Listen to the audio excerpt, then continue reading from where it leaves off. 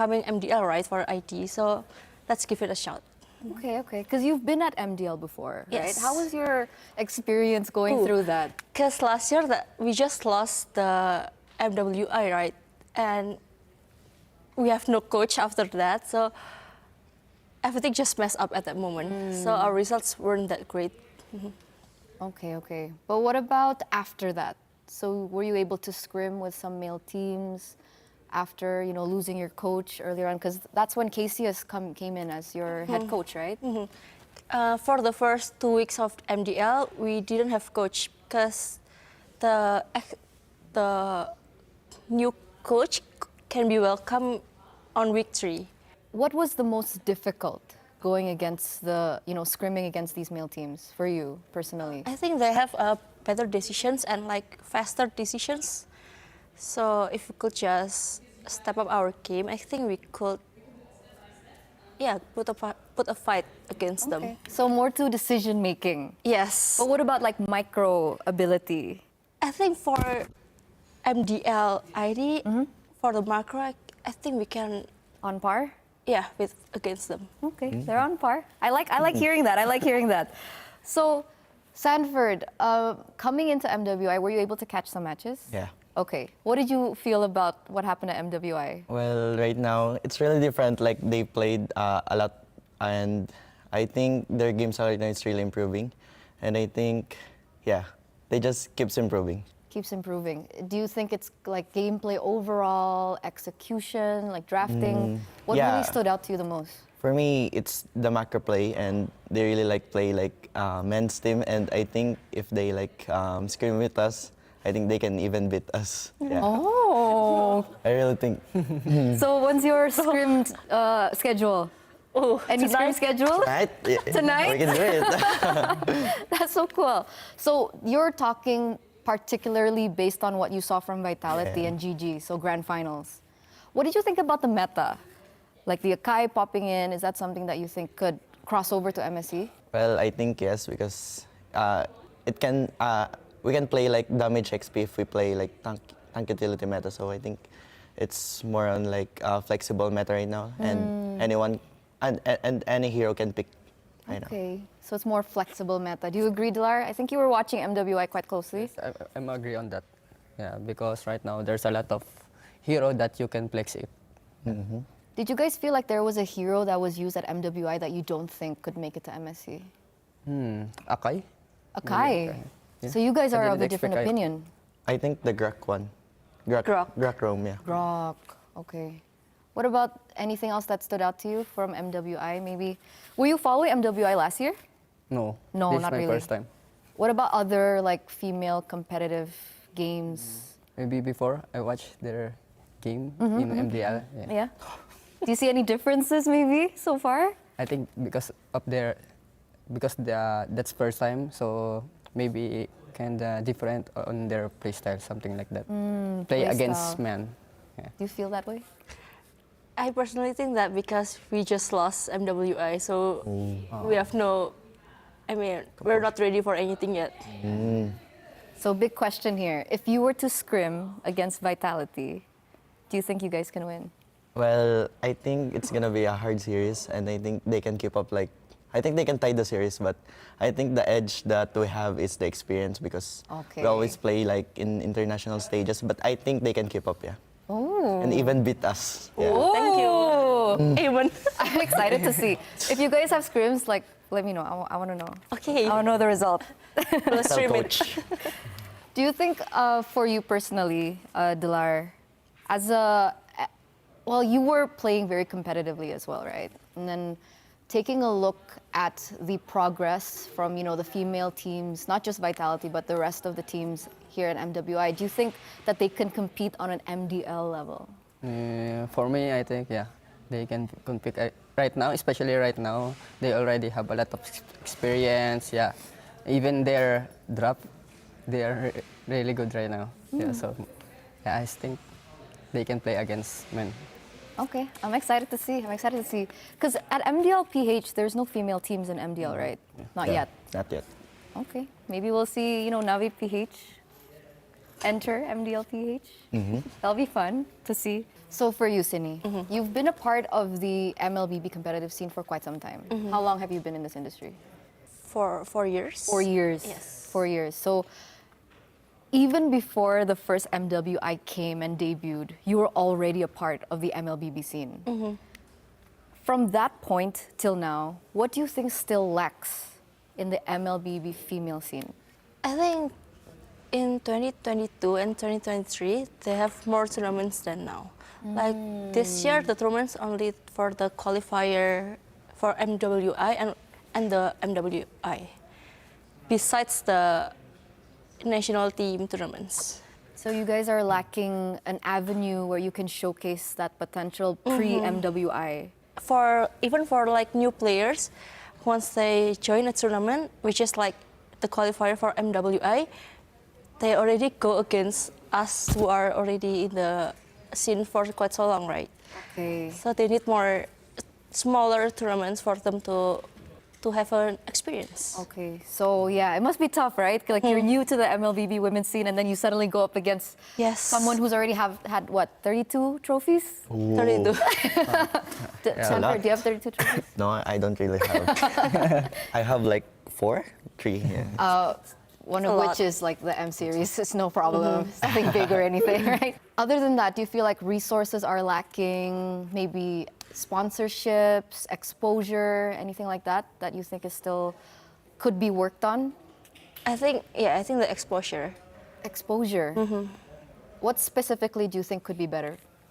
I think we need more dramas. Need more drama. Yes. Dude, I was already so happy with the Ashley Vivian drama. We need more Yes. drama? Yes. Okay. Do you guys agree? Do you think they Yeah. need more drama? Yeah. Yeah. Yeah. Did you like the drama? They also need to make Yeah. content with men, something play with men. Yeah, I think. Yeah. Oh, yeah. That'd be True. cool. For Sanford, with so much experience in the MPL, what do you think should be a shared standard between female and male teams? I think the practice. Practice. Yeah, I think they really need to like have a full-time practice, and also like full-time coaching with their coach. And I think they really do have like more scrims than the rest of female teams. I think it should be standard like around 3 to 4 scrims per day. 3 or 4 scrims. How many scrims do you do a day? 3. Yeah. 3. Yes. So wait, so you're saying because you're aware that maybe some other teams don't have as many scrims per day? Yeah. Is that true? I think so. Oh, Because okay. sometimes it's really hard for us to get scrims. Because when the male teams wants to scrim and they know that they're against us, they don't want because we're women. Ooh. Dlar, Sanford, is this true? I'm not the one getting the scrims. Yeah. I'm just playing. Sometimes we got rejected by a couple of teams. Okay, interesting. Why do you think that is? Do you think because they feel like there's a gap of I skill? think so, yeah. So what would help bridge that problem? What needs to be fixed there? I think, as a woman, I think we need to prove ourselves more. Like, maybe for next time, which is like MDL, if we could win against a male team, I guess they'll recognize us more. Oh, very interesting. I wasn't aware that this was a problem. Do you think that there is a big structural gap, Dlar? I mean, we were talking about sometimes like the female teams getting rejected in scrims, but do you think there's another gap that you yourself notice? Maybe in the other way, they also have a gap, but based on their performance, especially the team vitality, I think they can play or scrim with the men team, maybe in the future or maybe next season, something like that. I like that. Let's hope. I hope we don't hear the same problem next year, okay? All right, because I mean, our women need to improve, right? And if you're going against the same team over and over, at some point there will be a point where you hit a certain threshold, right? Because you can learn, you can also learn from them. I like that mindset. Now, I have a really spicy question for all 3 of you. I'm gonna ask you last, but let's start with Sanford first. What's that? Do you think that there is a difference of play style between female and male players? Is there actual a difference based on gender? I think before, yeah, because they don't have enough courage to play like the mechanical heroes. But right now, I think there's like a little gap, but not so much. Like it really depends on the player, on how they will play. Like sometimes there's a player like playing comfort heroes, and I think they must go out with their safe zone. But I think they can play like mechanical heroes like men's. Yeah. So I think there's just a little gap. It really depends. If you're saying that there are people that you think have been really good mechanically, can you name three female Three players that can play. Oh, that you think, damn, she's really good? Vivian, Vivian, okay. Ramichi, Ramichi, and wait, Nicolette. Nicolette. No, Me? You're given. You're given. He's the top one.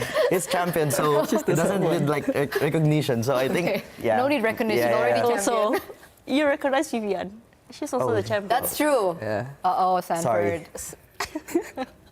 I always watch him play. Watch her play Cho. So I was like impressed. Okay. How can she play Cho like that? Like, yeah, it's impressive. Okay. What about you, Dilar? For me, yeah, top one, Chini. Because it's just right next to me, right? No, because it's really hard to play mid lane. You need a good positioning, reflect, yeah, something like that. How to react with. What's with your different favorite situation. hero that she's played? Kimi. Yeah, Kimi. Okay. yeah, I Much agree. better than Sanji. Oh! So I'll trial for liquid Oh. next time. Okay, let's do it. That would be so cool. That would be so cool. So, okay, Sini. Sini, Vivian, and also Fumi Echo. Oh. Because before, back then, I play against her in ranked game. And Ranked? I felt that, she play like man. Oh. Yeah, something like that. In Indonesia server. Because technically you both are sharing the same role, right? Yeah. XP laner. Yeah. So, what did you think was so special about Fumi? I think her mechanics, because I saw her play Arlot. Yeah. Sanford, Yeah, she can really manage the dashes. Yeah. She's really good. But what about the first question?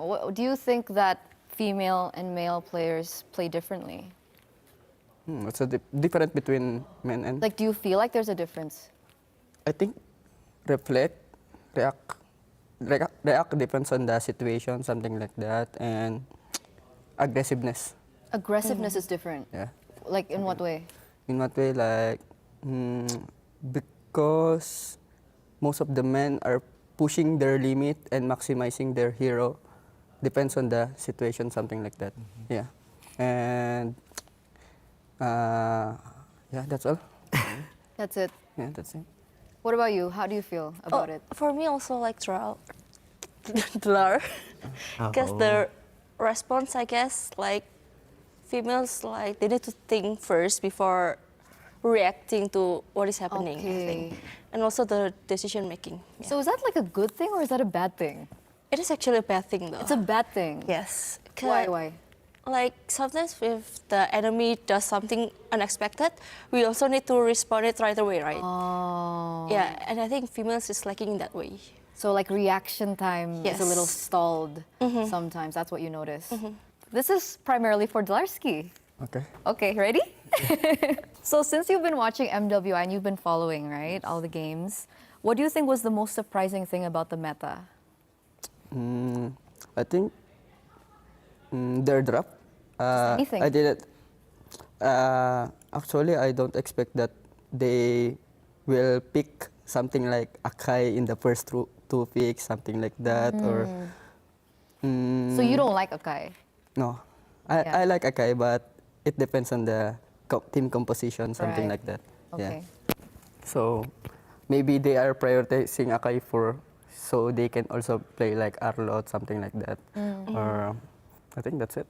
Just the Akai pick was like really weird Yeah, for you. I didn't expect that. Because I think we had a lot of unique heroes. What else did we see? Glue with the flame shot. There was? There was? Yeah, glue with the flame shot. Really? who's playing? I forgot. Oh, the Myanmar team. The battle Oh, for the the third Queens. queens. Yeah. The XP. Really? Oh, she brought flame shot. Flame shot glue. Really? Okay, talk about that. I mean, you're an EXP later. Well, I think it's because of when you like use the ultimate, like the grub, and then you are like just gonna press the first skill and then flame shot. I think that's the combo that she wants to do. Yeah. So it's like a cheese thing. Yeah. Can that be applied at MSC?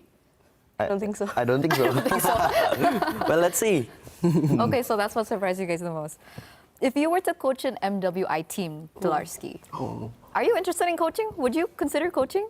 Yeah. Yes? Ooh. Ooh, that would be so fun. What about in 2 years' time? Where do you see the MLBB women's scene? There's just one tournament, and women can play on that tournament, and also men. Okay. Oh yeah. It's one Cool. tournament. In 2 years. Yeah. Do you agree? Yeah. Yes, hopefully there is. Hopefully we can That's say that. that's the goal. That's the desire. I think. Ready? In 2 years, yeah. 2 years, yeah. I mean, if you scrim against Sanford like every day, I think it's possible, right? Ooh. Can be. I'm gonna call my coach. No, he's gonna call Liquid Woman. No. Is there anyone that you look up to for MPL? Oof, that's tough.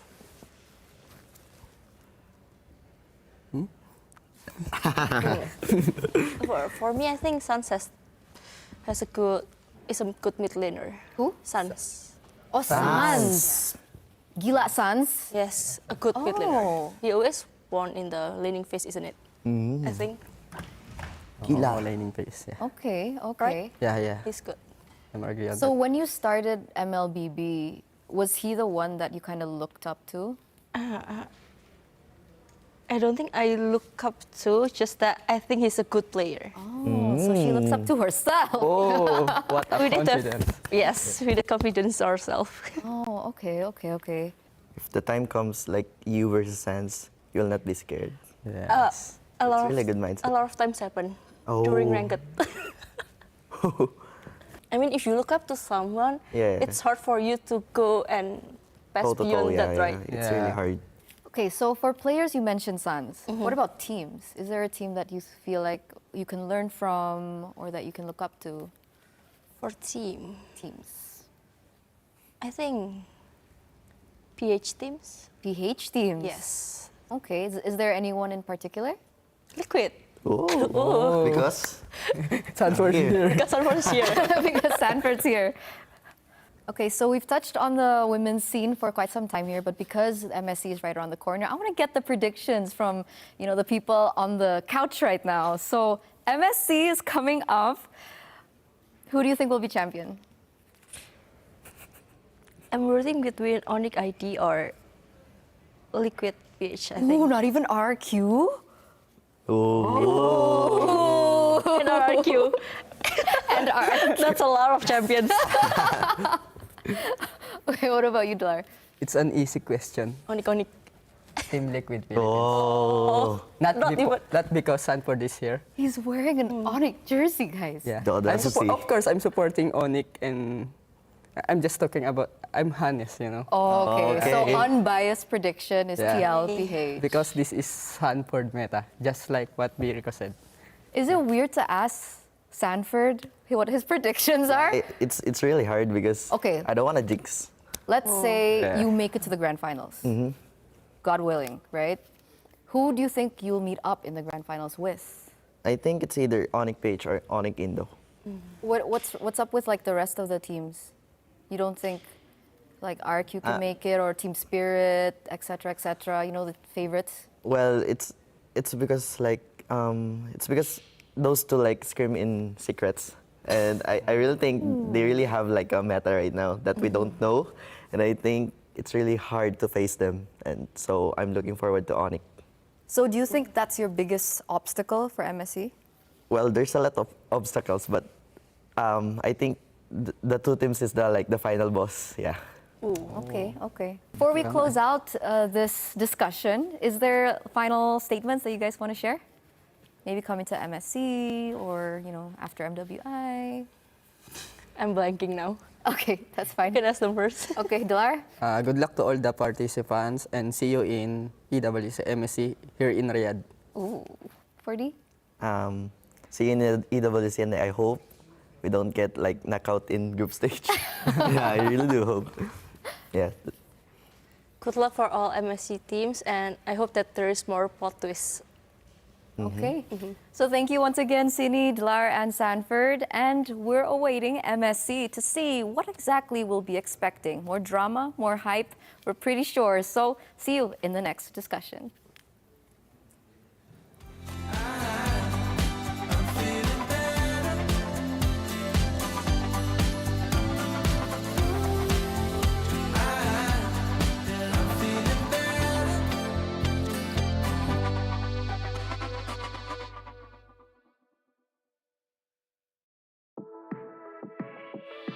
We're shining, no different than light or diamonds. It's just who we are, no stopping us. Supernovas don't burn out. Just listen if you feel like there's something missing. We live only once, so live it up. Time won't come back around. We don't need four-leaf clovers, luckily to be. Living in the time of our lives. This could go a little too right. Illuminate the room like 1,000 stars. Running like a river through ya. Feeling you can't describe. You've no time to waste, so try not to wait too long. Yeah, you make a wish, you'll get it. Closest thing to heaven's right. In your hands like it's magic. Imagine that happiness can happen. All the time, just look around us. Yeah, everything is right. We don't need four-leaf clovers, luckily to be. Living in the time of our lives. This could go a little too right. Illuminate the room like 1,000 stars. Running like a river through ya. Feeling you can't describe. You've no time to waste, so try not to wait too long.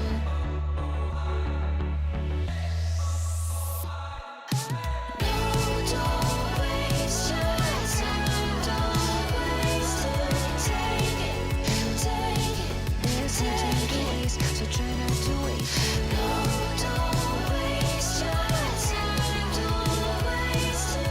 Take it, take it. There's no time to waste, so try not to wait too long.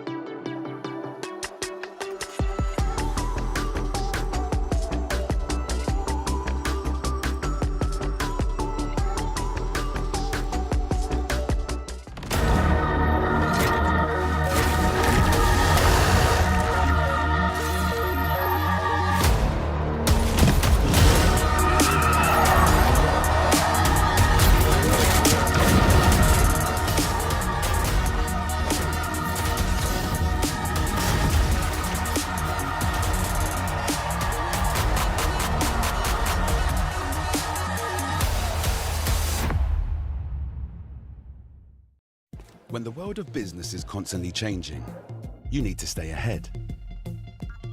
So what about AI to generate new possibilities? Machine learning to predict what customers will like. Or expand your business by forecasting delivery routes with real-time data. With the power of the cloud, imagine how AWS can transform your business.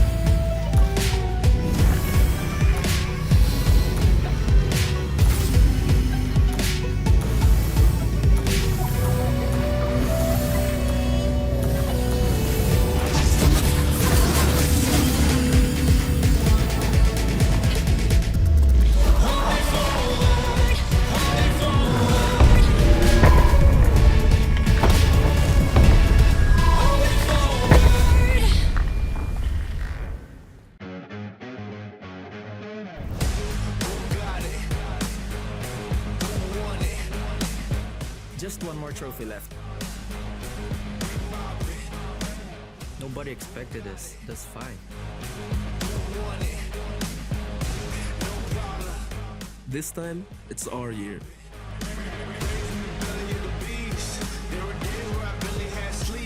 We're locked in. More than competition. I can't live like the opposition. Living everything I dreamed of. Doing everything you think of. The way I work, I'm on the brink of. Doing everything you dreamed of. Only aim for perfection. Ain't no half stepping. I'm gonna take you back. Spitting fact, you gotta live with that. Who got it? Who won it? No problem. We mobbing. In the city, plenty havoc causing. Do or die, it's either all or nothing. Best believe I'm leaving out with something. Anytime I got the crowd jumping. Throwing raves, you know they fist pumping. I'm the king of this function. It's comeback time! What you do if you had my life? Word like Everyone knows who will win MSC 2025. just to have that ice. Lot of dudes still trying to have that price. Getting yo, cooking about to add that spice. Nowadays, dudes never had that fight. When the first boom, better burst your pipes. Pipes.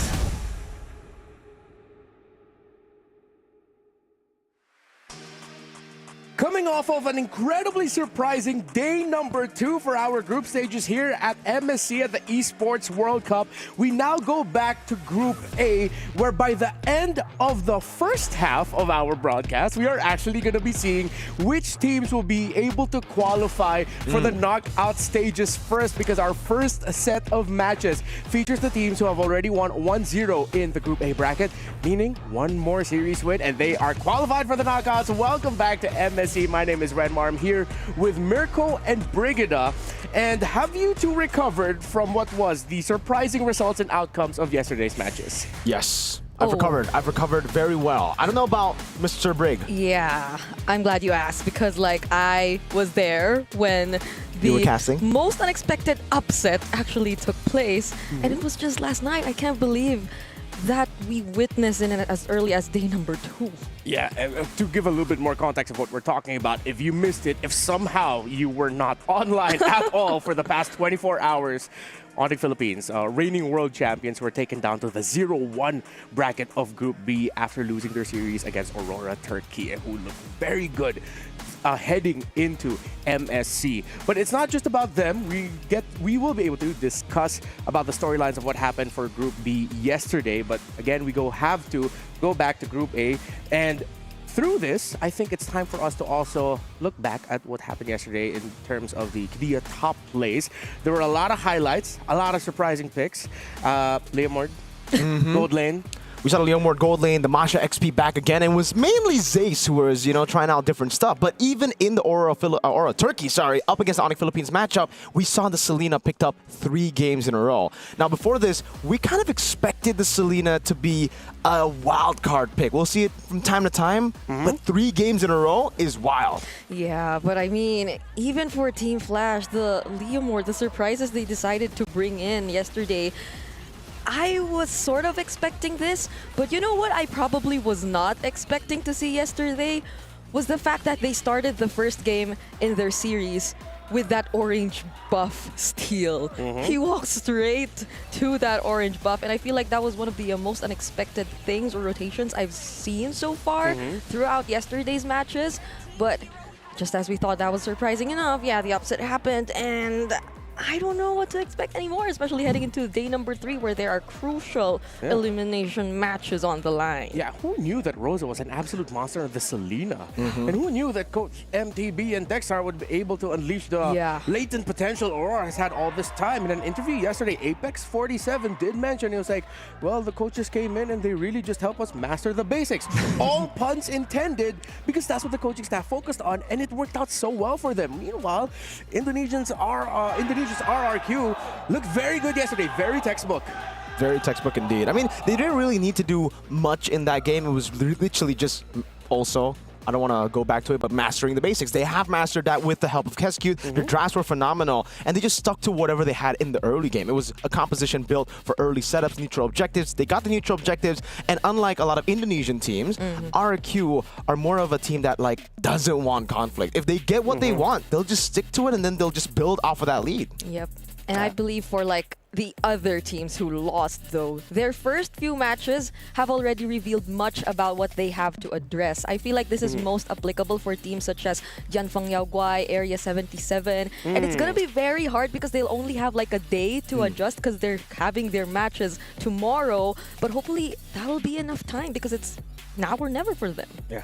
Remember, under the banner of the Esports World Cup is MSC. Well, they're sort of like together, MSC and the Esports World Cup. But I think it's time for us to update our club championship standings because that is one of the things that really have to look out for. RRQ at the 12th. Their win yesterday puts them just a step closer to being able to, you know, get more club championship points depending on how well they perform at the knockouts. Team Spirit also, I'm pretty sure, very happy as well with their victory yesterday against DFYG. And I'm looking at other organizations. Oh, wait, no, yeah. So Team Spirit and RQ, those are the ones that we're looking out for as of now for the club championship race because Team Vitality is still lording everyone. Yeah. I mean, we're still in the second week, right? Yeah, of like the 4 weeks of the Esports World Cup. But Team Vitality, they're looking too good at being the only team at more than 2,000 points. Yeah, just winning recently the MWI, that was a massive one. 1,000 points, so half of the points came through from that win alone. Yeah, remember, it's a lot of bands that are going to be given to the teams. A total of 27 million are up for grabs with the grand prize of $7 million up on the board. Team Vitality looking good. Meanwhile, Team Falcons, last year's club champions, actually, they're getting the points, but they haven't gotten that win they need yet to be qualified for the status of being worthy to become club champions by the end of the Esports World Cup. Now, if you want to feel like a champion yourself by contributing to our successes in esports, then go ahead. Please vote for us at the Esports Awards. esportsawards.com/vote. We're nominated for 3 categories. We've mentioned it so many times how amazing it's not just even a year, it's like a year and a half plus ongoing. It has been for MLBB. We thank you. Again, day number 1, we already broke viewership records. We're getting closer and closer to inching to that 2 million mark, and hopefully you could tell your friends to join us so that we can get some more eyes in here and to enjoy all the stories and the action that the teams bring to the table here at the Mid-Season Cup at the Esports World Cup. Now, I think it's time to also recap just very quickly how the format works so people understand how we are right now from the group stages moving forward into the playoffs. Yeah, we got the group stages here. This is where we're at. We're at day number 3 with a double elimination, best of 3 in the group stage. Again, so teams losing on day 1 and day 2 can still come back today and tomorrow to make it to the playoffs, where it'll be a brutal, classic MSC format of single elimination. Yep, and especially for a lot of the viewers, I think they have their eyes set on Group A because Group A, for some, they may have labeled it as the bracket or group of death. And if you're already in the lower bracket, that just increases your chances of having to go through all these champions, all these MPL champions around the world. So it definitely will not be an easy task for those already in the lower bracket. Yep, champions all across the board. You can even make an argument for Virtus Pro in Group A as a champion of the wildcards, you know? So that's true. It is the champions group, if you look at it. This time, the prize pool for MC, 1 million for the first placers. But similar to what I've said in the past, echoed in the past, if I ended up in second place, I would not be complaining. Definitely not, man. That's still $500,000 happy. US. Third place, 250K. I wouldn't be complaining if I was third too. I mean, to be fair. But yeah, this is life-changing money here for every single player. We saw just how much that impacted SRG last year with a win, right? Oh man, they were living life after going back from Riyadh to Malaysia. Yeah.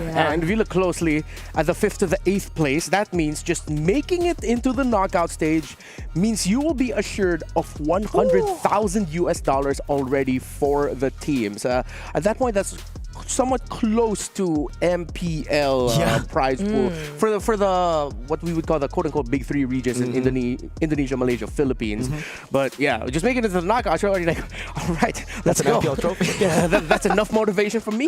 I feel like even Virtus Pro were very happy when they got into the main stage, because that's an immediate jump to a minimum of 50,000 USD. So like that's half of what you could get if you make it into the knockouts. But yeah.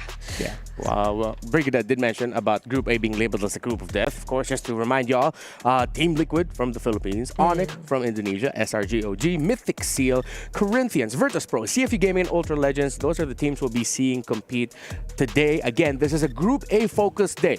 So if I'm seeing in the comment section, when is Onyx going to be playing? Where's Dion Fang Yagua? I really want to see my goat long. Well, I'm talking about myself there. Group B is tomorrow. It's all Group A today. Yeah, full Group A, today's schedule, you can see it on your screen. We're going to start things off with an upper bracket match. Actually, first two will be upper bracket matches. SRG will take on Mythic Seal. Then TLPH will be going up against Onyx. We were talking about, you know, the viewership numbers. I think this one is a solid shout to talk about when we're speaking of the possibility of breaking through the viewership numbers. I agree. And on the lower half of our schedule for today, we'll be having the elimination matches, the very important matches for these two teams. I believe Ultra Legends would definitely want to at least really attempt to get a game, or better, even a win in this situation. But that might not be an easy task, considering that's against CFU, who did get a game away from Onyx. And that was, I think, one of the first few surprises we had. But yeah, it's a tough task ahead of them. Yeah, as much as I'd love to be able to talk about the second half of the day, that's literally for the second shift, because we're only going to be here for the first shift, and we're going to leave that to the other group to be able to discuss that. There's a lot of storylines there. So, once again, don't forget that you can join us for the knockout stages of MSC 2025. Again, for the group stages, you won't be able to come here and watch. But once we get into the knockouts, once we know our top 8 and we're in the bigger venue as well, the main stage for MSC 2025, then, well, come on down, join us. We're going to be here all the way up until August 2nd at the Boulevard here at Riyadh, here at the Esports World Cup. Now, I think it's time for us to also talk about the Saudi National Bank match of the day. And I wonder what it will be. We gotta really think about this one. Whoa! It's Liquid versus Onyx? That's loco, man. No one expected that. Yeah, I mean, this is the fated matchup. We've been seeing this matchup so many times, and every single time it's an absolute banger. We got the Kyrie, how's he doing it by Naisu at M4. Then we got to see the Kyrie in MSC 2023 when Onyx ultimately won that. So every time they go up against each other, the winner ends up winning the tournament. Yeah, and I mean, you're right. Yeah. Oh, yeah, actually. And if you look at these two teams, they're literally treated as somehow already quote-unquote kings of the tournament. No. They're literally up there, and a lot of teams, or a lot of people, already know what these are, or what they're capable of. So to see them go up against each other in as early as day 3 in this very important match, which will grant them a qualification to the knockouts, it's going to be exciting to see how it turns out. Yeah, all right. To help recontextualize what we could potentially see in the matchup between two titanic organizations in Team Liquid against Onyx, I think it's time we go a little bit more deeper into the details when it comes to the heroes that we've seen. There are a few ghosts of the past that we have yet to see. And yeah, I'm wondering, where is my girl Mia? No, yeah. I mean, I think it's pretty normal, you know? All these picks don't have not. I think the alpha. The alpha can come in sometime later. The Benedettas, I think we'll be able to see that. Julian. Can I just say spicy take? Go ahead. I think there's enough room in this meta for a Chang'e. Chang'e. I will. Yeah. With attack Chang'e? speed. Sure. Attack speed Chang'e. Oh. Yeah, but it's a hybrid. It's attack speed for the first 2, and then you go into the big magic defense items later on. We totally did not lose to that terribly last night in our ranked games. Okay, so personal experience there. Yes. But I think for the most part, yeah, I've been hearing a lot of shots for Dairot too up against utility junglers. Oh, yeah. So that might come through. That was a way that Onyx was able to counter the utility junglers back in MSC 2023 with boots and XP. Yeah. I think for me, it's the Rafaela that I was, at least when the patch was released, was thinking that it might come out more than we expected it to because of the new passive. But apparently it's not enough just yet, or teams really just don't consider picking it up. Yep. So we're not seeing any Rafaela so far. Yeah, it took a while for my boy Akai to become a staple yet again, you know. So I mean, I can hold out for Rafaela. You know, if there's another one also that I feel like could show up, and this might be, you can hear them. Were those the they're seals? ready. I think those are the seals. The seals? There. And that was caught on camera. Hopefully Odette shows up. I'm just going to leave that out there. I think up next now, so that we can further contextualize our discussions about the team specifically, let's look at the Aramco Power Rankings. I think we can update a little bit, maybe, with some. I think Aurora especially aren't just fighters anymore. They go up to Dark Horse after their performance yesterday. Yeah, I think so far we've been seeing this around Untouchables, Dark Horse, and Fighters. I would put Onyx ID a bit higher up there, and like I don't want to disrespect them, but I'll put Spirit over VP. You know, I don't know what VP's doing down below. I mean, I think even Renmar the other day before VP did play, he mentioned something about, yeah, I think there's this great macro coming in from VP, and we saw them actually get a game away somehow still during their first series. So there probably needs to be some things fixed or tweaked here and there, but I also think that VP might still be able to find a way to adjust. Why so hesitant? You can just think, just say it. Just No, go because- ahead. Just go ahead. I mean, we Remember, only have 3 categories. She's so. the kind one here. all right, yeah. Yeah. Just Yeah. a bit more, vindictiveness. Okay. All right, moving forward. We got this. We All can, right. we can. No, but I'm glad we see eye to eye for VP. Unfortunately, we will be seeing them today, right? Yes. Yes, we are. But first, coming up next is our tie for Selangor Red Giants versus Mythic Seals.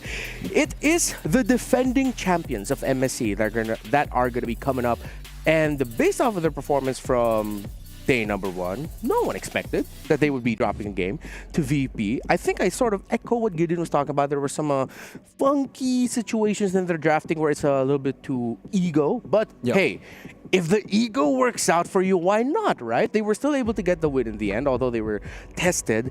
But I feel like that game 3 that they showed against Virtus Pro in day number 1 was sort of like a heat check where it's like, all right, you got a game from us, but no, we have to remind you who we are. Yeah, I think it's kind of like that meme where the guy's relaxed in the back, and then after game 2, it's like, oh, okay, I got to get back in this. And the coach is definitely locked in, because I feel like in game 3, it was a complete outdraft for SRG. Yes, they played really well, but the draft was phenomenal. Really gave me a glimpse of what we saw from SRG just last year. With Arcadia and Veki, those two are always just really, really good in the drafts. Very creative, understands the meta too. So it's a good mix of unorthodox picks with the foundation of those really top prio. Yeah, and that moment where they were like too relaxed, I feel was most evident really in game number 2. When that Fram died. I could not forget and get rid of that Uranus First Blood onto Krav. So I feel like those are the small things that, are probably a bit of confidence, but things we should not see from them anymore moving forward. Were you able to cast a series in this one? Yeah. Okay, No, if there was a real quick one player each from SRG that you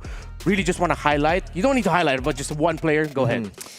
Go first. One player each from SRG. I feel like I'm still gonna go for Sekais. Sekais, okay. What about you, Mirko? Man, it's tough. I feel like this is weird. You asked me to say 1, but I'm just going to say 5, because like all 5 of them, it's a very team-based game right now for them. It's no longer, the one-man show that we saw with Innocent popping off hard, because even yesterday we saw a lot of little mistakes, micro mistakes from Innocent, and the others were able to cover that weakness up. Same thing for Skies. The others came through. It's all about covering each other up.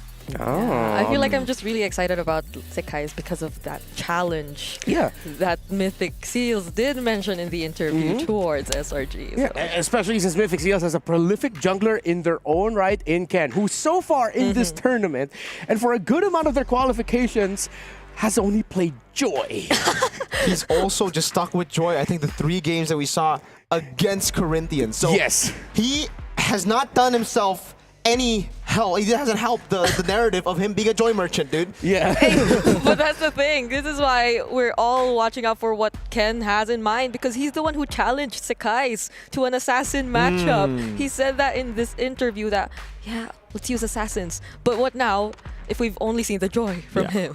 I really hope SRG don't bite into that interview. Like they don't say like, okay, you know what, let's go Assassins, because that's Mythic Seal's playstyle. I think play your own game. Skies, he's not. He's better on Assassins, obviously, but his utility isn't bad. Ken, on the other side, we've not seen it. Ask that question. Yeah, it's tough now to continue analyzing Mythic Seal because like there's always that thing of like joy. Then how many other heroes can you continue to play around the joy to really help it work? Hopefully they decide to also look into Nico, maybe having a little bit more of an active carry role. He was one of the saviors of their qualification matches, so hopefully we get to see some more changes from Mythic Seal there. We will look even closer to the matchup between the challenge, between the Skyperns and the challenge that Mythic Seals brought out to him. Yep, we're not kidding, folks. It's just joy. One unique hero. Well, Sekais has been able to show off with the Hayabusa and Lancelot added to that. You might be thinking, all right, but talk about the other times that he's picked other heroes, though. No, legit, in the grand finals of MSL MM Season 1 that I got the pleasure to cast with Renmar and LaFell, all the wins came with a joy. So we're not joking here when we talk about the joy and how important it is to Mythic Seal. That's why I think for SRG, respect it. Pick a Frederick, pick a way to just count in the joy. It's okay. I don't know why Corinthians didn't do it, but yeah, do it. Yeah, well, Mirko got to mention it. We were able to cast the finals of MSL. So let's look a little bit closer into the journey of Mythic Seals and how they got here to MSC at the Esports World Cup.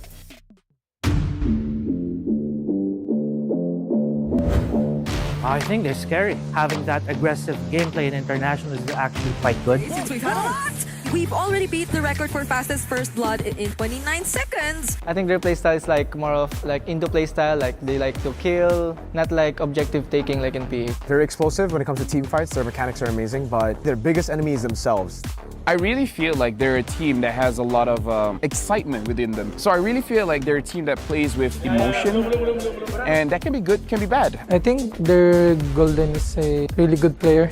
If we face them, I think it's going to be an intense match. New nations actually on the rise. It's between the Philippines as well as Myanmar. There's a lot of strong teams, so right now I don't know if they can do what they did back in M2. Actually, there's a chance because Myanmar people are good in Mobile Legends. We'll make sure that they don't. I think all other countries will make sure that they don't get that chance again. Well, I'm glad that we actually got to see more of what the rest of the battlefield thinks about Mythic Seals. Even Innocent himself is looking at Zippy and saying, I think it's going to be a tough one for us here. But I feel like based on what we've seen so far, it's hard to agree with Innocent in that case. Because based on what SRG showed compared to what Mythic Seals has showed so far here in MSC, I would be surprised if even Mythic Seal would be able to get like a game out of SRG in this state. Oh, yeah, I mean, in a way, I agree with you. Mythic Seal, they're weird because they dropped the game against Corinthians, but they're the type of team to actually rise to the occasion. For me, it's always weird for Mythic Seal and just the Burmese teams in general. They would lose to teams you wouldn't expect them to lose to, but then they would win against the teams you wouldn't expect them to win against. Yeah, I mean, being the kind person, you know, I wanted to have that mindset, but there are just some matchups which really make you think that, yeah, it might be a little hard for them too, but ever since yesterday happened, I'm just going to double down on this entire idea that, yeah, maybe teams can. All right, just a bit, we're going to be seeing the draft. Just a quick reminder, yet again, within the game of Mobile Legends Bang Bang, we have our Dino Planet event. It's a really fun event, although there are some mechanics out of it that, you know, can be frustrating in game for me personally. But I know a lot of people enjoy it. That's cool. Join us. Really good prizes. I just got my Jawhead skin yesterday. It's really cute. Oh, man. I am still very far away from the Popple and Koopa skin, but I will keep playing so that I can get it. Join us for the All-Star 2025 Dino Planet event. Now, I think we are getting closer and closer to the draft, and it's time to talk about a big pick in the room. You did mention SRG OG might just give the joy and just think about counters for it. What about you, Brigida? Should they go for the counter route or should just straight out ban the only hero that Ken has played so far in this tournament? I mean, if it were day one SRG, I'll be leaning into the idea that they'll let go of the joy. But if it's SRG who wants to compete with, again, fastest game time, which I believe matters a lot when it comes to getting into the knockouts and choosing who your opponents are going to be, might as well just take it away. All right, here we are. SRG, I feel like they're leaning a little bit more towards the counter route in this regard. Although Phoveus is a very powerful pick, it could also be one of the heroes that you could show up as one of the softer responses to the Joy. And they take that out, while Mythic Seals are just doing housekeeping right now. I think for the story of the red side in MSC so far, it's really just been about housekeeping for the first two bans most of the time. It's Isan Shin, and then up to you if you're also going to ban the Baksha and the Uranus, or just give one or the other. Yeah, I agree. But here, actually, there's another route that we haven't been talking about. Skies could just pick the Joy up, right? Like, we're talking about banning, countering. Maybe you could just deny it, pick it up. Skies did amazing in their first match. Yes, they dropped the game against VP, but was part of their hero lineup in the Joy. Like, Skies has been phenomenal on this pick, even in the M6 World Championship. Yeah, I feel like that can be, especially as I feel that is actually one of the biggest differences between these two teams in the first series that they played. SRG never used the same hero twice in that entire series. So that just goes to show how deep of a hero pool they have. But Mythic Seals, that's going to be the challenging part. But looking at it now, I mean, their go-to options, the Joy is still out there. They can potentially pick it up later on. Also, usually bans on EXP or Flex Prio and then a Farsa ban, they could also still go for a first pick mage, either Juicin or even a Kimmy, as a means to just take it away from Nico, as we've talked about, could also be another focus for Mythic Seals. So Baksha still left up for grabs now. Mythic Seal, they banned the Kalea. They want to trade things out. You get the Baksha, we'll get something else here. SRG, do they bite on the Baksha? Again, Mythic Seal have challenged them. Ken has challenged them openly in an interview. Let's go Assassins, guys. Yeah. I mean, the Arlot, the Jushins, those are also still available. So they pick up the Arlot instead. Solid choice. Okay. And this sets up for a Fredrin pick, right? You go Arlot Fredrin, you've already done the housekeeping of banning out the Phoveus. That means you've enabled this composition to go through. And it's great against the Joy. Yeah, so Mythic Seals right now, if they're thinking about picking up the Joy, they might have to wait a little bit longer, because so far you're already seeing picks. Even if SRG decide to go, all right, we'll go Arlen, Frederick, Moscow for our first 3 picks. And then if you pick up the Joy already for Mythic Seals, like, come on, man. I just want to play Mobile Legends. There are going to be too much bodyguards for the Joy to go in and look for the targets. Oh, finally, a new hero there. Yeah. For Ken, we get the Lancelot, we get the Assassin. I love it. And as we expected earlier, it's going to be Nico with the Juicin, a hero that he performed very well with during the MSL. Hey, the Lancelot has been terrorizing the Lanadon, man. Like, for the most part, we've just been seeing 10-0 games, 7-0s. It's been phenomenal for the Lancelots. Even in their losses, Lancelot losses, you can see like a steal from Super Ken early yesterday. Stuff like that. It's just really weird. This pick is so good, so mobile. And if you have the mechanics to pull it off, you can be the super hyper carry that I think Ken can be, because this was, well, the build that we're seeing for Lancelot now was the build that he kind of started, pioneered back in MSC 2022 with the hybrid. Yep, there were some Lancelots who indeed went for the full damage builds. However, those damage builds enough to shred even Hilda in the late game. But SRG complete the Fredrin Arlot lineup. And even with the Kimmy, it's like they've set up for such a nice start in the first phase of the draft. Yeah, we each called those 3 heroes, Arlot for Brigida, the Fredrin for Mirko, and then the Kimmy for myself. And I like that they're deciding to just focus or give priority at the center of the map. When you're up against teams that maybe aren't as refined in that aspect, having something like a Fredrin Kimmy together at the center means you have priority there. But good thing Mythic Seals pick up a Juicin as a way to see and test just how good they are at that aspect.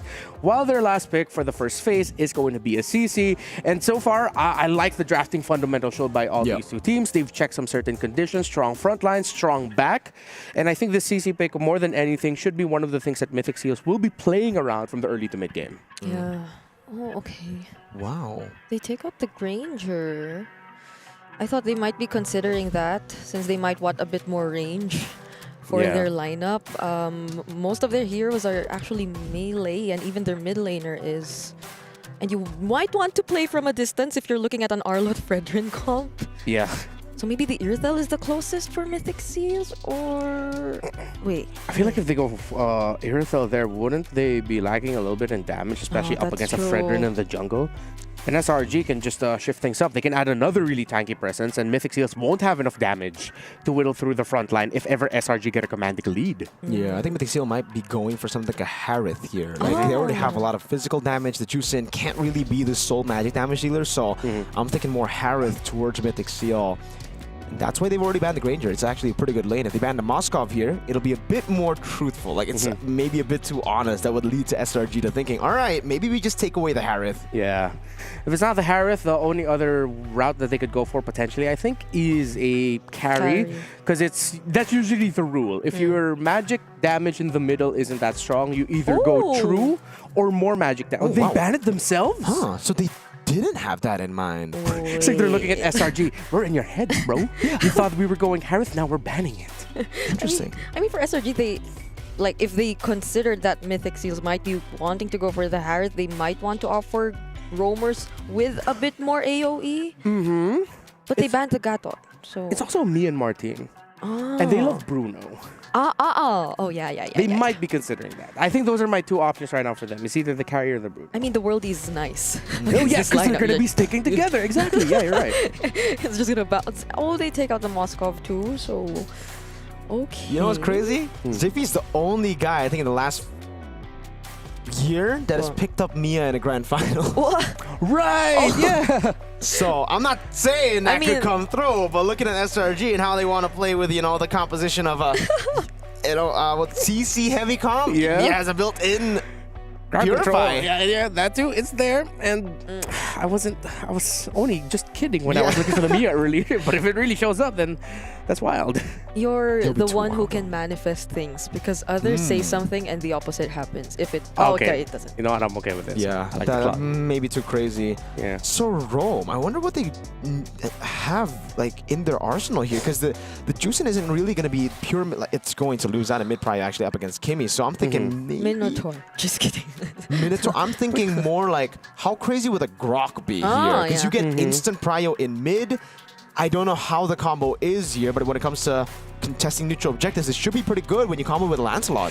Yeah, but considering that's going to be a Grok with a support emblem, it'll be easy pokes from the Kimmy, because he doesn't have that MR anymore that he used to have when he's beside the wall.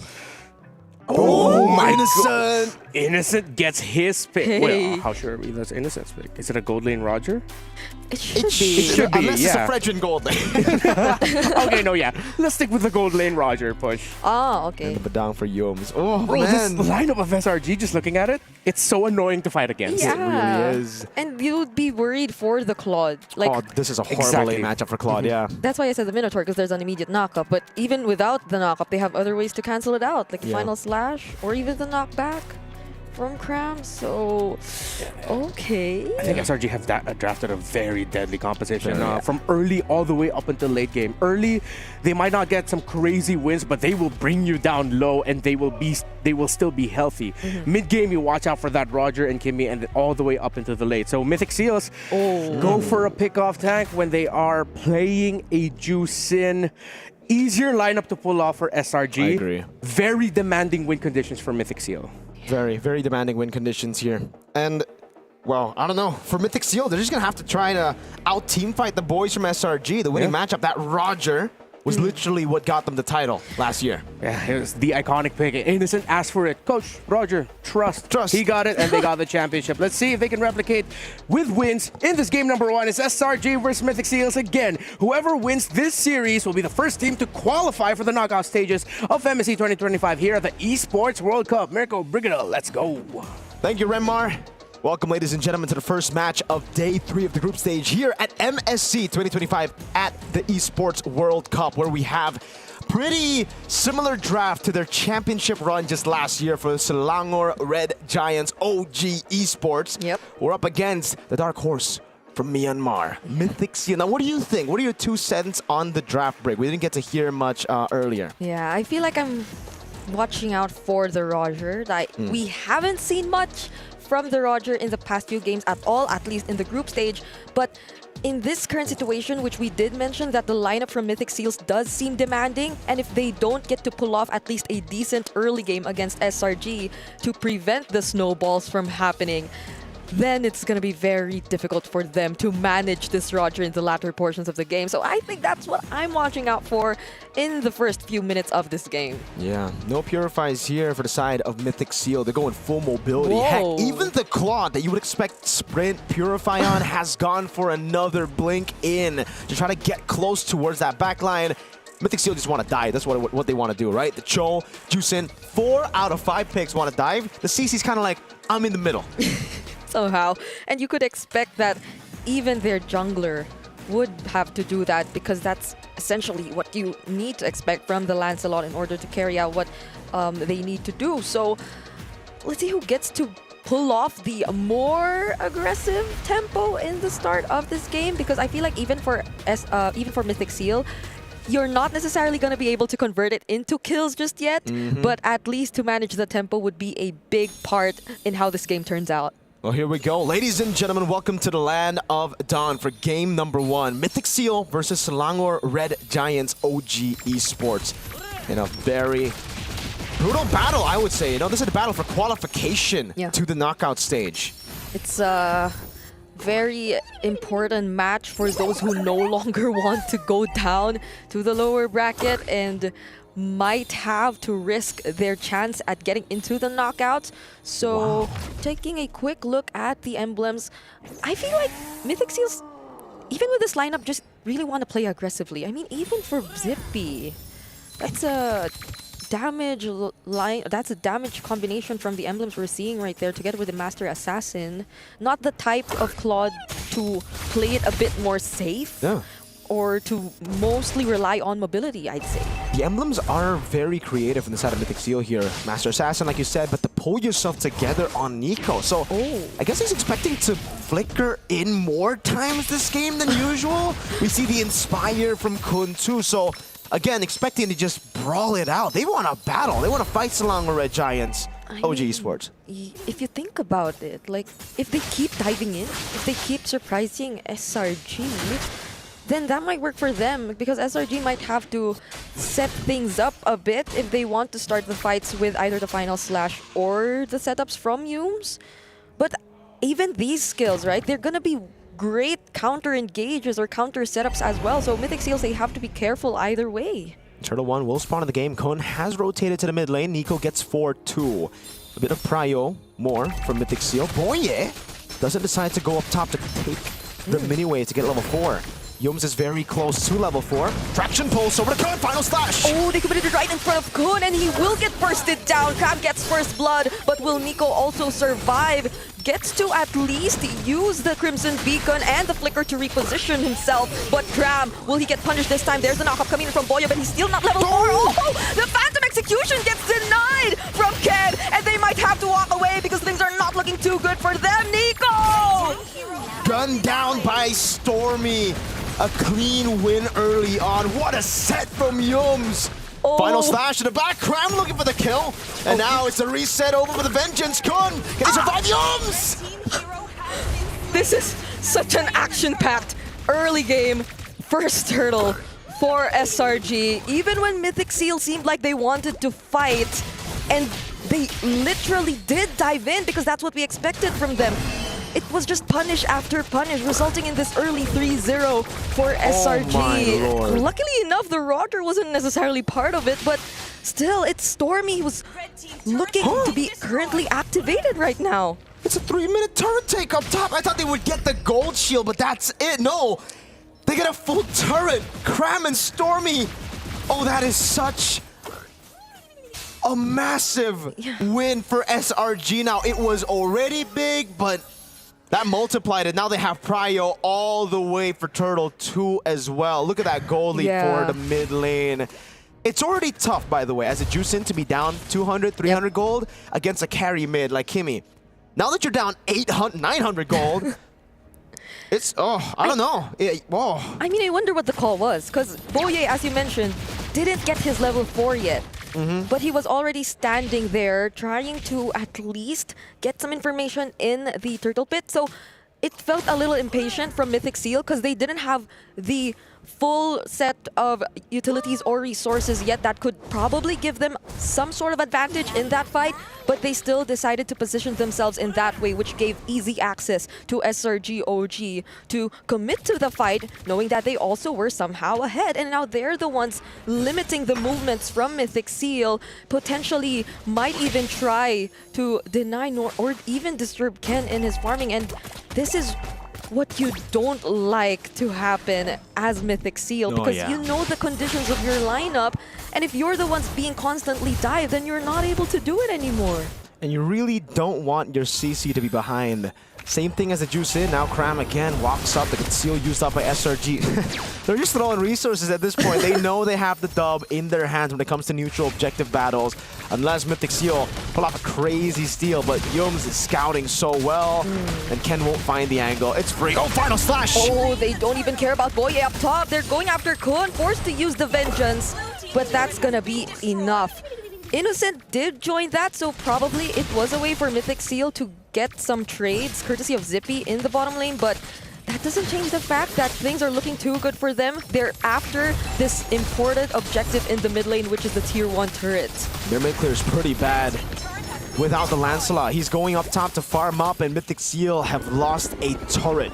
It was a turtle for turret down below. It was okay for Mythic Seal, but now that the mid lane turret falls as well, SRG, again, get immense value, but somehow find themselves in a position where they're not as far behind. I think it was 2.4, 2.5k, so they did drop it down a bit, but it also just could be because Selangor Red Giants' jungler, Skies, hasn't cleared any of his jungle creeps yet. So now that he is doing it, it should be back to where SRG started with the lead. Yeah, and I feel like in this situation, you'd have to think twice about whether or not you actually want to go for the setups, if you actually want to look for the pickoffs, especially as Boye, because even earlier, yes, he's able to somehow stand in front of the members of SRG, but none of his other teammates can do the same. It actually feels like Mythic Seals are quite hesitant at this point, but that might be the best way to go. If they feel like they don't have enough resources yet, they're probably gonna wait a bit more for Zippy to get the items, because I mean the backline access is there either way, but you have to be wary of the potential ways that SRG can cancel you out if you intend to go for those dives. And turrets are falling like flies for Mythic Seal. Their turrets, SRG, sieging so well, utilizing the strong arm early game composition to get everything they want and to snowball out of control. So far, 5 objectives taken, 3 structures, 2 neutral, and there's no response by Mythic Seal. They got a turret down below, but that's about it now. Cram with the final slash. Good shot, Boo. Didn't connect onto Boye, so that's one resource already down for SRG OG. Kun, though, already using the Curtain Call and the Yo-Yo Blitz. Cram gets trapped in the middle of 3, but it's Boye up against 3 members of SRG as well. It seems like he's bought enough time. However, Mythic Seal are still not able to convert anything out of this, and instead it's Innocent who gets to find the kill. Good scratch down and an amazing frontal back by SRG. Cram was the MVP in that fight. Yes, Innocent got the kill, but you put your eyes on Cram. If you see a replay of what happened, you saw how Cram 1v4 got away without utilizing Flicker, so he still has that resource to use in the next team fight. That big final slash Flicker can still come in, and he already won the team a team fight. And I feel like that's my biggest concern right now for Mythic Seal. Boye, the way he's playing it, okay, that was close. Will they be able to punish Innocent though? Still not going to be enough. The traction pulse will catch up to Zippy, however. My goodness, SRG, they're just so quick to respond and going back. Boye seems to be a little too, I don't know, far away from his teammates. Oftentimes, like, I understand the attempt or the intention of wanting to look for a setup, but the others just can't catch up. They can't keep up. They're being zoned out too well by Cram, as you've mentioned earlier. So tough for Mythic Seal now, as SRG are controlling all the tempo on the map. And a big concern for Mythic Seal is the fact that they also just don't have damage. They isolated an Arlet. Now, Arlet is tanky, sustainable, but not that tanky to be able to usually survive a normal 4-man dive on him. Cram, that's a stun. Final slash into the traction pulse. Clean from SRG, and Mythic Seal can only just get to the tier 1. Boye couldn't do anything. Nope.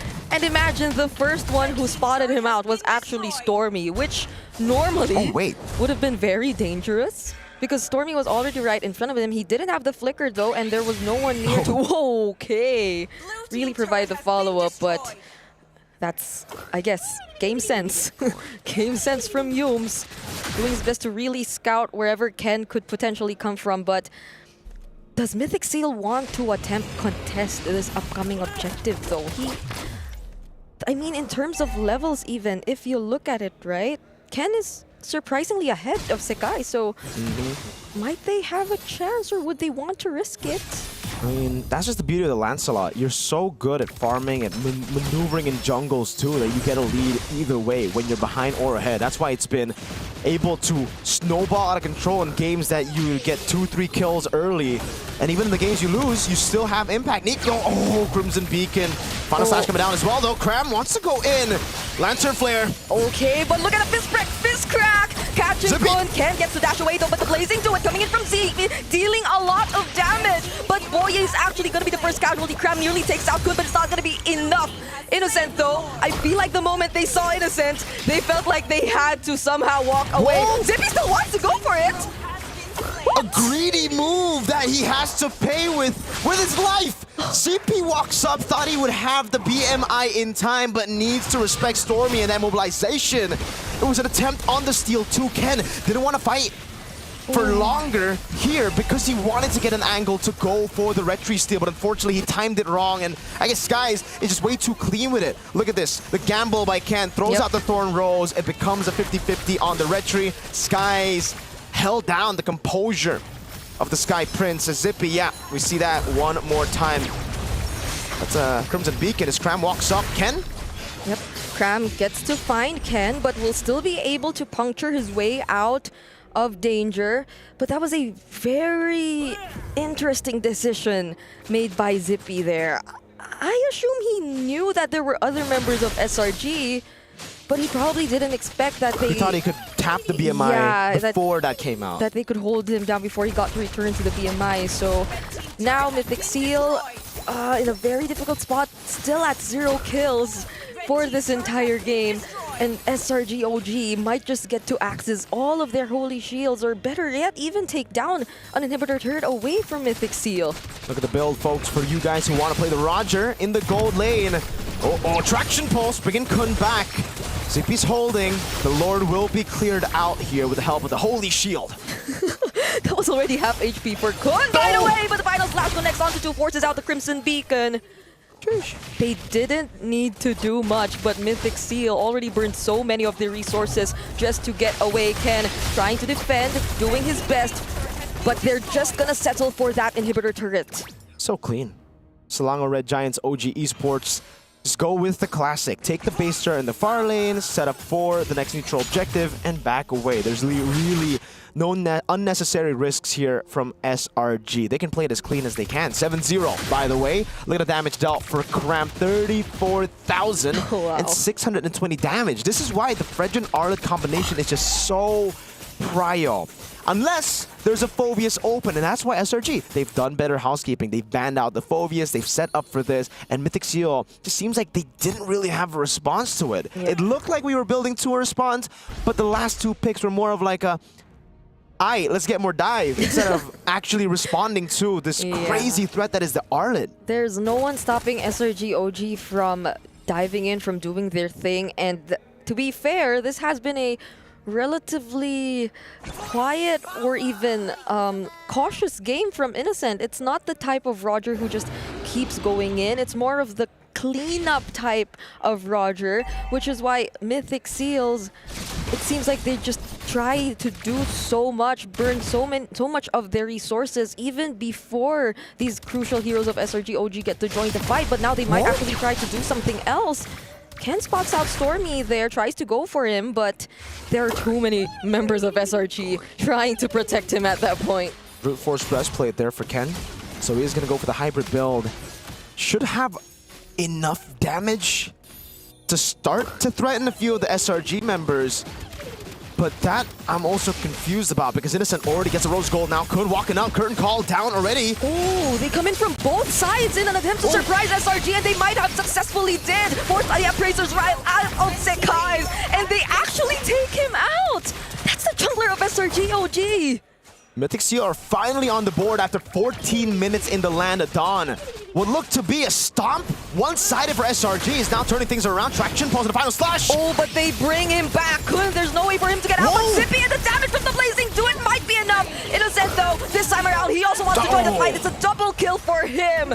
Half man, half beast indeed. Nico and Ken are the only ones alive, but they can still potentially make something out of this. Stormy trying to deal with Ken, but it's a disengage for now. 5,000 gold lead now. Selangor Red Giants OG Esports are left with. They had a massive lead, 7-0. You would not expect a team fight to go the way that it did. Mythic Seal are somehow fighting back. Yeah. With way less resources, with a wave down below that they have to constantly clear out, and now they send Ken over, but it's only to deal with one wave. There's another big Superman wave coming down to the bottom lane. I think they're going to have to send Zippy there. Yeah, Zippy takes it, and SRG have a window that is opening, but will be closing very soon. Will they utilize it to get the Lord? Okay, they're holding on to it for now. Nico already using the Crimson Beacon, a conceal from Boye as well. He seems to be looking for a target, but everyone's just sticking together. So the conceal's over for now, but Mythic Seal, they're doing a great job at holding the Lord. At this point, ever since they did that somehow of that sandwich play, SRG, they seem to be a lot more cautious now. Oh, Stormy though, right in front of Boye, already forced to use the Way of the Dragon. So could this be it? Innocent catches up again! Signature pick, a Lycan pounce, time to perfection for Innocent. Boye, final slash, dodge away from the Shun Pool, but the follow for the Vengeance comes through, and that should be it for the attempt of Mythic Seal on the steal on Lord. SRG, this innocent guy. Half man, half beast. It went downhill the moment they got to Axis Ken. It was Ken and Boye who were always together anyway, but the Lycan pounce, the chase. We've seen so many unique interactions with the Lycan pounce, just catching up to anyone, but this was the most unfortunate one, especially for Mythic Seal in this game. And now they've taken out 2 inhibitor turrets even before the Lord gets to march down in their base. And now Mythic Seal are back in their base, but while we were focused on the replay, a base turret in the mid lane actually fell down. So that's another big super mini wave that will be coming down with the enhanced Lord minions. Rose Gold Meteor. That's a Rose Gold dog for Krem. Okay, has the Immortality tool. He has that Fury Hammer. At this point, I would just personally build it towards a Hunter Strike or Blood Hepties. Can do damage, Krem. Whoa, Krem actually catches up. Traction Pulse won't connect, but Boye already using the Jeet Kundo. The other members of Mythic Seals just trying to deal with the Lord for now, especially Zippy. But Stormy, he has his high sets on Zippy. Will they actually defend this though? They're somehow able to deal with the Lord and Krem. He's looking very low, but still gets to catch the final slash. Immortality down already. Now to BMI forward with a blazing duet. Zippy able to flicker out, but Innocent goes to the Lycan pounce. Now it's an all-out brawl as Ken goes to the side, sacking up onto them in the waves. As now Boye walks up again. That Vengeance almost killed Stormy. Mythic Steel hold again. It somehow took long enough for SRG OG. Kram, he tanked so much damage, and Sekai's as well. I feel like that was enough time for Mythic Seal to actually capitalize on the way they were already near the base. They had their base turret right there, and that their damage dealers were already farmed up. So they've extended this fight yet again, 18 minutes into this game. Even despite that very dominant start from SRG, 0 kills for Mythic Seals up until the 11-minute mark or so, but now things have completely changed. We're already at equilibrium. In terms of items, in terms of the gold advantage, I agree with you. There's not really that big of an advantage anymore for SRG. But the lane dominance is definitely still for SRG. They have those 2 base turrets, and fortunately for them, it's still the far lane, so they can still play with that. But yeah, they don't really have anyone that can stay in the side lane to capitalize on that fact. It's more of a forced error. Ken walks up. Boy is there too. Oh, the final splash, but then he gets to isolate Innocent. Gets to dash away, however, but Ken is the first to fall. Blazing Duel also already committed, but the damage, you can already see it coming. Stormy, why was he there? Now Nico goes in with the Crimson Beacon. They try to chase after Boye though, but Innocent and Sekai's, they have to keep themselves alive. They will be able to. Good run away now. Innocent has the GDS too, so that's additional movement speed, but now they're going to go for the cut onto Cram. No. They have to play it safe. It's an Evolved Lord that is spawned in the game. If they lose here in a team fight, if they get wiped here, they're done. They have to go back to the waves to manage it for Ken to respawn back in time. And again, Mythic Seal, they've just been taking gambles every single team fight. Ken has been going for some big plays with Boye, and so far, it has not worked out. The one time it will, or the one time it can in the future, it will be bad for SRG, but that's why now they're just going to go for the blitz on the Lord while they have the advantage. Oh, they're trying to burst it down. Final slash committed onto Nico. There's the Crimson Beacon though, and Zippy, he'll try to contest it, but just in time, the Appraiser's Wrath and the Retribution will secure the Lord. But will they still try to engage in a fight? Traction Pulse already committed. Stormy is also back in the game. So they just steal away the purple buff, and now they go back to defending.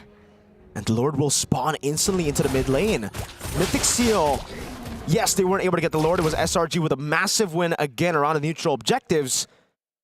But Mythic Seal with that fight, they kind of forced SRG to not clear the waves in the side, to not set up for the wave. It's an Evolved Lord though, so they could just fight with it. Let's see how Mythic Seal defend this one. Conceal already. Yo's looking for the play. Stormy gunning them down. Lord held by Nico. Oh, they go for Kun instead. Meanwhile, Ken and the other members just try to deal with the Lord. They don't make anything out of the fist break, fist crack. So that just allows Mythic Seals to defend this game once again. Again, that's what I was saying. For the people back at home, Mythic Seal, yes, couldn't fight for the Lord. Ken was still down. He had to respawn in the game for them to have a chance at out-retreating Skies. But they went in for the fight. They stopped them from going in to capitalize, and now Ken... Oh, Cram goes to Final Slash! Oh, they fight Zippy. He's forced to retreat for now, but Ken still goes for the other members of SRDOG! They might have to escape for now because Mythic Seals are running him down! Kun gets a kill on Stormy! Kun now going on Crime and Mortality down for Skies as they go and pounce on him. Innocent will be able to recall. Kun still in the 1v1 as Rose Gold Meteor gets popped in. Cram, can he win in the 1v1 against a CC? It doesn't seem like it's possible. Innocent is waiting in the bush, and that might actually stop it from recalling. He stops it again! Oh no! Kun still there, holding his ground. Innocent, he's walking back into the jungle. It's not safe enough. This battle is going on for so long, but take a look at Mythic Seal. Innocent going for the end. He's trying to make a play here, but he's up against 3 members of Mythic Seals already marching down the mid lane, and there are people from Mythic Seals to actually defend it after 21 minutes. Mythic Seal turned things around. Selangor Red Giants, OG Esports, by all means should have destroyed Mythic Seal with a 7-0 lead, a 7,000 gold lead, everything going to them in the early game. But I guess that's why they are mythical. The seal is in place and they have found a way. You can always count on teams from Myanmar to deliver shocking outcomes and results in the international scene. Miracle, tell me, this feels so much like we were watching the MSL Grand Finals yet again. Just when you think they're down, they find a way to turn things around, mainly built around, well, 3 things. The curtain call of the CC, Zippy and Ken staying alive, and Nico being Nico on that signature juice in at this point. Just the read as well, by the way, the communication, crisp, clean from Mythic Seal, the reaction. Yeah. Like here in the early game, really in the replay, you're just gonna see SRG. It was a stomp show. It was SRG completely outclassing Mythic Seal. And we were even doubtful of the draft. We were like, all right, Mythic Seal, you've got a draft where it's like, it's so hard to pull off. It's incredibly hard, but when you do it, you see the reward. You don't get rewards like that without a risky comp like this.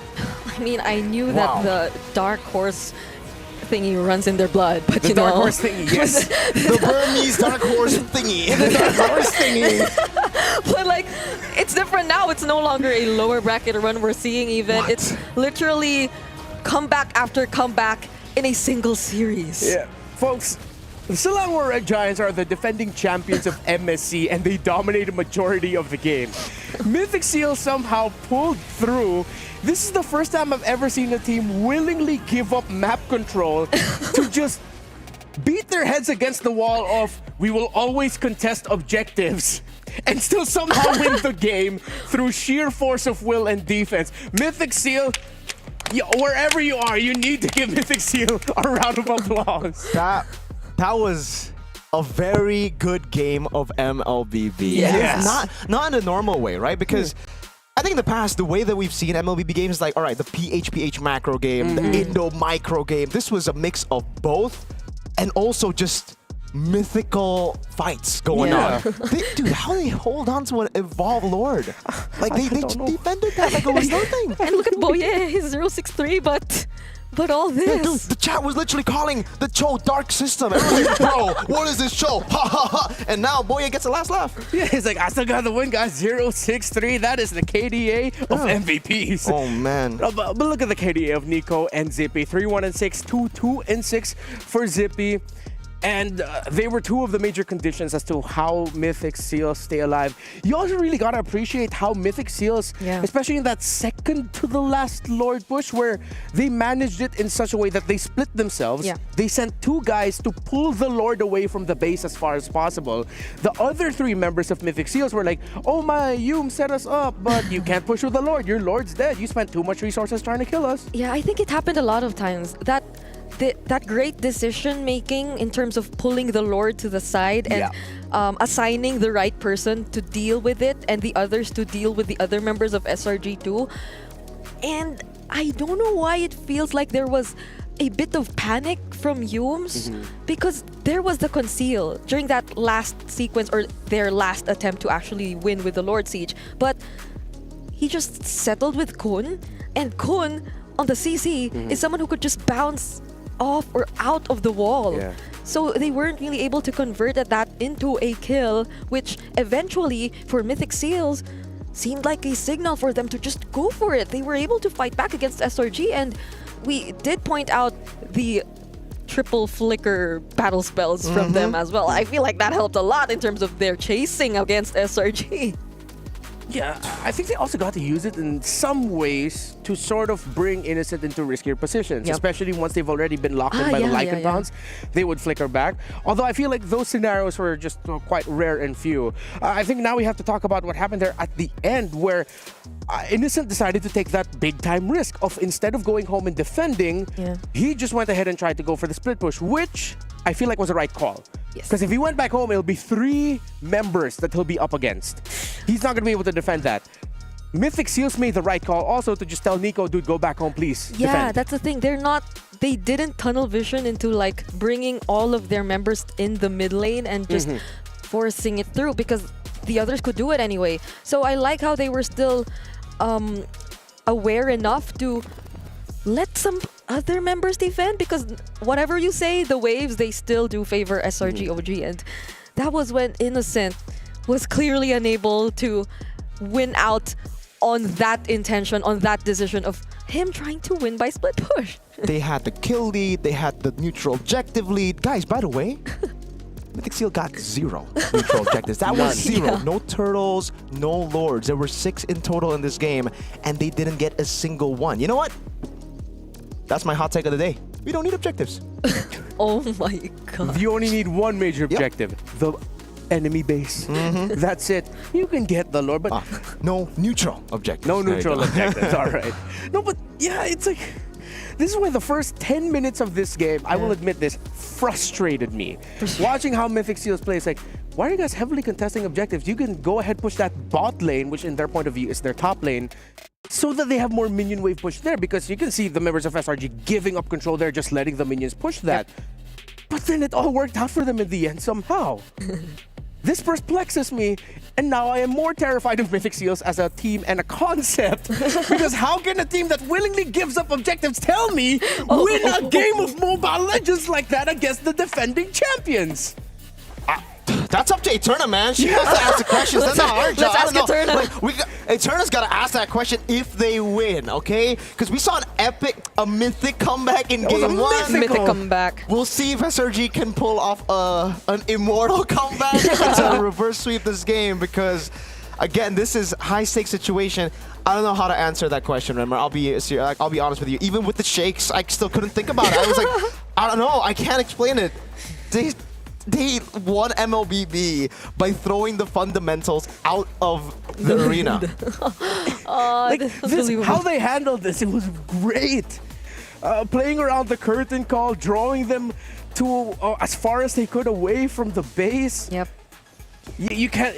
Dark horse for a reason at this point. Undeniable. Mythic Seals. Wow. Wow. I feel like Ken really does want to XP tier, challenge by the way. guys. Oh, wrong Ken. Sorry. No, it's a different Ken. It's a different Ken. Close enough. He wanted to save my boy so He bad. is my boy, though. That's my boy. Yeah. He's been rooting for Ken since 2022. Everyone is his boy, but yeah. You're my boy, Remmer. Thanks, bro. It's just, I am in a state of never-ending shock. Yeah. Ever since yesterday, ever since day one, even in day 3, a single day in the group stage just cannot go by without something as unique as this happening. Yeah, we always get surprises one way or another. Whether it's a series, whether it's a single game, or multiple individual games. So now at this point, no matter what Mythic Seals draft is gonna look like, I'm not gonna say anything. I'm not gonna say anything. They're the team that breaks expectations in the best and worst way possible. I mean, that's what both of these teams want, right? They want Mythic to Seal. exceed and beat expectations set by everyone towards them. Yeah. And Mythic Seals are doing a very great, good, beautiful, impressive, majestic, mythical job. Yeah, we're running out of adjectives here. Dude, let's get to game 2. I just want to see game 2 I at just this want to point. see Like, game dude, 2. do you see that? Like, I wish I could just yell out to Mythic Seal. It's like, hey, how'd you guys win? yeah, well, Well, they have their headsets on, Eterna, that's so up to you. Go, just, hey, request. Yeah. Don't ask the question. Yell. So if you interview Ken, hey, how did you win? Because like, dude, oh my lord. Let's skip the pleasantries and just Yeah. Honestly, we are reacting this way because that is one of the most clippable, covered games of all time. That was unprecedented. Good luck to the Clippers. Good luck to all the Clippers out there, all our content creators. Crazy. Break that down. That is really good. Head into game number 2. Now, at this point, I can't even criticize the draft I don't anymore. want to. No, because we actually liked SRG's draft a bit more than, so it's like, and we actually didn't like Mythic because it was like, oh, super gambly, high risk, high reward. It's too difficult. You can make it work. It's not from Mythic Seal. They're like, difficult. What's that? Yeah, this draft Not in is the easy. Burmese dictionary. Yeah, we just extend the game, what, 17, 18 minutes, Yeah. and then we somehow beat them in their own game. You know, that's all Give part of the plan. every neutral objective. Give every neutral objective. And what was that? All their wave clear in the end was just on Zippy, but it worked. Yeah. That's Zippy another great point. It's 2 heroes, Claude and Dexter. Oh, that's true. I think that's one analytical point we missed out. Claude is actually 2 heroes in 1. So SRG, we're at a numbers disadvantage. Wait, what about Roger? He's one dude that can transform Into It's another dude. Yeah, that's Yeah. different. It's It's not like the wolf is like, hey, wolf form, go out there. It's like, hey, no, it doesn't do that. Yeah. It's actually not a wolf form, it's a gun form. Where does the gun come out? How do you he transforms into a gun wolf? Huh? It's a gun wolf. It's not just a wolf. The For gun the appears Transformer from skin? the gun appears from nowhere, right? No, he always has that. This is how crazy that first game was. We're at this point of analytical debate. Wait, sorry. Because even When he goes human form, the gun appears yes, from nowhere. Oh yeah, and where does the gun go when he becomes a Exactly. werewolf? Oh. Buntan. That's a question for you in the lore. Okay. So how's the weather today? what would you do with $1 million? No, I swear, I feel like. Thank you for bringing up the Okay. draft. We need to just Thank let's go. you. Let's go. Come on. All right. Okay. Same things. At this point, no matter what Mythic Seals draft with, just expect that they can win with it. Because like I would have said maybe that's why the Roger isn't being picked as much, but I can't say it was a bad game for the Roger. Yeah, it wasn't a bad game for any of the picks of SRG. I think in terms of like quote unquote bad game, you can say is cram, but it's not a bad game. It's naturally you put yourself in dangerous positions because you're an R-lot that's setting up for the badang to go for the follow-up. So no one in SRG had the bad, well, except for that one time Stormy jetpacked into front of like 3 dudes. Except for that one That was time. one thing, but that's one thing. He had to fix his headset after that. Yeah, I was like, that was one thing. That's what I've been seeing, though, noticing a lot in MSC 2025 here. The Kimmies, whenever they go Purify, it just seems so awkward. Curtizi yesterday, and then today it's Stormy with the Purify. So it's almost like you kind of need the Flicker, even though, yes, you have good mobility.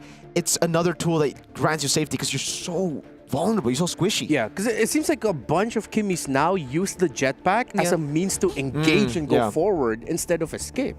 So maybe, that's something that we could consider as well for the Kimmy discussion. And I think the bans, though, are still very similar compared to game number 1. For any marksman, though, like everyone would argue, just don't dash in or don't jet back in. So. You know, there is that too. So like, okay, maybe they should think twice about those decisions. But so far, it's just exactly the same, except maybe not the Uranus ban. They take out the R-lot instead of the Uranus. So. Ooh. So I think we're gonna get Sakai-san Assassin at this point. Oh, if it's a Uranus Prio for SRG? Because the R-lot ban, I'm thinking, is like, okay, we're not gonna go for the R-lot Fred combo. Or maybe don't lean too hard into it.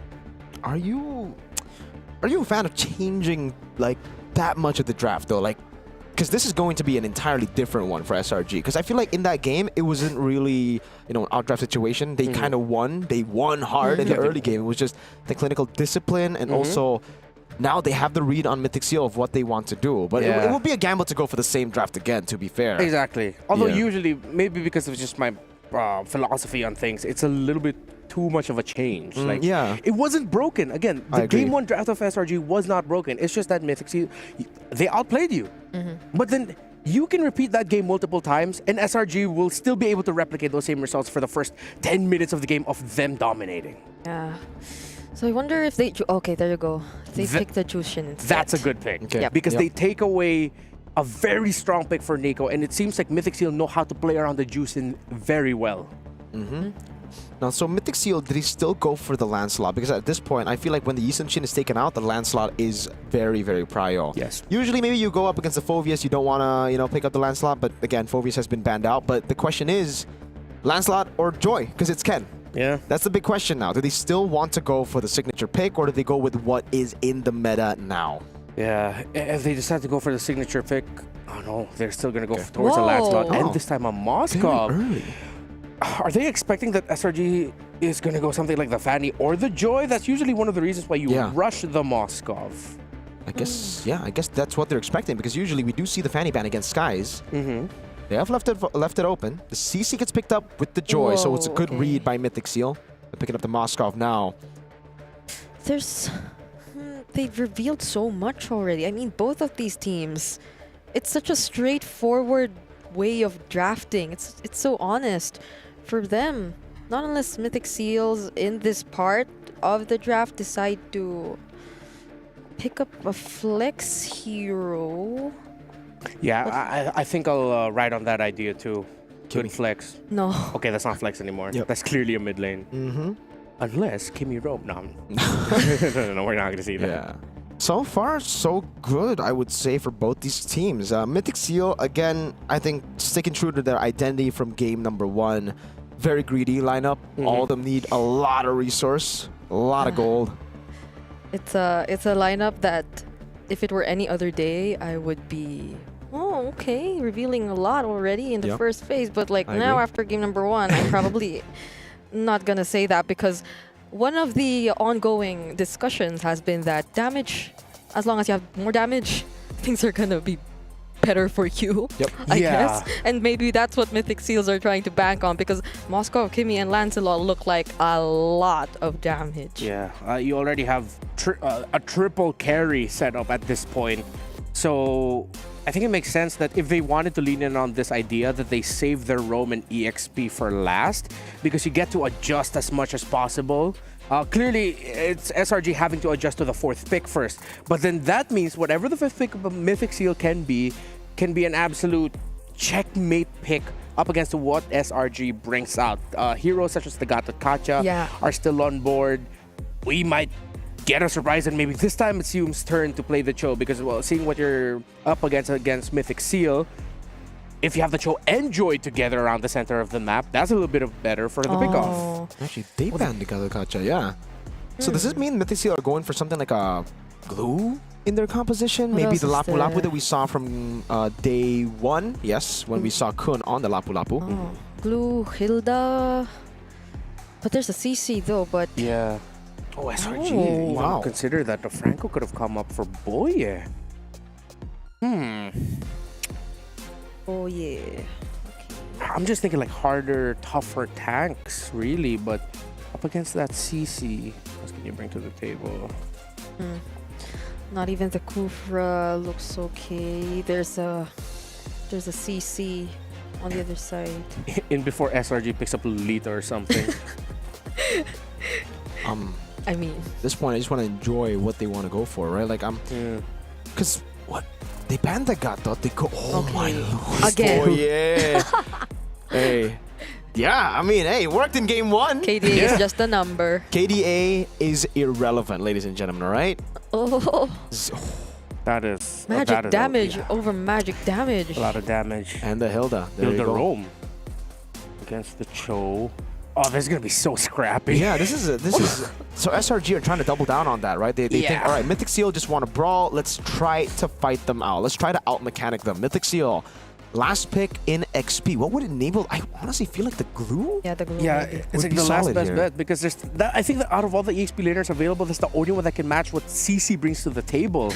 Because the Curtain Call is such a powerful ult for this kind of playstyle, all that brawl that's going to happen. That I think it's just glue. Unless they go for surprises again. What's a crazy XP that could work here? X-Borg? No. Freya. Oh, no. You just go all Freya. damage. I think you need a bit more crowd control here. Yeah, in you this do. lineup, right? Engage. I think mainly engage. What do you... That's not really... in a way it is, following Sun Moon. Okay. Good against the Harith. Good against the Joy. There is a lot of shields on SRG. Yeah. It is pretty meta too. Yeah, kind of anticlimactic, but it makes a lot of sense. It does. It really does. There you go. Esmeralda. Okay. All right. Okay. So that is the playing field for these two. Again, if you're only joining us now, Mythic Seal surprised Selangor Red Giants by somehow, some way taking game number 1. That means they are at match point and they could be the first team to qualify for the knockouts. Or will SRG, the defending champions of MSC, force this to a game number 3? Mirko and bring it on. Let's go. Thank you, Renmar. Ladies and gentlemen, welcome to, again, the game. We're getting ready to get and jump into the game. Brig, what do you think about drafts this time? Last time you said, yes, very greedy lineup for the side of the Mythic Seal gang. I feel like at this point, I'm just preparing myself for the amount of clashes we'll be seeing in this game. Earlier, it did seem like there were already a lot of clashes, but not a lot where Mythic Seal were able to respond early on. We saw how it took them a while to get their first kill on the board, so now I feel like it's a bit different. It's a lot more committed fights that can come from both of these two sides. Well, here already a brawl in game number 2. Ladies and gentlemen, yesterday in Group B, we saw the reigning world champions of MLBB get dropped down to the lower brackets in Group B. Well, now the defending MSC at Esports World Cup champions be thrown down to the ground in Group A. Yep, that is going to be the question for now. Mythic Seals in the mid lane. There's a lot of pressure going on. I feel like the mid control is another thing we definitely will be having to look at. But before that, the emblems look pretty much the same. Yeah. Even for Nico on the mid lane Kimmy, it wasn't anything like a pull yourself together emblem he used earlier on. Yeah. So By the way, it worked. Yeah, pull yourself together, juice in last game. That was how they were able to gap close so well and also escape so many times against SRG. So now let's see. SRG are actually already pushing the tempo. Sky's walking up. Oh, doesn't get to steal it though. yeah, Ken still gets it. But this is SRG literally pressuring Ken all over again, whereas Cram he's doing such a great job all alone. Forced Nico to provide some help even because of just how well he's been managing Kun on the EXP lane. So would contesting the first objective really be an option for Mythic Seal? Because even looking at Ken, Stormy and Yumes, they're just blocking his way. Cram also just winning out on this lane against Kun. It's going to be very tough to get to the turtle. And again, just like in game 1, it'll be SRG to take the free first neutral objective. Skies picks it up, instantly rotates over to the purple buff. Hasn't used the retribution yet, so this should also be a steal. Quick by Skies. Okay, this isn't something new to us. Mythic Seal, they do tend to let go of the objectives. But at least the difference now, I guess, is that SRG are yet to actually find kills or actually set up fights, which would amplify the advantage that they already have. So Mythic Seals, they're being very careful, but still, even when you look at their sides, it's not looking too good. Kun doing his best to survive, but that's gonna be first blood for SRG OG, just as we mentioned it. Deja vu to game number 1. This is the 3rd minute rotation from Stormy into XP after getting Turtle. And they're going to get a whole lot of shots over to the turret. Will it be a turret take at the 3rd minute is the question now, just like in game 1. Oh, it's a bit too close to game 1 here. They almost get it done. All right, but it stays intact. Okay, so this is basically a repeat of what SRG OG were able to do in the first few minutes of the game.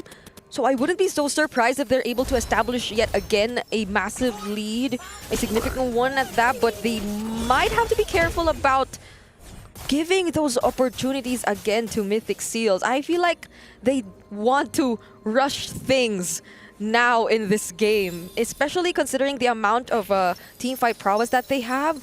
So forcing fights might not be such an issue, but Yumes, instead, he'll be the one targeted here by the way of the Dragon Thorn Throws as well, committed onto him. But Boye, it seems like the pickoff took some time. Sekai's on the other hand too, found some kills, but that's a 2-for-1 trade so far. Maybe could be 3 kills, but there won't be enough damage from Kun, and there's a respo from Cram as well. Yeah, good traction pulse. It's a kill traded in for a kill plus a turret in the bottom lane. Cram was able to get it down, so still very, I would say still advantages towards SRG. Yes, this does give Ken a bit more breathing room in the jungle. Uh-oh, Cram. Oh, that's half HP for him. Another way of the Dragon converted into a successful pickoff. That's one member down for SRG. OG Yumes also half HP, but Sekai's gains access to Ken and the other members, but will settle with Boye for now, but it's a double kill for Boye. Sekai's will he be able to secure the objective? It seems like it's a no, it's a triple for Boye actually.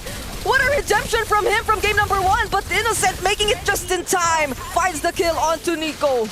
Gets the kill back. Mythic Seal again turned the gold lead around. SRG had the 2,000 gold lead, and now it's going to be the punish for Zippy, 2 up top.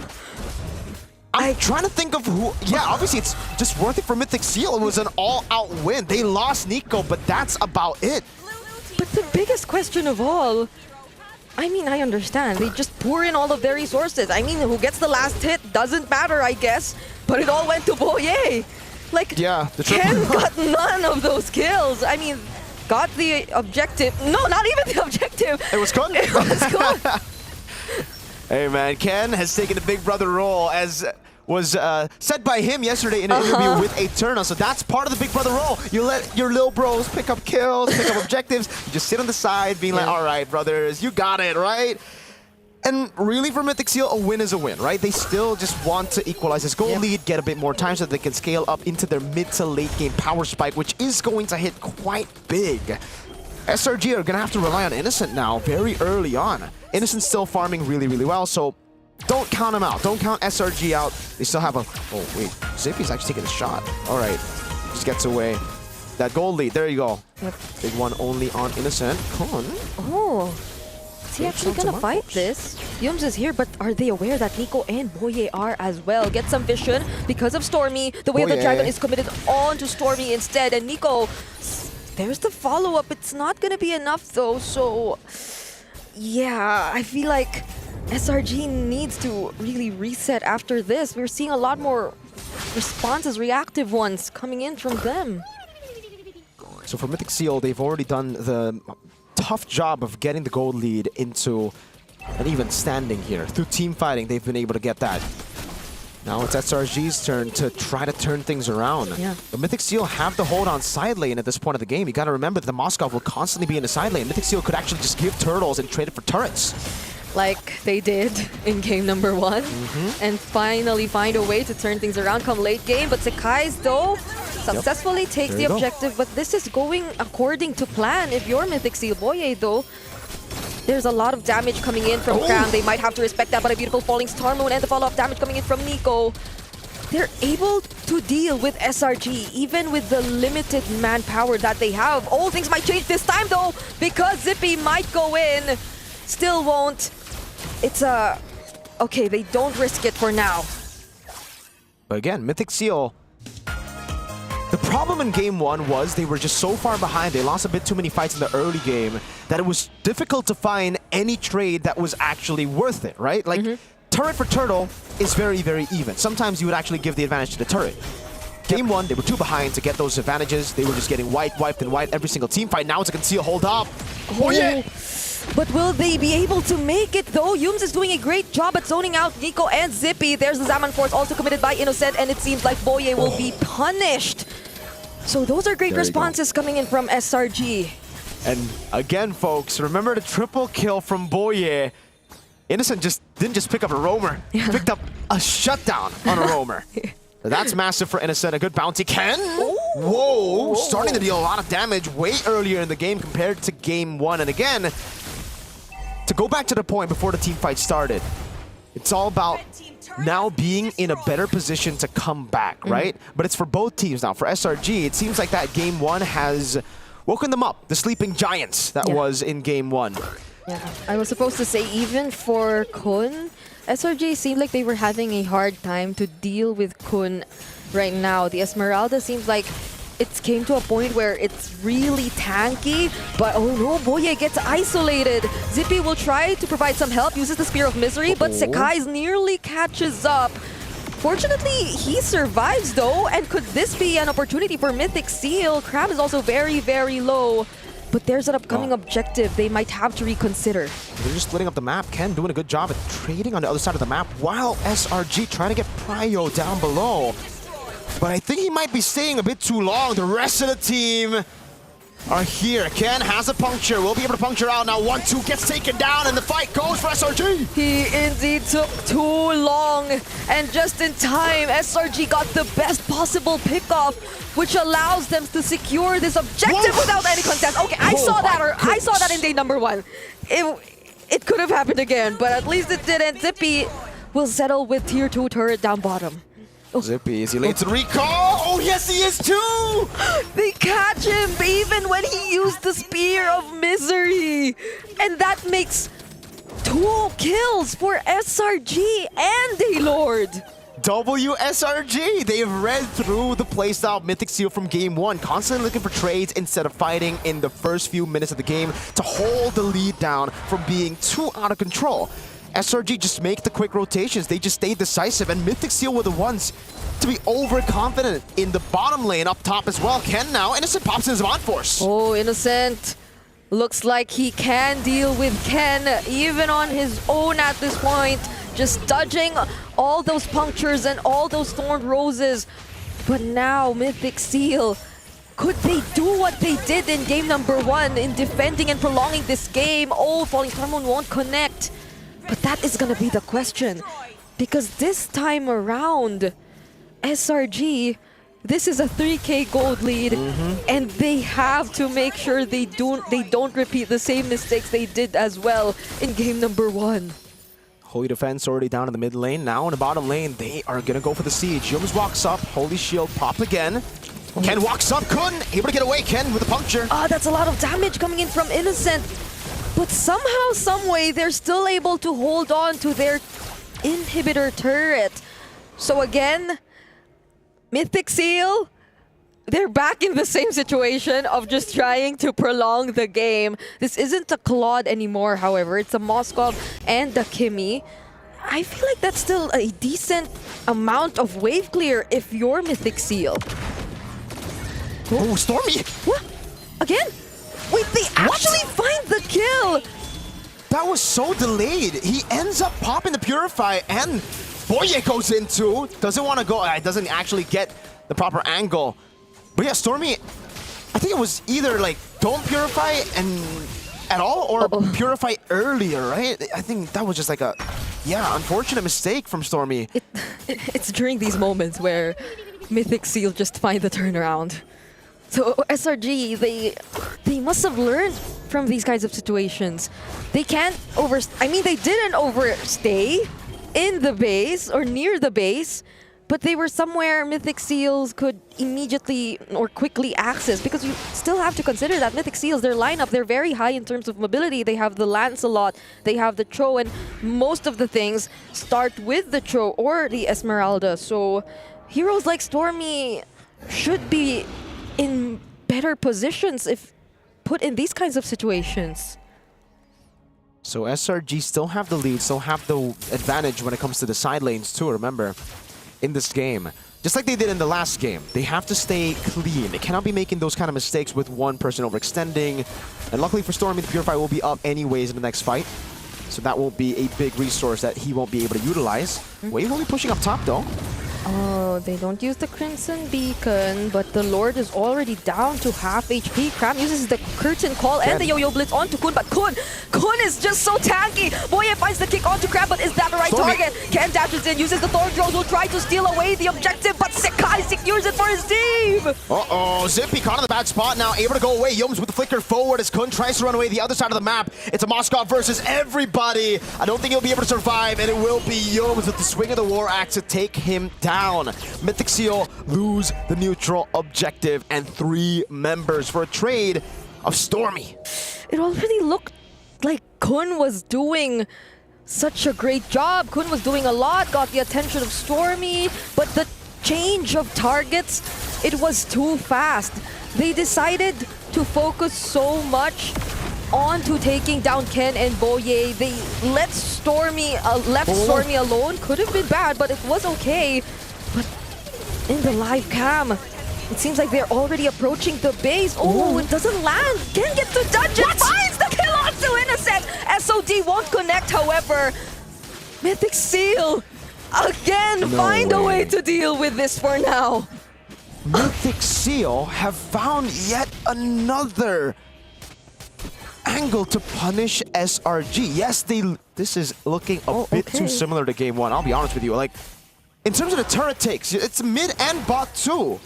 And the mistakes, you wouldn't expect a mistake like that from Innocent or an overextension from SRG like that after game 1, but you just saw it. They can, again, it just comes down to the reset. They've been better on the team fights too. Okay. So they just need to calm down. They gotta calm down. They gotta let a few of these fights go. It's fine, you know, in a 4v5. Oh, Kun though, he's dealing a lot of damage. Phantom Execution connects onto Cram. SOD lands as well. Nico finds the kill. Sekai might be the next target, but fortunately has the dash. Mythic Seal, something just activates when they're in this point of the game. As me and LaFell and you know from day number 1, they just need to be behind. Innocent walks up against Kun. Okay. It's alright, both these teams are just going at it, dude. Like, SRG really shouldn't have been in that position while Innocent was down, taking a 4v5 for no reason. There were no objectives up top as well. And it's the same for Kun. There was actually no reason for him to be up in the mid lane so far up there. But yeah, oh, he might be falling next into. Look at the cut, look at the cut. They can actually, no. No. Okay. This is the point in the game where you just cannot be seen. So like, there have been a couple of questionable decisions or positions from some of these members, but things will definitely change once we head into the next objective. But SRG, it does look like they want to make things happen even before the objective gets to spawn. It looks like they're scouting and checking wherever Mythic Seal could potentially come from. They're on the exact same opposite sides of the map though. So how will they capitalize on this situation? Stormy's up there. It'll take some time for him to get here, but they want to blitz it. Yeah, this is going to be good for SRG because Zippy will have to deal with the wave up top. Still has the SOD, however. but they're zoning out the members of Mythic Seals really, really well. Traction Pulse already committed. They catch Yums, might get to burst him down. SOD lands, Wow. they find it! Cram now walking up. Oh, gets caught in Spirit of Misery out to Lethal Wanderer. What the hell? Boye with a way to dragon from out of nowhere. Zippy goes over to Spirit of Misery. Ken walks over the puncture. Innocent has him on force. They actually tried to take him down, but the damage is too much. Nico will have to reposition himself as well, while the other members of Mythic Seal just focus on working on the Lord, and they finally get it for themselves. The seal that was placed in game 1 is activated in game 2. The seal is, every time we get past 16, I believe.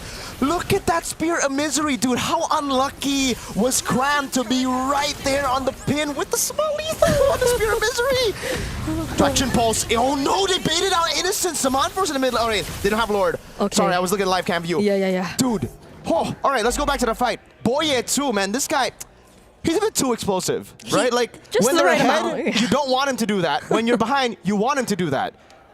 Mythic Seal just do better from behind. Okay. You know what? This is confirmed. There you go. This is confirmed. All our theories from Yeah. day number 1, I think this proves it Yeah. all. If they especially win this game. Hey, Turner was a big hater of that, by the way. Like, oh, Mythic Seal didn't play from behind. Hey. No, they just proof. adjusted. They just play. Nah, why am I on the same boat? No, because I don't do that to Eterna. But anyway, this is gonna be such a statement for them.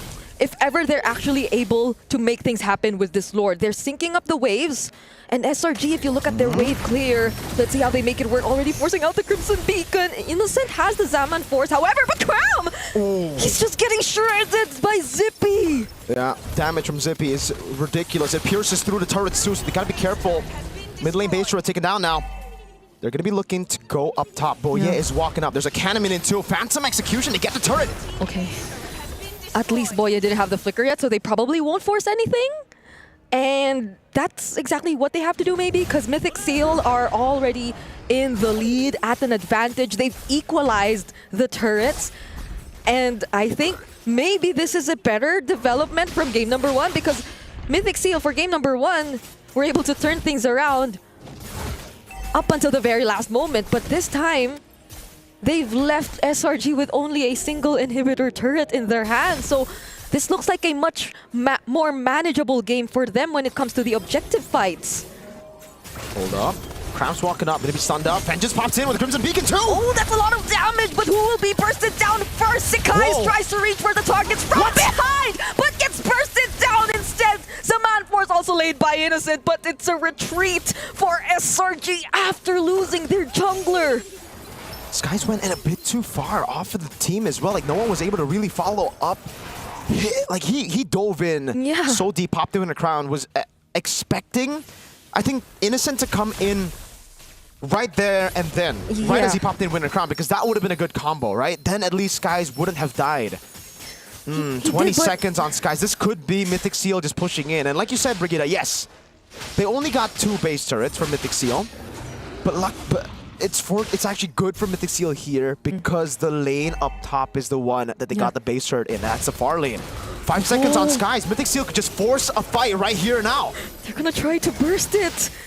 But Innocent and Yums, they might want to do something else. They're trying to look for other angles, but Boye, he has it covered. He knows exactly where they're trying to go from, but that buys them enough time to reset the Lord and allow Sekais to actually make it. Now, what is going to be the play for SRG, OG, and Mythic Seals? Zamanforth already committed onto Kun. Might be the first casualty, not looking too good for Mythic Seals, but the damage from Zippy, you have to respect it! Knock up from the Jade Kunjo. Sekai somehow makes it out alive, but they commit onto Stormy instead. Nico finds the kill onto Stormy! Zippy goes in, over to Cram. Now the damage coming down as well. The Lancer Friend brings Boye back into the bush. Sky's walking up. Boye, sticking to Immortality. Zaman Force over. Boye taken down. Innocent with a kill again. 10! Gets a kill back on Cram, and it's back-to-back-to-back team fights. 2 for 2, and none of them will commit to the objective just yet. I have to correct myself. It wasn't Stormy earlier. But either way, Mythic Seal, I can't believe they're doing this. The defending champions, they are clearly struggling to find a way to end things quick, to hold on their lead, because it keeps getting snatched away from them by Mythic Seal. We're at a stalemate, ladies and gentlemen. Mythic Seal and SRG just keep going at it. They have suffered a few casualties in the battle, but it's always even. 2 for 2, 1 for 1.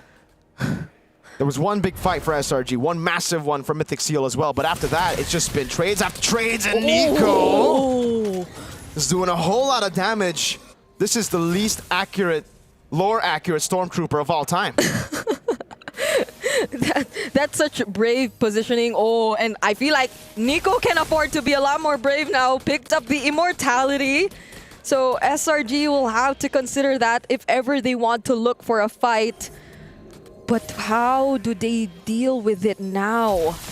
From where do they expect to come from? Cram and Sakai's...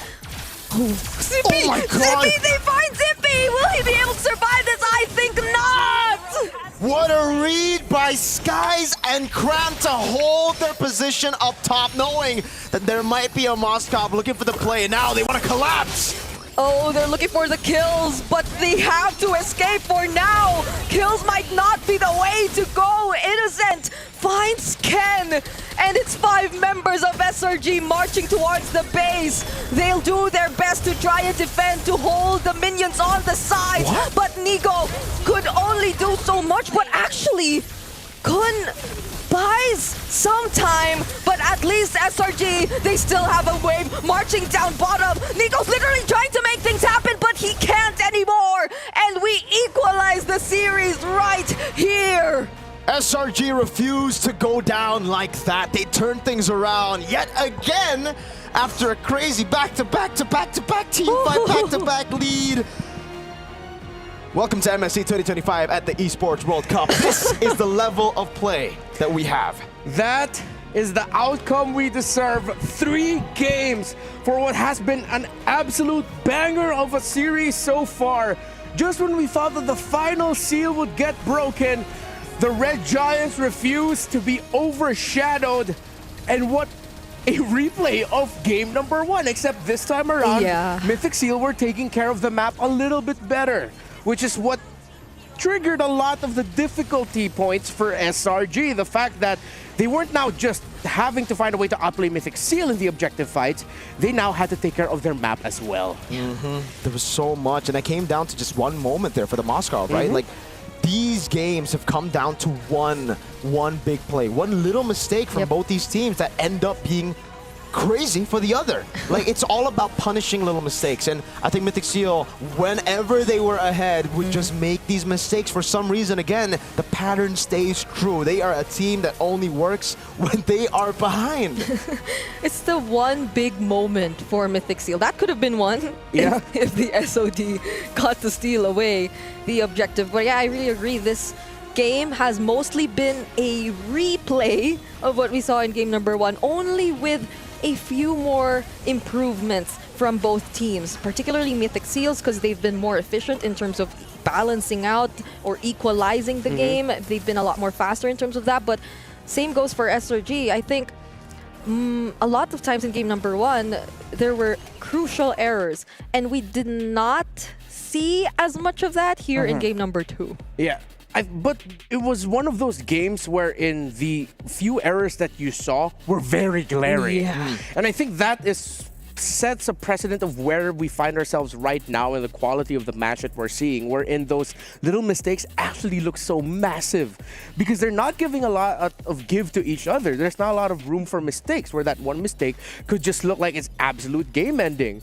For SRGOG, I think this is where we're seeing a little bit more of their veterancy, the fact that they were reading Zippy's split pushes very well. 3 or 4 deaths on the side of Zippy came from the fact that SRG was like, wait, we know that the Moskov is here. Let's take him down. Oh man, I would love to see the replay again of that moment, because I wonder if if it was just Skies dashing into the bush by mistake, it was accidental, or they actually made that read. Zippy too, though, he canceled the recalls a bit too many times up top. Like, he was holding that position, really wanting to punish if it was a solo Joy. Yeah, and interestingly enough, it's already happened twice. Even in the bottom lane. Even the bottom lane, another one earlier in the game in the top lane. So at that point, Zippy should have just realized that I need to go back. They know what I like to do, split pushing and trying to threat a potential split push end.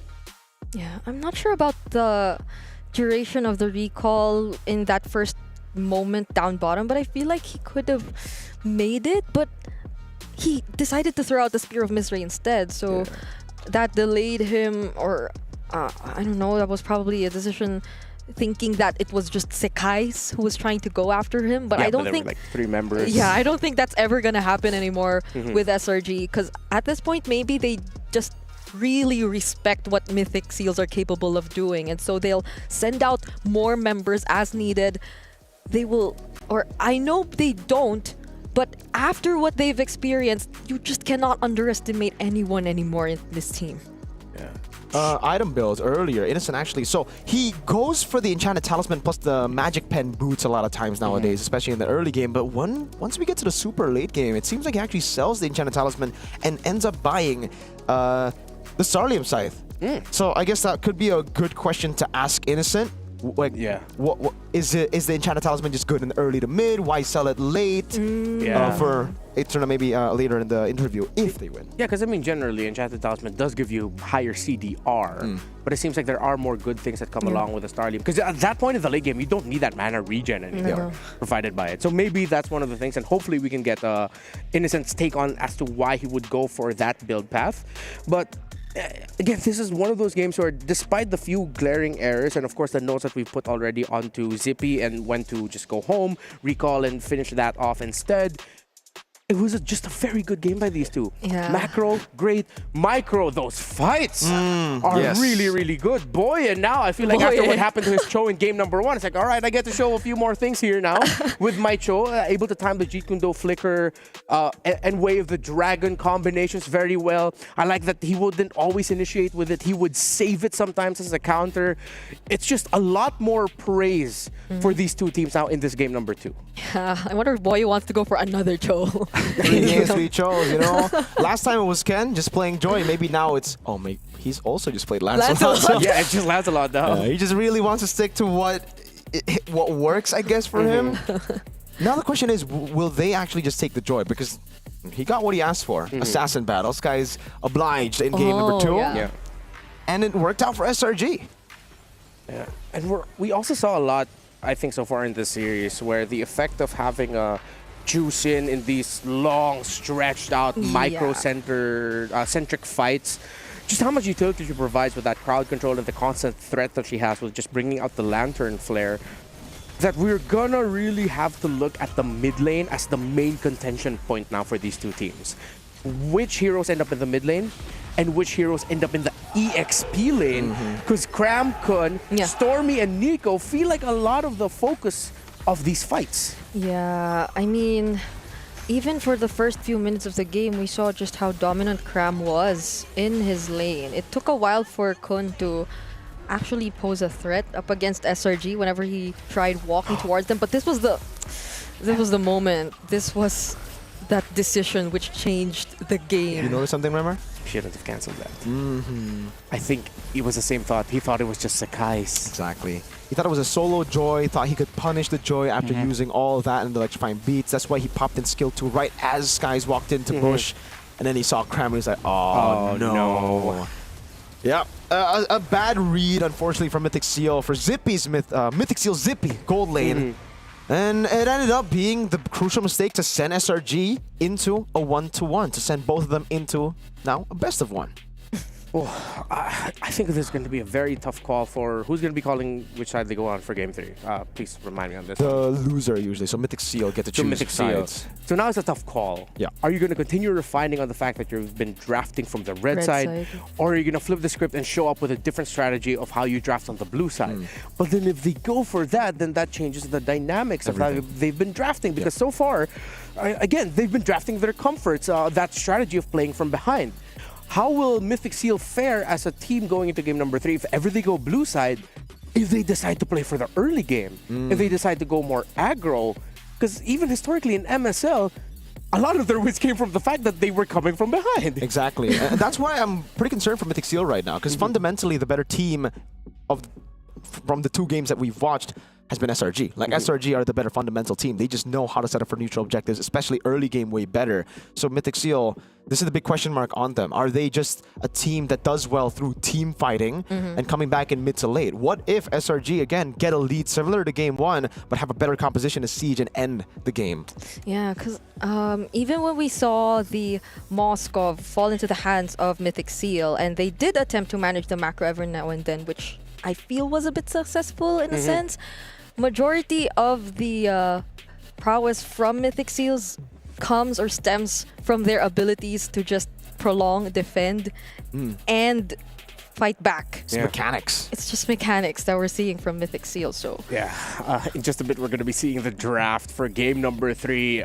You are waiting alongside us for what has been a fantastic series so far. So if you have time, hop onto your game right now. Open up your MLBB client and do the All-Star 2025 Dino Planet activities available. If you haven't opened up your eggs, if you haven't done the little dinosaur jumping across, claim the dice roll, claim everything that you can claim through the event so that you don't miss out on the Proto Hunter Popol and Koopa skin, the skin that I know I will be definitely missing out on unless if anyone from Moonton wants to make it magically appear in my account. Or Moonton, you can make it buyable. Make it buyable. Or maybe like down the line. he got the Jawhead already though. Yeah, but I haven't had to even get got the I Jawhead. had to get the pass for that. There's a Dino Planet pass as well. Yeah, we saw the Jawhead skin here in MSC also by Louise, I believe. They lost though. And it was a loss. Yeah, 0% win rate so far. But hey, don't worry. Zetian was at a 0% win rate yesterday. 100% for Juicin. Now, today it's been the Juicin has just been winning games. Yeah, and Zetian has not appeared at all. Not banned, not picked. Teams are finally realizing, you know what? Yeah, maybe we can let go over it. It might be better to just get the Kimmy and the Juicin. And I think, going back to what we mentioned earlier, that might be the main focal point trade. Kimmy, Juicin, Farsa, going around those 3. I agree.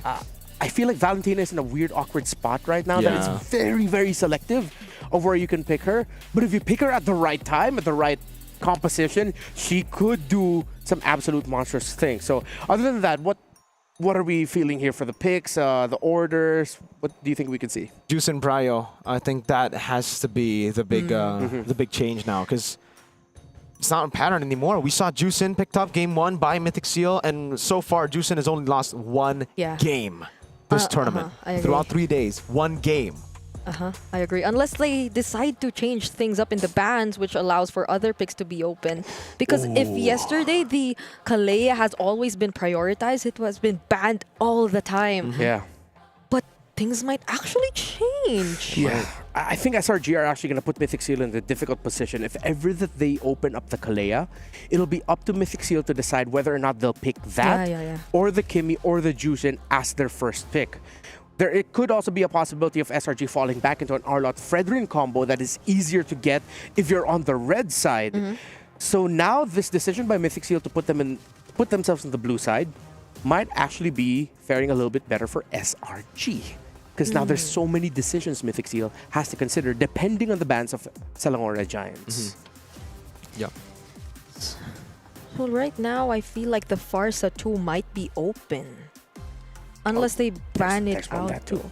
Because the bans have always been the Farsa, what was that? The Farsa, Kalea, Arlott or Uranus. Yeah. But right now all of these things are still open. So I actually might have to agree with you.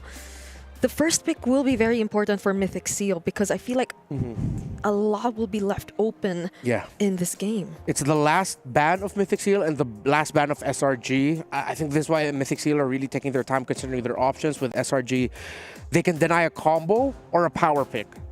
Either or could be good for Mythic Seal. But whatever happens, SRG will have to clap back right away with their last ban. This will really dictate the draft. I agree. So Farsa has actually been left open. Oh, yeah. Okay, so they banned the Kalea. Mythic Seal are signaling it's like, we want the Farsa, we want the Juicin, either of those two. So SRG, I think they just go for the trade, right? I think it's a bit too risky for them to not go for the trade, to just ban 1. Or what if they... Skimming is a good option too. I think we're all leaning towards the idea that whatever Mythic Skill has, it just needs to be super impactful for Nico. Juicin, Farsa, Kimi, any of those three. I don't think SRG will focus on a mid ban at this point. They might look for a... Okay, yeah, a Arlot, Bluetooth 3 ban. Could have been a Bluetooth 3 Arlot, so... Mythic Seal, this first pick is going to dictate the rest of the draft. Here we go. So Will it be the much- Farsa or the Juicin? I think Yeah. Juicin a bit more flexible, but Farsa...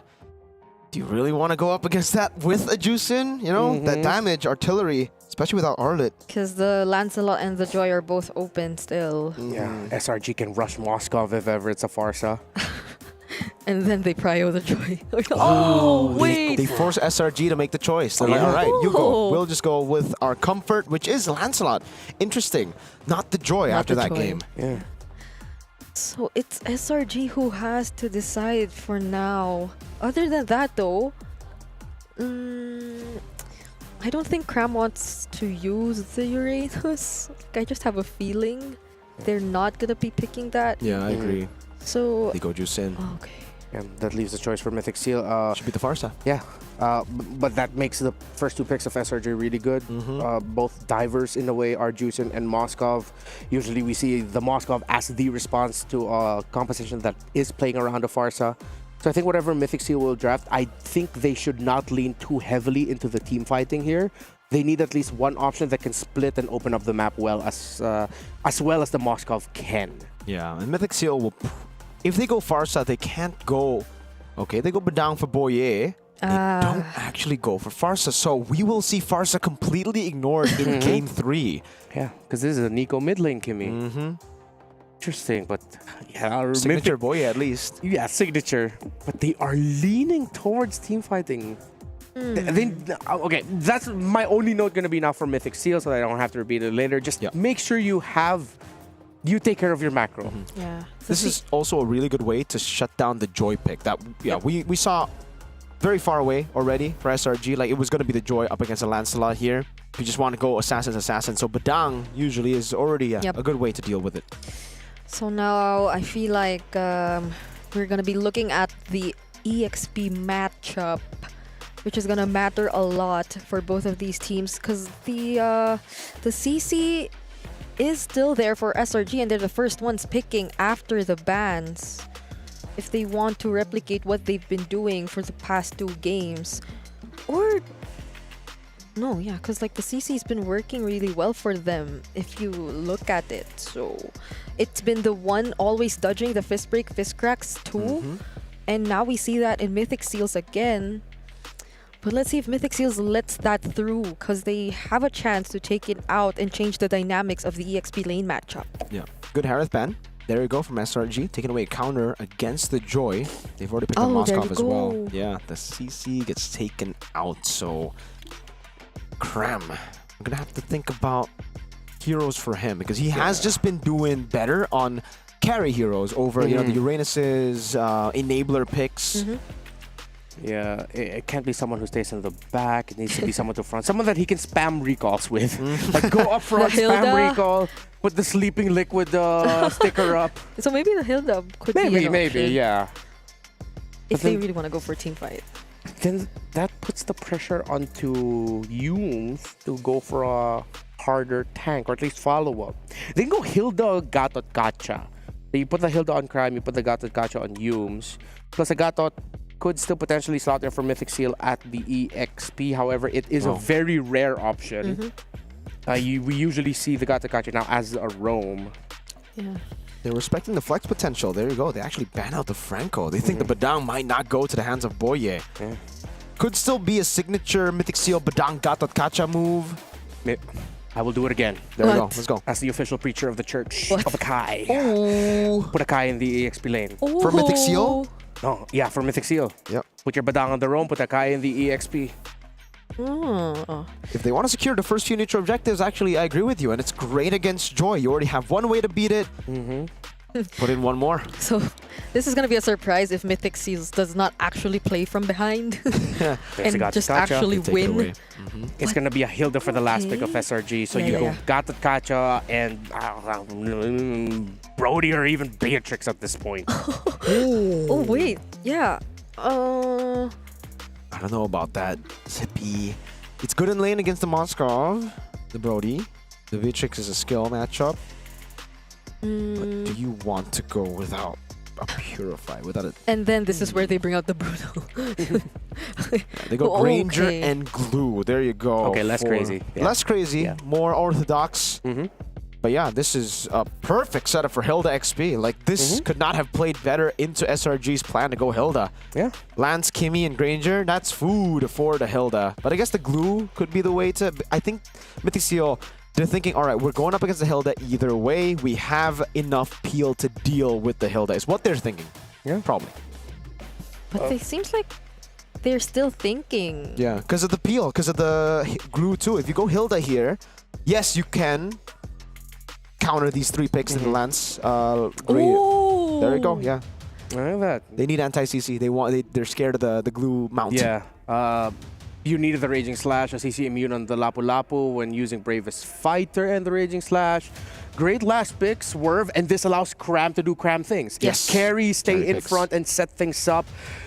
It needs a lot of communication from these two. Thank you for joining us so far. This has been a fantastic start to day number 3 of MSC at EWC. Remember, who wins this series secures the first slot into the knockout stages. Will it be the defending champions, Selangor Red Giants, or will it be the champions of Myanmar in Mythic Seal? Wherever you are, make some noise and show your love for these two teams, because I'm sure this will be an absolute banger. We agree here, me and Brig, for your second official, hopefully, crazy bang bang game. Because I don't know, game 2 was bang bang Rooney, game 1 was too, but I want this to be the more of like game 2 where both of them fight back, not just a one comeback sweep. So here we go, ladies and gentlemen. You heard what Renmar said. We're getting straight into the land of Dawn with Natan flying in the air to bring us right here. Yep. I want them to bring in the unexpected for this game. I don't want it to be a replica of the flow for the first 2 games wherein it's always Mythic Seals playing from behind and just forced to defend up until the objective. But we'll see if they're able to do just that with the minimal amount of time to reset. Okay, there you go. Very aggressive start again from Mythic Seals. Early flicker burnt out for Stormy here. And Mythic Seal will just utilize this. That's going to be a pickup. Whoa. What are you doing for Stormy? There's so much pressure. Yeah, but okay, that's the thing. They cleared the minion wave too early on, but this is the matchup we've been talking about. I feel even in the draft, finally a Lapu Lapu returns up against the Glue, and I feel like it's gonna fare pretty well for Cram, but doesn't take the fact that it doesn't take away the fact that it's annoying. Like, the Glue is gonna be annoying whatever you do. Very annoying. Anyway, it will be very, very annoying. So for SRG, they got to be careful. Whoever gets mounted will be very tough to deal with here, especially considering, again, Gatakacha, immobile roamer. If you go in with an AOG, or if you get mounted, you can't even use the AOG. I think like the Glue will just stop those AOGs constantly once you channel it. Yeah, the amount of crowd control that Mythic Seal can put to stop. You almost put in early kill onto Zippy. Things are looking good, but on the mid lane, they traded out Stormy as well. Yeah, so they get a trade. It's going to be Zippy for Stormy, but that means Mythic Seal can capitalize straight off the bat with a Turtle start their first Turtle in a game. In the series. Yeah, in the series. Ladies and gentlemen, game 1 and game 2, they lost the first neutral objective battles. This time, it changes. Mythic Seal have gotten a bit more value than SRG early on. That's what we're saying. That's a clear change in approach from Mythic Seal. They no longer want to just let go of the objectives as much as they can. Boye has the Fizz Crack but won't use it just yet. That's enough for Fumes to be forced to recall though. This is really great pressure coming in from Mythic Seal so far. Except the fact that Zippy was taken out in the bottom lane. But it's all right. The thing is about the Granger is right, the fact that, yes, you can get solo killed, you can get ganked, you can die, but you're still not going to be behind of your laner. Why? Gold Crab. You almost had like 90% Gold Crab take. That's going to be AOG. Over to the back now, Zippy! Only knocking up Nico though, and Zippy, again for the second time around, gets taken down, but a beautiful Thorn Throws catching 2 members from SRG OG. Again, Boye gets the double kill though. unfortunate for Mythic Seal. You would not want those kills to be on Boye. But technically, it's still a good trade. See, now it's weird because, like, is it a good trade? You got Zippy. I think that, you know what? Just because Boye got the kills, I'll say it's worth it for SRG, all right? Okay, okay. Because it's a kill on goal. We were just talking about this. You can be behind on the Granger and you can still come back, but that doesn't mean you go 0-2, right? 0-1, sure. 0-2, that's the limit. If you go 0-3, that should be where it ends for you still being able to hold the lead through gold, crab, and minions. Yeah, it could have been somehow balanced out if some of those went to Zippy or to the damage dealers for Mythic Seal. But then again, it will still allow Mythic Seal to keep the pressure going. This is going to be another very confident game from Boye, and we're seeing it time and time again. Now even Kun doing a lot to annoy not just Cram, but now even the other members of SRG. This is where they intend to fight. They want to bank on the idea that they can really make use of their team fight capabilities considering their lineup. It's mid prio. Stormy sent that as well. Nico, immobilization. Stormy pinned down, has a Crimson Beacon, gets away. Yums! Oh, uses the AOG but knocks up no one. Wow. And somehow Kun gets to find Stormy. Will be successful in terms of taking him down with the help of Nico. But that's already one man down for SRG. And look at that flicker of the spray coming in from Boye. Fist crack launch just in time. Sekai's is the next target. Kun is clean on this glue. Wow, what a rotation by Innocent landing the SOD. Did you see that mini sidestep from Kun to dodge away from the second skill of Joy? Yeah. Clean gaming and great response from Boye to punish a no mobility Joy at that point because he missed that skill. Now Mythic Seal the ones capitalizing on a turret up top, and they could break the mold. The pattern that has been Mythic Seal do better from behind. Mythic Seals have been scary when they've been very consistent in terms of taking back the lead when playing from behind. But this version of Mythic Seals seems a lot more terrifying for me because they're able to do this great of a job in the early stages of the game up against SRG OG and even being the first ones to convert into a structure. So it's actually SRG who's behind right now. Be careful. Look at that, right? By the way, this is what we were talking about. Look at the Granger. 0-2 and 2 still. Oh, the cancels constantly. Yums unable to pop the AOG. Finally gets it. But you can see the gold lead. Yep. 0-2, no problem. He's still just 100 gold behind, which means it's practically nothing here as they clear the wave and they're looking to go for the dive. Traction pulse. Oh, they find Stormy somehow, but Sekai's will try to disturb the members in the backline once again, looking for Zippy. There's the knockback coming in from Boye, but Sekai's still gets to walk away. So, again, going back to your point, yes. Hey, Zippy, 0-2, not 0-3, man. 0-2 is the limit. Now he's past the limit. Now it's SRG's turn to think. This is also Brigitte White. Oh, wait a minute. They're just going to mount. Oh, that's a lot of damage. No, they still have to respect the anti-CC. Yeah, this is why. Yeah. You say it's scarier. In a way it is. But in a way, it's scarier as the Mythic Seal fans too, for the Burmese people that are like, oh my god, they're ahead. They might throw. Yep. That could be a potential angle to look at because Cram goes in with the bravest fighter looking for a fight. Oh, but flickers out instead, so he won't have the flicker for this upcoming objective if ever they do want to contest. Should be a free one, but Innocent is building up, and this is just giving me a lot of flashbacks to the M6 World Championship when they were up against CFU, down, losing in the early game, but then Innocent came in with one SOD, one Innocent moment, turned things around. I think I remember that moment. But then Mythic Seals, they're gonna be careful for now. I think they too are well aware of the fact that even when things are looking to be good, Innocent has been managing the waves well, and their gold laner hasn't been in the best position so far. There's always Sekai's hunting him down. So even if you want to think that they could do well in terms of prolonged team fights, Sekai's just denies them of that because they immediately eliminate one of their major damage sources. So that 100 gold lead that existed earlier has just ballooned into a lot more and could grow into more if they don't get to watch out for Zippy from this point onwards. The big win condition right now is a capital INNOCENT for Selangor Red Giants OG Esports, and that's what they're banking on. They're just holding the other side of the map. Every time Mythic Seal make a play, make a move, they send Innocent to play cross map, get minions. Yeah. Now for Mythic Seal, can they stop that from happening by either going bot, catching Innocent, or pulling off a 4v5 and winning before Innocent gets there? Yeah. I mean, Ken was already there, so Innocent didn't try to force a fight, knowing that there was Ken. So it seems like they're trying to actually respond to the pressure right now. If you look at where Boye and Ken are going, they find Innocent. That happened in just the blink of an eye, by the way. Yep, just like in game number 2 when SRG were the ones to beat or to kill Zippy on the Moskov, now Mythic Seal do the same thing. The Lancelot's so mobile and the Badang so good. Oh, wait! Oh, forced to use the flicker because they have no Crimson Beacon.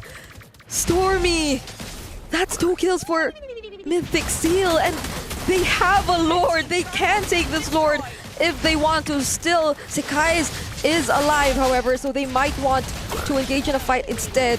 Yums has the AOG as well, but will they decide to go for it? Sekai is already being poked down pretty low. Oh, Crab jumps in! Oh! Cat in the back, that's a Spirit of Misery from Innocent, but all of them are down. It's just Cram. His bravest fighter cancel almost a steal from Innocent, but Ken secures it with retribution. Now it's Cram mounted on Zippy. Finally gets those stats racking up. 3 in a span of 1 team fight. Mythic Seal are well and truly the ones holding a position to send SRG down, but mainly to make it to the knockouts. Man, Ken on the Lancelot. Whenever he picks a hero in game 1, everybody should just settle and say, all right, that's what he's going to be playing the entire series. Because he gets better every game. Yeah, and honestly, you see how Yums struggled in terms of using the AOG at that moment too. Like, Boye timed his crowd control skills so well, which denied SRG of that potential knockup. Because those 3 members which were left, Cram, Sekais, and Yums, they clearly seemed like they wanted to contest, but hold on, Ken! Will he be able to get himself out of this? It's a no, but Cram!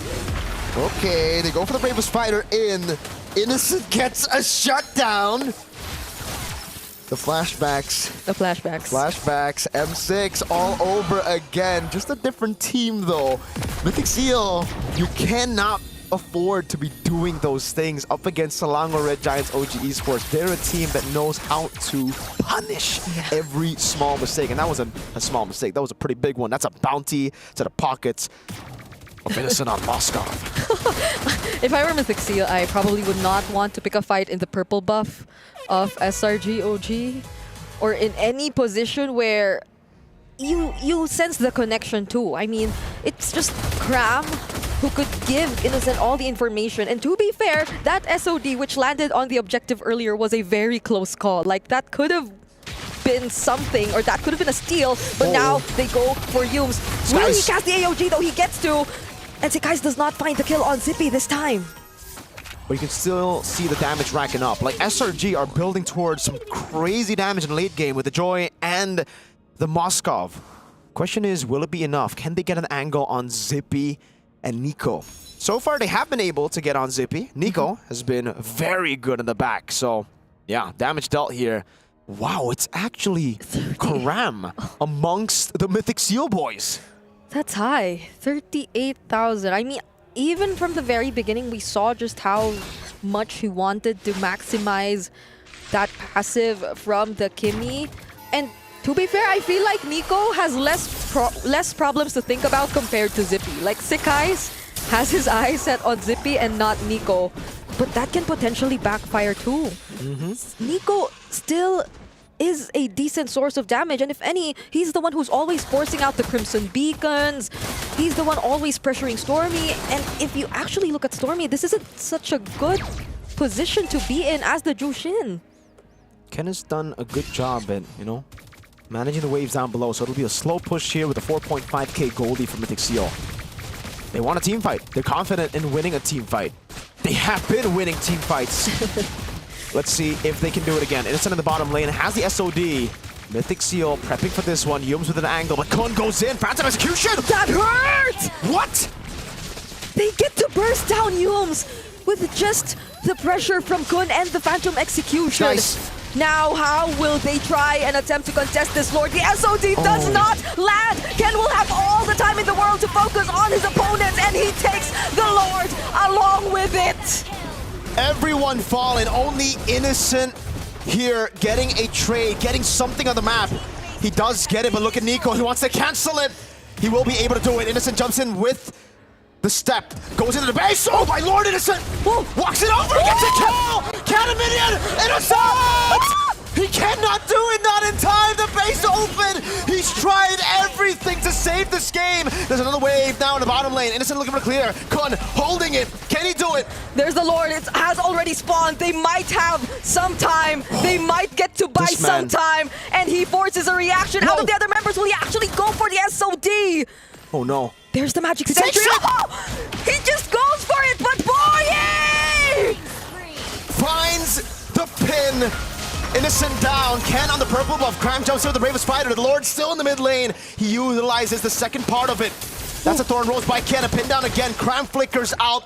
And Mythic Seal have all the tools necessary to utilize this Lord of the mid lane. Ken! Okay, Ken can't actually deal with Cram. He just needs one more hit. Boye gets it. Sekai's, Yums, and Stormy, the trio mid, they're the ones who have the responsibility of holding things down and holding things together. But Yums, he won't be able to knock up anyone. They're gonna go for the base! Silago Red Giants OG Esports fall to the dark horse. That is the Mythic Seal. Planted in game 1, fully sealed in game 3. Mythic Seal will move on to the next stage of the tournament. What an upset, what a performance. The final seal has been broken, and Mythic Seal has fired the warning shot heard across the world. They are the first team to go into knockouts and carrying the legacy of the Burmese. Mythic Seal with the biggest shocking result of the tournament so far. This is such a statement for Mythic Seal. Even from the very beginning, even when many have possibly favored SRG OG over them in this matchup, they did not make things easy for the Red Giants. They made them struggle to get the win. Okay. And the mechanics, we said it probably could be somehow a limitation, but in this game, in this series, they proved that it's actually not in any way a limitation for Mythic Seals. They've been overpowering SRG through these mechanics. At this point, they're not just dark horses nor fighters. They have launched themselves into a position where Mythic Seal can definitely be considered a contender now. The first into the top 8. When I put them in my top 8, I had conditions for Mythic Seal to improve in certain aspects, and they did just that. We'll now toss it on over to Eterna with what seems like to be Nico and Ken from Mythic Seal for the interview.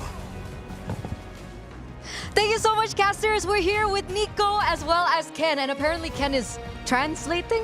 No, I'll be here. Yeah. I'll translate So, it. okay, so Ken, the glorified translator. Anyway, so welcome to the knockouts. How are you feeling about this? What does this mean for you right now, and what does this mean for your region? Because this is a major upset. You just knocked down the defending champions, SRG. ပထမဆုံးတစ်ခုအနေနဲ့နောက်ကောင်းစိတ်ကိုတက်သွားတော့ပြောပါအရင်လည်းပြောပါပြီးတော့လို့အတင်းကြီးနဲ့ဆော့ထားပြီးတော့ပြန်မလို့တည်မှာ2-1နဲ့နိုင်တာဆိုတော့တော်တော်ရင်ခုန်မှုကောင်းတယ်ပေါ့နော် We're very happy and we're very pleased with the result, but we still have more to show. And I feel like today we haven't showed our best performance. I think Game 3 was where we really showed our real performance. So I'm just really happy that we won, and I'm more excited for knockouts, for playoffs. Yes. Okay, excited for the knockout. So the thing is, this is a little bit of a flashback to M6, right? Because you guys were also able, well, Falcon Esports were the ones to take down SRG as well. So what does this mean for your region? I think this just shows just how good Burmese teams are. Even though we qualified here, it was really hard, fighting local teams. I feel like most of them can compete with the S tier teams here. So I'm just happy that Myanmar is getting the recognition it deserves. We hope that you guys will keep supporting Myanmar MLBB. And for international fans, I hope you guys watch Myanmar MPO as well, because it's really nice. It really is. It really is. Everyone is still shaking right now. Nico, do you agree with that? Do you have maybe a personal statement towards everyone for your region?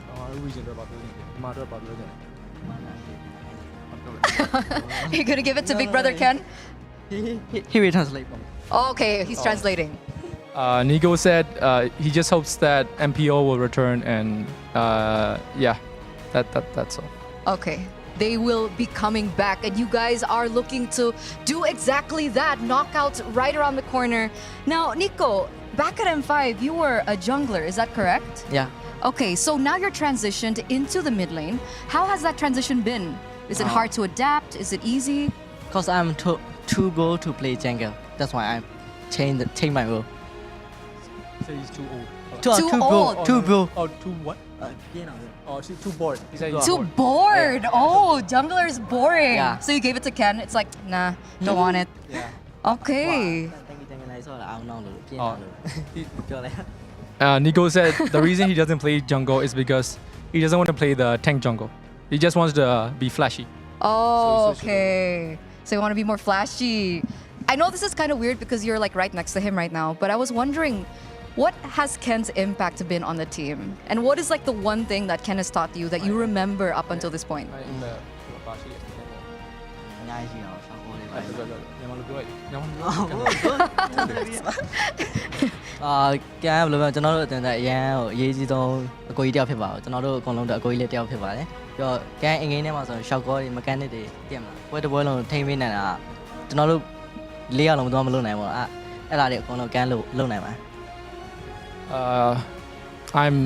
I'm old man slow hand, so I just use my macro. That's all. Oh, okay. So Old man more slow of the hand. macro Yes. style of it. Okay, very quick question to end this right now before you guys, start preparing for the knockouts. Who do you think you'll be facing? Do you think it will be Onyx or do you think it will be Liquid PH in the knockouts?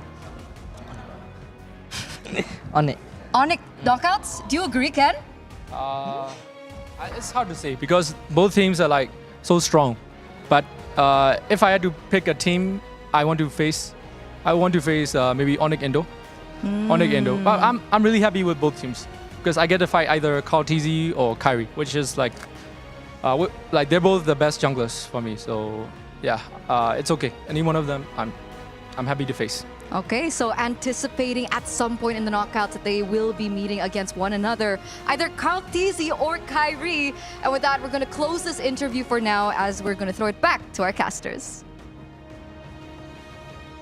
Wow, great to hear from Big Brother Ken and Nico. Short he may be in stature, but he plays like an absolute giant against SRG. Every time he would see Yooms in front of him, he was like, no, yeah, you're going now, bro.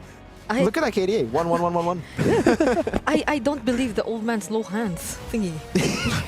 I don't think he is. If he plays the mechanically demanding mid laners like this, I think he just like he said, he doesn't want to play tanks. The guy wants to be the carry, and mid lane is the way to go right now. You get a whole lot of highlights there.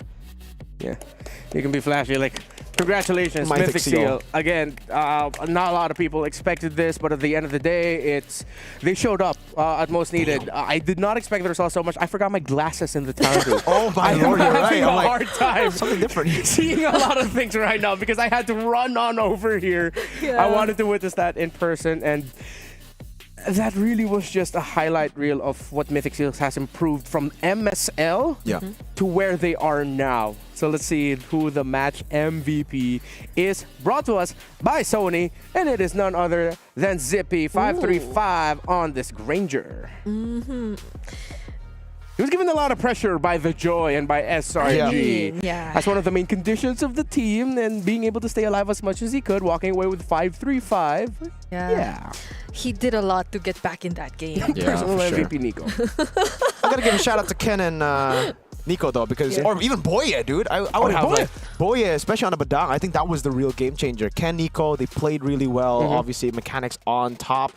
Kun on the glue too, dude. Like everybody kind of deserved it. Yeah. Everyone. I can't decide. I think Mythic Seals, they all work together so hard to make this happen. They are very together. It was I think we talked about how they just wanted to go for the team fights, and so they did. Like there was macro still. Like I don't think you can get as far without any macro, but the team fights were what really mattered for Mythic Seal, and I'm such Sure, Mythic Seal earned a lot of fans today, and they are not going to be missing out on the knockouts. And if you do not want to miss out on all of the MSC goodies available right now in the MLBB in-game client, just purchase the support chest for 20 diamonds. You can also purchase multiple support chests for a chance to get the pass and for a chance to get more prizes as well. It has been a terrific start to this Group A upper bracket. We still have one more, and it will be our match of the day between two titanic organizations in MLBB. Team Liquid, who are also gunning for club championship points alongside Onic. So this doesn't only determine a lot of what the picture will look like for the knockout stages for MSC, but how potentially the club championship rankings can look like for the Esports World Cup. Don't miss out on this marquee matchup between Team Liquid and Onic from Indonesia. We'll be back in just a bit.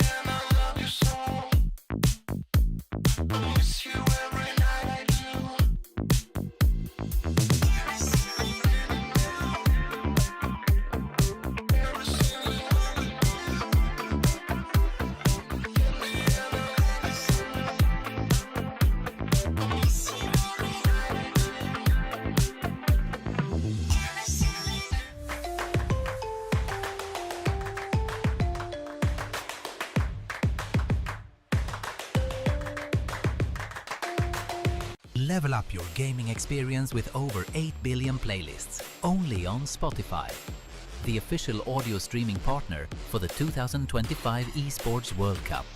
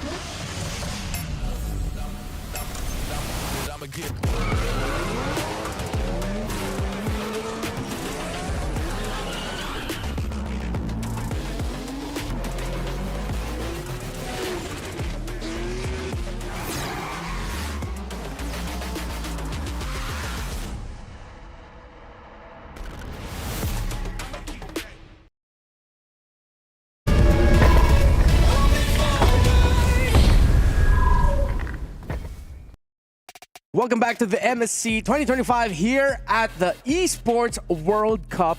And if you do not want to miss out the upcoming action for the knockout stages, who, by the way, Mythic Seal has just qualified for, then you can purchase your MSC 2025 tickets. They are still on sale, and you could just go ahead and find those tickets over on webook.com so you can be a part of MLBB Esports history live here from Riyadh, Saudi Arabia at the Boulevard at the Esports World Cup. When the knockout stages begin, it is only up until August 2, which is the grand finals day. So if you don't want to miss out, go ahead, find the tickets on webook.com. It's still me, Renmar, here with Mirko and Brigida. And now it's time. I just realized something which I told you behind the scenes. Because of the win of Mythic Seal, one of these two teams behind us will have to go through the lower bracket. And it looks like they might, I'm going to have to double check if they will have to face off against SRG. But they're going to be the same state as the defending champions, SRG. Oh man, this lower bracket. I mean, we knew Group A was gonna be brutal. Oh, yeah. But this is so brutal. Yeah, I think the winner of the loser of this match will actually have to go up against Virtus Pro or Corinthians. They're correct. So yes. they'll be able to avoid SRG, but it's weird. It's weird seeing these teams like SRG and one of these two teams go down to the lower bracket. Yeah, but now, I mean, these two teams are still in the upper bracket. And Team Liquid, Oheb himself mentioned in the opening bumper of our show that we already know who's going to be winning MSC 2025. He didn't say it was going to be them, but you know, it was his face. You already know. They're one of the favorites to win this tournament. Team Liquid are going to be going into this with a star-studded lineup. A lineup that majority of them has won world championships, multiple MPL championships. By the way, that's the GOAT Carl Teasy. Resurgence in the Sansan duo, a new duo born, Baby Cakes, Oheb and Carl Teasy, who, by the way, Oheb is also a world champion in his own right.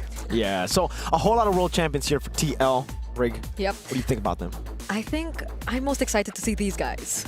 The Sansan duo, because I feel like it was in this exact same meta wherein their connection was established or was introduced, because it was all those aggressive XP laners coupled with burst mages which allowed them to really perform the way they did back then, and we're not too far from that kind of meta now.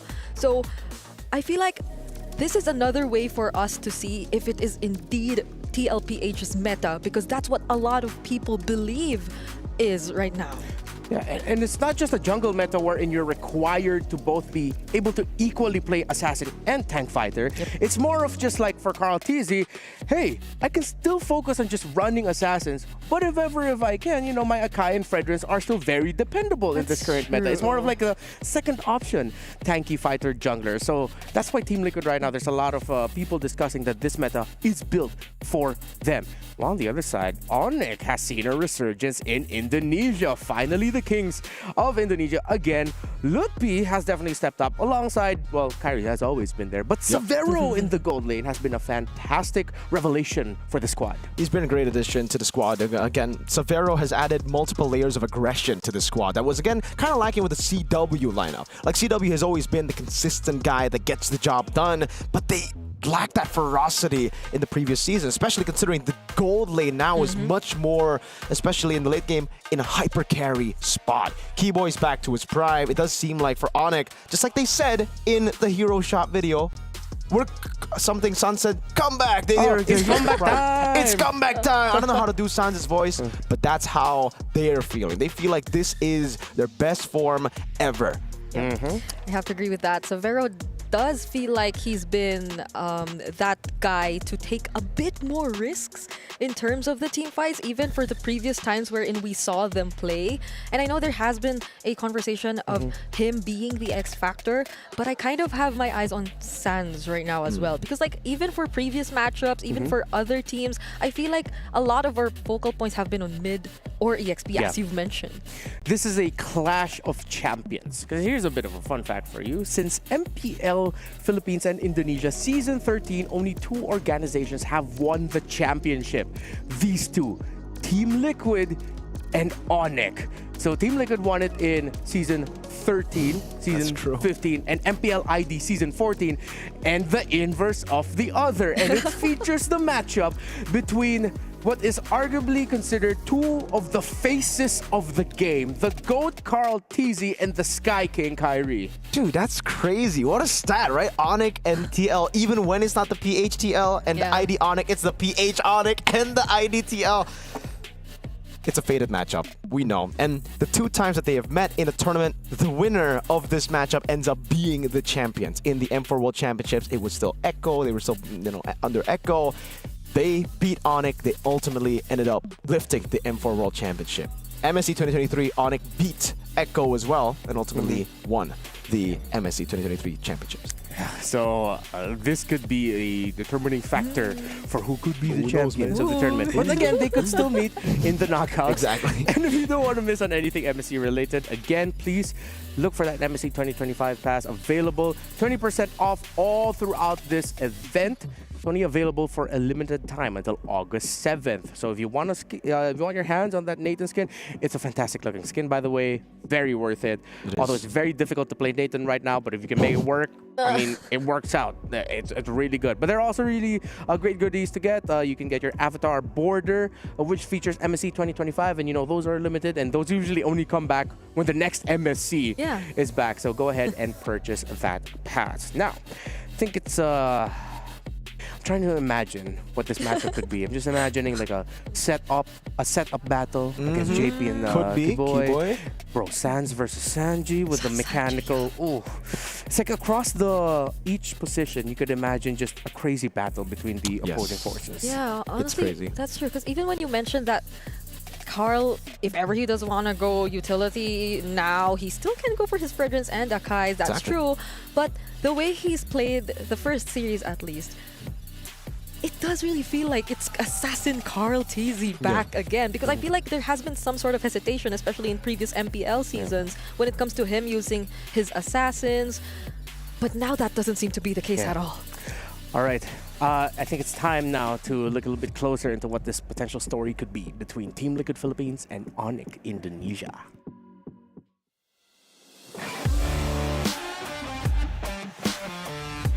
A wipeout from Team Liquid.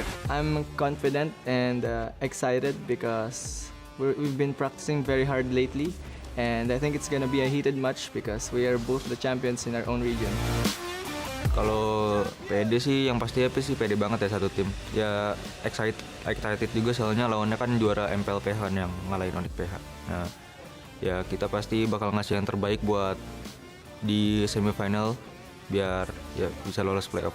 Looking for Detective, they'll clean out the lane. Onyx playstyle is very micro based because they're very good with mechanics, but us in TLPH we're very good in macro because our playstyle in Philippines is very like objective style, while in Onyx Indo, they're very like skirmish style. They always take fights even if it's early game. So yeah, I think it's gonna be an exciting match. Oh, Keyboy jumps on into the base. He gets taken out. Kalau gameplay mereka ya mainnya agresif banget lah.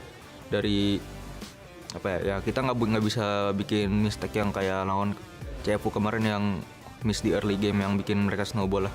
Soalnya mereka kalau udah snowball ya pressnya bagus banget. They wipe them out. A great fight for Onyx. My message to Onyx Indonesia is let's have fun and let's give the people a good fight.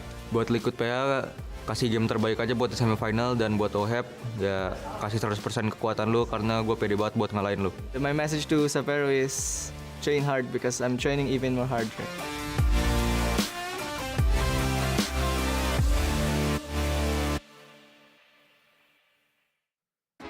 The defending champions of the Philippines, Team Liquid, goes up against the defending champions of Indonesia, Onyx. And as we head into the draft, similar to the very first series, I feel like we can look at the mid lane as a focal point between the two finals MVPs, Sanji and Sans, the chef and Gila Sans. What picks they'll end up with could determine how these two teams will be playing from the early game, because it was Onyx who acknowledged, Severo especially, they are really good in the early game. Yeah. And we have to watch out for that. Especially Turtle 1, right? Turtle 1 is TLPH TLPH way to, it's like a gateway to get that snowball going. And just like in an interview, just like what Mr. Severus said, they can't afford to be giving that over. Such a big lead in the early game, just like they did against CFU, that caused them to lose out 23-2, was it? In game 1 against CFU. So yeah, TLPH better when it comes to punishing those little mistakes. Wow, 1-1 taken out here on first on blue side. I think that's like a respect for the mechanics of Onyx, of how they fight. Team Liquid talk about how good they are with the skirmishes and team fighting, and up against a team that's great with team fighting, you do not want to give the 1-1. Liquid go ahead and pick up the Yisun Shin Rush. Sort of a way to tell. Yeah, it's like a throwback to one of the best picks, where Carl TC won his first ever world championship in MLBB. Wow, that's interesting. I mean, the Yisun Shin has always been banned out, but there are a lot of heroes actually open, such as the Farsa. I was just about to say it. And now it's Sans who gets his hands on that. But the Zetian, I wonder if they'll ever actually consider that, because knowing Sanji, I feel like his playstyle differs a bit. And when you look at how mid laners have been using the Zetian, it can be aggressive, but it looks overall defensive. I agree. I think it's more of a juice-in pick right now for Sanji, right? But it's banned out. It's banned out here, Excuse me, though, you're yeah. right. So that's why it's Onyx, they will always go Farsa when it's left open, right? And that's why they've already banned out the Juicin and the Kimi. They were forcing TLPH to make the trade. Whether you go Farsa, we pick up the Yisun. Oh, wow, this is a tanky lineup with the... But it is weirdly enough not flexible in any way. Usually you see the Baksha and you're like, all right, 3 lanes. But they pick up the Fovea so early as well here, that and with the Yisun Shin too, that it makes everyone know where they're going. Yeah, both teams have gone different routes of putting priority at the center of the map and in the EXP lane, with Team Liquid picking up a Roam Baksha, while it's Keyboy who is going to be ending up with a Roam Cho, one of his signature picks. And Sanford has been a beast on the Foveas all throughout MPL Philippines Season 15, which is why it makes sense that he's going to be going up against a CC of Onyx that, again, I love how just from the first 3 picks alone, you see how well they know each other. And they're even respecting the possibility that Sanji might go Kadita. Oh man, 3 mid lane bans. I think this will continue with 4. Actually, I don't know. Do they ban the Valen? I mean, we did say the mid laners are going to be the focal point, but I didn't expect it to be this much of a focal point. Well, at this point, that's a lot. If you want crazy, if you want quick crazy, with it. Yeah, they're very quick. They know each other so, and instantly a Harith ban. Yeah, the draft has been so fast. Yeah, is it too much to ask? Hey, Sanji, just whip out a Gushin already? Also, Assassin's ban on the left, Mage's ban on the right. What are they making Kyrie use then? I mean, they have already the Chofarsa, great combo in the... An Amon for the jungle. Gee, dude. Hey. I know Onwawa must be singing, jumping, so happy here. He's been preaching about the Amon ever since the patch drop. He's like, guys, come on, give my boy Amon a chance. And I'm like, Onwawa, no, stop. That's in your rankings, man. He was in the unused heroes chart we had earlier. Well, that's one less of the unused heroes. There you go. The Amon makes his debut. And up against this count, technically you don't have dashes, so you aren't really going to be fully beaten down by the Foveas, but this tanky lineup is scary for the Amon. Like, you're good against squishies. Against Yisun Shin, sure. Plus the Selena now, even harder to get these targets, and a Granger to seal things in the draft. TLPH, this is a great composition. Just playing pure front to back with the 2 carries. And they have a chance for potential outplays and surprising initiations through the Selena. Onyx, what's their last pick going to be for the gold lane? It's an Irithel. Classic response. Yeah, and it's a Severo comfort pick too as well. He's shied in previous international tournaments with that hero. One of the fastest drafts we've seen all MSC long. Just goes to show how well they know each other. Again, it's Team Liquid and it's Onyx. Best of 3. Winner goes to knockouts. It's your time to shine. Ladies and gentlemen, here we go. Welcome to the match of the day. This is the moment we've all been waiting for, let's be honest. Even day 2, I was getting questions everywhere saying, Mirko, are you going to cast a TLPH? I'm like, yes, it's tomorrow though. But we are here finally. Go and cast your votes in the comment section down below in the live chat. Is it TLPH or Onyx ID that will make it to the knockout stage first? They had an entire day to prepare for this match, Mirko. I'm pretty sure they've also prepared way back And that draft was a testament to just how familiar they indeed are with each other. I'd say the most unfamiliar we are with in this game would be how the Amon would play out, because it's the first time we'll be seeing it in a while. But if it's just really pure burst damage and finding targets, then I think it is going to be a pretty reliable jungle pick. Ooh, early game. Wow. What? Almost taking OHEB down, almost first blood, and OHEB still sticks to the flicker, doesn't want to utilize it to take as well here. And it does seem like for TL, they'll be happy with this. Yep. We're seeing the emblems come in as well for both of these teams. Another pull yourself together, this time in the hands of Sans. The mid laners have been picking it up pretty often so far today.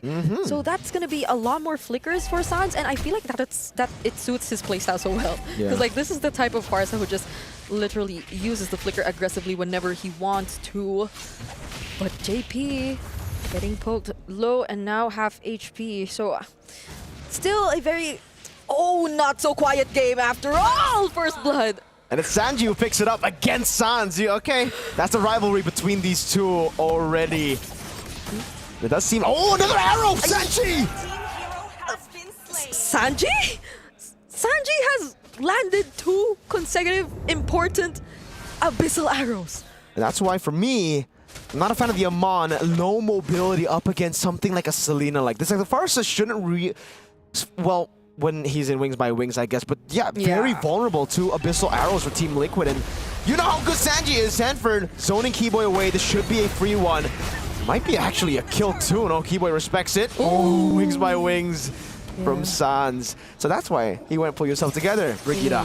Sans knows just how deadly Sanji can be, and they've literally won out the early game through Mr. Sanji. Yeah, I mean, you'd be torn between the Purify or the Flicker, but you just have to pick one. Wait, did Carry not get it? Or okay, he did. It's just the invisibility. I thought, oh my lord. It was just the invisible armor all this time. But yeah, so far, even with the amount of wave clear Onyx Indo has through the Farsa intro, it's interesting to see Team Liquid actually gain control of it. I mean, those were pickoffs after pickoffs too, and now we're seeing the rotations come in. Even though we expect fast rotations as well from them, you're always on your toes knowing that Team Liquid has the early game. And I feel like even Savero pointed this out before we headed into this match. You cannot give them the lead because they're a team who just doesn't let go of that lead. But it's not like they were giving the lead. It's Sanji forcing the lead out of Onyx. And, you know, sometimes you just can't help it. When an Abyssal Arrow lands twice on 2 prio targets, you just gotta take it and try to come back in Turtle 2. And that's what Onyx are doing right now. That's why they're playing super safe, extra safe, after seeing how accurate Sanji can be on the Selena in the early game. So let's talk about these individual lanes, because it's interesting to see that the Savero hasn't actually been winning out this lane entirely. You'd expect the Irithil to be the counter here. Both teams have been rotating into the bottom lane. OHEB doesn't have Purify, so could be an angle to gank, but JP is just too clean with those rotations, always covering these angles of attack away so that Onyx can't get OHEB. I mean, it was great that he was able to recover, because earlier on, I think in the first minute of the game, there was an early rotation from saw OHEB being poked down very low. So it's great that he's able to at least come back in this game, manage his lane a bit better, but he fully respects that this matchup might not indeed be that favorable for him. Onyx ID have their eyes set on Sanford. They might try to burst him down. There goes the third airstrike. Will he get away with this? The other members of TLPH actually make it! And Sanford survives. Sans able to flicker out of the Abyssal Arrow earlier. Kai joins in. Abyssal Arrow landing! Keyboy providing the cover as Sanji again is the man you need to watch. Sanford survived that. And it's TLPH with a win again. You can see the lead getting too crazy now for TLPH. Carl Teasy was already 2 levels ahead. Now he's going to have a smoother road in his own jungle, just clearing things up as OHEB picks up the gold crab and will push this lead even further. JP down below, Sanji too. Yeah, you kind of see where this might just be going, because the Yisun Shin is having a pretty decent time early on. Will Keyboy actually find a target, though? He lands the way of the dragon onto Sanji, but Sanji, he just won't go down. The endless shards won't even be enough to take him out. Savero tries to deal with the other members with a heavy crossbow, but there's a clear lack of damage still from Onyx ID. Yeah, Kai popped in the ultimate, was not able to get Sanji, and that's a squishy member, so this is a problem for Onyx. They're just lacking damage in the early game. All of the kicks have not resulted in kills, and it is really bad for Onyx. They kind of need a snowball going for this jungle. Savero's doing damage at least. They were almost able to get a few kills, but almost is never enough. TLPH have been the absolutes in game number 1 so far, and that's a concern for Onyx. Kind of like a victory dance for Team Liquid. Sky Piercer done quite early in the game for Mr. Oheb. Yep. I mean, Keyboy, he's had some very decisive way of the dragons. He spots out the likes of Sanji. He gets to use them and land them on these heroes. But again, I think it's not just the endless shards, right? Even the Feathered Airstrike can't provide enough damage just yet towards the members of Team Liquid, so they'll have to play things a little more careful, even trying to go after Lutfi, forced to retreat under the turret. This is a massive problem if even the EXP laner is struggling this much with just the presence of Carl TZ and Sanford. Yeah, Carl is building up to be a monster right now, scaling very well into the game as Onyx continue to do that too. They still are scaling up. It's just, right now, they gotta scale faster. TL are doing it at such a rapid pace that Onyx might actually get outscaled. Keyboy jumps in with Jikundo and the way the dragon cancelled. The Dark Wave actually cancels it. Endless Charge this time gets to take Sanji down, but JP finds the kill onto Keyboy and is blocking the path of Savero as well. Oheb also makes it to the fight. Carl looking for some targets, but they find Savero! What a Dark Wave with the flicker. Savero kiting away. Oheb with the shot. Savero taken down. Luppi now pops into vengeance. Oheb caught in the bad spot. Dark Wave landing onto Sans. Sanford gets him down. Now it's a shield unity. How did they put themselves in this spot? Now Kyrie is finding the way to clap back. Infernal Pursuits coming in for Sanford, but that won't help him get out alive. It's such ripple for Lutfi this time. That's the fight that Onyx ID have been hoping for since Turtle 1, and it finally opens up in Turtle 3. Keyboy doing a good job at zoning. Carl still able to secure the purple as Kai gets the turtle. Gold lead now down for TL to 1,000. Let's take a look at that fight against Sanford.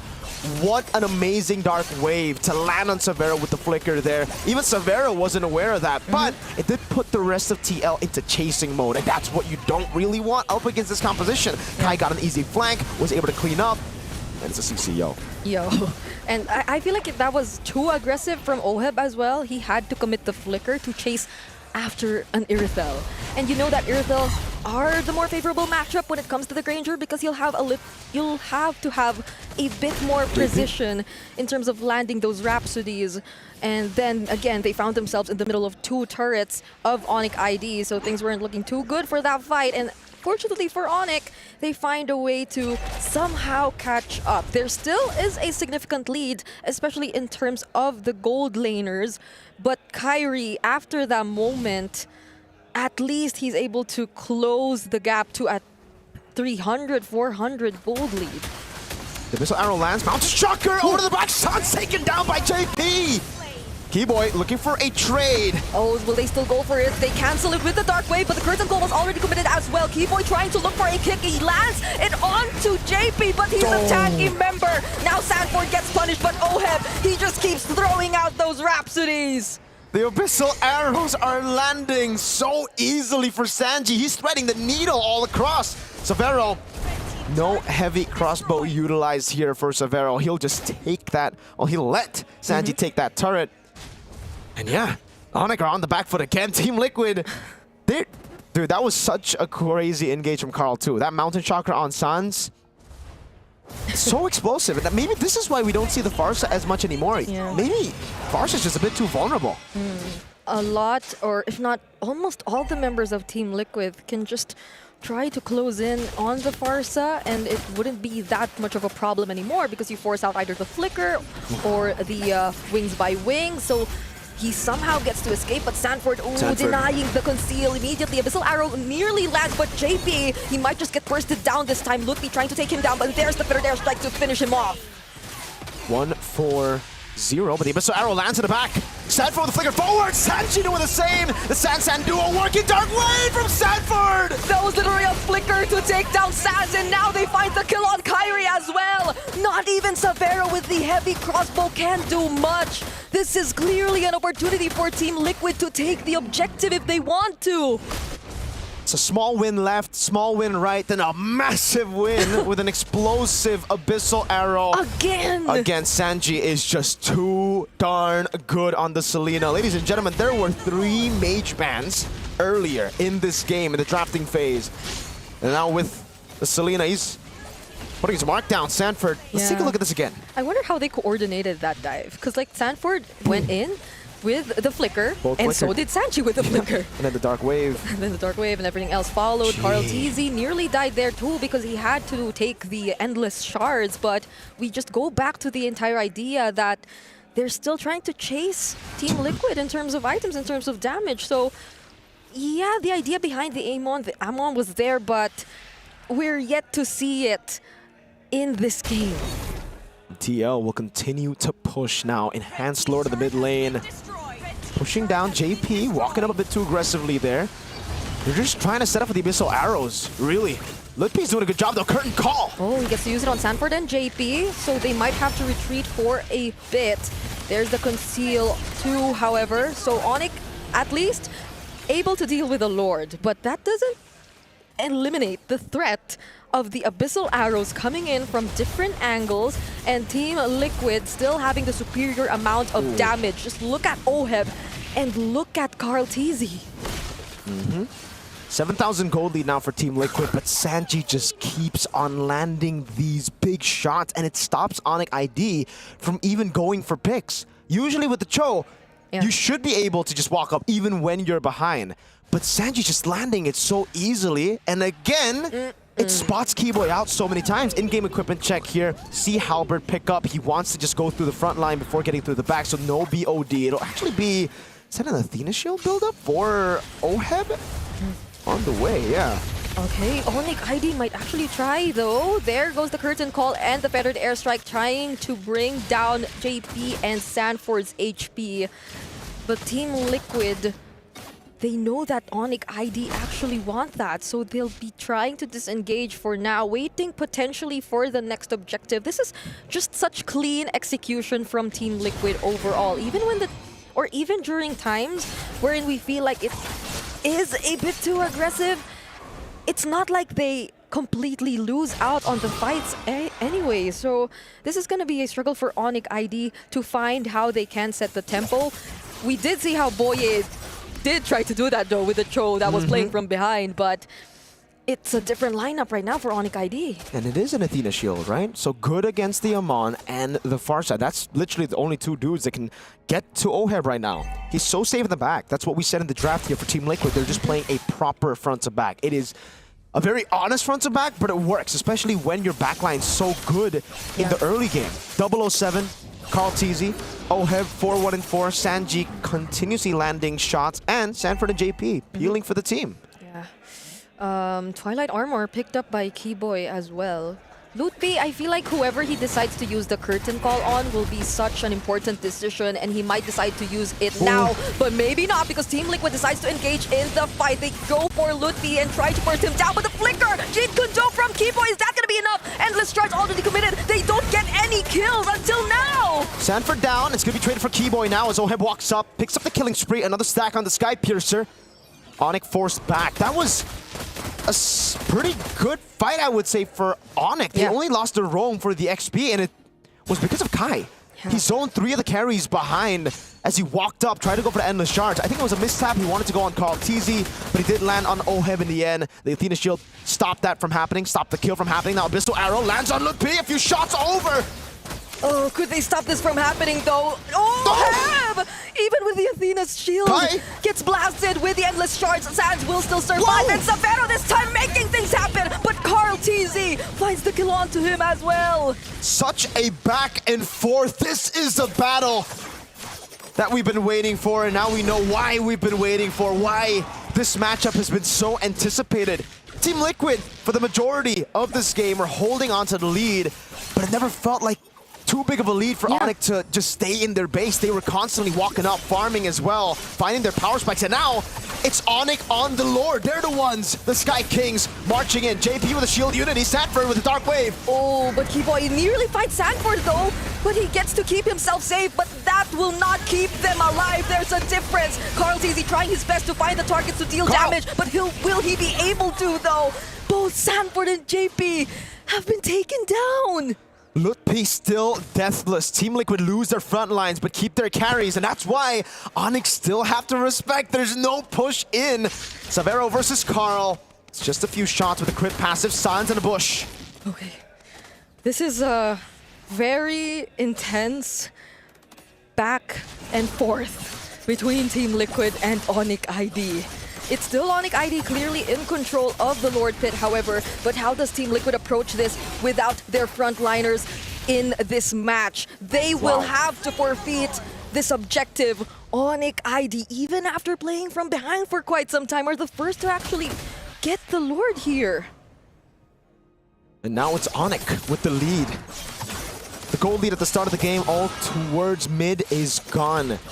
Great item with the Athena shield, but I guess that's why they still went him on, despite knowing there are a few items that can counter it. It just goes through, dude. Yeah. Like, he's gotten to a point where he's just penetrating through the magic defense. And this is why Divine Glaive and the Genius Wand is shielding into the back line. A full dive on Sans! Oh, they successfully eliminate Sans, and Carl Tizzy goes and finds Kyrie! The Lord in the hands of Onyx, but TL don't care! They go and penetrate through this composition of Onyx against all odds, and they dive in. Lord up top, but 4 members still in the mid lane. Sanford decided to recall now as Keyboy looks to push in. I want to see the wave in the bottom lane now. Savero dodging with the Abyssal Arrow. Yeah, he has the heavy crossbow. They gotta be mindful of that. They can still potentially find a way to deal with the incoming waves, but they're still gonna attempt nonetheless. But Savero and Keyboy, they do successfully defend. Might pop the immortality, and there you go. But JP, he nearly got his pop too. This is MLBB right here. This is MLBB. High-level MLBB. The two teams we've been waiting for. I gotta say, my expectations have already been exceeded just a bit. Let's see if they can continue to do so. Damage dealt ranking now, Lutpi, 63,000. And then a whole lot of TLPH members. So Savero, Kyrie, and Sans, they gotta start stepping up in this game, because right now, it's just getting really, really tough to get through this front line. Yep. We did see, however, the potential angles from which Onyx ID can work on to find at least an advantage in the fight, because again, if the curtain call is landed onto either JP and Sanford, or both of them better, then you just keep them from protecting their teammates or setting things up for Team Liquid themselves, then that just gives easy access to Kyrie, which I feel we saw earlier in the top lane, to look for his targets. There has been some targeting issues in that instance, but if it were otherwise, then things could potentially be better for Onyx ID this time, especially as they only lack a single item for Kyrie to complete his build, and Savero, on the other hand, has completed his, even has the Wind of Nature. So I like how the gold laners really acknowledge that they have to keep themselves in the fight, much to a point where we also see an Athena's shield, but proccing the passive is gonna be critical for OHEP. Holy Crystal done for Kai, Divine Glaive for Sans as well. So we were talking about them having to get more damage to actually go through the front line. There you go. Holy Crystal, Divine Glaive, they have more penetration, they have more brute force damage on Kai with the Holy Crystal. Good Shenpu from Keyboy, might be going for the pick now, goes for the Jikundo, doesn't actually end up going for the way to Dragon. Good Abyssal Arrow stops Keyboy in his tracks. Yep. But the wave up top is favorable for TL. That's slow push. Yeah. And Lutpi at least still has his curtain call, and they didn't want to go for JP. They knew that there were other more important targets to go after. They blocked Keyboy, they deny him of his attempt, and somehow Sanji finds Savero, might be punished too, but Kyrie, he's next. There's a flicker from Sanford, but Keyboy and Lutpi, they baited him out. Now JP caught in the tough spot. Lutpi walks back up. Keyboy looking for the Jikundo. Will be able to get it down now with the Chunpu as well. Immortality down for JP. Lutpi zoning them in the back line. It will be JP falling as Lutpi continues to the chase. Doesn't have the curtain call just yet. Pops into vengeance. Chases down the goat. Carl buys the immortality and gets away. Keyboy! Oh, but there's a flicker. We have the Dragon and the Fettered Airstrike. Still has the Traceless, however, but Kyrie gets the last hit. Wave up top crashing. Onyx need to deal with it. That's going to be a whole base turret taken down. Can they go for it in time? No. It'll be a base turret take for Team Liquid, but Onyx win the fight. Oh, what a back and forth from the two champions. This 20-minute game, I feel like it hasn't been that long even because of just how the back and forth has been feel like 20 minutes, going. I agree. It doesn't feel like 20 minutes, but okay. That was such a play from Sanji, yes. But I feel like Team Liquid could have been a little more careful because they already had the Lord. But there was still a flicker from Sanford to try and engage for Onyx ID. So that might have cost them this situation that they're currently in. And now in the live cam, they're still trying. Okay. Yeah. This is insane, MLBB. It really is. I don't know if you guys caught that in live cam view, but JP popped into conceal and had a battle of invisibility. Like JP was trying to catch Kai. Kai was invisible. They were just sidestepping each other, dancing around. Takes two to tango, and both of them knew the assignment. Gold lead gone. I mean, the gold lead really hasn't been relevant at all in the last few fights. So now the big advantage for TL is the fact that they have a slow push into Onyx space for free up top. Bad news is, it's not the far lane, so Onyx can still deal with it constantly. What is Sanji trying to build here? Could it be a winter crown for his Selena? So he could put himself in a little more, I don't know, dangerous positions. Oheb picks up the War Axe too, adds it to his build on the Granger. This is the point wherein we'll probably see a lot more item swaps here and there. I mean, even that clutch immortality from Carl TZ, that was definitely something. But this is going to be the 20-minute mark Lord that they are going to fight for. Yeah. Oheb has sold his boots for a War Axe, so additional sustain to deal with Onyx ID's burst. For Severo, he's also sold his boots. He's bought the Windtalker, I believe, earlier. So additional movement speed from the Windtalker. Some damage, there you go. From Carl Sanford jumping in on his Sans. Sans a flicker. Jumps with the Winter Crown as well. He gets to intercept the Wings by Wings, but now it seems like Team Liquid, they're feeling the damage from Onyx ID, but no, wait, it's actually Kyrie who's first to fall. That's a lot of damage coming in from Severo. Nearly takes down JP, but he survives. How on earth did they find Kyrie in the midst of everyone else? How on earth have we only lost 2 members? One from each. Kai dying, yes. Sanford dying too. The Battle of Winter Crowns and a missile arrow landing. If he was ready for that, that could have been different there. But yeah, Sanford jumped in with the Infernal Pursuit and then popped in with the Winter Crown. Same goes for Lutpi early with the Curtain Call. Keyboy walks up again, puts down the Curtain Call, will be able to go for the chunk. Abyssal Arrow, that's a shot poo into it! Yeah, they already used the Mountain Jumper as well, but Cairo TZ still gets the last hit. Somehow though, Severo, he seems like he has enough damage to deal with the remaining members of Team Liquid! But back to Shield Unity! JP gets away with 1 HP, you can see that smile! A smirk from the man who's at fault. Team Liquid have found a way to win that fight, to secure that objective for themselves. The moment they were able to take out Kyrie, that was already a massive win for them heading into the fight. So now Onyx ID will have to rely on their defense, at least for Severo though. He does really have a lot of damage to bring out, but he cannot let the Abyssal Arrows land. He cannot let any other member of Team Liquid interrupt his attempt to defend for his team. And the problem right now is, Abyssal Arrow landing, Sanford jumping in! Oh, they actually tried to burst down Keyboy, pops his immortality, but JP might get punished here. They still don't get to take down the turret, and Onyx ID have clearly capitalized on that. Lutpi trying to make things happen. Cartesi receives the endless shards, and Kyrie finds the kill! Another turn, Onyx defend! Flashbacks to 2023 MSC when Liquid got all of the Lords constantly, but Onyx just defended over and over again. Liquid have gotten 3 base turrets, so yes, they lose 3 members, but it's still worth it for them. Those 3 members will spawn, the base turrets will not. I don't know about this. Was this necessary? Did they really need to do that? And if they wanted to, I think they should have just done it around the Lord. Oh, Keyboy with a kick over to Sanji. No one there to follow it up in the live cam view. Yeah. And then, wait, they want to go for it. 3 members still down. Onyx! They have 2 minions alongside them. Feathered Airstrike to zone out the other members, and they will just go for the base! Onyx! The Sky Kings take the game from out of nowhere. They pull it down. What the heck? Okay. Inhale, exhale. But I'm not gonna take it easy and breathe because what a performance by these two teams. Clearly though, Team Liquid a little bit more over-eager in multiple scenarios all throughout, while Onyx ID were forced to play a little bit more counter and responsive, which they were able to excel at. Brigida, how many times has this happened in MPL Philippines Season 15? Where Team Liquid, looking to end, looking to push with the Lord, dives under turrets and lose way too many. What a read by Onyx. A lot.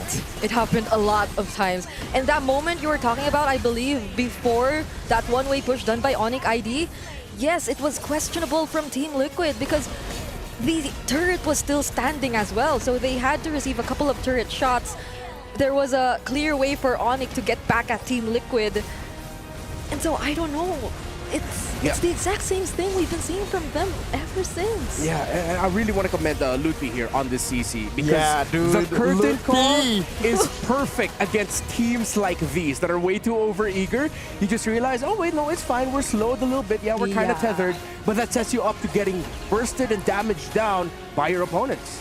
I just want to I want to watch this replay again and let the game sink in, dude. That was such a good game of MLBB. One that it's been a while for me, at least, to watch this kind of MLBB that I'm like really proud of. I didn't feel like I casted I didn't feel like I casted a 24-minute game at all.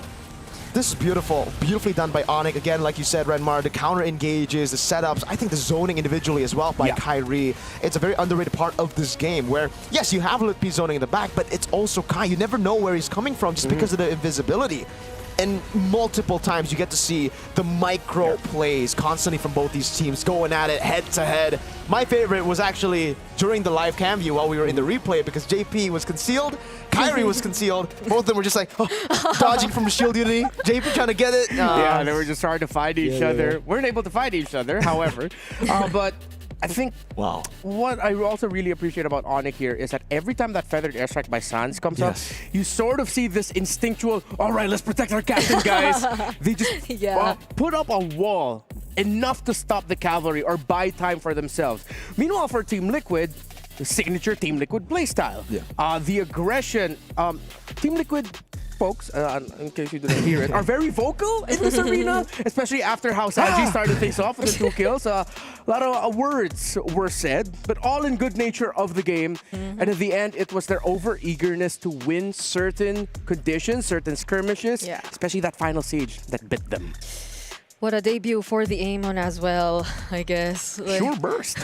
It's sure burst. It did struggle a bit in the first few minutes of the game, or it lacked in terms of the damage, but once it built those magic penetration items, I mean, the mere fact that you're able to force your gold or the opponent gold laner to build an Athena's shield, that's probably something, right? Because it could have been more damage for Oheb too, I guess, but then you literally forced them to play a bit more defensively. And this is where you get to see why mid laners have been going pull yourself together even on heroes that you wouldn't expect them to, right? Usually you see the pull yourself togethers for the Petrify mid laners, but here, back-to-back games, Nico in the previous one with Jusin, here, Sans with the Farsa, goes pull yourself together for the flanker. That was Keyboy, by the way, the one that goes, ow! That's his thing, he does it every time in MPLID.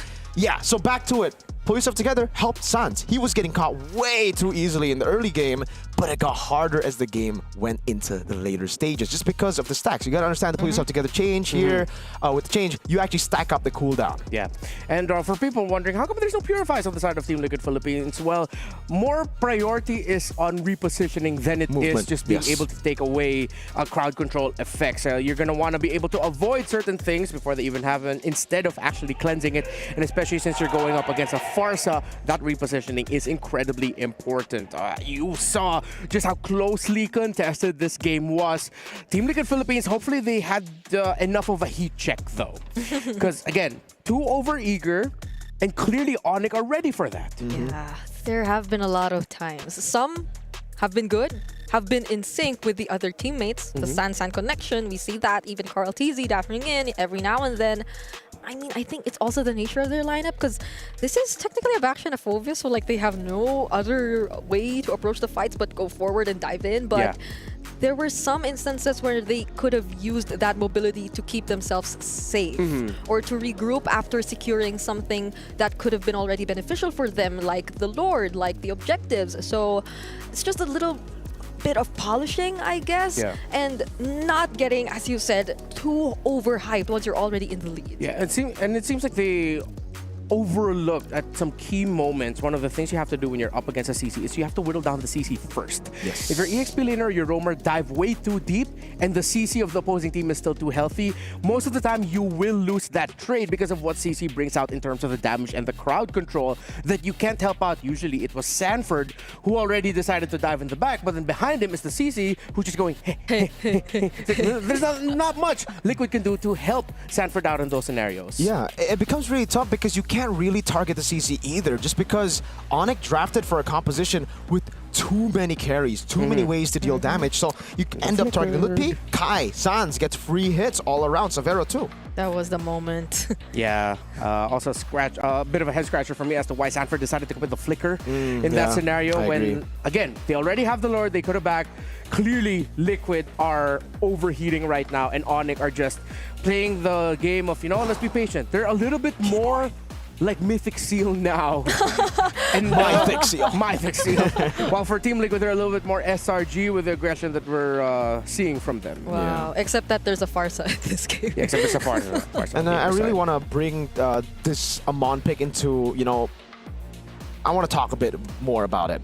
So in the past, against Yi Sun-shin, it's been always really, really good to have an Amon, like Endless Shards. You have a target skill, and usually the only way to deal with it is Winter Crown. You take it like a boss by buying Athena or Immortality, or just die. Yeah. Right? Like, so on the Yi Sun-shin, you have a dash, you don't have a blink, so there's absolutely no way to get out of it. In the past, it was a way to counter the Yi Sun-shin, and I guess that was the angle. Yeah.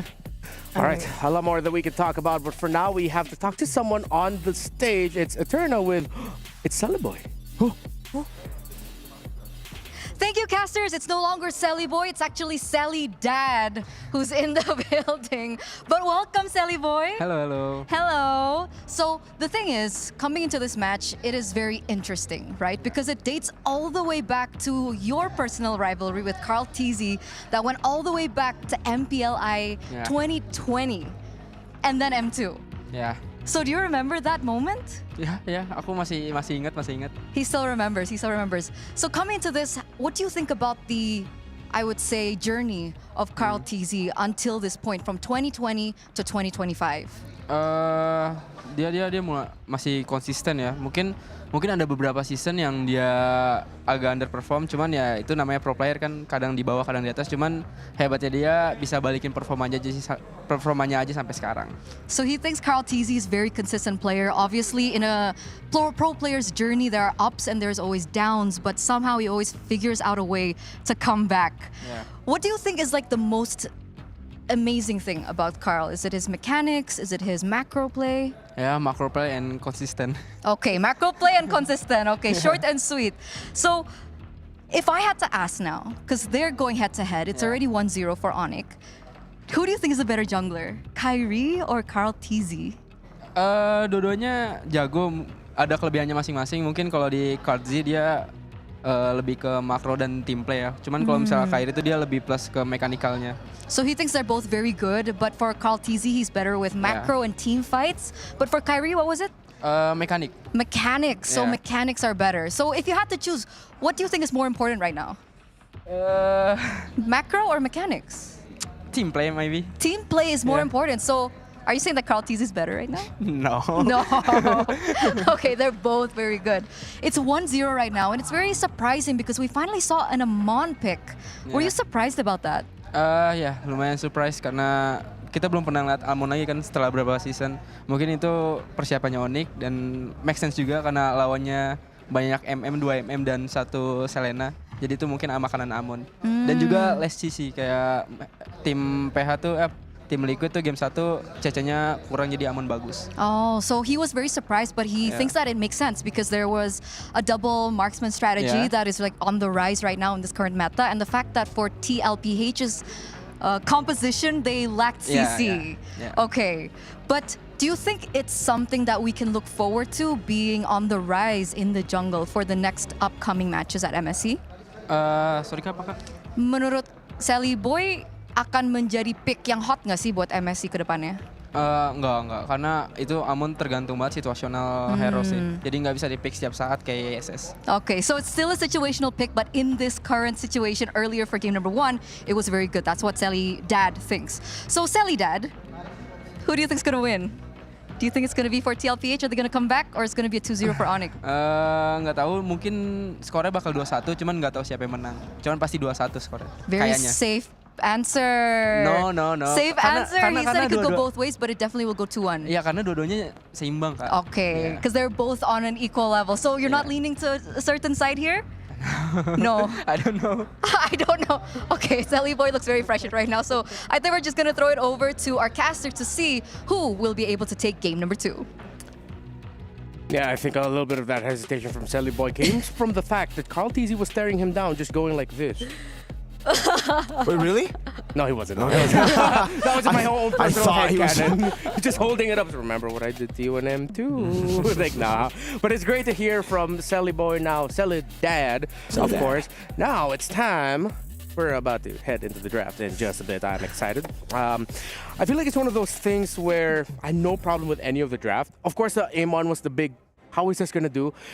But it worked out incredibly well for Onyx. Not in the early game, but once he had his items, it did the job of like, the moment Oheb or Carl TZ get close enough, or even Sanji, instant burst. Yeah, it was a draft that I was okay with, even with the speed that it went by. Yeah. Because it was so fast, the answers just kept coming in, so... I'm wondering if that's going to happen too for game number... I mean, it's very likely that it will, though. But like, whether or not there are going to be surprises again, like the Amon, or will they still try to focus on a certain player and keep banning his hero pool? Because for Sanji, at least he still had the Selena. But even now, you think about it, they took out the Lancelot, they took out the Hayabusa for Kyrie, but he still had something else. It's always going to be the case here when you have 10 of these players playing here. There was a question in the chat, are these 10 players even human? That's a good question to ask right now. We are going to be... Well, the fact that they both made mistakes technically means they are human, but they might be demigods. Yeah, that's true. That's true. Let's see if it'll be a much cleaner performance this time around. Liquid are still focusing on their bans on Kyrie, while Onyx are really looking at the bans onto Sanji. Wow. There aren't even any other roles that are getting banned just yet, so all those... Jungle versus mid. Yeah, the Phoviuses are still open. I mean, it was open earlier too. The Yi Sun Shin, not anymore, I guess. At this rate, we're going to see Sanji play Eudora and Carl TZ play Argus. I don't know. Yeah, honestly, Phovius gets banned out. There you go. So they might be trying to set up for like a Lancer Joy. Yeah. They could also have a... I think with how Liquid have been playing, Onyx might even be considering Harith a little bit down the line. Could be one of the reasons why they also set it up with a Phovius ban. Because when you're up against a team that's clearly overheating and just diving on you whenever they can, Harith is one of those heroes that could actually shine in those scenarios if they cannot get to the Harith at the right moment. What about the Kalea 2? It was banned last game. Well, they banned the 1-1. They gotta respect it. Savero played a mean 1-1 in the MPOID Grand Finals. Onyx, will it be the first Prio, just like they did earlier? Or that's why they banned the Phovia. Setting up for the Arlet. Could be the Fredrin. Could be. Could be a strong combo. Liquid need to... I think could be good for Liquid if they go for formation that's a little bit more spread out. They can take individual micro fights in the bigger picture of a team fight. But now they're going to be playing around something static. They play around the Farsa for Sanji, and well, Carl TZ gets his Lancelot. Yeah, a big gamble again, picking up the Farsa against the Arlet. Yeah, and then the Lancelot, knowing that there's going to be a Fred, and most likely a Fredrin and an Arlot on the other side. It doesn't have to be a Fredrin. Kadita early. Oh, no. And the Fredrin as expected. There you go. Onyx are going for the kill. They want to end it in game number 2. They're going for the signature picks here. Yeah. Kadita. Lutpi on carries. He's a different beast when he's on carries, and it does seem like they're just putting all their marbles on Lutpi, being the main man on the Arlet and previously on the CC. TL, what do they pick here? I think go gold. Did they go gold lane here? But they go gold lane, then they can try to stop Severo's picks later. Yeah, part of me is thinking maybe EXP Prio. I Yeah. mean, CC and CC Glue are both open, but Glue, yeah. yeah, because they're still going to be red 4 anyway, so they can pick their gold laner later, but they still go for the Baksha for JP. Unless it surprisingly goes EXP, but not a lot of teams do that anymore. Not anymore, yeah. I want to say that I like Team Liquid's heroes because of just how signature they are so far, but the Kadita into the Farsa, the Fredrin, into the Lancelot, and the Arlot into all of these just look too good, because even the Baksha could get punished by the final slash. Exactly. It's a different dynamic. Liquid clearly have a set game plan for Sanji and JP. Be aggro, dictate the tempo, stop Kiboy and Sans from getting into the spots that they want to get into. But then you're up against so much crowd control, one of them being a Petrify even, if Sans decides to go for it, or if maybe even Kiboy ends up becoming the Kadita surprisingly. So Liquid still, same, they need to temper their tempo. Still trying to think of what like Onyx want to pick in the gold lane. Do they just go for like a safe Granger if it's not banned out? Because they already have a crazy amount of... But no, the Lancelot will just get to him, no? Yeah. But there's so much dive in crowd control that maybe you can just pick either the Granger or anything static, really. As long as Onyx talk about them making sure that someone is with Severo, they should be safe from Carl TZ. Could this be a Claude angle too, if they really just want to dive in against the Farsa, right? Yeah, that's a possibility. Although Moskov is also still open. Yeah. Which I think Liquid might want to consider stealing away. Yes. Yeah. Thinking about the Moskov too, honestly, but Onyx so far have banned out the Lapu and Uranus. I was hoping to see the Lapu from TLPH in the latter portions of the draft, but now they might want to ensure the matchup since they've been limited this much. So is it gonna be the Moskov or the gold lane pickup here for Oheb, or... I think at this point they build for their draft. They can't be too concerned about like denying picks. They need to just build for what they're strong for. What they want to. They want some crazy map presence. They said macro, you pick up the Moskov. Yeah. If you want to focus a little bit more on making sure your team fighting is strong, good, and set, you pick up the glue later on. There you go. Moskov pick for TL. For Onyx. So where does the Arlot actually go? They could still just go for like a Harith too, right? Yeah, we did pose that possibility earlier. The Farsa. That's the tough thing. And then the glue will be there. Could just be another Irithel. If it's just the safest option, then... Hilda. Rome. Yeah. Against the Farsa and the Lancelot. There you go. You see the players go for the high fives. It is going to be the Claude for Onyx to dive in, breaking this front to back. I'm liking the draft of Onyx a little bit more. Even if Liquid decided to go for a glue, not a lot of picks will change how this might turn out. Onyx have drafted incredibly well. We called the last 2 picks of Liquid. Got to call the Claude. Great. Onyx, though, might be able to take this out. Mechanically demanding, but that is their comfort. Liquid, they have to play a much more conservative game. Balance out the aggression they showed earlier, lest they be punished by all the crowd control and damage that Onyx has. It's match point for the Indonesian champions. Will they be the first team to make it to the knockout stage after Mythic Seal? Or will Team Liquid force a game number 3? It's a give and take, really. If Liquid tone down the aggression, they lose out on the early game. And I don't think you want to give this composition in particular of Onyx the early game. At this point, it comes down to just both teams playing towards their strengths. See who's better. It's mano a mano as we get ready to jump into the Lanadon one more time for the people back at home. Are you part of the Cavalry or are you part of the Sonics? Leave your votes in the live chat below. TL win or Onyx win as we dive into the Lanadon with Natan flying over. This is literally them playing to their strengths, banking on their comfort picks as well, but apparently it's an XP Hilda and they roam our lot for Onyx ID. So it seems like the aggression nonetheless doesn't change. It just has a little bit more of the element of crowd control too, and surprise in the mid lane, which I feel like you'd have to be careful of if you're Sanji. I mean, he does have the Purify, that's one, but you don't want to have to use it every now and then because of the final slashes and because of the knockups from Sans. Good take by Severo there. Master Assassin for both the gold laners. Pull yourself together again back-to-back for Sans in the mid lane. Everything else does seem quite normal. Nothing out of the ordinary. Yeah. I guess what's interesting to me is the fact that we are getting a Hilda XP instead of the Hilda Roam with the Arlet in Roam. Because with the Fredgen, you usually want more damage on the Arlet.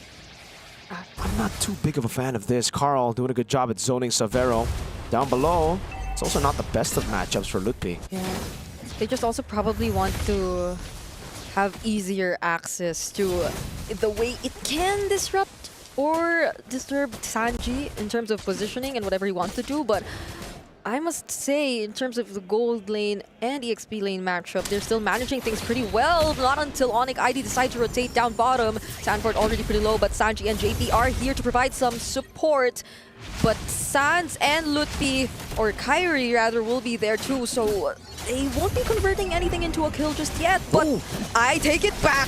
Sanford will be the first blood. Great pick. Sans waited there, put up a camp basically, set up a tent, just waited there, got the kill, now has Bird of the Ocean. It's an invade onto the Lancelot. This should be a free turtle. Yeah, retry use for Carl. Ooh, a lot of pressure coming in from Onyx ID, from EXP lane, all the way to Carl TZ and his purple buff. Keyboy just keeps going at it, uses the final slash onto JP. There's the knockout from the Breath of the Ocean.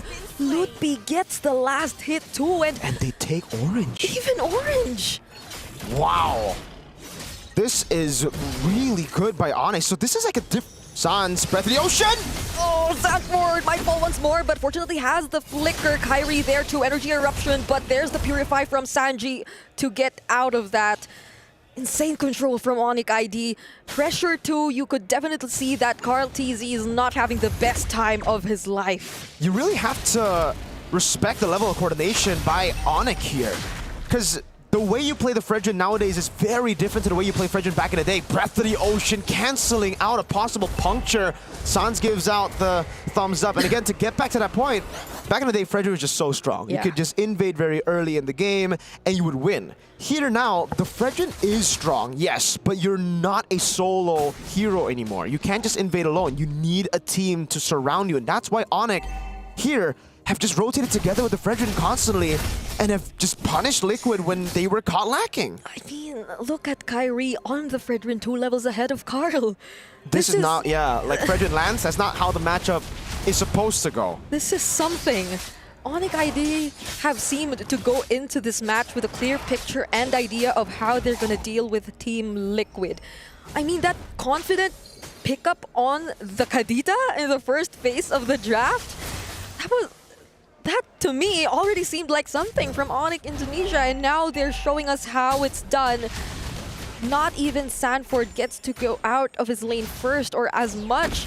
And even if he does, like, he'll be just there to provide additional support to his teammates, to Carl TZ, who's clearly being disturbed most of the time whenever he tries to attempt to go for his jungle, and Kyrie denies him of the look at that two-man knockup with the Breath of the Ocean. Final slash also committed onto Sanji. He couldn't even use the Fenrir Strike. Blazing duet from Severo and the Breath of the Ocean, Onyx ID.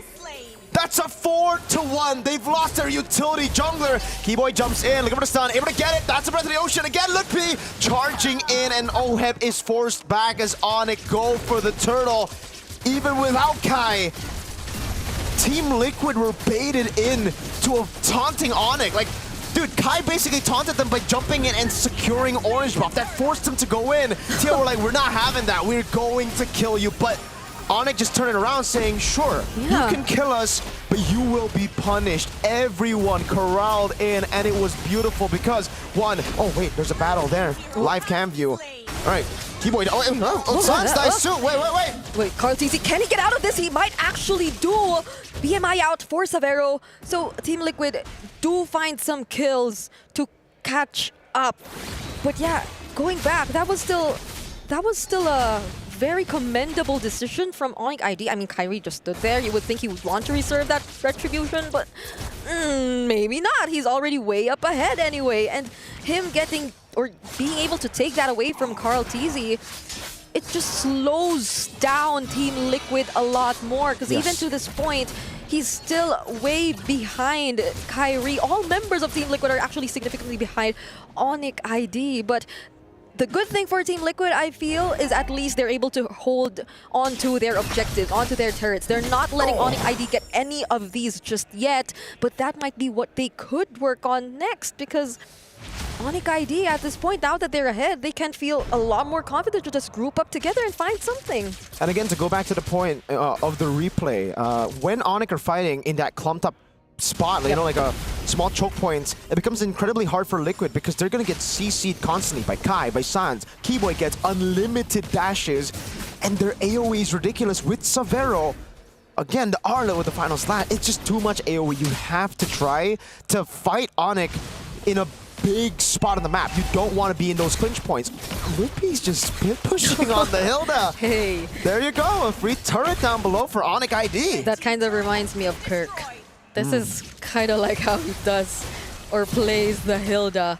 But yeah, I do agree. This is also why Team Liquid has or was forced to have the Purify on Sanji and Oheb. When things get too messy, it's almost a guaranteed way for Onyx ID to get the pickoffs because they can just layer their crowd controls after one another. Sanji already uses the wings by wings, and they can only do so much, get some information. Every now and then, they can't really confidently go in for the contest as of this moment. Nope. I think the one thing we can talk about Liquid is the fact that they have really good clear. Lancelot, Farsa, and Moscow. So they have a plan B here. If Onyx ID get a crazy lead, Onyx will still have to team fight their way into a victory. Like, there's no way they can just purely siege with this kind of composition. They're gonna jump on Sanford. Oh, look at the chain, CC. We just mentioned it, but there's a split somehow. Sanford gets to walk away, but Onyx ID, they seem to fear no one. Even Sanford looks or can be a target for Onyx ID at this point. Even if you look at the items that Savero currently has, just needs one more item to complete that Trinity build, and you could already expect the damage, his potential to shred down even the tankiest members of Team Liquid. To think that we already saw the Blazing do it too once in this game, I believe, and it was already dealing a decent amount of damage, so Team Liquid have to be very careful about this. Sans goes in, bursts down JP, might actually finish off the kill. There's the counter predator strike coming in from Sanji. Carl TZ, he doesn't land the Phantom Execution onto Zavero because he's still at the BMI, and Keyboy still finds him! A mount down as he brings him back under target. Keyboy still getting the kill! And now Lutpi, it's Kyrie who tanks the turret to ensure Lutpi gets away. Keyboy for Carl and JP. Sanford walks up, Breath of the Ocean landing, now with a knockup too. Blazing away from Savero! Oheb won't be able to make it out alive! San duo, they have to walk away! And as you've seen it, that Arlot, that was... I don't know if it was just a roam Arlot anymore. It literally had decent amount of damage too. It was the one able to get that last hit onto Carl TZ, dived in, took that risk, forced the fight even under the turret for Team Liquid, but yet again, JP, he could barely move, he can't do anything with all these final slashes and Breaths of the Ocean. Kyrie wants to go for more, Feather Airstrike coming down as Keyboy goes for the side, able to go for the stun now. Constantly putting it down, another vengeance on Carl, he jumps in, almost. Maybe getting the kill! Saves lose the game for Liquid. That's a breath of fresh air. Okay, I apologize. That was a surprise steal. Too much of a surprise from OHEB. I can't even recall if there was anyone who could have gave out the information to him.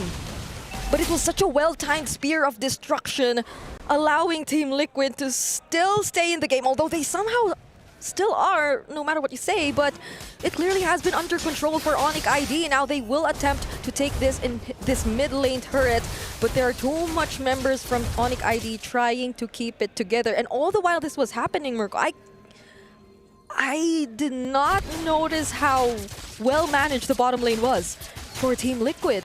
So that was probably also something OHEB was able to do, and now he's working on the other side of the map as well. 3-item power spike, 10 minutes and 47 seconds to claim it. And this is looking good for OHEB. Looking good for Team Liquid too. They've bought a bit more time. Remember, Onyx ID, they're kind of fighting against the clock here. The composition should get outscaled. Should. I'm not sure. We'll see, because it should, right? The Farsa should have a better late game than the Kadita. Everyone, except for maybe the Claude, right? So it's a battle of prolonging the game, and OHEB literally got them a get-out-of-jail-free card with that steal. Yeah, and Team Liquid at this point have also probably realized that they should be picking where the fights take place, because in those very narrow spots, it's clearly Onyx ID who gets the advantage, and I think we talked about this earlier too. So now that they have a bit more room to move around the map to decide on where they will be choosing to engage Onyx ID, then they can potentially be the ones to position themselves first and not get taken by surprise as much by Sans. Still is a major threat to Team Liquid. We can't deny the fact that he is, but I think that's another thing too. Like, they have to be careful on who they're letting or who they're assigning to check the brushes, the members of Onyx ID, because even JP can get bursted down, and we've seen it happen a lot of times in this game. So that's something Team Liquid definitely has to consider in the upcoming seconds or minutes of this game. But so far it seems like all they want is just to manage the map and the macro before the next fight breaks out. Yeah, because they know OHEB. OHEB spotted in the bush. Spear of Misery baited out, and OHEB sent back to the base. So yeah, they know that OHEB is the guy that can make things happen right now. Clearing out the side lanes, appearing in fights, stealing lords. Mans can do everything. And that's why TLPH are going to have to bank on him, at least for now, to continuously hold that way for them. Because if not, then Onyx get a free forced error. Yeah. And now it's Onyx slowly approaching the Lord. Might be the first ones to actually position and set up for this take. They know that OHEB has just cleared the lane up top. Keyboy is someone you have to pay attention to, but it's not actually any other member they try to go for. It's Sanford who they try to burst down. Sands will also get to receive the damage from the Fettered Airstrike. Ludwig trying to zone the other members, but Carl trying to fight Kyrie head on in terms of the retribution, but Kyrie actually wins it out! Kai wins a retry, Severo wipes the back, Carl gets a kill on Kai, but it's 3, 4, 1. Lupi walking up the bush, Carl on the orange buff now as he goes in, secures the orange buff. Keyboy looking for the chase, goes in, able to get the vengeance, but that's about it, only one. Carl should be able to escape. He has all his skills intact for him to make it out alive, but can they still save the game? Final slash picker committed on the Sanford. There's the Breath of the Ocean. Chain CC all over again, and Savero with the free hits. There's still some bit of sustain, but it won't keep him safe. Phantom Execution from Carl! Jumps in with a puncture, saves the day again. Feathered Airstrike coming down too. Mid lane base turret will fall. That's an SOD landing. Gets a Spear of Misery, pins him down. Sans falling. T-Boy as well. JP's the one who gets the shutdown.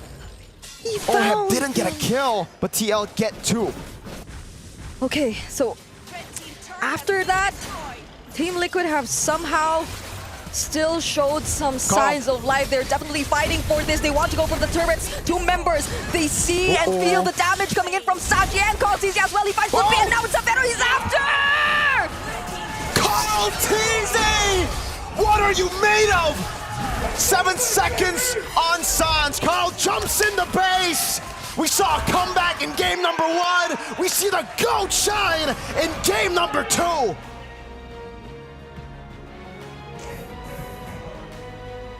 Time after time, proving why he's the greatest of all time. And this titanic matchup is forced into a game number 3 by Carl frickin' TZ. You have to put the frickin'. It's... Yeah, because if I said another word, I'd probably lose my job. No, I was on you with that because of just how well he performed in this game. And to think that he's been constantly bothered in the jungle for majority of the game. He just looks for that one opportunity and opening to turn things around. That's great. This. How could you? Like how could it be better? You cannot write this stuff. This is crazy, dude. Oh my God, Carl Tusok TZ, man. Carl Tusok TZ. Hey, I mean, that was already such a great start for Onyx ID. Oh my God, dude. Everyone does better from behind. That's been the story of this day. The more you lose, the stronger you are, the higher the chances of you winning it. And yes, Onyx ID played such a great how to mess up Team Liquid game. All the crowd control, all the counter engage, and the fact that their timings were on point, where Liquid just looked like they were like, man, why can't we get our flow going? Why can't we get in the zone? But then a siege, a push, and then Carl TZ the happened. Lord Steel, that's a delay The to Lord that Steel. point too. Oh my big money Lord. Oheb with a big money spear. It's one of those things that really, I get it, why our community says, sometimes I feel like, our MLBB is a little bit too scripted, bro. You cannot write these things. These things are better than fiction. Dude, it's actually crazy, but that's the case, yo. Yeah. Sometimes it is, like, sometimes reality is weirder than fiction. We're seeing it here. Oh, dude, I'm so... Okay. I'm out of words. Okay. So speechless. These upper bracket matches so far, they have absolutely delivered. None of them have been a sweep. None of them have been a one-sided performance just yet. Yeah. It's weird to think that we're literally seeing teams play better from behind, but I think, well, that's a huge development there. Because, like, teams usually just are good at playing from, an advantage. But now they actually can set up for more and more comebacks. So things are really getting competitive here in MSC 2025. I get it now. Let's get it. Oh, Honestly, and yeah, I'm figuring out about our Team Liquid, but then Onyx has been fantastic all throughout the series. You can see from game 1, their game plan is so clear. They know Team Liquid's tendencies to be overly aggressive, and they have been playing against that so well. But if you leave just 1 or 2 crucial pieces open for Liquid to turn things around, they'll be able to find a way to turn things around. Sanford shut down in this game. JP leaning hard on utility. Sanji did what he could, but it was Oheb and Carl TZ who popped up just when you need them to. I just gotta say, I'm pretty stupid to think that, like, oh man, the match 1 was so good. This might actually be better than match of the day. No. Oh my God. we don't say that. Yeah. Oh, This is amazing. It's look at this, right? Again, this is maybe you maybe you just don't want neutral objectives, chat. Yeah. Maybe just do your thing, farm up. Why is it like this? Second time of the day where a team that got significantly less neutral objectives somehow won it. And I think it speaks for how the damage profiles have shifted in our meta now, with even way more assassins available to turn things around, that little by little we're really starting to see when there are assassins in the jungle, the emphasis of them being carries gets remagnified again. Like, you get to see, like, oh yes, one really crazy assassin play can carry you to a win even though you barely get objectives. And majority of those crazy assassin plays came from a Lancelot so far. Dude, Lancelot is cracked, especially Carl. So there has to be something about the Lancelot now. They made a skin for him. I mean, come on. There's a reason why. 828 gold per minute. Of course, this would have been an absolute crawl for a Moskov. Sanford just took almost 7,500 damage per minute. He took everything. Him and his mini longs as the glue. And because of how well Savero and Sans played for Onyx in this one, really fulfilling their role incredibly well, it demanded even more performance from the carries of Liquid, which happened. It did. It's crazy. I was thinking it would have been, or it clearly looked like such a hard game for Sanji, but I think he too eventually found a way to deal with everything. It was just better timings, waiting for the opportunities which clearly Onyx could no longer cancel you out or something. And I feel like it happened a lot of times. Onyx felt super confident, so they were willing to use the final slashes onto JP, onto the other members. So that was like, okay, maybe I can use my feathered airstrike now. Maybe I can allow for our teams to fight back. And so, yeah, why are you Fight back? Because sometimes I just want to act things out, because like right now too, I'm at a loss of words for... You don't need to explain yourself. We get it. It's completely fine. I'm pretty sure people back home are also acting it out alongside you are in this specific segment. As we look at the replay that's going on. Oh my goodness. Oheb is the low-key MVP for being able to do that, because that bought them so much time. But you could clearly see how Liquid were starting to do some on-the-fly adjustments. They were required to, because of how well Onyx, their man marking is so good. Their skill conversation is world class. And it's also the fact that Oheb, again, a silent MVP, definitely. Carltese stole the show. But the fact that he also followed in to kill Sans and Lutpi in the mid lane. Carltese did all he could, but he would not be able to teleport in. The SOD landing meant that Oheb could, again, get those 2 kills that set up for this. Here, oh, it was Keyboy and Sans, sorry, not Lutpi and Sans. Then, Onyx, I think at this point they were thinking, yo, we have such a big lead. There's no way we should even give them a turret, but they ended up giving them the game. They defended tier 1 a bit too much, like they committed onto that. And hey, you make a small mistake even when you're ahead 4 or 5k gold against TL, they'll take it. They'll punish.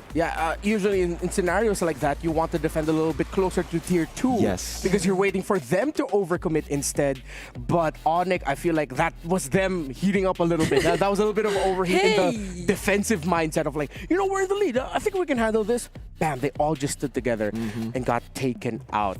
Fantastic series yet again here for the qualification phases of the Group A matches for this 3rd day of MSC at EWC. And as we've talked about the matchup between Liquid and Onyx, let's put a little bit more focus on the Sky Kings of Indonesia, how multiple generations of them have showed up in the international stages. Of course, Generation 1, the MSC 2019 champions, the Kages, were they called? The Kages. Yeah. Generation 2, of course, at the cusp of becoming the first team to ever complete the Golden Road here at MLBB. They did so, almost did so, on the way to the M5 World Championship. They got the MSC 2023 champion. So what if in another odd-based year, coming off of a championship year, this might be the year yet again for Onyx at MSC. Yeah, I certainly hope so. You know, as an Indonesian myself, I would love to see the boys pick up another win. But, you know, they're up against monsters too. So at this point, it really comes down to just who's better. It's no longer about those, you know, the storylines are cool, but it's not about patterns anymore. It's about who's just better at MLBB, who's better at tapping their screen in the land of dawn. Yeah, I mean, like not all roads lead to Carltese, but multiple dreams have been ended by Carltese. But this is still qualifications. We're still in groups. We're still in knockouts. No one's getting eliminated today. So now heading into this game number 3, I think now we have to discuss about the Lancelot and the Assassin pickups and know how that is going to change the picture of the draft. Because I think as great as Onyx was around that Fredrin, I'd want to see them consider changing the tempo and just go, all right, let's just go Assassin versus Assassin again. Maybe not the Amon, although it was great, but you know, some really crazy stuff. But before that, it's time to watch a little thing that we've prepared for you. Recalls happening left and right. The sky splits open as the Sky Kings descend at the arena. I want to get a revenge for Onyx ID, and I think Kyrie is doing good now because of the Lancelot meta. Immortality, he goes for the final execution. The Thorn rolls Kalau yang TLPH yang gue dengar Sanji, want to revenge, semua yang satu hal yang mau gue bilang ya, kita juga ready buat balas dendamnya Sanji. I think Carl TC win because of the meta. Strike, almost easy. Goes in, cleans up a couple kills, gets a double. They're both good players and mechanical players, so I think it's gonna be a intense match. I think Arauto will win because he's the GOAT. Dia menang, tapi kita menang. In stage, we're like equal. Even if he's my GOAT, yeah, but if we're competing, we're all equal. Sobrang consistent niya simula nang nag-Indo siya. Kahit naman dito sa Pinas, talagang kina-consider ko siya as one of the greatest, kaya ang galing niya. Good luck, Kyrie. I will invade your jungle. Kyrie, galingan mo sa laban natin bukas and good luck sa ating dalawa. And last words to Kyrie, good luck to us and hopefully we give a good match and I hope we win. I give the best. I'm waiting the God. He will beat you. Good luck, have fun, Carl. As heated as this match has been, especially on the stage right now with the words being exchanged, it all just comes from a place of mutual respect. They know how good each other are. They know how there are monsters on both teams that needs to be respected and played well against. So of course, we're getting full intensity, some of the best MLBB we've seen in a very long time, although we always see a lot of great MLBB, but something about this is just so special. We're heading into game number 3 now, into the draft. We've talked about the jungles, Assassins. We've talked about importance around the mid lane. Pharsa seems to be like the go-to pick right now. Yep. I wouldn't be surprised if one of these teams actually decide to ban it. But if one of them decide to leave it open, whoever can take it will definitely rush that Pharsa. I agree. I think the Pharsa is of immense value. That's why I thought the Pharsa would actually be first pick, but it turns out they went for the Arlet, they went for the combo. Again, Arlet roam, still not a big fan of it, even though Keyboy did a good job on that. Still think could have been a bit more, it could have been better with, again, the Fredgen, with the, they already have that. More damage would have, they banned it out, would have done them a bit more. But hey, it did give us game number 3 here. Oheb and Carl, we have to thank them for that. Stealing the Lord and Carl doing good things. Fanny. So I guess it will be pretty similar. Should be the 1-1 still in one of these bans, or particularly from Team Liquid Philippines. I think TL. It's interesting they took out the CC here immediately too, though.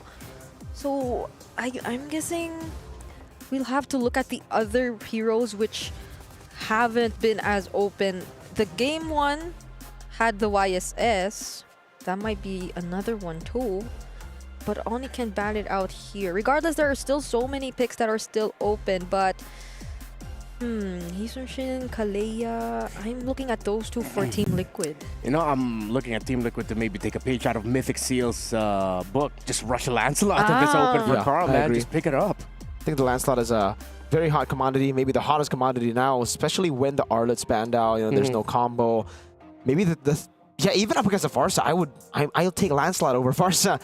In that matchup, I think it's easier for the Lancelot to get to the Pharsa. So you really have to shut the Lancelot down early for him to not do anything.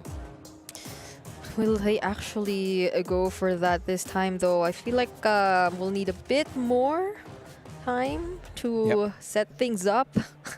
By the way, I loved how JP said, "I'll invade your jungle, Kyrie," but it happened, or the complete opposite actually happened in game number 2. Maybe this time around we'll get to see Team Liquid with a pick where he can invade the jungle a little bit more consistently. You have to temper that a bit when you're a Baksha, because once your shield unity's gone and you use that to get into the jungle, it's like a long, slow walk back to, okay, I need to get to my side of the river, but you're taking so many hits.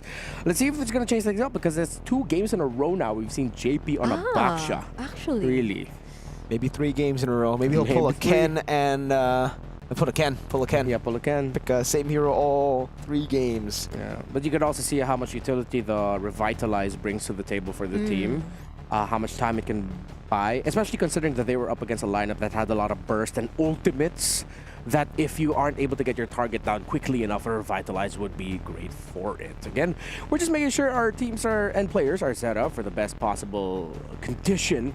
Play this game. Again, very important. Whoever wins this qualifies for the knockout stages and will be joining Mythic Seal. And then whoever loses will not get eliminated, but will have to face off against the winner of Virtus Pro versus Corinthians? Yes. This is literally the last qualification match for today. Oh, it's Virtus whoever Pro, loses here. Yeah, we'll go up we'll against see. whoever wins against Virtus Pro or Corinthians. But this is indeed literally the last qualification match we'll be seeing today. Those who lost earlier, and those or the team who will lose now at least still get to stay in the tournament. But that's gonna change when we head into our last 2 matches. But going back, okay. Okay, Juicing gets taken out. Of course, one of the strong priorities for a lot of the teams here in MSC. Yep. As we wait for the bans and the picks, I think it's a good time to remind our viewers how the pickings will work later on at the end of knockout. So the 2-0 teams will pick teams who have ended the group stages with a 2-1 record. So 2-0 teams pick from the pool of 2-1 teams. There is no region or group lock, and the fastest total game time win will dictate the selection priority. So when the 2-0 teams start picking which 2-1 teams they want to go up against in the first round of knockouts, that order will be decided through fastest total game time wins. Right. So Yi Sun-shin gets taken out, and Kimmy gets taken out. Okay, so it's like Onyx low-key trying to bait the Farsa rush. Or the Lancelot. Or the Lancelot. Or the Lancelot. Or Lancelot. Because they took out the YSS anyway. Oh yeah, that's true. And it's usually on Red's side, right? Like the ban on the Yi Sun-shin. But isn't there a slight... Oh, right, the 1-1! That was often banned out because they don't want it to end up in the hands of Severo. Now ends up in the hands of Oheb, a 1-1 that has a 100% win rate in MSC so far. Oh. Now I think for Onyx, this is a good pick by TL just because it confuses Onyx. They only have 2 picks here, right? And it's weird because if you want to go Farsa Lancelot, obvious prio, the Phoveus is still open. They could counter the Lancelot and just shut him down. But if you go Farsa and something else that's not Lancelot, that means it's a Lancelot for TL too, and maybe a Phoveus there. Yeah. So that's why the only confirmed one is Farsa. Now they're really thinking about this, like what to go for. They go for the double counter on 1-1. Yeah. Okay. Heavy counter immediately should be Lance picked up. So could or should be Lance here. I was worried about the Phoveus too, since I feel like Could be both of them. Can still go up against the 1-1 nonetheless. Could be the Lance and Phoveus. Or Team Liquid can pick it up here instead for themselves. I think if it's not going to be the Phoveus now, I'd be quite surprised. But they don't go Lance. They're going to go for the slow front to back. They want to play around Oheb with the Fredrin in the jungle. And they go for the Lapu. It's good to dive against the Farsa and Irithel, but playing for the 1-1 when there's already a Farsa Irithel is very difficult. Yeah. And this puts a lot of pressure into what the mid lane pick for Sanji will be later on, because so far there's not a lot of hard catch right away for this Irithel. With how Team Liquid Philippines have built their lineup, it's sort of like a slow front to back that they want to do. But they're up against so much burst, and an Irithel they desperately need to catch. It's a huge gambit that might come back to bite them. And Onyx can just go Lance right now. If they want to contest neutral objectives, it's still good, but they go Esmeralda first. Why have the answers been so straight to the point? I mean, like Yeb and RC, man. Irithel to the 1-1, Lapu or Esmeralda to the Lapu-Lapu. And it's been Onyx answering these so far. Like answering these picks, countering these picks. Team Liquid Philippines, it seems like they're drafting in a way that's just according to whatever plan they had in mind heading into this game. So not entirely sure if they're fully able to consider the lineup that Onyx has right now, because the way it's looking real good. Yeah, this Esmeralda pickup, along with the picks that they already have, they're already taking out the Selena. It's sort of like Onyx trying to bait Team Liquid Philippines into considering even pairing up their lineup with a low Yi in the mid lane. But considering they already have an Esmeralda and they take out the Karita as well, yeah, they're trying to force him like, go low Yi, go low Yi. And if that does happen, that might actually be tough for Team Liquid. Could still be a Valentina too, right? You can steal the Feather Airstrike, try to utilize it against the Irithel. The Dang gets banned out. Kyrie can still get his hands on Haya. That was banned in game number 1 with the Lancelot, so now it's open. Hayabusa would be really good for them, considering they'll be playing a tight formation, but it's a tight formation that has one overly aggressive diver in the Lapu-Lapu, which increases your chances of dealing more damage into the 1-1 and whatever the mid lane pick will be. And if they do get the Hayabusa, though, you'll have to consider your pick if you're Sanji, although there's a lot of pressure on your pick. Wait. So from assassin to assassin, are we actually going to utility? Utility. We're back in M4, because like right now for Onyx, they feel we already counter your carry. Like, why should we go for more carries? We can just play for the far side Irithel. If you want to play for 1-1, we'll double down on our far side Irithel instead of putting in new picks, getting in new carries. Okay. Gatot and Valentina, there we go. I like the Gato Gacha pickup. It actually would have slotted in very well for Onyx, but Team Liquid pull it off away. At this point, Kid Boy, he can shuffle things up. He can still go for the pickoffs. Could actually be an Akai There's still a Roam, too. Kalea. Oh, yeah, it could be an Akai Roam. Kalea still available. You mentioned there, Brigida. Lots of flexibility here. Unless... Well, they could even go Kufa and you can't blame them for it. You're right. Although Sanji gets to take away or copy whichever ultimate he does go for, so... Yeah, I think Onyx have really doubled down on the Whoa, okay, so it is Akai Roam. Yeah, Akai Roam, and they bring back the Amon, which fared very well in game 1. This is dangerous for the Valentina in 1-1. Brigida, what's happening to you? She's spazzing out right now. Oh, sorry, because the Amon into the 1-1 is like... Yes, I because don't want it. you don't have Blink on 1-1. You're forced to go Inspire. You only have dashes, and that Endless Shard, it truly will be endless, and it's it's target. It's a target skill. That Amon pick, which delivered big for Onyx in game 1, is now the final pick that could potentially launch Onyx into the knockout stages. But Team Liquid have a lineup, and they're playing around their big money gold laner in Oheb.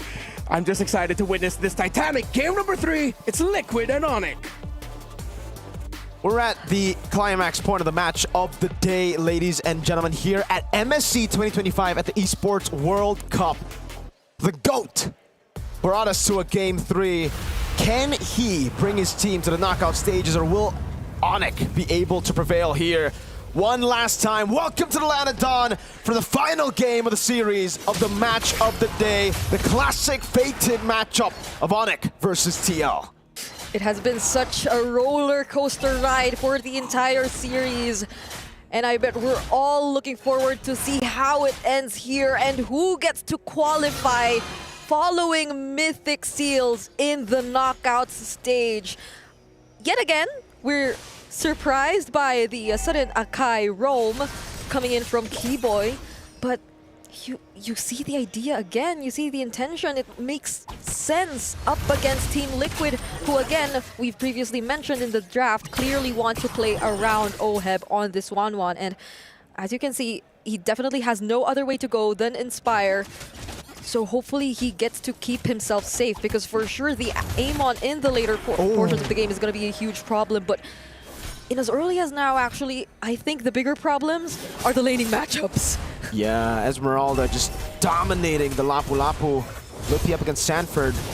He's got to be careful, man, because Turtle 1 will be super important for both these compositions. Yeah. If Onyx were able to come back with this composition in game 1, what can they do with a lead? It's going to be very tight for Sanford to get out, or to try and get out of his lane. Because again, the first few objectives are going to matter a lot. That's a pull yourself together for Oheb, by the way, on the 1-1.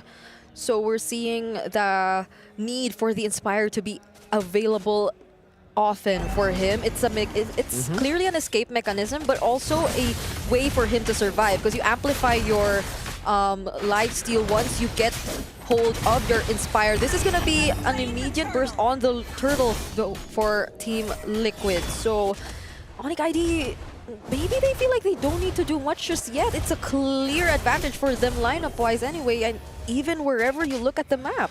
Yep. There's no real reason to, you know, force out neutral objectives when you can't, and when you're in a position where you're not strong enough. This is the thing about the Akai Roam. You are very good, I think, Turtle 2 onwards. Turtle 1, pretty mid, pretty bad actually. Because without the ultimate, you're useless, straight up on the Akai. You need that ultimate, especially up against the Valentino, who can just steal it away once he gets level 4 for Turtle 1. Yeah, I think the only thing I personally do like about the Akai in the early stages of the game 2 is the amount of damage he can actually bring out against anyone who he sees on the map. But from Team Liquid, I feel like they just are very cautious about where they position themselves at this point. It's very important for them to get through the laning stage, because they're clearly playing at a disadvantage. You see how Sanford is clearly being dominated here by Lutpi even. It's great to see that he's actually keeping up in terms of EXP. He got to level 6 first even, up against Lutpi on the Esmeralda, but no action happening just yet. Sanji, though, really low. Okay. That was a flicker. Explosive mid lane matchup we expected between the two final MVPs of their own region, Sans and Sanji. Keyboy able to escape. Flicker for flicker, but it will be faster for Sans. Pull yourself together. So that needs to be a point that we have to remember in the next fight. Yeah, no heavy spins just yet from Keyboy. So that's something we're also looking forward to see in the coming matches. But again, the next hurdle is gonna spawn here down the bottom. Kyrie still taking his orange buff, and Carl TZ seems like he just wants to take it all for himself all over again. Onyx are already nearby, but Sanford and Sanji, San duo pinned down Savero. That's gonna be first blood. They also look for Sanji on the other side of the map, and Carl TZ gets the turtle. A disaster for Onyx. Lutpi gets away with Falling Star Moon. They lose out Turtle 2. Liquid are pushing with their lead now, 2-0. No kill on Oheb just yet, but yeah, crazy pick from Sanji. Knows that Savero doesn't have Purify. Could have been greedy on his part, but he kind of needs it too. He needs that mobility up against this kind of composition that wants to dive on him. Yeah, but Onyx will just play slow. That was such a great call. Amazing call. He literally used the heavy spin in that spot, which denied Onyx of whatever the intentions they had of wanting to contest for that objective. And this is a pretty interesting take to, or in terms of our expectations looking at the draft, because Team Liquid, after those two objectives, even without a massive team fight breaking out just yet in this game, they've already established and secured the lead for themselves. Oof. JP walked up, trying to go for the taunt. Yeah. Now for Liquid, it's again just the waiting game. They know that they are very strong around team fights when it comes to neutral objectives, just because they also have the Akai ult, right? Yeah. It's not just Keyboy who has the Akai ult, and Sanji knows that that is the more important ult to take over the Feather Airstrike. And man, even without the Feather Airstrike, almost got a solo on Sans. Our mid laners are very aggressive in this game. Oh, yeah. It seems like they see no one else but themselves. Bravest Spider coming in from Sanford might actually get to take down Lutpi through the help of Carl TZ. Sanji too nearby if ever they needed help, but they didn't need any help anymore. Nope, Sanford does enough damage, especially when Carl TZ is there to pin Lutpi down. Kyrie's gonna walk up, Sanji sees it, runs away. Clean game for TLPH, are really winning. Keyboy! Oh, that's a beautiful catch onto two members, though. Carl TZ goes in energy reaction onto two, and the AOG from JP. Oheb finally finds Keyboy. Endless charge coming in on Sanji, but he dodges it. Now Sanford with a stun onto Kyrie. And 6-0 kill score for Team Liquid. TLPH got the lead early, and they're running with it. They're running Onyx ID down. Even in the counter matchup for Savero, yes, he counters the 1-1, but what is he going to do against the CC of Team Liquid, the jump constant ones? You saw him locked down. He got out of the first CC, then the AOG from GP locked him down again. You beat the 1-1 through mobility, but what can you do when your mobility is severely halted by Team Liquid's CC? We're seeing the old Stampede of the past. Yeah. This does remind us of the Liquid Stampede. That signature playstyle, you know, of the Cavalry, and it's not looking too good for Savero that you mentioned. 0-0 on the Irithel for a supposedly winning lane matchup. So it's gonna take a lot more time for him to actually rack up on those items, on those goals. He's actually 2K behind Oheb in this point of the game. So we clearly see how Team Liquid have been able to play around this lineup. That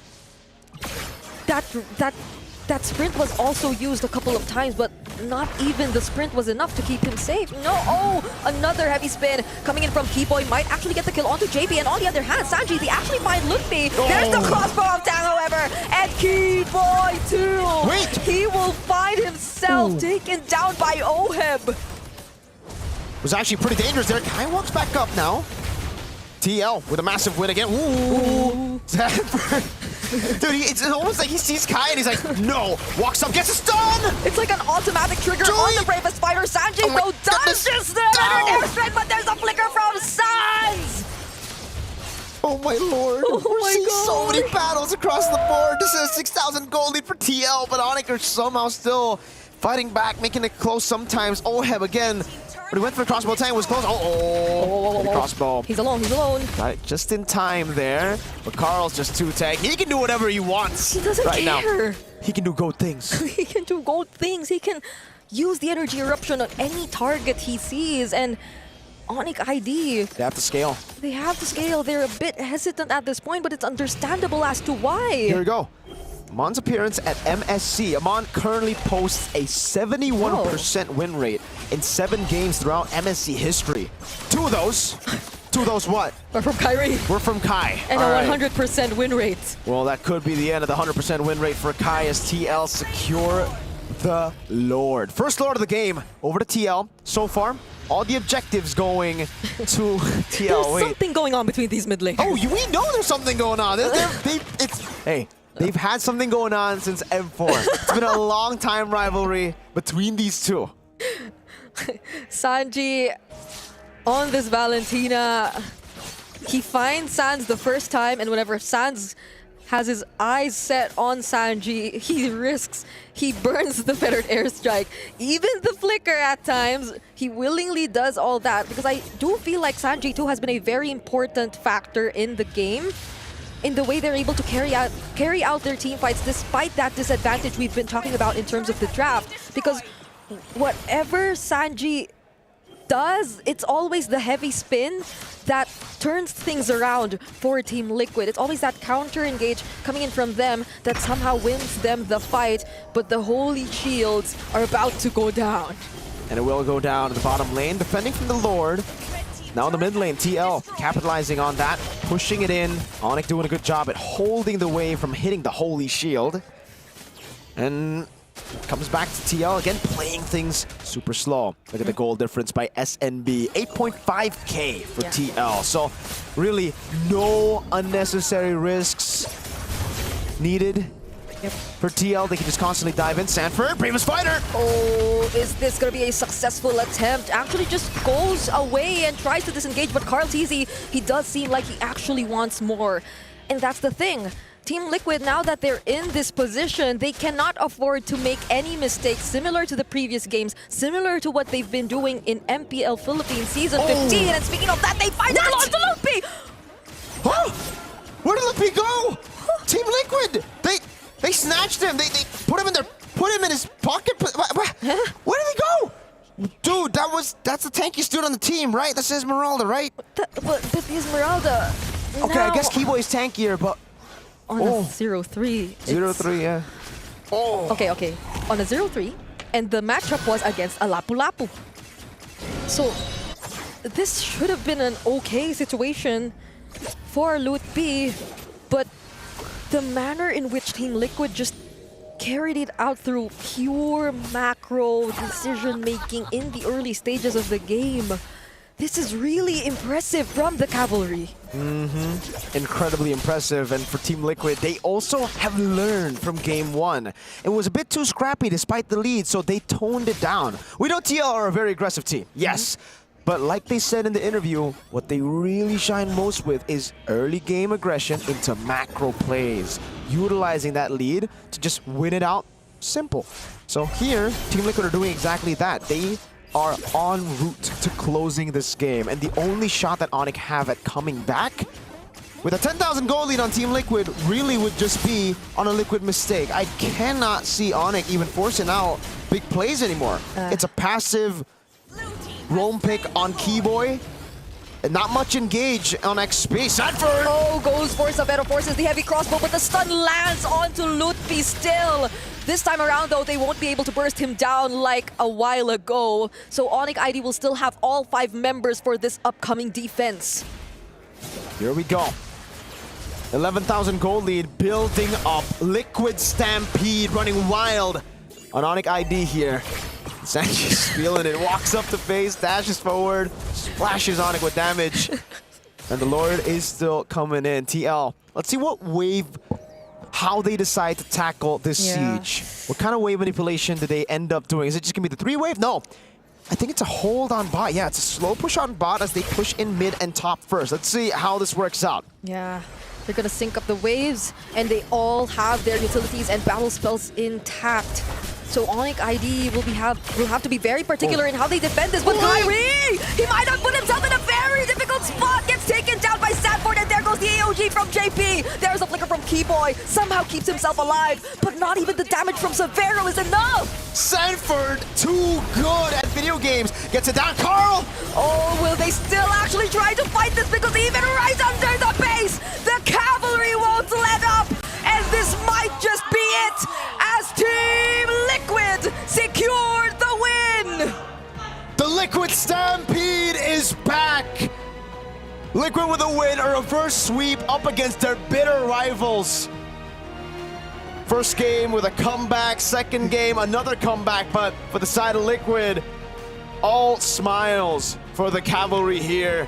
And Onyx will be sent down to the lower brackets to battle for a qualification to knockout stage. Game, set, Cavalry takes the series. A titanic matchup. And yes, spicy as they are, sportsmanship at the end of the day. They know how good both of them are, and they just really want to show their best. And in the end, it was Team Liquid with their best foot forward in their last game. And it feels like a character arc for Team Liquid, indeed. Because they've learned from the mistakes of Game 1 and even the mistakes of Game number 2, despite having losing matchups in both side lanes. They stuck out with good decision-making and macro. This is a different version of playing from behind. There was no behind at all for TL. They all the way from the start just won it out, and it was beautifully done here.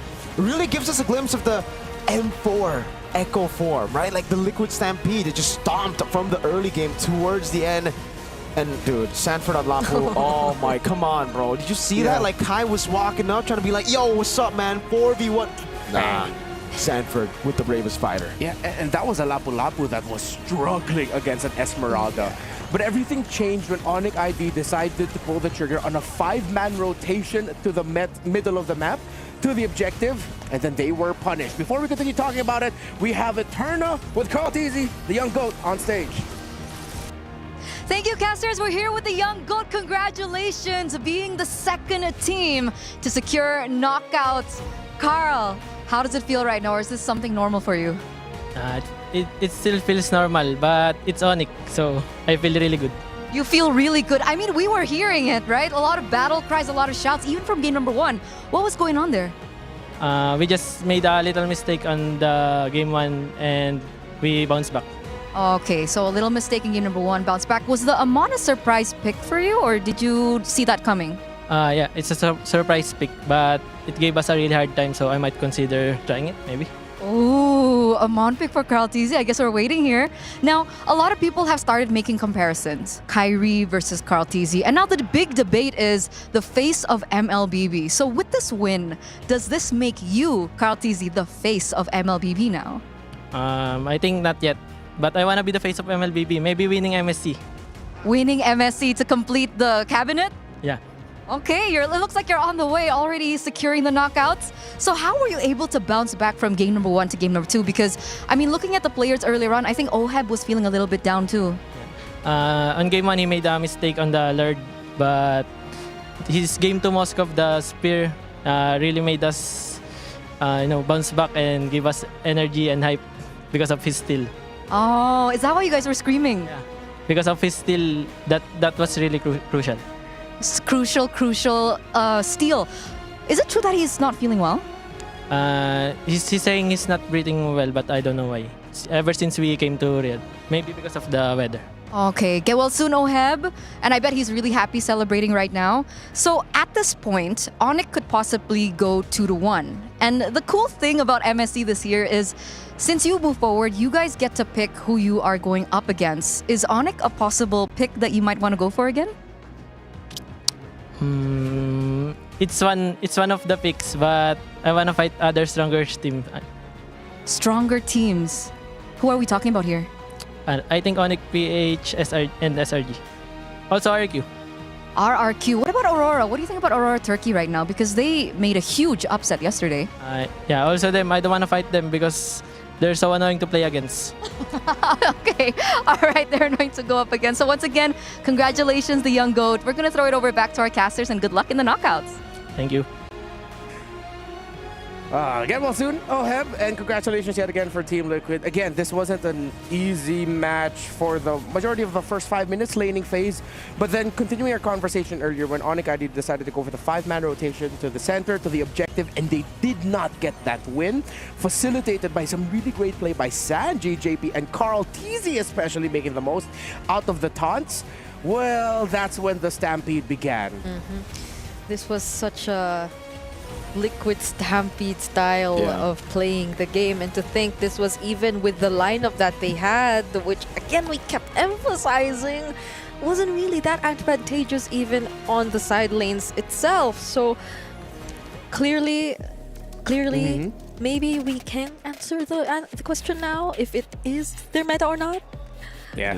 And it does look like it is. Yeah, he got to shine with an assassin in the series with his Lancelot, and then even with a championship-winning Fredrin, World Championship-winning Fredrin. So yeah, definitely their meta. One last, we have to see who the match MVP is, and it is none other than Oheb, the man who got that Lord Steal at game number 2 with the Moskov that Carl TZ said definitely gave them the energy to be hyped yet again. But his 1-1 in this game number 3 was really good. Yeah, the 1-1 was great, dude. Like, this was so hard for the 1-1. We gotta emphasize that. This was a Farsa Irithel. That should have been a 1-1 ban in itself. Like, you see Farsa Irithel, you don't want to go 1-1, but they picked it up first. So they saw the counter, and they picked it up, and they did really well because the whole team just played around it. And this is a good example of how they play, how to play with the 1-1 well. Rotate down below, constantly give him farm, shove the Irithel back, and I think Irithel went like 0-2 before the big team fights even started. So yeah. Yeah, and with that, Team Liquid secures their slot in the knockouts alongside Mythic Seal of Myanmar. That's 2 out of 8. No more qualifications for knockouts today, but up next we are going to be seeing eliminations from Group A. That's going to be Lafel, Naisu, and Gideon taking care of you. But on behalf of Mirko and Brigida, thank you so much for joining us for the very awesome first half of day number 3 here at MSC at the Esports World Cup. We'll see you in a bit.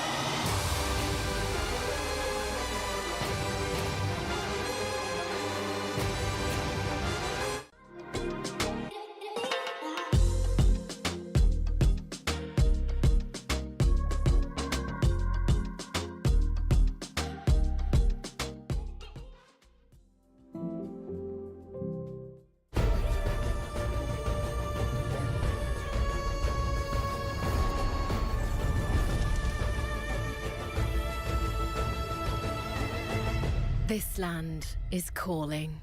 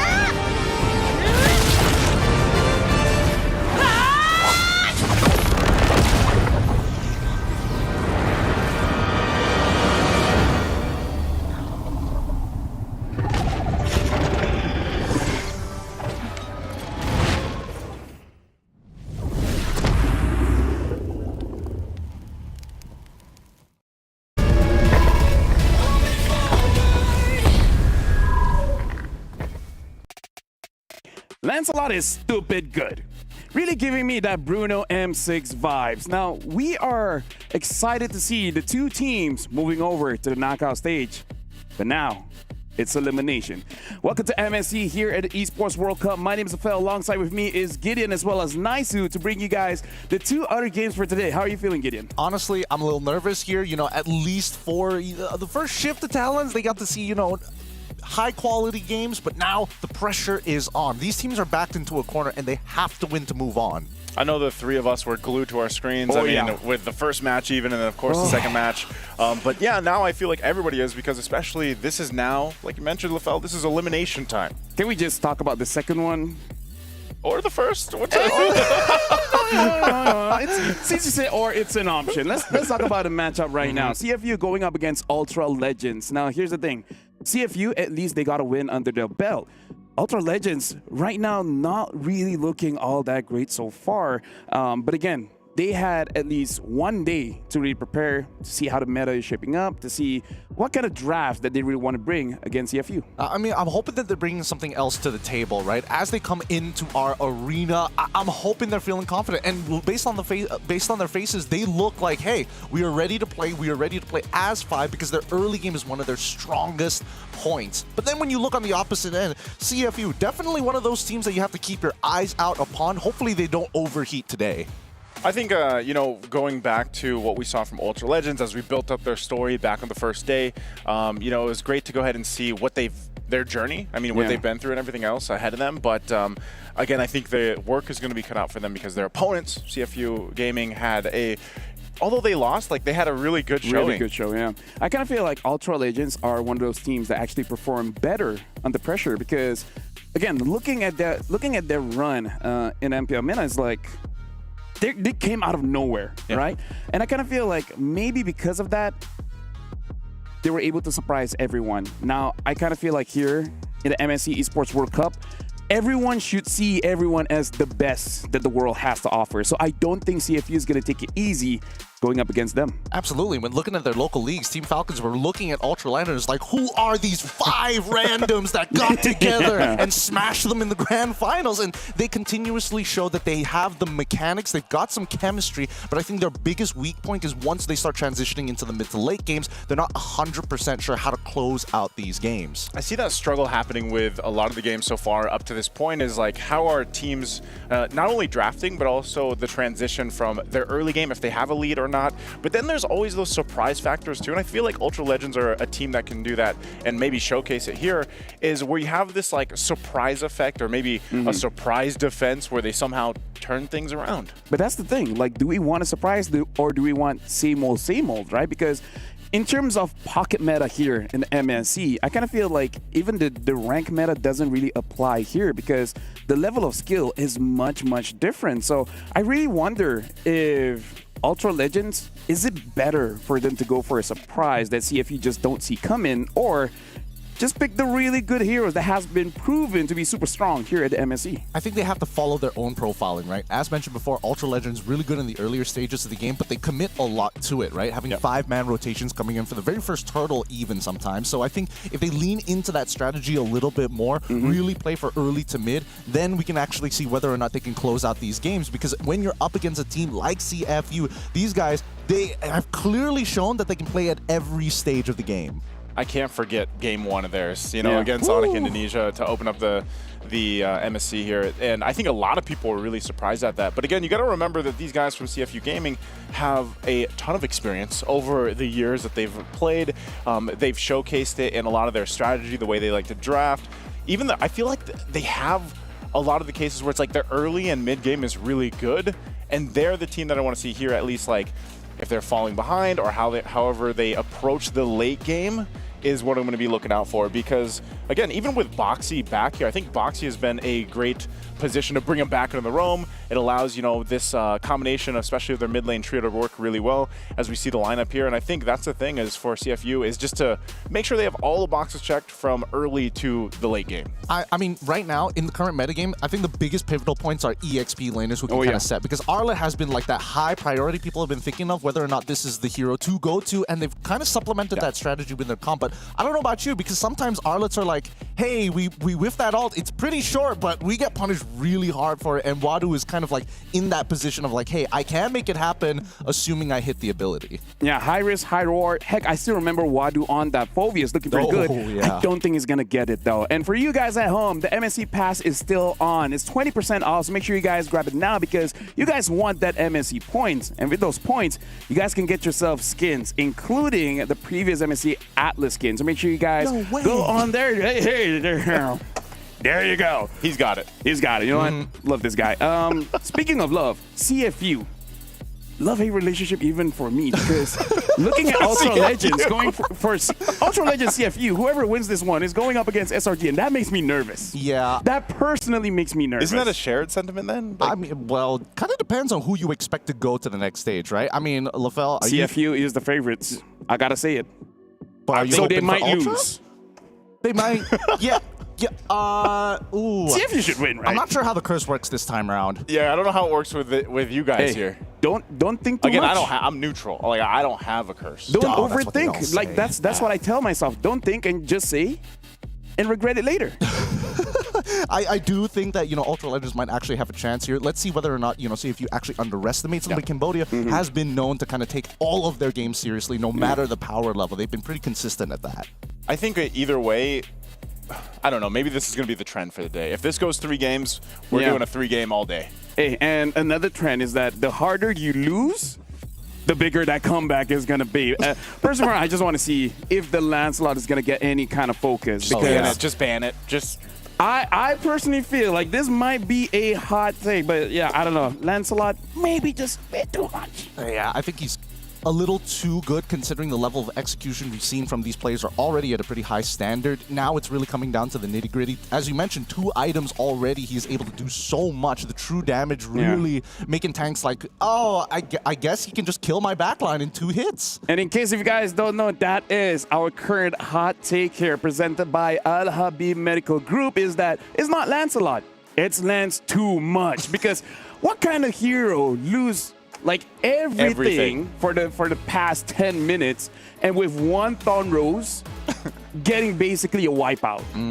Like just one skill. And here's the thing, even if you don't hit your opponents, you're hitting the minions. And if there's no minions, hey, in case you guys don't know, you can't push. They need to buy an insurance policy of some sort, right? I think so far as we've seen the meta continue to shift, we've seen less priority on even things like Uranus. You know, which has been weird, right? Like, I mean, the first half of the tournament, MWI, wildcards, and even like a couple of day one games, we saw Uranus being like, oh, we need to get rid of it within the first phase. Now teams don't even touch it. Like, they prefer Esmeralda over the Uranus. I mean, who would want to touch Uranus now when we got picks like the Lance? Like, damage is king, man. Lance too much. Damage is king. Lance too much. That was yesterday. That was yesterday. That was the hot take yesterday, right? I bring my hot takes every single day, and it's all going over to the grand finals. Now we have started the draft here. I like this Kalia ban because that does indicate that they might want to pick a assassin in the jungler, and they don't want to get caught. And I think that at this point, but it feels strange, right? Because I feel like for Ultra Legends, they probably want to be the ones who pick it up for themselves rather than CFU. Because we've seen Detective kind of play a little bit of everything, right? His Fredrin definitely going to be his main foundational point for the squad. And I want to see whether, Ultra Legends can actually influence the side lanes to get something going for them. Because really, it boils down to the mid trio and one of the side laners. Yeah, I feel like what we saw from Ultra Legends, back in day one was really just not enough, because like Throwboy even himself it felt like he was forcing some of the fights. He played, I remember he specifically played the Akai as well in one of the games, and it just seemed like the overall idea of what they wanted to go ahead and execute just wasn't there. So maybe, like you mentioned, LaFell, like this time frame that they had was been a day or day and a half where they've been able to go ahead and find some adjustments for them, and being priority pick. We've seen a couple different things now. I feel like even now in day 3, some of the first picks on the blue side have been different lately. We've seen Phoveus, we've seen Arlet, we've seen Farsa, we've seen Kimi, we've seen 1-1, we've seen Yisun Shin. It has been changing quite a lot. Heck, we saw Mythic Seal first picking that Lance a lot. So definitely, like, this is a developing pocket meta. And now looking at the bans here coming in from Ultra Legends, 2 crowd controls and 1 anti-heal. It does feel like they want to play a front-to-back kind of comp where they just don't want to get interrupted. Like, the moment they got their gears going, please no one slow us down. We want to keep on moving forward. I think so too. But based on what we are seeing for the bans, let's try and read into what the potential first pick openers are going to be. Because Ultra Legends, consistently, we've seen them play Kimi, and as well as sometimes having the Fredrin. I would like to see them try out an assassin this time around, especially against CFU. We see the Phoveus ban as well. So CFU understanding, hey, they probably want to play, one tank, probably the Fredrin, play the Kimi alongside with the Kimi. If we don't get one of those 2 options, at least it's a pretty good game for Lance on our side. Okay, if they actually... if they don't take the Kimi here, like if it is going to be priority, Kimi or Arlet. There's 1-1 available too. There's 1-1. I just see that either going in the hands of CFU on the first pick, because even OP likes that. So they go with the Arlot instead. And this is what I was saying, and we talked about this a little bit, is just the Arlot's great. And the final slashes can be awesome, but man, do you need to be able to have the follow-up through that? Otherwise, you just put yourself sometimes in a bad position. Yeah, like, you look cool, but even my mom says sometimes being cool is not enough. You got to be funny as well. Wise words. And wise sometimes words. That's pretty good. Sometimes he does look funny. What if you don't have either? Hey, better be rich. Hey, gotta have some stats going for you, man. If not, it's start a new account. I don't know. CFU, this time they're gonna go for the 1-1. Of course, expect it, but they're also gonna pair it up with the Farsa, which is kind of interesting, right? They could have positioned themselves a little bit differently because they're giving over the Fredrin as well as the Kimi over to Ultra Legends, which was expected in the first place, right? There it is. There's the answer too. So, like, CFU's first couple picks, this is already great damage. Profile, spread out. You already have the Farsa. Here it is. Here's Uranus. It's coming through, man. First phase. Somebody's going to have a stinky finger. Either way, I kind of feel like this Farsa pickup is really to make sure that you protect your own 1-1. Because, again, that's just one of the picks that the 1-1 doesn't want to fight against. This is a good time for CFU to ban out gold laners just to make sure that this 1-1 is not going to get interrupted. Because the thing is that Ultra Legends, they have the Fredrin. And that's kind of what you want with both the Arlet as well as the Kimi. But the 1-1 kind of likes going up against the Fredrin as well, because in her eyes, it's free weakness stacks. Absolutely. And I think, naturally positioned well against the Arlet, assuming that you can either face them off in, like, not really a 1v1 scenario, but definitely trading abilities 1 by 1, right? You don't want to deal with both Arlet and Fredrin at the same time. Could this?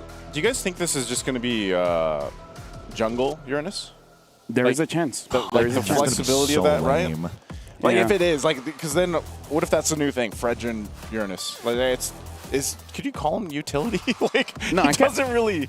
I kind of feel like if he's a jungler, it's more of a zoning kind of jungler where you want to play for the turtle, but you want to play in an extended fight. You know, grab your stacks, grab your stacks, grab your stacks, and then once everyone's there, you go for a fight. Because I kind of feel like having a Uranus inside of the jungle incentivizes fighting, but it's continuous fighting. You can't stop. It's kind of like having Alice in the jungle where you want to keep on fighting even when it doesn't really make sense. Sounds more like a breakout of Pink Eye to me, but I think for the most part, for the most part, at the end of the day, it works well and synergizes. This is like an old combination of Uranus plus Farsa, right? Yeah. You slow down your opponent, shred their MR, Farsa gets good feathered airstrikes down. So really, it's just how do we stop this feathered airstrike? That's the key point for Ultra Legends. And I think even for the side of CFU, they understand that, right? Let's get rid of the Lapu Lapu, make sure that we have ways to ensure that our Farsa can kind of hold her ground. Actually, now looking at it, Uranus will make it very difficult for Fredrin to survive a very long fight as well. Yeah, that's why. So I think it's still flexible, but you can see like Ultra Legends goes and bans out a couple of more junglers.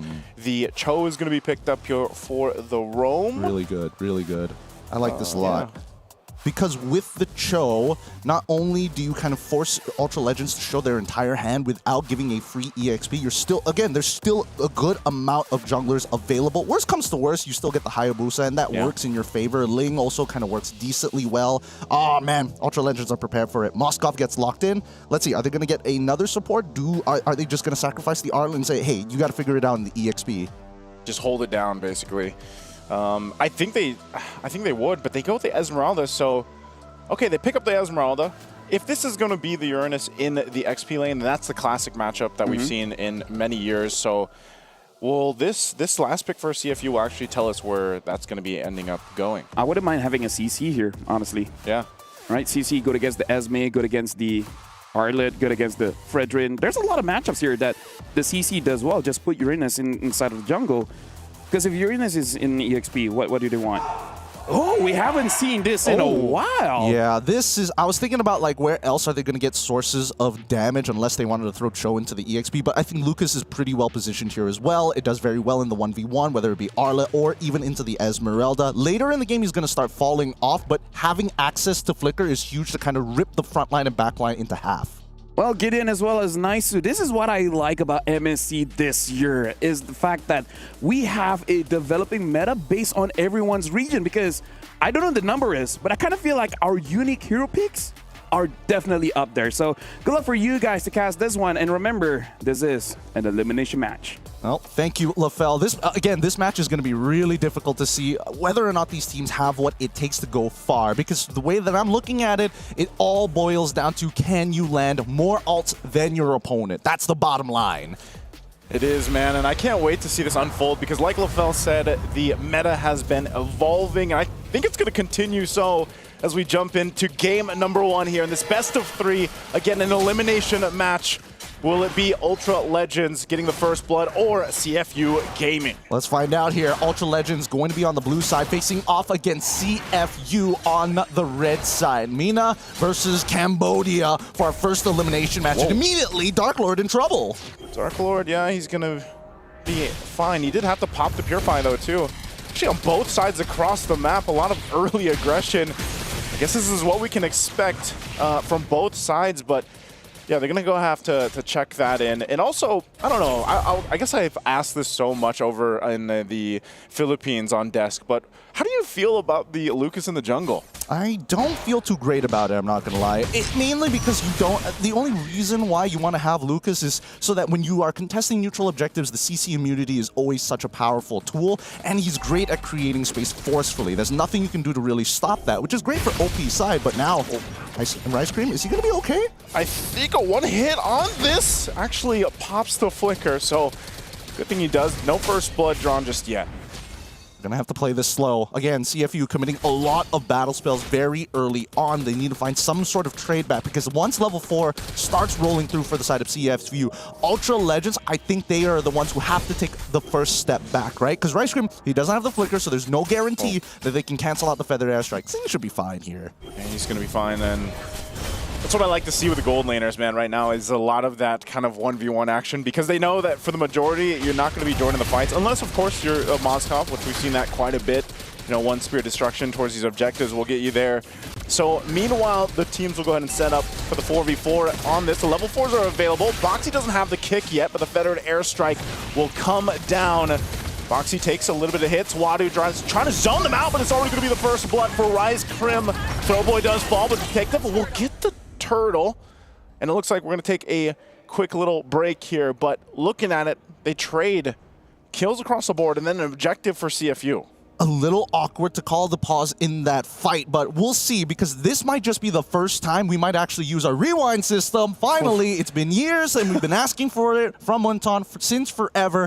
If it does come down to it, we'll leave our marshals to handle that. But in the meantime, yeah, coming to those level 4s, I'm surprised that Ultra Legends were fighting for position, right? Yeah. It really comes down to, can we take control over that river brush connecting into the mid lane? And it's such a powerful position because now Farsa either has to play on the far end by Tri-Brush to get access to her Feathered Airstrike without getting disrupted, or has to walk through Purple Side. Either or from Purple Side is a very volatile position when Flicker's available for that Arlet.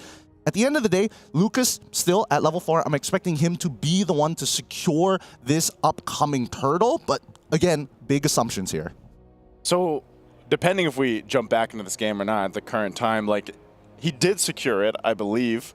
He was able to secure the turtle, but that's the thing. You have such an advantage around the Feathered Airstrike early on, and I think they play that route. And it would have been maybe a little bit different if Boxy was actually level 4 and he had the kick available, but him and Wadu did a good job at just zoning out Ultra Legends. Oh, whoa. I hear sounds. Okay, we're back into it. So Rise Crim will go down. It's a double for Detective. Okay. So jumping back in, yeah, he got 2 kills and he did get the turtle. Oh yeah, so we're not pulling it back this time round. Looks like a little unfortunate for Ultra Legends. I'm not sure who called the technical pause in the first place. Regardless, CFU will get this initial push onto Pharaoh's side as Box CCCCC is going to be on this top side. CFU at this point of time, pretty good, because now that Detective with 2 kills underneath his belt, first items are going to be a little accelerated for him. And with that first item, I'm not sure what he's going to go for, right? Is he going to go, you know, build the Fury Hammer into the War Axe, or go straight off with the War Axe, knowing that he has to tank a lot more damage coming into these fights? Yeah, I feel like it's been a while. You know, it's been a while since we've seen Lucas specifically in the jungle, at least over in the Philippines region. For, you know, he was up there in the beginning. Wadu, though, Consecrate going to get Final Slash out of the Feathered Airstrike here and takes the brunt of damage as Quanok picks up a kill. A good response. Boxy thinking about it, but won't actually commit. But with Detective here, they want to put pressure on this orange buff. He knows he's got a lead and a level advantage too. Gonna go for Throwboy. There's the kick. Not the angle they're looking for, though. Now Dark Lord gonna join this fight. Boxy is in trouble, though. Gonna get Final Slashed. Rise Crim, whoa! Detective goes down. They find Boxy as well, and it's a big pickup for Ultra Legends. Ah, that was such a huge whiff from the Beast Bomb. Maybe if that connected, they could have done something else. Opie was about to get the Feathered Airstrike back online, too. Really unfortunate. CFU Gaming have the right ideas, but they're forgetting about priority. Look at this fight actually occur, because we do see the initial movements from the side of Dark Lord, and that makes all the difference in these types of fights, right? He's holding on to his he already used his Falling Star Moon early on, but more importantly, it's that final slash that turns it around, and you can see that Rise Crim is getting even more value from it on the laning phase for this Moskov. Right on cue there, Gideon. As soon as you mention the final slash, you get a nice little look at Rise Crim finding Sing up top. And now this second turtle of the game is going to be up. Little traction pulse thrown out there. Still going to be controlled by CFU for the most part. But they're going to have to fight for this one. Boxy once again trying to zone them out. There's the Feathered Airstrike. Wadu gets the turtle secured though, but they're in trouble as Boxy's going to fall. And there you go. Appraiser's Wrath to come down. Throwboy's out of the picture, but Wadu still on the hunt. It's a big trade here. 1 for 2 right now, but CFU, they get the objective. He's a little hungry boy. They're, again, Ultra Legends, they are currently up with the lead, and they want a little bit more. I guess they do. Opie in trouble, but Wadu trying to cut them off. A Dark Lord, he's burning. What? Wadu. What's going on? I think he was thinking like, all right, I could take a bit of damage. I still have Flicker. I got this. And then Quinnock hits his passive stacks, and it's like, fight me. Fight me. Try me again. Do it one more time. Hey, man. Maybe, you know, maybe Wadu forgot, but you're not going to cover much ground as Uranus. So Boxy has to kick his way out to live this exchange in the mid lane, but hey, Ultra Legends, they've done a phenomenal job at kind of correcting the course here in the early game. All right, I got to call Zipper on this one. Pull up the item list real quick because we need to see how far Wadu is from getting a Radiant Armor, and at the very least, oh, he goes for Dom Ice first. Okay. Interesting. Okay. Oh, he's in trouble. He's in a lot of trouble. Yeah. Because again, this Dom Ice is not going to help him much. He's just getting punted around. Okay, he's going to go ahead and use that Consecrate. He still survives. Somehow, someway, Detective's going to join the fight, jumping on in, looking for the Blast Wolf. Landed though, but the Feathered Airstrike will pick up the kill anyway. Detective still working on Rise Crim, and there's the kick also from Boxy. Rise Crim is still running away, but finally the Detective will pick up a kill. Can Throwboy get here in trouble as Spear's gonna be coming down to join the fight? Pharaoh will go anyway. It's a hold-on brawl in this bottom lane. As Opie's still alive, Pharaoh and Throwboy working on Wadu. Wadu is tanking up, but gets taunted back, and there it is. They pick up another kill, and it looks like they're gonna go for this turret as well, as Opie is just forced off. He's gonna drop down the Feathered Airstrike, but I think Ultra Legends is gonna be happy with that fight overall. Are they happy? I'm not even 100% sure about it, right? They do end up losing in Tier 1 topside. They will secure this turtle. At the end of the day, is this really helping with their current game plan of scaling up fast? Quinnock is actually in a very good position. Rice Crim, yes, he's great, but Dark Lord in particular, he's got to be really careful, right? I think the pressure is starting to get to him. Those Falling Star moons, they matter. Oh, that final slash is going to get him kicked into the turret. They're going to fight it anyway. The Traction Pulse and the Star Moon comes down. They finally get the turret. Spirit Destruction just lobbed on through. But it's an objective, ultimately, which Ultra Legends gets, and that's what they needed.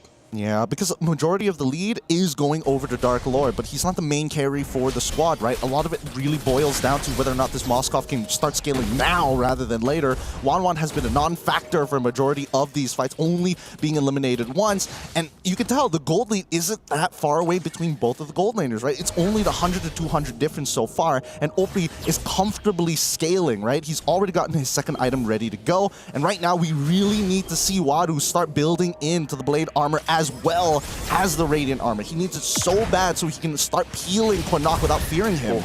Good eruption there, but still not enough. Feathered Airstrike dropped down in mid lane. They'll get blasted to bits. Crossbow tank popped off as well. Wadu holding the front from Throwboy. They find Dark Lord, and they're going to be able to find Throwboy as well. Ooh. And Appraiser's Wrath will not have enough damage to pick up anybody from CFU. Yeah, unfortunately, Pharaoh a little bit late to the fight here. CFU Gaming was able to recuperate and regroup a lot faster despite the initial damage being thrown out from Ultra Legends. Boxy is playing a strong game. Let's look at this replay one more time, right? Because we see Boxy start off by taking down Ice Cream to ensure that Opie is going to be fine. The Feathered Airstrike got max value onto Rice Cream as well as Quinnock, which is the big issue, right? Ultra Legends must understand, if we are going to initiate these fights, it's very ult dependent. This is tough too, you know, ult dependent or not and everything else. Ultra Legends, now they're starting to get picked apart. And it feels like, you know, they're going to have to kind of hone back in. And this is what I was mentioning back when we were opening up the segment here was, you know, they kind of need to hopefully refine their mid to late game transition. And so far we have to see that happen because the Lord is up now. Ultra Legends is fighting for space. They're trying to fight for, you know, the fact that this Tier 1's almost going to fall here. And CFU knows to punish this. They might initiate this fight. They're going to drop down a Feathered Airstrike. Again, the flicker forward. Spirit Destruction to follow through. Pharaoh joining the fight. He's going to go ahead and help out, but the crossbow tank popped off on Dark Lord. He tanks up a ton of the hits, and now they're still going to be going as Quinnock's gone. A big blast once again. They have to retreat under the Tier 2. They're just going to fight it out anyway. Throwboy keeps them in check. Now Opie looking for his own opening. It doesn't have the Feathered Strike just yet, but they'll force him off. The Lord is for the taking for CFU. Really nice play coming in from CFU side. They initiated this fight understanding that if they can push them in between their Tier 1s and Tier 2s and nobody is there to actually clear the wave for their mid-Tier 1, that's such a powerful position. Once Quinnock goes, they know they've got the green light. Once the final slash Rice Cream comes out, then they can do whatever they want. That gives them the passport that they're looking for to disrespect Ultra Legends battle lines. Now, Wadu in a phenomenal position. I've seen both of his item pickups, the Blade Armor as well as the Radiant Armor. He is in a phenomenal position and Quinnock cannot deal with that. He greeted out for this guy Piercer, but until he has a Divine Glaive, he's not going to be able to cut through. And like you mentioned, you know, that's what Wadu really needed. He needed to be able to go ahead and be that kind of just front line for the most part. And Aboxy's been doing a great job too on this Cho, as difficult that it is to sometimes find those angles. He's going to go ahead and get traction pulsed in onto the turret. He could be in trouble. Tries to get away, but the turret's still going to be worked on. They find it finally, but there's the crossbow of Tang as the airtime is there. Still under the turret. Zing not able to pick up Throwboy though. So they traded out the 1-for-1, but the objective's secured. Shields are going to be popping up here, and they still have to deal with the Lord. These conversions from CFU are so very, very good. I got to give it a Rice Cream. He has an eye to punish his opponents. He's very similar to Boxy. However, he can't get into his own head. They need to sacrifice these outer tier turrets. Inhibitors are by far the most important at this point after your mid-tier 1. Therefore, CFU Gaming, as you see them attack, they're not attacking head-on. They're attacking in these side angles. Look at this! Traction pulse once again. The energy eruption going to be able to find Sing. It gets out though. And the final slash will whiff it. So nothing to convert there for Ultra Legends. See, this is what I'm talking about. It's final slash versus feathered airstrike. Both of these effing ultimates. It's just, they're really, really pivotal for these squads. Now, Quinnock, he finally gets the Holy Crystal ready, set, and to go. And Dark Lord is actually doing a decent amount of damage throughout these fights. I saw his item build earlier, right? Enchanted Talisman Oracle, he's got the Sustain. But then, does he have the right items to actually get in front of Detective? Is he strong enough to deal with Sing as well? No, he really has to go in and out compared to Wadu, who literally will T-pose on his opponents. Yeah, I think even at this point, they're just forcing these fights. Look at this. Rise Crim pops the conceal, goes in with the final slash. He's able to find 2 though, but Pharaoh is out of the picture. Not the timing that they were looking for. Even with that final slash, this has been the constant struggle that we've seen from the Arlots that are picked up so far through MSC. Now the base turrets are set here. CFU's going to work on the mid turret. Detective takes quite a bit of damage. Now Wadu has to jump on out of the base. The final slash again will find Sing. A good pickup and a response from Ultra Legends. Do they want more? They stop OP from the feathered airstrike a little bit longer. Throwboy will jump on forward, but that might be all they get. Marksman for marksman on either side. Seeing you gotta be careful, right? Because it's really hard to react to the final slash. Even though you have an inbuilt Purify, you're still going to get disposition unless you got really fast fingers. Even if you're dispositioned for half that second, that's more than enough for Ultra Legends to really jump upon you, because their whole lineup, every single person, has CC. Oh, again, the fight breaking out. Traction pulse on the feathered airstrike already expended. Boxy, though, trying to jump into the fray. He flickers out defensively, and now it's Detective. Lord's going to be ignored. They go in the fight anyway. Detective is gone, and the fight still going on as Wadu going to be the next target. Pharaoh does want to overcommit. Zing just around the corner alongside Boxy. They're going to go for Dark Lord here. Can they actually get this kill? Looks like they're going to be able to secure it. Dark Lord just trying to buy it time. The shields are not enough as another kill goes in the hands of CFU. And what did I tell you, right? Dark Lord cannot deal with the raw damage coming out from the side of CFU in comparison to Wadu, who literally is T-posing in the middle of these fights. It's starting to get a little frustrating, but we do see that Ultra Legends manages to find an initial punish, right? Keep in mind, Lucas, his big mechanic, I can only pop my ult when I have enough energy, when I have enough of those stacks on me, right? Which is the little bar you see underneath him because he doesn't have mana. Cool. I definitely need more of those type of heroes in this game. But for the most part, Detective, again, I think that CFU Gaming could have just let Ultra Legends take first position. Oh, final slash again. Forcing the fight, a Spear Destruction. Pharaoh's going to join the fight, but Rice Crimp could be in trouble. Detective now going for Pharaoh. He pops the Wind of Nature, though. He's still going, but he has enough damage to pick it up as Quinnock is gone. But Throwboy came in, got the Lord, but they're losing the fight. 4 down for Ultra Legends. Going to be making it 5 here. It's going to be a wipeout as they go through, as Dark Lord doesn't have enough. And CFU Gaming might have lost the Lord, but they're going to get the wipeout they needed. The mid turret goes down, and they have the push with the minions. They'll take first blood in this best of 3. Really great target prioritization coming in from CFU. You could see the forward thinking in a lot of their plays. The itemization was good, and even so, Ultra Legends, they just fell in between the smokes and the mirrors, and they couldn't tell how they needed to play it out. I kind of feel like, to describe this game, it's close but also very scrappy. And I kind of feel like it's a very hard game for either marksmen to really shine, because every single time they're in the fight, someone's targeting them, and they're, more often than not, they're the first to actually go down in the fight. And it's hard to make a team fight look good when your marksman is the first one to go. Absolutely. And I think, you know, they were trying to overthink this, right? It's like, oh, we got to worry about the final slash. Oh, we got to worry about the feathered airstrike. And then all of a sudden, I think CFU came to the realization of like, actually, we don't really care about the final slash. I think if we can get Zing into that back line, we can make this work because OP, every single time, even if he just lands 1 or 2 shots of the feathered airstrike on Quinnock or Pharaoh, they're basically down to like 1/3 of their health. Yeah, and it worked out too because, you know, we mentioned it back in the early to mid game where like Zing, aside from getting that ganked once, like he just had a pretty good time just farming up, and then he goes in and uses that advantage of I have my items, I can get the positioning I want to. Especially, I think a big part of it is, as you mentioned, Gideon, once Wadu got those defensive items, the Radiant Armor and the Blade Armor, he was enough to go ahead and zone out a lot of this. And then Detective, like you mentioned too, was a lot of the timing when he has that ultimate available and he can actually put pressure on the right targets. And a lot of times it was Pharaoh. He was able to pop out the Wind of Nature. He was able to get a lot of the battle spells out. And that just worked out really well for the fighting plan of CFU Gaming. And I gotta say, like looking at the draft, there's no real counter for Zing on his 1-1, right? No one know.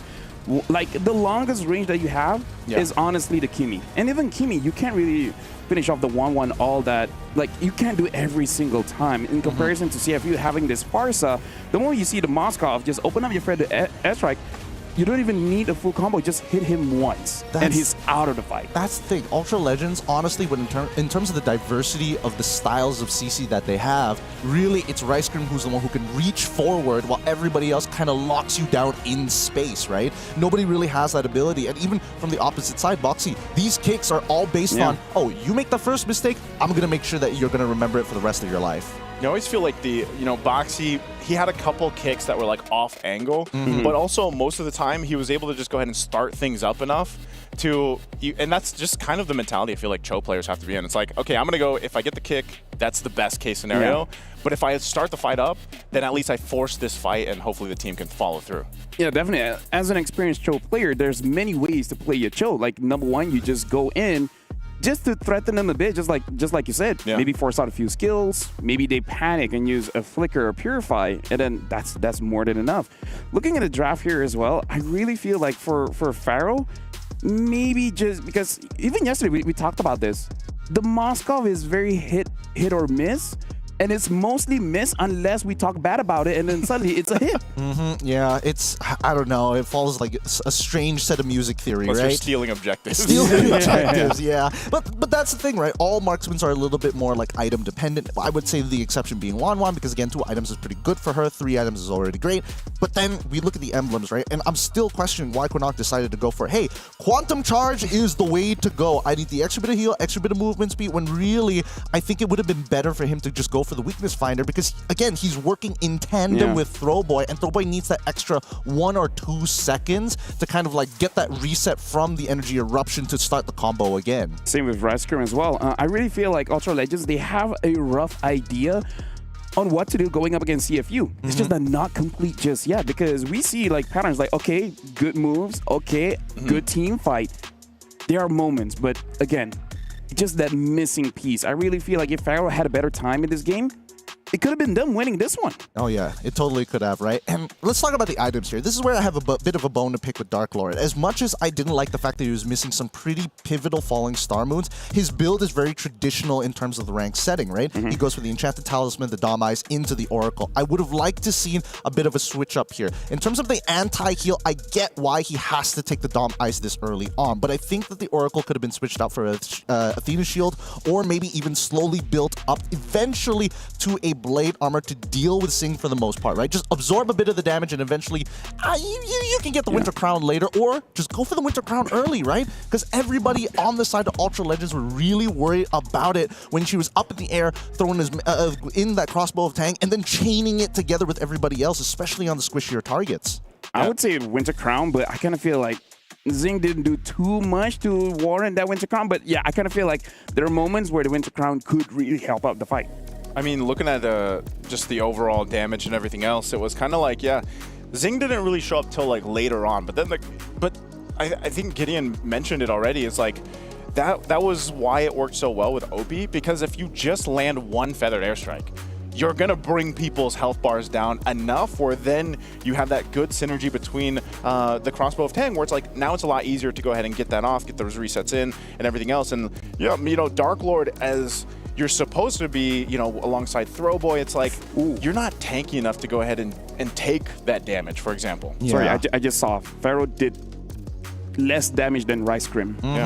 So that's Dark Lord at least did 84,000 damage. Now that's very impressive, and especially considering OP is the highest damage coming in from CFU, 85,000. So honestly, Dark Lord did a lot in that game. It's just that, like you said, maybe some different item options just to make sure that he can stay in the fight longer. Yeah. And maybe we could have seen a different kind of result here. Yeah, again, it's not about going in and out of the fight. That's something that Ultra Legends don't really want to do. If they take space, they want to hold that space for as long as possible. In terms of macro, they could have shifted their attention down towards Moscow's side of the map, and I think that's what they really needed to do. Like, sacrifice a couple of these objectives. It really doesn't mean much to you at the end of the day. Work on your economy, and eventually you can look to outscale CFU, because that was the main idea for Ultra Legends.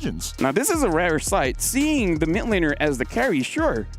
But mid laner as the rich guy. Oh, yeah. We definitely don't see this every day. The mid laner is the rich guy, is the carry. I mean, why do an Boxies and as wingman? Like, it still makes sense, but my God, let's talk about OP, man. Like, he got a lot of gold in this game. That's why I say, it's interesting when, or as much as we've seen, like, for example, the Fars does not go through so much, or still these mid laners that are so proactive, and I feel like OP is that guy. I mean, when we saw their journey videos back on day one, he was the spokesperson for that, and you can see it in his gameplay, and I mean, the most apparent to me so far was even on his Kimmy.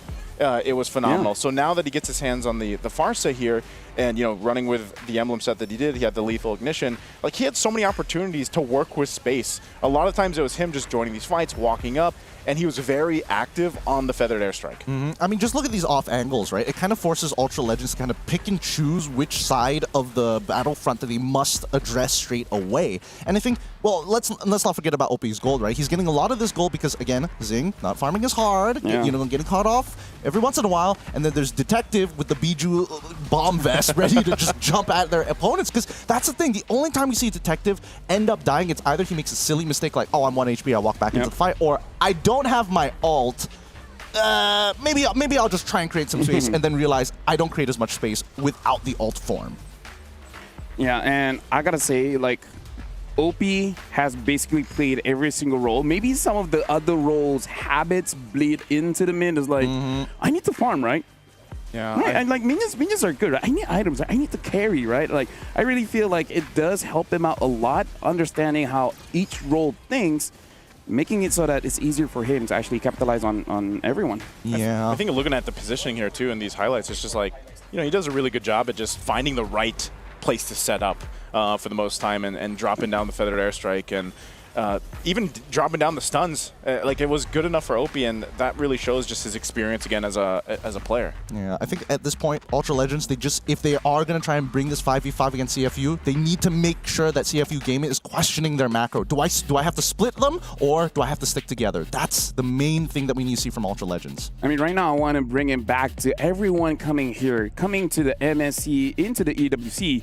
Everyone has their own stories, has their own struggles.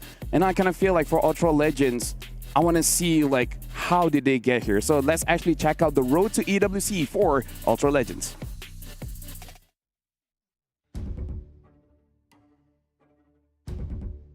The most dangerous thing about going against us is that we play like a team and we depend on each other. It feels great to be in EWC. We had a difficult journey to be here, and we will do our best. Of course, it's a great honor because it's my first team win and I won it and qualified to this EWC. Oh, Troll with the Tsunami Slam! It's Pharaoh to secure the Lord, and Pharaoh with the kill as well. Dark Lord will get Coffin. Look at them. They're blitzing this. They're rushing into the back. My toughest moment is when we was playing in lower bracket finals and the electricity went off. So we had to go in the car and play in wild data. We had a hard group and we won. But look at Rice Cream, he has the shortcut, they will jump in and just brawl at you. Pero gets the kill towards Troll, and that's a Sky Piercer popped as well. Dark Lord getting Sanji, it's Sano screaming in pain. Agony is in their eyes as Falcons, they will get their wings clipped.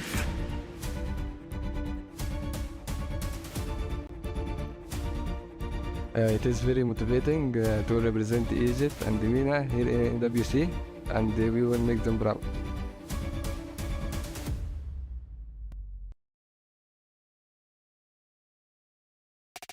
Talk about a story. Not just did they win against Falcons, but they had to do it in a car. Like, if you look at their story, it is absolutely amazing. But speaking of which, for you guys at home, I hope you guys are playing MLBB after this game, because we still got to see who makes it through, because the All-Stars are still here, but it's only up until the 5th of August. So just a little bit after MSC. So make sure you guys play now and actually complete all those tasks, because there's a chance for you guys to get a Popol and Koopa skin. Make sure you guys do it quickly, because, hey, when this is over, no more chances.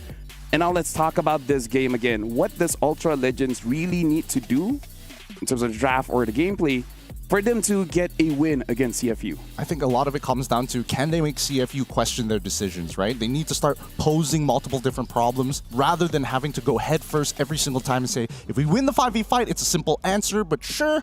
But when you see CFU kind of doubt, and especially when they overheat, because they are prone to overheating each individual player, that's where you see more and more mistakes start to show, and that's when Ultra Legends can capitalize.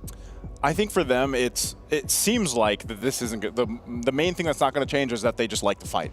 I think both these teams like to be a little scrappy, like to go ahead and for the fights. And so maybe as they go in for the second game draft here in just a bit, they build a lineup that is going to give them the best chances to win those scrappy fights. Because again, I think even the itemization we already talked about in the breakdown, they need to be able to itemize for winning those early game fights, mid game fights, so that they have a better chance in the late game. So if I look back at my nuggets of knowledge, lose enough where your opponents are confident, but don't lose too much where you're 10,000 goal behind.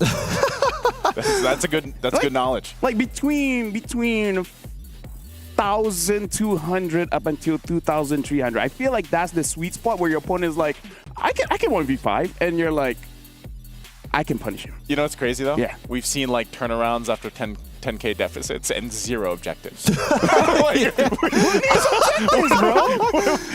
are important. Is there a nugget of knowledge for that? Or? Yeah, kills are more important. I mean, especially when it comes to the late game. Because this one I kind of feel like for most professional players, they know. But in case you guys are playing rank at home, I would say 16, 17, 18 minutes, those are the times when kills are more important, because for you to get objectives, you want to make sure no one is defending them. So kill them first. Yeah, there you go. I'm following. Yeah.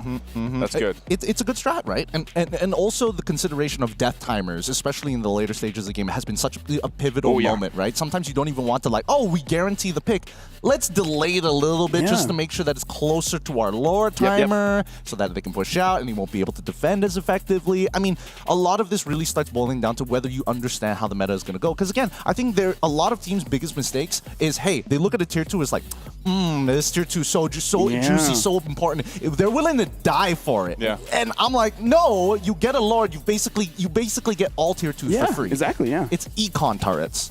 I just feel like a lot of the teams right now, even in the matches today, they're willing to fight under tier 2, tier 3, tier 3s even into the base with the Holy Shield still up, and that seems to be a game plan for a lot of teams right now. I kind of feel like macro is definitely good. That's the preferred way to approach a game, but I kind of feel like everyone is getting a good understanding of how to move around the map, where it comes to a point where who has a better fighting comp. Because I feel like if we go back all the way even before MSC even started, we see a lot of teams having very interesting drafts where you can play the side lanes, but then eventually you come to a point where you have to fight.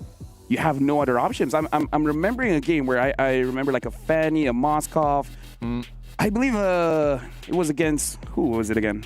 Fanny and the Moskov on the same team? Yeah. Was this yesterday? Yeah. Was it DFYG? No, it was another team. But either ways, I will refresh my own memory. But the game looked pretty good. And even we said, hey, they could go all the way. But macro ain't enough. You need strength in the fight. Here's the thing. I think right now the meta really punishes you when you're trying to play like these big split pushes, mainly because there's a lot of like mechanics that kind of prevent that. Oh, you got a really good split push. Oh no, there's the holy shield that kind of defeats the entire purpose Aurora, of by the it. way. Now I remember. It was Aurora. Aurora? Yeah. Oh no, that's fair. That's a really good point as well. Yeah. But that still comes to the initial problem of like, oh, I'm gonna proxy a wave, and then I walk up into the river, I get the extra torrent movement speed, and I get to be part of the neutral fights, and then walk back without losing anything at all. I feel like there's just been a really, like, I am also a fan of the meta right now. I mean, we think back of last year, MSC's meta was very staple. Like, it was a very solid just game plan every single time. And now I feel like there's a lot of breathing room for different things to happen. You know, you still have your standard picks as we get into this draft here, but also you have these more, kind of unorthodox strategies that seem to be working for specific teams out there. Yeah, especially looking at mid. I kind of feel like mid has been still for quite a while, but now we're seeing a little bit more. The Kadita, for example, is looking pretty good. Like, maybe if you look at the win rate, it's not super high, but if you look at the game itself, she does her job. I think Onyx definitely is a big proprietor of trying to change certain bad win rates around for a lot of these heroes, whether it be Zetian, the Kadita. It makes sense. But so far, I don't know. I'm on the opposite side about what this meta offers for the mid lane. I feel like it's pretty narrow because you want to play traditional front-to-backs, and it's really punishing because you need to not only coordinate, but the level of execution is just so high for Kaditas to be able to get some real profit. You will get one person, but you're never going to get two, never going to get three. In comparison to if you play Zetian, if you play things like Farsa, just tap, tap, tap, you've gotten 3 people down to at least a third of their health. Yeah, I'm always... you know, I would always love to see some of the lanes, for example, like the mid lane, like the gold lane, to have some of these more options. And I know there's teams so far through MSC, speaking of Team Flash, you know, like that, like to bring some of these picks out to the gold lane even. But again, in the mid lane, I'd like to see, you know, more of the other heroes pop up. Maybe we do as we get through the group stages here and then into the knockouts. But so far, this stuff like Kadita today was great to see. And, you know, the fact that Farce is still open, I'm wondering if that's even priority. Phoveus as well. Phoveus as well. Kimmy is still up as well. You have a lot of these options that both the teams can go for. And that's why this first priority pick for Ultra Legends is actually going to be pretty pivotal here, I feel like. Where? How confident is Ultra Legends in playing Cho? Mm-hmm. Oh, never mind. I don't need an answer to that one because, again, they have the Farsa on their side because the big trade-off at this point is whether or not I want to give you Kimmy and kind of like eat it for the early game, right? Mm-hmm. That's the major issue 90% of the time. And the only way to kind of divert that pressure is if you have a duo, or at least your roamer in this case, that can utilize Concussive Blast so you can clear the waves extra fast so you don't have to interact with her. I mean, at least at this point, they have more range, able to actually go for the gold layer, which is definitely a big problem in the previous matchup, especially considering that they don't use an assassin inside of jungle. I want to see if they want to go... Oh, definitely CFU favorite here, personally for me. I think it's everybody's favorite. I feel like Jujin Lancelot, pretty good opener. Yeah. You go with the Lancelot. Yeah, interesting. Especially Phoveus here. Yeah, he's got the 59% win rate right now, so that's definitely something that Ultra Legends wants to go ahead and build the rest of this lineup out dealing with, because there's only so much you can do against the fact that Lancelot can just Thorn Rose. He has all the mobility in the world, especially with the Phantom Execution and the punctures and everything else. So, but then you add that layer of protection because the Jushin does that so well. We've seen some of the teams that do pick this up do great at peeling for their junglers or their gold laners, and that's something you're going to have to deal with if you're Ultra Legends. They take the Uranus, and then they go with the Granger.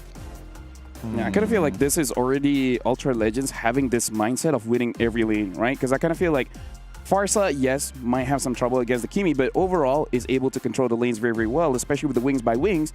Able to go gold or EXP, just make sure they win it out. And now having the Granger as well as the Uranus, it really feels like, let's just win off raw mechanics. Let's win off the lanes, and then we're going to be looking good. And now CFU picking up that CC, so can fight back against this Uranus. I guess, unless they flex the Uranus once more, which I think in this particular case is not the worst thing in the world, mainly because your matchup against CC is already pretty terrible, but more so until Lancelot gets 2 items, he kind of does nothing to you, right? You kind of just absorb pretty much everything, and we don't see a large amount of burst damage coming out from CFU's side. They have the Jushin, and I think that Ultra Legends right now need to kind of skew the draft to make sure that their mid duo is able to not only move first, but in doing so, kind of opens up the option saying, if you get Irithel, for an example, if we let Irithel through, if there's a worse matchup for this Granger, we can actually double down and kind of buffer your lane while keeping the others a little safer. Yeah, I like the focus too on. I mean, damage-wise, I feel like Ultra Legends has that covered. Just with those picks alone, the Uranus, if it goes in the jungle, then maybe that's going to be best for them against the Lancelot. That might be their game plan, but I feel like still Ultra Legends waiting for the last couple picks here from CFU to balance out. But then again, what do they put in the roam to make sure that they're able to go ahead and peel out as well? Because some of the roam picks are obviously being banned out. They're taking out a lot of the utility that we're used to seeing. So again, what's left there for utility roam for Ultra Legends to make this work? Honestly, that's a very good question because worried that there's no crowd control here. And if you let Lance just do whatever he wants, like you said, Naisu, he has all the mobility in the world, and I don't know if it's because of the relationship with Odette and having to run away from her. Her swan song, she yeah, doesn't like it hurts. She's singing again. It's like, oh, you know what? Puncture all the way. Hey, if I was Lancelot, I'm like, hey, you do you. Let me just go buy milk for a bit. You do you. Some say penetration is key. Hey, look, I think that at least for Badang on this side of the map is able to kind of, it's more of a denial than anything else, right? When you look at the Ultra Legends side, they would like to have the extra bit of disruption because, oh, you can dash all you want, but if you happen to cross my fist, then we can knock you out of position and maybe even get a free cancel if it knocks them out of the way to not get another stack. So his puncture doesn't go entirely through. Hayabusa gets locked in for Ultra Legends, so they're telling, hey, I'm sorry, Dark Lord, if you're going to play Uranus, you're just going to have to eat it. Just deal with the GG, that's all you, dude. Okay, there's the answer. It's a Hilda roam. So no crowd control. No crowd. No crowd control gang here. So what are we going with? Damage. Yeah. That's... Killing them is the biggest CC. Hey. Death is the best CC. Because they're not on the map. They're not on the map. So they're technically crowd controlled to death. They're not even in the game. That's a good way to look at it. I guess that's the hot take. Killing them is the best CC. Hey, man, Ultra Legends with the Beaver comp, man, because damn. They got to try their hardest here. I don't know, LaFell, do you like this comp? Here's the thing. What I'm actually looking out for is that every single team, when they see a Lancelot, they pick up the Hilda. Has it worked? No. But hey, one day we'll see it work. But now I got to throw it over to you guys. And just to remind everyone here, CFU already has game number 1. One more win. They survive, not going through just yet, but they survive. But the same can't be said for Ultra Legends. That's a good point. Thanks, LaFell. Once again, great reminder here for all of the fans who are just tuning in. Ultra Legends facing off against CFU Gaming, currently at match point. If Ultra Legends, now is the time to clutch up, to pull it to a Game 3 as we head on into the Land of Dawn here at the Mid-Season Cup 2025 at the Esports World Cup live in Riyadh. As you can see, Throwboy, the jungler for the side of Ultra Legends, starting off on his orange buff, while Detective from CFU on the red side starting on his purple. So, mirrored sides of the map. You know, Gideon, I feel like Ultra Legends went with the perfect life advice that's thrown out there all the time. Just put all your eggs in one basket, right? You know, they just went full damage.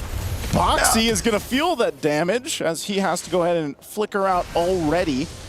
So that might be the game plan. Ultra Legends overloads on one thing. You get the damage off. You have great profiles early game, especially if Throwboy can somehow, some way get an early snowball rolling. I feel like that's going to put Ultra Legends in a really good position, especially when these objectives come up. I totally agree here, right? Because right now, Ultra Legends are just making sure that they're bypassing and kind of cheating the early levels by saying, Dark Lord, he's going to struggle at level 1. So let's quickly get him to level 2.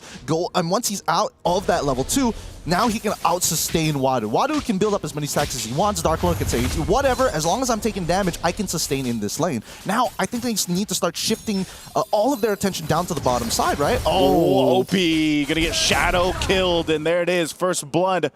go into the hands of Throwboy. This is exactly what we were just talking about. Yep. I mean, the snowball has already started for Throwboy. Hopefully it converts down to Pharaoh somehow, because again, he's going to be one of the few ways that he can hurt CFU Gaming without putting his team at risk. Yeah, this is going to be the first turtle of the game that comes up. Throwboy will have to face this off against Detective. Now, this is a little bit tricky, especially up against a Lancelot, so he's going to rely on Rise Crim. Rise Crim jumps on in, gets Detective actually quite low. He'll still get the turtle. Turtle secured for CFU, but can they survive the fight? Throwboy picks up a kill. Detective follows.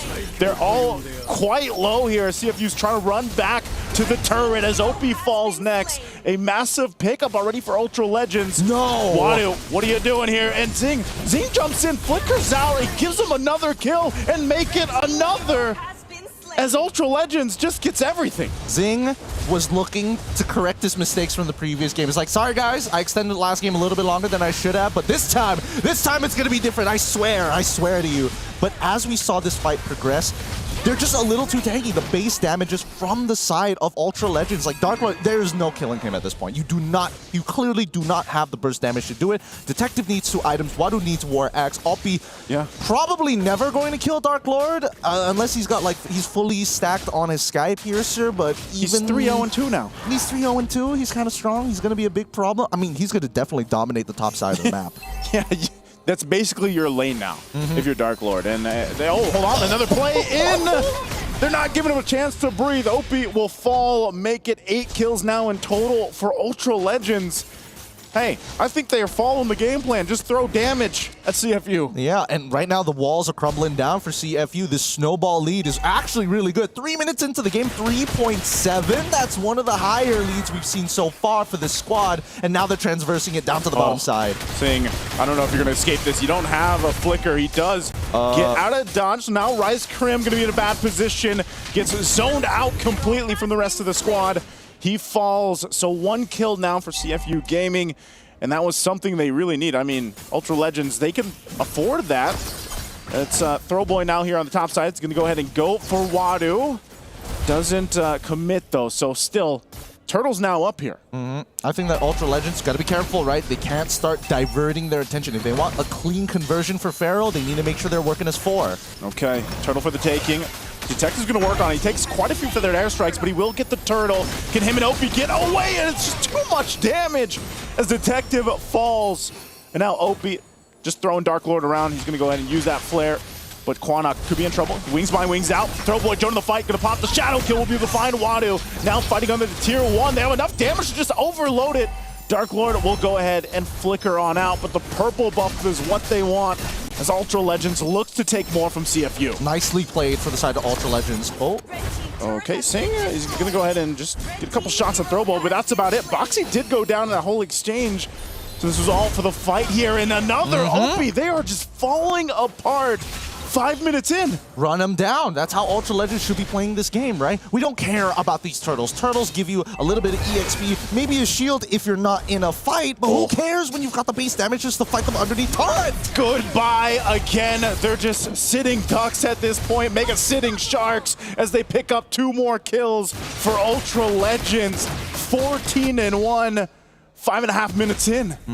Proxy the waves, get ahead, continuously force CFU Gaming back into a corner, and this game will be yours. Ultra Legends can't afford to make a mistake now. Oh, again. Oh, Dark Lord, is he still going to survive this? Okay, the turret's pretty strong. He gets taken out. Again, they had a great lead. Hopefully not too many of those, because those can compound up to give CFU a chance back into this game. But right now, Ultra Legends is in such a good position with this 5K lead ahead, and they're just continuing to try to take everything from CFU. Ooh, Detective going for Purple Retry this time around. Wants to attack the max health and steal some, knowing that a majority of the members from the side of Ultra Legends actually have some pretty high max health. Now, Quanaka's going to get pushed back. Oh, he pops a feather airstrike. He sees Detective, and he's like, nope. I'm going to go ahead and stop that, but Throwboy, does he give the call? He goes in with a shadow kill, and the damage is too much. Overloads him. They pick up 1. Conceal on the run. They're trying to disengage out of here. Opie in trouble. Detective's going to jump in to try to distract them. He goes in. He does survive, allowing CFU to get back, but they might want more. Quanok Is he going to actually go for this? Again, CFU not in a good position to really do too much. This is a death march coming in from Ultra Legends. Nothing to lose, everything to gain, and CFU are feeling the wrath. Every single time they walk into their jungle, they're seeing 3 to 4 people. Oh, good flicker from Pharaoh. Good flicker. He's still going to be alive again. Oh, Detective will go ahead and pick up the kill anyway. They desperately needed one. Pharaoh with out of the picture. Quana could be in trouble. Opie, they flicker forward. They're able to find Rise Cream. This is a chance for CFU to turn things around. Dark Lord, quite tanky, but he goes down anyway. 3 picked up for CFU. What is this hero? What is this Lancelot? 1 HP, jumps into 2, chunks out Canuck down to 1% of his HP, walks away, and I mean, I get it. Dark Lord doesn't have a lot of damage, but the Ionic stacks is ridiculous. Like, look at Detective, right? Keep your eyes on him. Jukes him, goes down to Canuck, gets put down to 1 HP. Guess what? I'm gonna put you down to 1 HP, and had that puncture connected, he would have killed him. Lance too much, as LaFell said. It's just, what is going on? I don't know. I guess he's just going to be highly contested, either that or eventually in the knockouts we see him on the ban list, but wait, man. The total gold for his team is 22,000. Zipper, pull up the item list. We need to see where he's at currently. I think he only has the War Axe, right? Yeah, just the War Axe. This dude, what is this hero? What hero can do this? Zing could be in trouble. Gets out with a flicker. They're going to drop down the Feathered Airstrike. Zing has all the space to work with. And now Detective and Opie trying to make it the way to the fight. He's got the Thorn Rose. Quanok will try to get away. Throwboy joining the fight as well. Goes in, looking for a pickup as he goes for Opie. Doesn't have the shadow kill. Now he's going to be able to pop it. Picks up Boxy. Looking for more. They still want to go. Wadu's quite low, but Detective will finally get taken out. Now Zing left to his own as he falls, and CFU is falling apart in the jungle. Wadu's going to go ahead and jump away. Does he escape this? Feathered Airstrike, drop down, one more hit. He's burning though, he'll get it anyway. Quanok picks up a kill. Thank God he took Lethal Ignition. Oh my goodness, if he didn't have Lethal Ignition and then with the last 2, that would have hurt his soul. Quanok's confidence would be tank. Oh boy, at least for Ultra Legends, let's look at the replay one more time, right? Because this fight, really interesting, right? They managed to get so much off this from the side of CFU, and the late addition of Throwboy coming into this. Like, keep your eyes on Throwboy, right? Look at how long he holds on to his quad shadows. I got genuinely worried for him because he goes out of the fight, goes in, and then uses his ult. So he's got no more shadows to jump through. This is his most vulnerable time, and the damage that came out from Quanok, just because they were standing too close together, is what caused CFU Gaming to drop it and not clean up the mess. Yeah, I was almost expecting him to pop it earlier too, but you know, they're taking the Lord right now, so that's just going to be a Lord over in the hands of Ultra Legends. They have fought hard for this, and a lot of these the fights are still scrappy, even here in Game 2. But they want to hold on to their lives here. Again, they're facing that elimination. It's match point for CFU. They've come out in Game 2 swinging. They got a phenomenal start. Now they have this Lord in their favor, and they can go ahead and start to knock on these turrets of CFU, hopefully in the base. But CFU has shown us that even this lineup, even down this much gold, there's somehow, some way still potential. I don't want to say it's all just the Lancelot, but it seems to be the case. And maybe you can have an answer for that. Now Throwboy jumps on in. They force him off the tier 2. Feathered Airstrike's already down, so they'll clear this out. They might not lose this turret just yet. They keep it up. So, but still, they got to deal with this Lord. So eventually, they'll get to the base turrets of CFU. They got Holy Defense, right? The Holy Defense should be more than enough. If they want, they can probably like hold on to the Lord just outside of it, but it's not worth it considering Quanok's damage.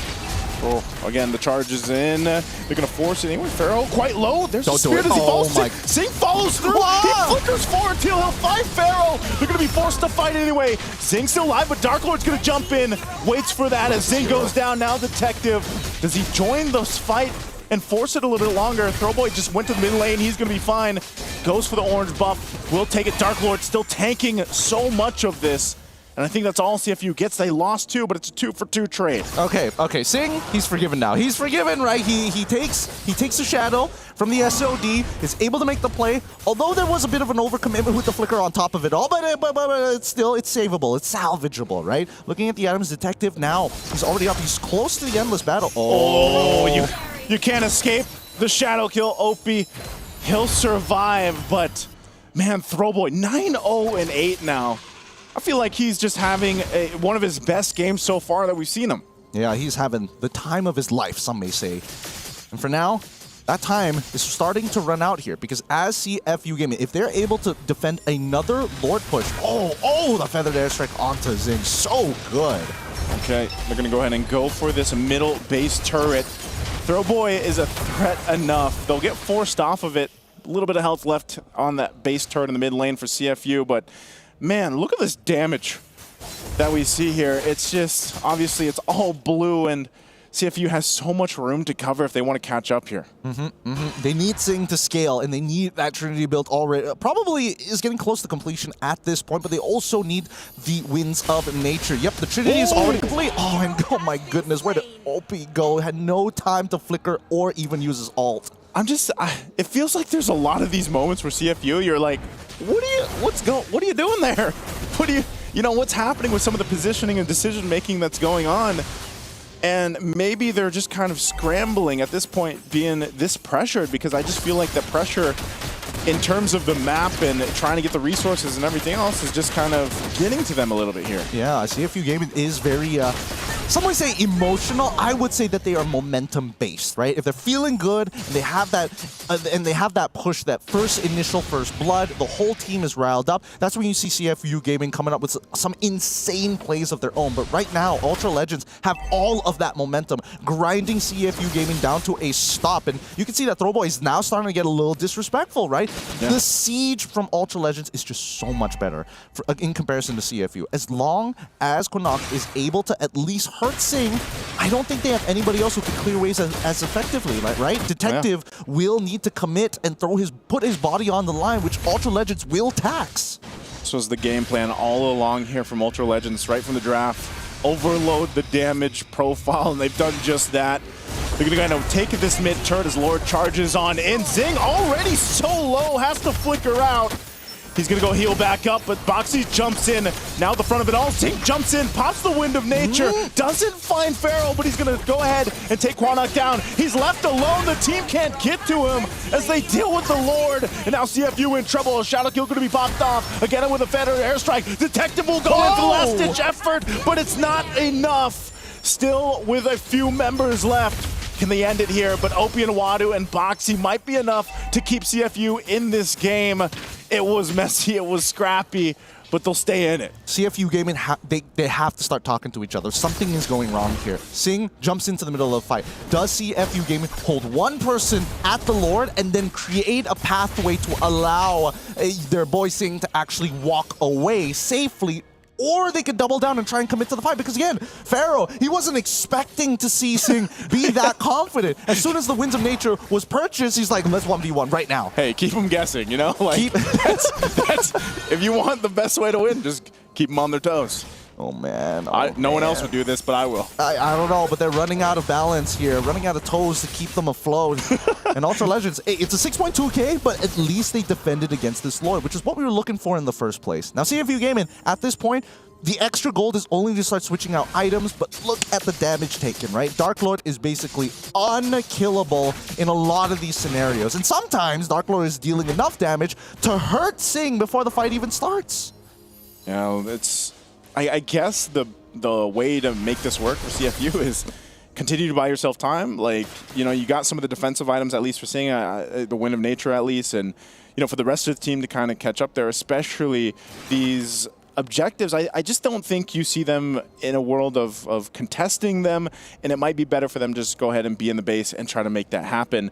I would also say if it wasn't so, the way this game has gone, it's like, well, you could put Sing in a side lane and push it out, but I don't think that's the plan. I think they just want to go ahead and fight it out. It seems like that's been the decision, but I got to agree with you here too, Gideon. I think they just need to make better decisions on the team fighting strategies that they go into these fights as we see them actually come close to this Lord here. Which is so weird because when we saw Boxy's going to jump in anyway. Their Sing goes in. They pop the Wind of Nature from Pharah. Pharaoh's still alive though. They decide to go opposite directions, and Throwboy might just look to end the game. He's going to jump for the kill anyway. Sing pops the Wind of Nature. It's him and Boxy, but Pharaoh comes in with a kill, and they'll just clean on up. They went for the Hail Mary play, but it's not going to work anyway. Throwboy cleans it up. They'll go in, take the base, and Ultra Legends makes it happen. We're going to a Game 3. Ultra Legends got so disrespectful at the very end. They knew they had checkmate at that point. They knew they had crushed the battle lines. They've dug out those trenches, walked through the minefield, and now they're going straight for that base. They could have ended the game at any time, but instead, they decided to dance on the corpses a little bit. I gotta say, like in that game, I had a lot of questions, but it's all the same questions. What are you doing? What do you do? What do you doing? Oh, dude, I gotta say, Zing on that Moskov played like a Thomas. he went 1v5. He won it all. And here's the thing, I like that my hot takes or my nugget of wisdom is looking good, because I think yesterday I was like, damage is kind of good. Damage is king. Yeah. And I didn't thought that they would have all 5 damage dealers, because I kind of feel like of all the roamers, I would put Hilda as a damage dealer. She kind of does a lot, you know, from her first kill all the way to her ult. And here's the thing, CFU Gaming, I kind of feel like you don't need to be an analyst to say they were not coordinated. Like, what was Zing doing? What was Detective doing? What is everyone doing? I almost felt like it was all like, each of them was like, I got this. And like another time it's like, no, I got this. No, trust me, guys. Okay, I failed twice, but hey, 3 times the charge.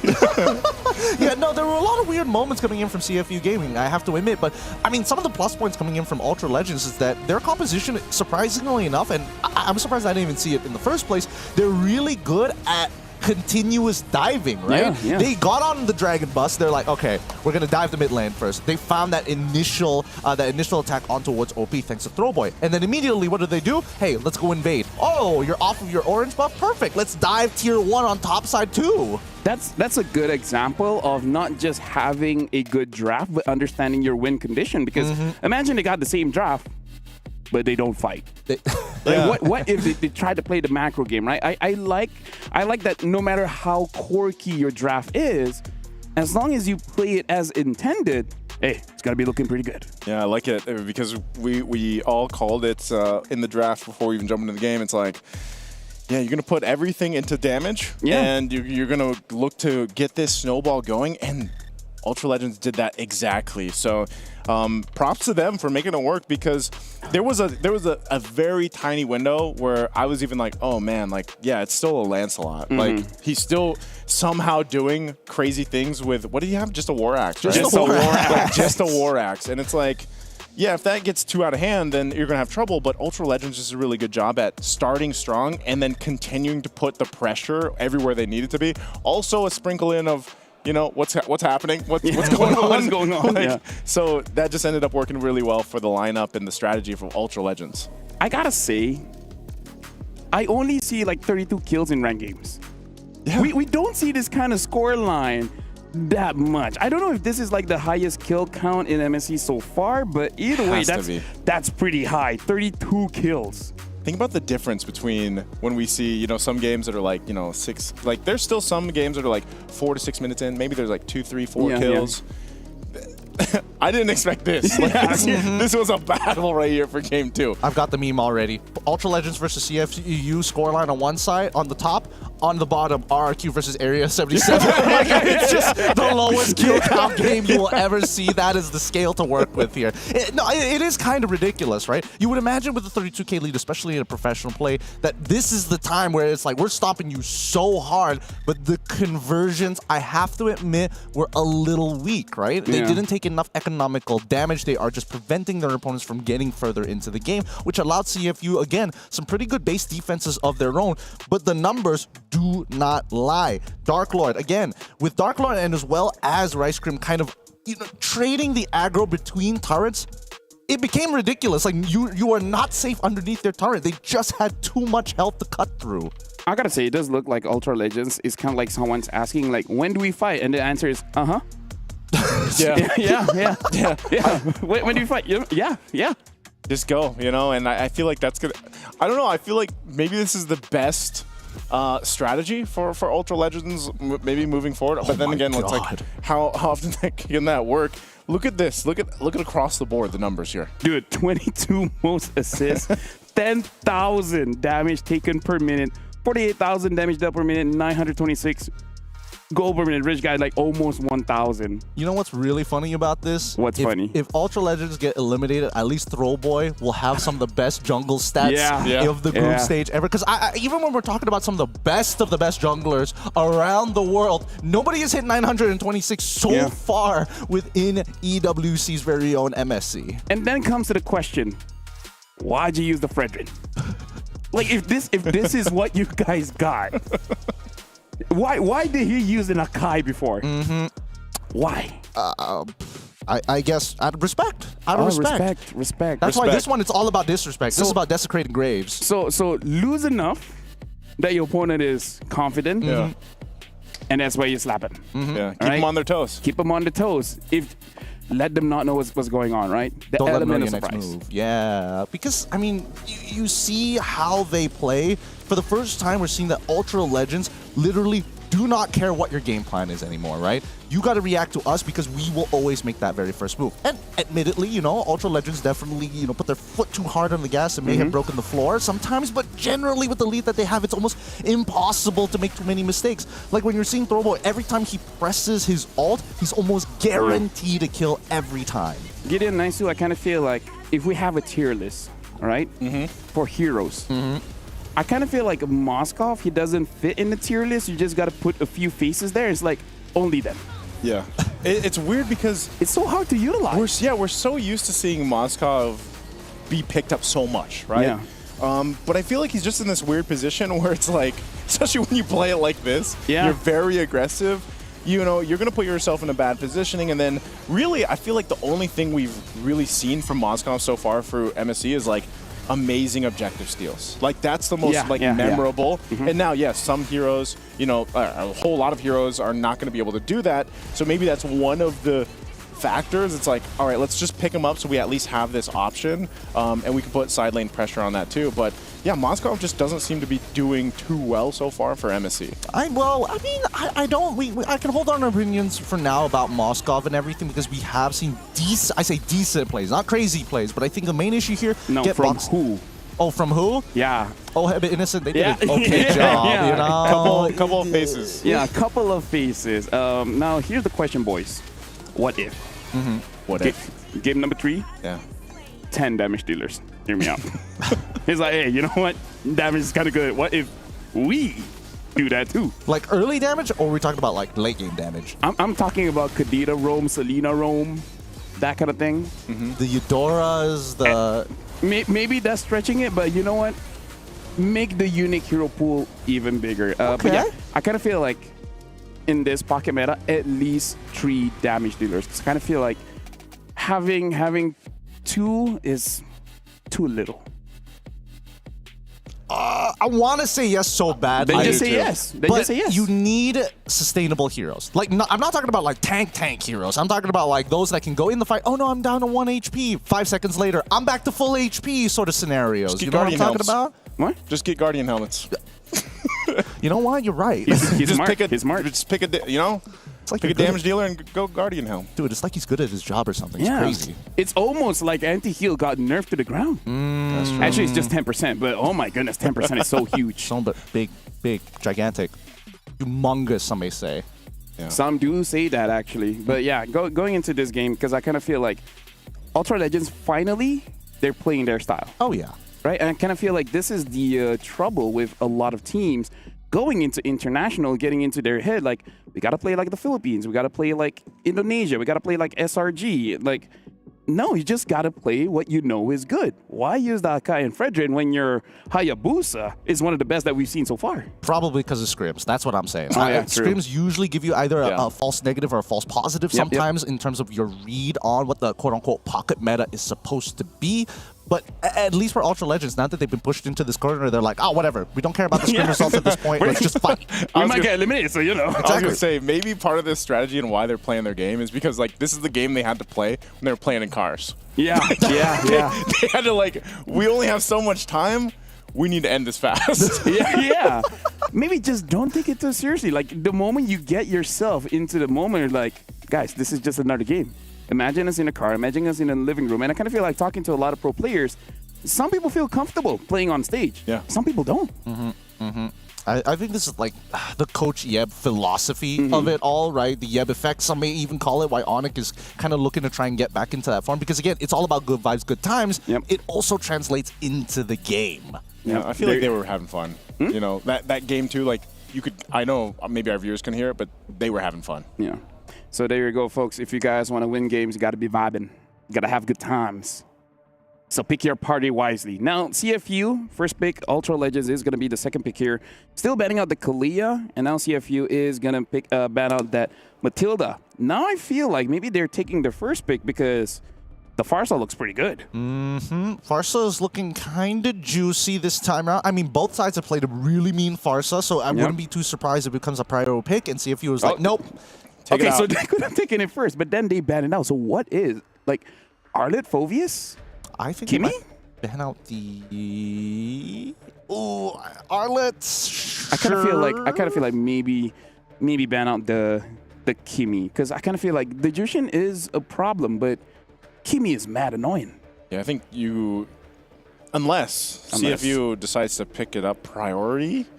I don't know, man. It's so hard to say like first picks for blue side because we've seen so many different ones, which I'm not going to complain because it's a nice position to be in where it's like we don't know right away which first pick is going to be.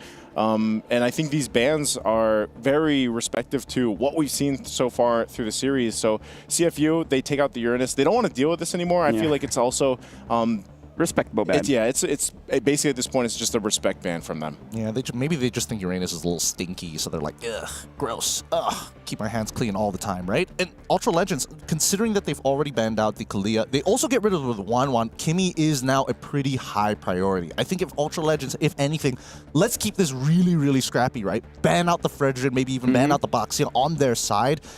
I would say that banning out specifically the Fredrin might actually do them more good, but it looks like they want to get rid of the innate problem, which is the high damage in Kimmy. Now they can still open up the options, right? If you take Boxia, if CFU do take Boxia this time around, then Fredrin goes into the hands of Ultra Legends, and that kind of sucks. Yeah, because Yishin Shin is still available. Yeah, now I wonder if they want the Phoveus or the Arlet or just wait. And pick something more prior. I mean, like, we saw Kyrie use the Amon to deal with the Yishin Shin, but I kind of feel like that's a Kyrie thing. I don't think everyone else can use the same way. I was going to say, they even had that specific statistic for it that, you know, he did have a 100% win rate on the Amon net. But, yeah, I don't know. I don't know if we see other teams pick that up. They're going to go for the Jushin instead, plus the Arlot. So they'll have that final slash to work with again. And again, a big part of that, making that work, is just allowing yourselves to have a follow-up of damage that they can have. And I think the Jushin really helps that because you can even beacon into it, and then, you know, of course, you can throw everyone around here. So I think I don't know, man. I think Ultra Legends, do they still want to go to Moscow, though? Here's the thing. You know what I don't like about Arlet? Is that usually when we see the Arlet, it's going to be a utility jungler. Yes. That's the reason why I don't like the Arlet. Yeah, I mean, not now. Not now. Interesting. I wasn't expecting Lancelot to kind of be part of this lineup, but I think that even for CFU side, they were like trying to make a hard prediction on it, right? Let's go for the Boxia, even though the Kimmy is already out, even though the Kalia is already out as well. Their only option is Fredrin unless they know Lancelot. And now that we do see Lancelot, it kind of compromises CFU's comp, right? Because where does this Boxia want to do at this point? You've already shown the marksman, you can't even flex the Yishin Shin at this point. Boxia has to go Roam or must play in the EXP, most likely the Roam. So, I think, and this has been the case, I feel like, for the series so far, is having one of the heroes that you could flex, but again, that you're up against the Lancelot. What have we collectively decided that is the answer to the Lancelot? Just because you... Huh? Mincetar. Have we collectively decided that? Cho. I probably should have started with the other two first, but yeah, that's my bad. That's my bad. On the way other side of the line there. Hey, you got to look at both sides, you know? You got to look at both sides. Keep it interesting here. And, I mean, when you're looking at Ultra Legends, I think they understand that I don't think that CFU is going to do it, right? With the Boxia lock-in, it makes it so safe for us. I kind of feel like the other thing that CFU has to watch out for is the possibility of flexing this Arlet over to Roam, and then a possibility of Ultra Legends picking up something like a CC, because I kind of feel like CC is still pretty good for them.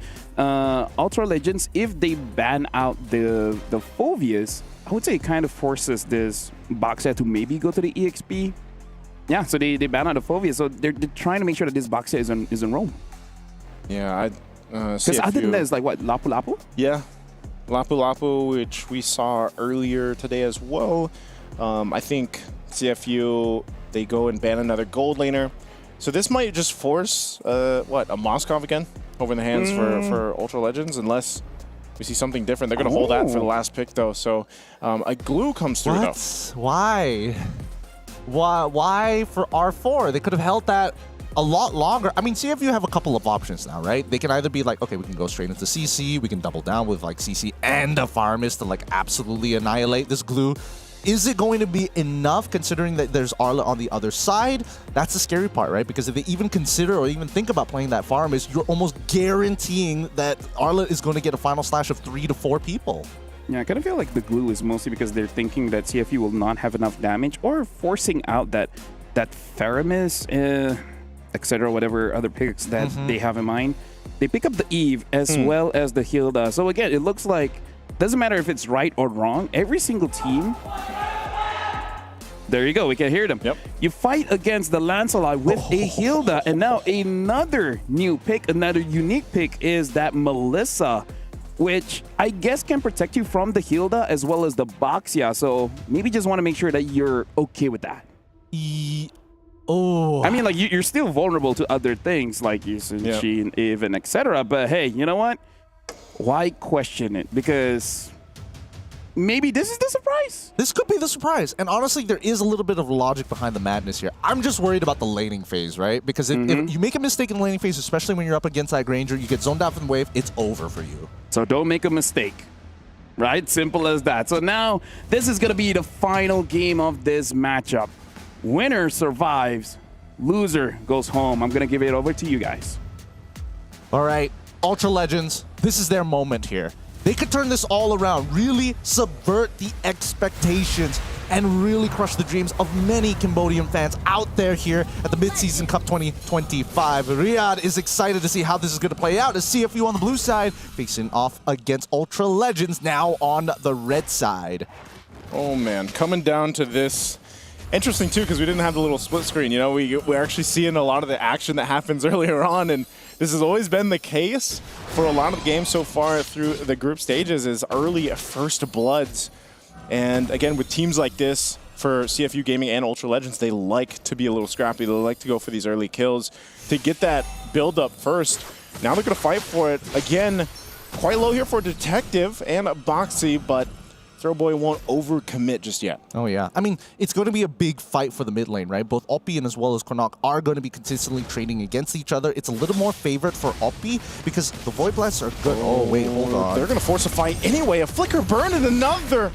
Dark Lord actually survives. I really expected at least someone to die there. Yeah, why did Boxy go for the Flicker straight away? I think he triggered the Concussive Blast a little early, which is why he wanted to get max value onto people. It's not a bad idea, but I think he should have just walked up and waited until the last second because he can guarantee flickers from his opponent. Yeah, interesting. Detective's going to jump in. He already knows his angle is there. Sing lining that up. Now Detective going to be in trouble, so goodbye as well. The 1-for-1 as both junglers go down. Really nicely played by Detective there. He saw Throwboy use everything, right? He already used Puncture on nothing, the air, so he goes on to cooldown. He saw the Thorn Rose. He also saw the Phantom Execution, so he can guarantee that this Turtle Bow is going to connect. Now, this laning phase, which I've been a little worried about so far, seeing slight advantage, of course, but not enough to guarantee the win. Pharaoh has been playing a strong laning phase. Yeah, interesting too that we get to see this Melissa in action because I'm really wondering how it's going to work when these fights break out later on. But so far, you know, not too much in the gold lane. You see some rotating here happening for Zing. They're getting the call for this objective and they want to go ahead and secure it. So that might be mirrored down. We might see a whole on team fight, but still Boxy going to be in trouble. Now level 4, they're going to go ahead and drop down the real world manipulation as he falls. And they're going to go ahead and disengage anyway. A Mountain Shocker drops down. They'll pick up Dark Lord as he is gone. And they still force off Ultra Legends off the objective. And both gold laners just were like, you know what? We'll just go back to the gold lane. will go ahead and farm up as the face-off for this turtle breaks out. Nah, they didn't want to deal with this at all. Now that the level 4s start to come through, Zing should have an advantage in lane, but Throwboy, he's in a lot of trouble. He can't deal with these frontline tanks, right? And that's how you want to utilize it. Wadu as well as Boxy are doing a very good job at not only maintaining their lanes, but applying pressure onto Throwboy. He is not allowed to walk around for free. Okay, so again, an objective picked up. They're going to go in at Final Slash here. Already used the fight for the orange buff. Throwboy wants to secure it, but won't. It's just taken away. Boxy did his job. He was a distraction enough. Oh, Boxy could have traded 1-for-1 against Throwboy had he just been a little patient with his ult, right? Throwboy, he played it well, which means that Boxy ended up using his ult against the buff. That's gonna hurt his soul a little bit. But hey, he can still recover from it. It's 2-2, and the 1.2k lead is still in the hands of CFU Gaming. They currently control the tempo because, again, the lanes, especially the side lanes, are handled very, very well, as Quinnock and his Quinnock on top of Rice Cream is going to be getting closer to Throwboy. They need to help him out. Again, Boxy jumping on in. Wadu trying to join the fight. Quinnock's already gone. Fighting for the purple buff. Throwboy doesn't have much space to work with. He's in trouble. Final Slash going to be used just to take him out of that bush. But Ultra Legends, they're losing quite a bit early on here. Where was Rice Cream in that fight? He needs to be around Throwboy. He needs to be around Quinnock. Those are the only two that he should care about. Dark Lord and as well as Pharaoh are holding out in the lane completely fine. They need to mirror the movements. The man-to-man defense must be shown from CFU Gaming. Because right now, CFU Boxy is able to kind of control the tempo just by his existence alone. They read into the scenario. Maybe they could be on bottom side unless Ultra Legends are able to open up the map. The lack of information is costing them. So I guess when we think about Ultra Legends here, and you know they're not too far behind, but it's like as long as Pharaoh can go ahead and farm up, maybe this Melissa will play a big part in these later team fights, because right now it just seems like it's back to what we saw in game 1, where it's like kind of wondering like where is the synergy here, where's that communication from Ultra Legends, and I feel like they're just trying to make this lineup work right now and trying to secure Throwboy his buffs, because it's been a struggle, and CFU Gaming has done a great job at putting pressure where they need to.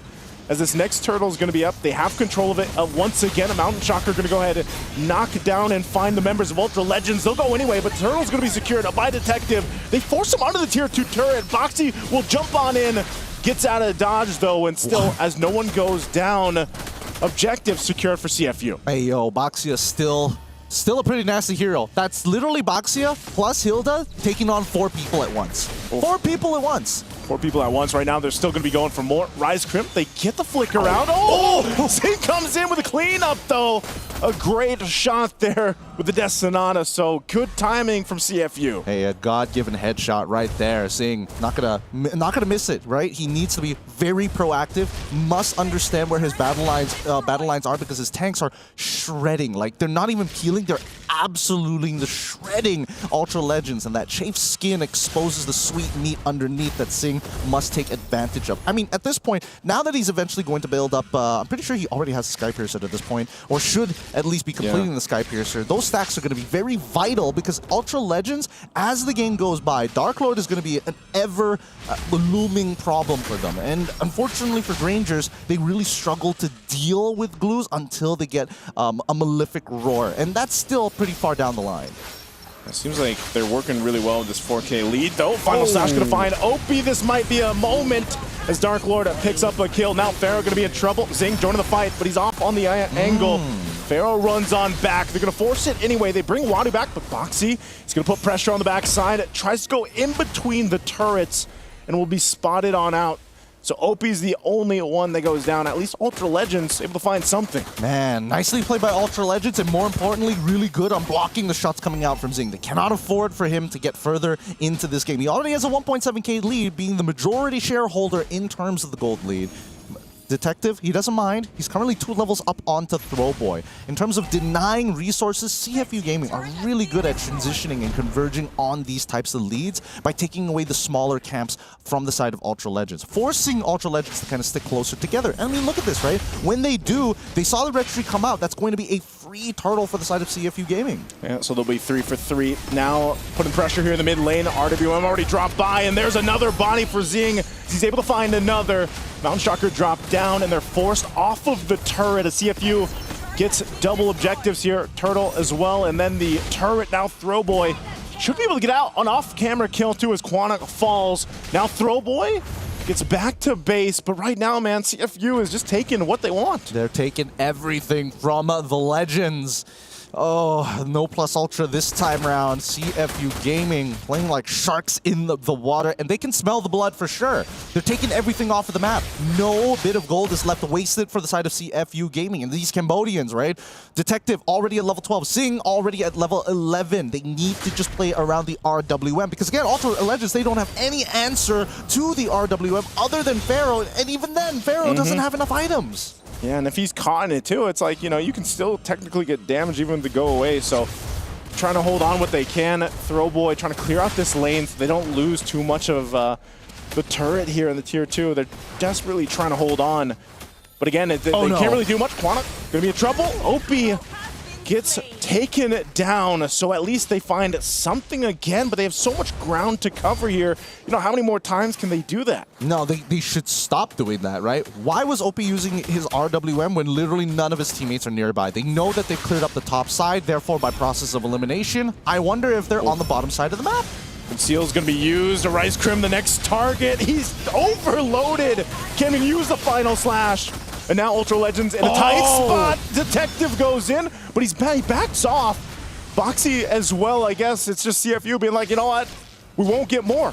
I don't understand why Detective didn't traceless into that, right? He could have killed Throwboy. He definitely could have forced Pharaoh to use his ult, but even with the two crits from his range, he should have been able to kill Pharaoh in 2 hits, no problem. So, I don't know. Kind of weird there. A little bit weird, but either way, it's a safe play from Detective, right? If you're not chasing for these kills, you might end up giving away your lead. Because keep in mind, he is 3 levels ahead of Throwboy, and the Lord is coming up. So the safe option is now, might just be the final nail that CFU Gaming could ensure to get an inhibitor turret early on in the game. Does Ultra Legends want to actually contest this despite being down so much here? 7,000 gold behind. You can see Throwboy's just going to be on that bottom side. Maybe puts pressure, but as soon as he's spotted, actually, you know what? CFU's just going to go for this anyway. They blitz the Lord. They see Throwboys down there. I'm not sure if they're able to force an interaction. A final slash will bring Wadu towards the turret, but they're going to be forced to fight anyway. They jump on in between everything, and they just fall apart. Double for Zing, and it's 4 down, and Throwboy just has to watch his team get dismantled by CFU Gaming.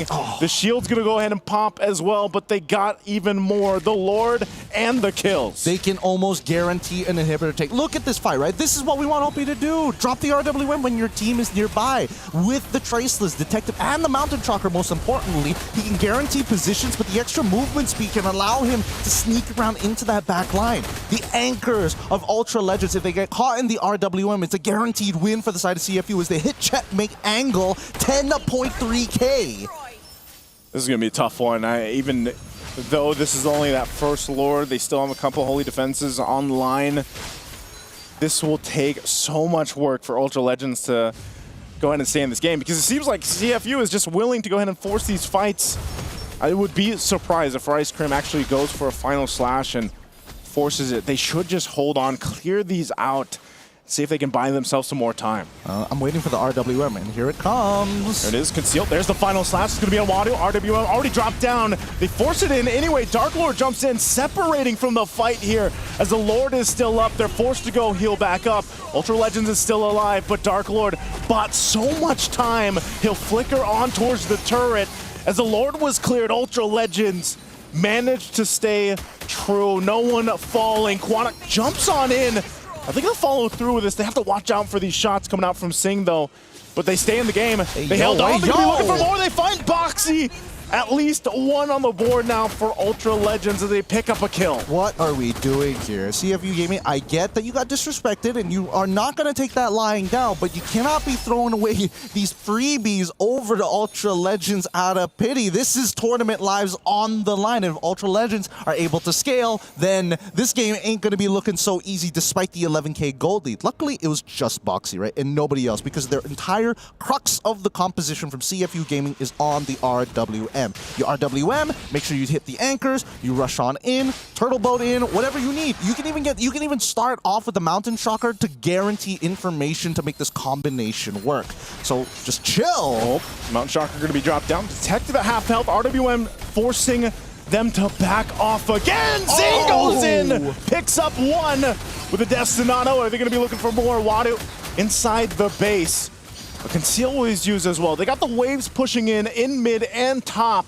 And without Throwboy, can Ultra Legends stay in this again? Turn Lives up for grabs here. CFU ready to fight. They're going to force Rice Cream on the defensive. They're held back, but Zing goes in forward anyway as Quanok has to go back to heal up. They got to clear out the minions. Quanok, there's the final slash from Rice Cream, but he's gone. And now CFU, the shark bite is too much to handle as Ultra Legends has to bow out of MSC. And that's the momentum we were looking for. Once the sharks smell blood in the water, they're going to be knocking you right out of the surface. Nicely played by the Cambodian squad as they take this game 2-1.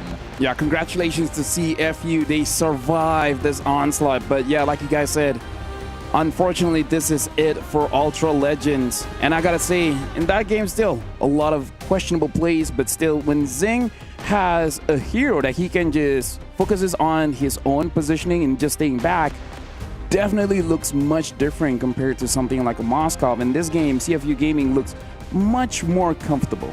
Oh yeah, so much more comfortable, right? You saw that flicker at the very end. You saw the way that he played the laning phase. And more importantly, I feel like it was kind of... I'm not sure whether the weird moves were because Zing was like, hey, give me something. Give me some information. Boxy, walk up. Die for me if necessary. Opie, drop down the RWL. I will make it work. Because it just feels that he has a certain aura around him when he has that comfort pick. Yeah, it was pretty apparent. I feel like CFU, even with the lead that they had, there was still some, decision making where it's like, yeah, what's going on here? And I feel like Ultra Legends, if they would have somehow, some way, not to been so far behind with this kind of lineup, maybe they would have managed to stay in the game a little bit longer. But ultimately, it was the same story for CFU, where it's like, we have this kind of lead. Let's go ahead and take some of these risks. Let's make some of these fights happen, and be a little proactive on the RWMs and everything else. And maybe this also was just one of those games where it's like Zing's like, I might have made some mistakes the previous game. Let me come into this game and have a redemption arc of my own. And I feel like he did just that in Game 3. Yeah, here's the thing. I feel like there's a lot for us to talk about, but now we got to go over to the interview with Eterna.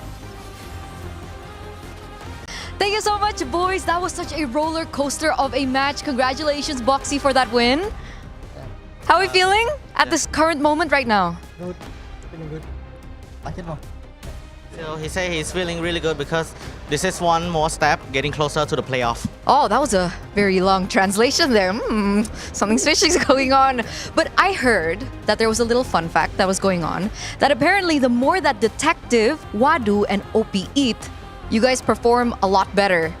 So what did you guys eat for breakfast earlier on?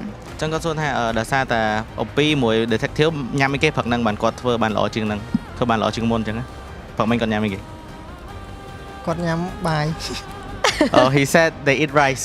Oh, they ate rice. With what? What did you eat rice with? ញ៉ាំបាយមួយគេ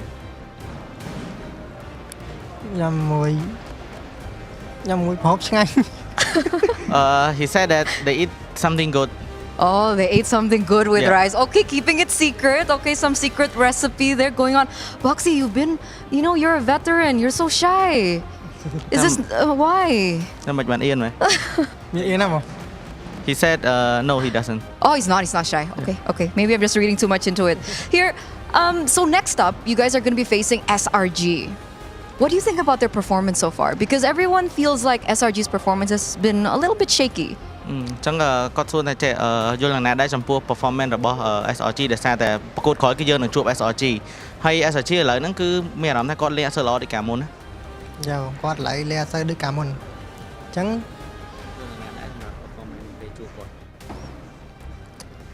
តែពេលគាត់អាចនឹងពេលចាញ់ហើយគាត់នឹងអាចនឹងខំប្រឹងបន្ថែមអញ្ចឹងវាពួកយើងខំប្រឹងដូចគ្នាបង So he said that SRG does look a bit shaky, but after the loss, I think he think that SRG will learn the lesson, and also we also would like to strengthen the strength as well.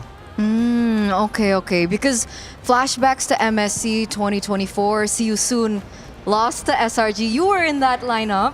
And then the next time that your region met up with SRG was back at M6, and it was under CFU, but you weren't there, but they also lost. So what's your confidence level up against SRG?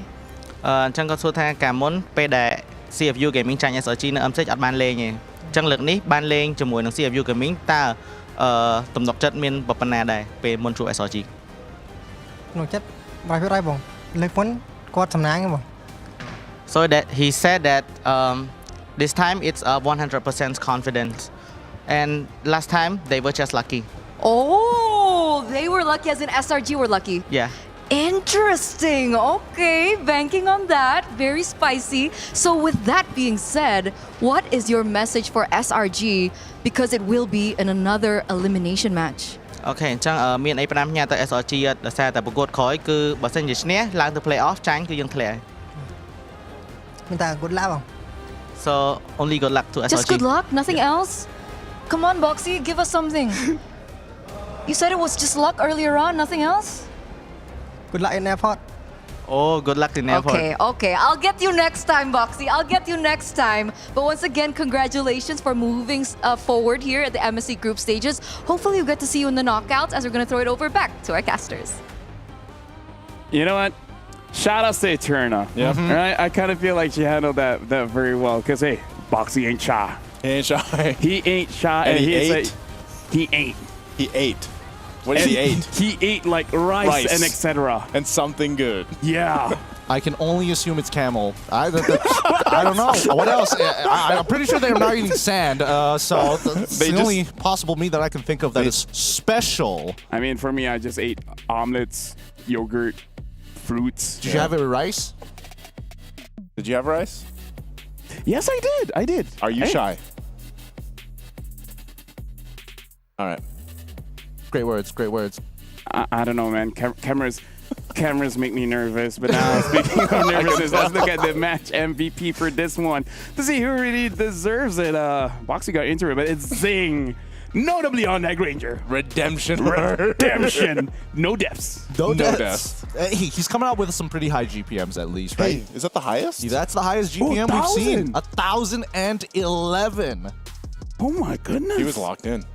Holy shield. He's just like, guys, I'm so sorry. I'm so sorry for Why the past don't we couple ask of games. him what he ate? Rice. Probably split in half with right. Hopi or something. I don't know. That's probably why it only happened like in the latter half of the game. It's like finally it digested. Or just be like, I legit don't know what this is, but damn, it's good, right? And then for you guys at home, again, there's a lot of teams left here. Some teams are gonna get eliminated, but hey, make sure you guys grab that support chest. It's only 20 diamonds, and it is a way for you guys to show support to your teams, and more importantly, for you guys to get some goodies for yourself. Make sure you guys support us as much as you can, and after this, it is going to be another elimination match. Now, we're gonna see if today is just gonna be full of 2-1s. We're going for a short break, but after this, it is gonna be the final series of the day.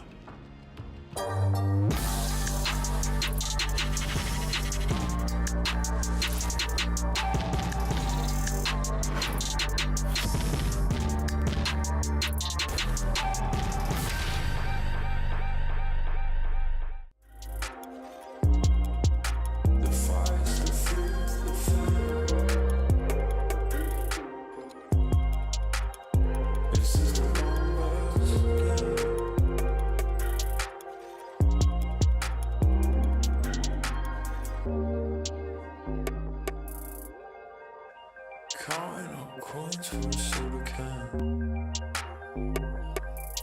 And there's nothing going on, no game plan, no plans. So I'm jumping out the fire, back into the frying pan. I'm trying to disconnect from the stats and the spray tan.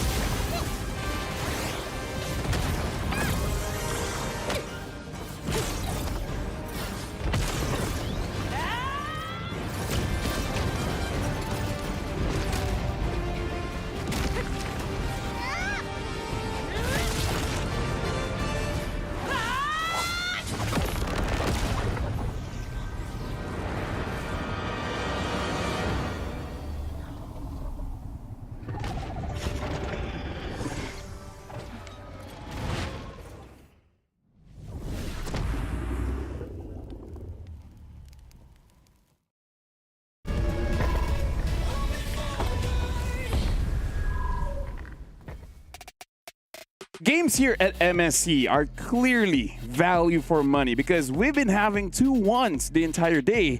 We gotta see if Corinthians going up against Virtus Pro will have the same story. Welcome back to MSC here at the Esports World Cup. My name is Phil. Alongside with me is Gideon as well as Naisu. And I gotta say, throughout MSC, not just today, we've been having a lot of games. Oh yeah, it's a lot of games, but it's a lot of fun as well because we're seeing the length and breadth of a lot of these teams. At least they get to show a bit of their personality, you know, especially since it is an elimination match. Can't wait to see the personality here with our two teams today. Hopefully we get to just have a full day of 3 games. Hey, you know what? High chance it could happen. Now for you guys at home, make sure that you guys actually grab that MSC pass because again, it's 20% off. And this is your chance to actually get some skins that you guys missed out on, like the Atlas as well as the Jawhead skin. So make sure you guys grab it very, very quickly because it will expire soon. So make sure you guys grab that. And now going back to this matchup, Virtus Pro, amazing performance going up against SRG before, where even for me, I was like, yo, what's going on? They won the wild cards and dude, different beast. During wildcards, they're like, okay, a bit messy here and there, but here, looking much more composed, looking much more clean. I think they've been getting some pretty quality scrims overall, right? Because that's the only thing that we can really say. Because from wildcards, they definitely had some clear weaknesses coming into the tournament overall. Yes, they are a cut above from everybody else during the wildcards, but coming into the group stages, especially with their performance against SRG, that's the only thing that we can pinpoint on to why they've improved in such a short period of time. Yeah, we're just going to dive in a little bit more on Virtus Pro here. Like, I kind of feel like looking at the players, looking at the lineup, I really feel like they have a very good grasp of the meta, and they've been practicing a lot ever since wildcards. Yeah, they do. I feel like still, even when we look at that, and I know when we were watching them through wildcards and then eventually through their first days here, it was like they showed some impressive things, but maybe at the same time, again, they only had a very short time, I think, boot camping in the Philippines before they ended up going and competing here in Riyadh. And the thing is like, there's clear signs where it's like, they're looking for that perfect synergy to find that communication, find that strategy that works for them.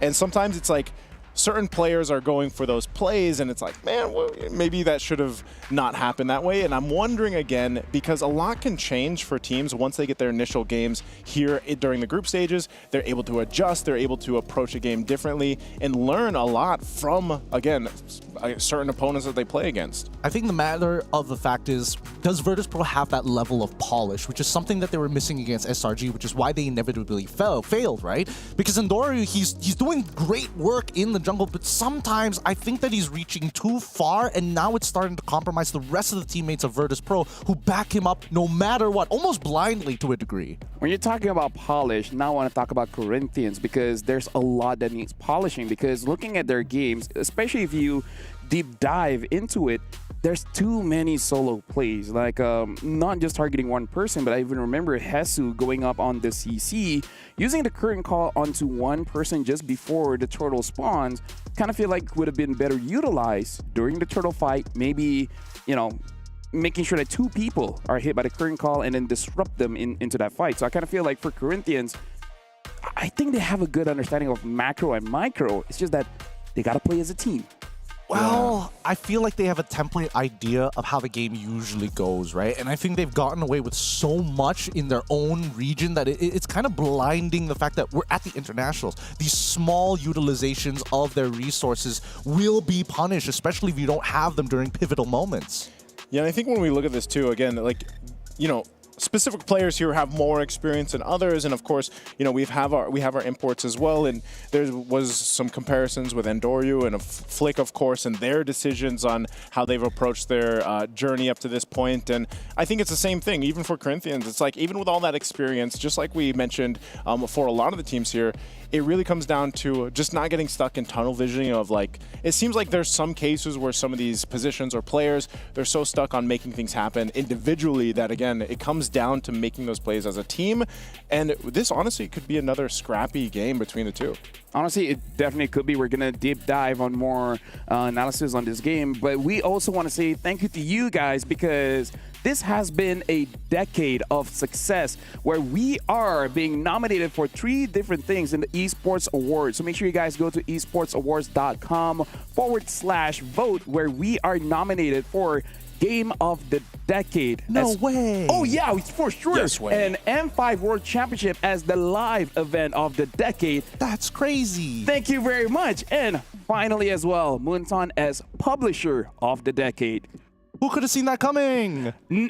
Us! But yeah, thank you very much to all of you guys, because, hey, a decade is a long time. It's a long time. It is a long time. It's older than a few people. For sure, yeah. I mean, I hope they get into Namely Mobile 9 Legends. years old and below. Yeah, anybody? 9 years old and 11 months to be really particular. Oh boy. Now we're getting into the draft here, and I do want to see how Corinthians want to kind of shake things up, right? Because I think that was like a real... It was a pretty big pain point for me watching them get away with how much they did in the draft and still honestly making it as scrappy as they did. This time around, we're going to have VP at least on the blue side up against the Corinthians on the red. Yeah, now Corinthians really becomes the question, what do they want to let go here? And I think this is good for the meta when we really don't know what is going to be first pick, but it does look like for both teams, they're taking their time, maybe utilizing this time to really understand what the opponents are really looking out for. Because VP banning out the Baxia and then Corinthians banning out the Yi Sun Shin. I wonder, because this is the, how do I say this? This is one of the good things of being second pick. You can hide your draft just by banning out the normal meta, right? You're not really showing what you are afraid against. But now we got to look at a fun fact here by Luis, also known as the Brazilian GOAT. Luis has the most MPL titles in their region, bagging 6 so far. He also has appeared in 8 straight grand finals over there. He is a legacy player for Latam. He definitely is a pillar when it comes down to, well, I mean, obviously we have our own. We start thinking about their own supports. Luis is the guy who's like, hey, I can take on the world. But international-wise, we've seen them struggle a lot. And it's a good point that you're bringing up the draft as well, because again, I'm seeing not a lot of bans into some picks here. And honestly, it feels strange that VP is the one looking to ban out the CC. Yeah, it does, especially with what we were just talking about. Yeah, maybe, I don't know. I'm going to have to agree with you, Lafal. Like, I enjoy where we are right now with the current shaping of the meta. It's still continuously forming. The Kimmy is banned out too. So depending on what Corinthians decide to ban out, you know, you have so many options left open. Also, we've seen teams really go for that R-Lot. Like, I'm wondering, again, if maybe it's Corinthians that wants to actually utilize that, pick it up, play a little more aggressively if they want. But even so, like the Farsa, for example, which we've seen just do really well so far in a lot of the matches today alone, can be something that teams consider here. So this last ban is actually going to leave a lot of things open regardless of what it is. So they take out the R-Lot, so there's going to be no contestation there. I'm just thinking VP. Do they just go for the Phoveus? Do they just take the Farsa? Those are two really good options. Just want to throw it out there as well. Not sure if it's going to be first pick, but Kalia is open as well. Oh, yeah. So this is going to be something that both teams have to consider when they're picking up their junglers. And looks like they're picking up the Kalia. Yeah, no surprises here. VP definitely, I think it's an extremely strong start, but I think right now the Corinthians are kind of forced in a position where they have to take the Farsa, right? It's just one of the easiest combinations that you can do. Feathered air, Tsunami Slam, Feathered Airstrike. It's just so good, so good. But what do they pair it up with, right? I think that's the real question. Do they want to get the Frederick? Because right now, based on what we're seeing in the bans, right, without the Kimmy, without having to worry about the CC2, if Lancelot shows up, then you can pick up Phoveus as the counter pick, unless Blue side decides to pick both of them at the same time. Good things too. I think if it's taken here in the first phase, there it is. The Lancelot and the Jushin are picked up. Interesting. Maybe, yeah, maybe you just... There's a good chance you see the Fredrin picked up here. Yeah, Phoveus, maybe Phoveus Fredrin? I mean, I don't know. Phoveus Farsa seems pretty good because Kalia and Farsa are a good combination, like rice and good things. Yeah. that is a good combination. It's funny because in Malaysia it's like rice and how do you say ketchup? Soy sauce? Yeah, like that's one of the combinations for Malaysia. But now, yep, the Phoveus does go through, but instead of the Farsa, they're going for the Granger. Why is there the neglect of Farsa here, right? Maybe they want a Selena. I suppose, I mean, sure, yeah, but it just means that the Corinthians are going to take Purifies anyway. I see no reason not to actually go for it, but sure, why not? At least Super Igorka, he is very comfortable on the Granger, so I'm all for it for the time being. We'll see what the second half is going to be, but first, let's see whether the Corinthians want to kind of change things up, because I feel like it's very clear what they want to ban out in that second phase, and they're also, they also go for the counter pick to the Kalia with the Gatot. So now they've got Disengage. Can they find Appeal?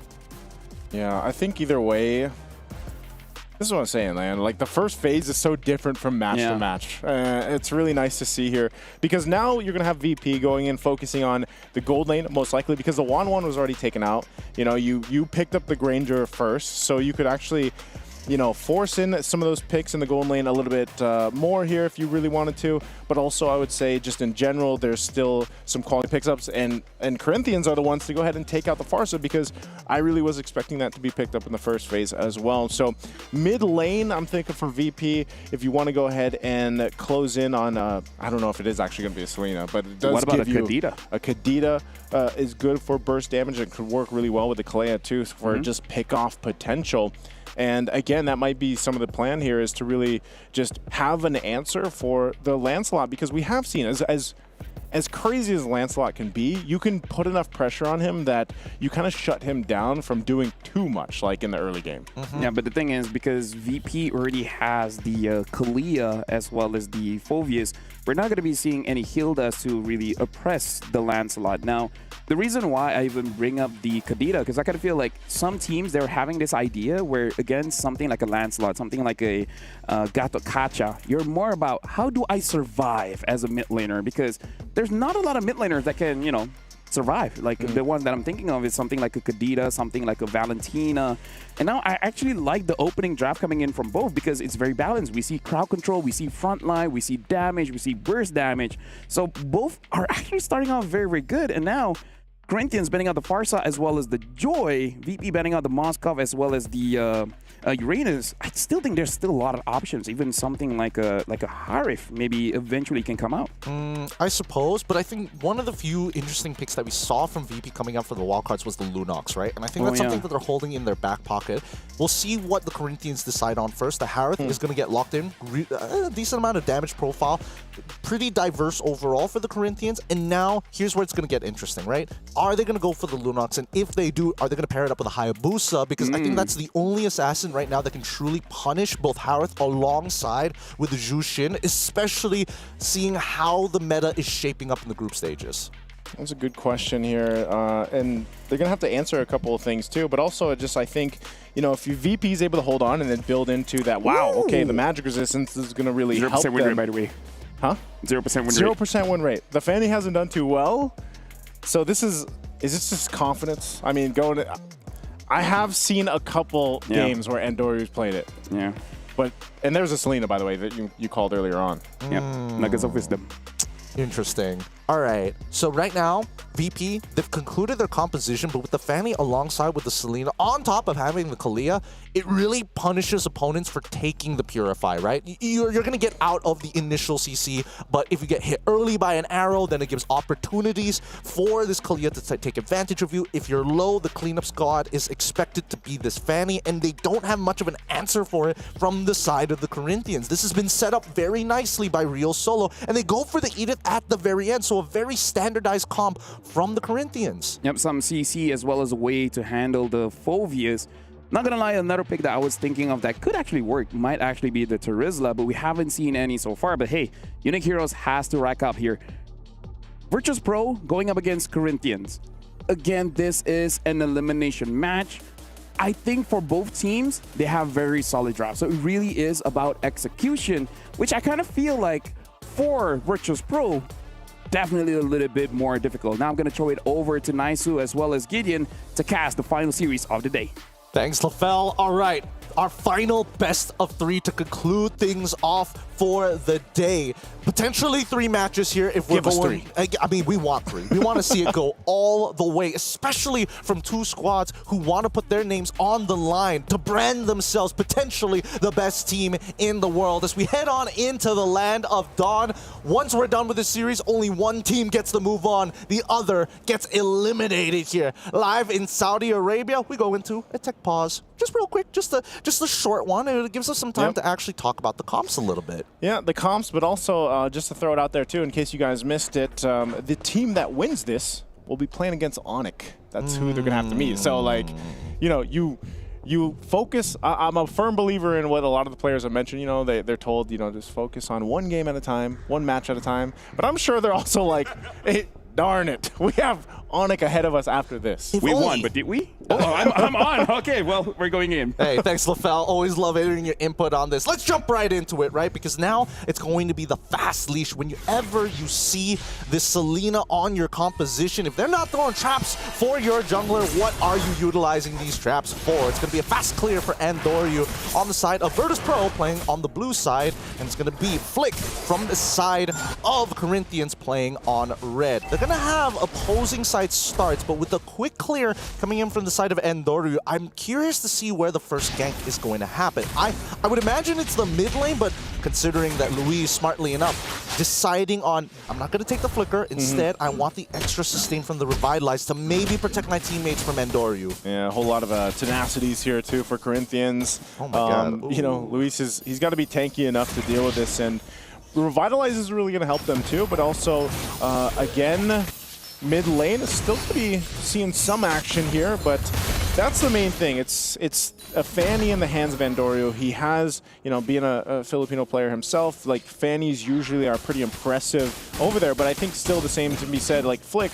he's done pretty good things on his assassin jungler so far through his journey, but the main thing is what team is actually able to go ahead and stall out that scaling ability for both of these heroes. Now the big thing for the Fanny is, like, I feel like the shutdown is far more punishing for a Fanny, especially all the talk we've done about the Lancelot, how literally you can still be a threat with literally a War Axe. Yeah, and that's the thing, right? Because a lot of it just boils down to whether or not you can actually hurt the Fanny by stealing away her purple buff. Right now, it's a little tough for the Corinthians in the early stages of the game. You would expect that, at least for Frost and Louise, once they hit level 4 and onwards, then it becomes an easier time. But this is on the assumption that they were on opposite sides of the map, right? This Harith, he doesn't mind. Oh, hold on. Okay. Pluto already has to pop the flicker, so this is just control for the turtle. They'll get that. Knowing too that that purple buff was up, and Undoru just went to go for that. So they're going to trade it. So it is a first turtle in the hands of Corinthians. Again, economically, it's not too much, you know, pretty much even still across the board. And each team, now that they get the level 4s available, they're going to put the gas to the pedal here. They're going to find the knockup on the Earth Shatter. They'll find Undoru first blood already. Still going to be going for more. Looking for Bulber. Bulber so low. It's a double for Flick. Does he get it? No, he doesn't get the triple, but that's 3 kills. Still for more. Bad all by himself. Is he going to be able to get anybody? No, he doesn't. Corinthians gets a ton off of that. Oh man, he should have punched Hesu instead. Oh wait, the cleanup? Andoru, he gets tossed in the air. Oh no! Pops the Primal Wrath. Andoru, he's got to get out. That would have been terrible if he went down there. That would have been awful, really. I wasn't expecting Hesu to get his ult back up that quickly, but it just came just in time. Hey, that's what happens, right? You shouldn't be pouring gas on your pedals if you want this car to burn down. And Virtus Pro, they are the composition that needs the snowball, right? So they have to be a little sharper on the execution. Man, you just and you're the lineup that has to snowball. Like in this situation, when you go through a fight like that, you put yourself in even a worse position now, where you know you've got to find scraps where you can, and maybe that's where you plan to having a Selena, for example, and being able to do things with the Kaleo, which we usually see once that Tsunami Slam is available. So maybe it's going to be them just kind of finding these moments where they can, but Corinthians with a nice little lead. The fact too that Flick had a double kill off of that earlier on puts him in a great position against Andoru right now. And expect them to just go ahead and even get this next objective unless VP is able to find something before that. And right now you can see that the mid duo, right, they're not working together anymore. That both supports are opting to leave that lane. Super Igorka needs to make sure that he doesn't accidentally lose his flicker, because in this matchup, if Ubatizi is able to land his Salmon Force right on top of Super Igorka, oh no. That's a nice Abyssal Arrow. It's going to be able to find Hesu. He still has the Primal Wrath. There's the Tsunami Slam, though. He's going to force the fight anyway, ignoring the turtle. They're separated from each other. Andoru quite low, has to get out. The Flick will pick up Pluto and the turtle off of it again, as Hesu will also find one.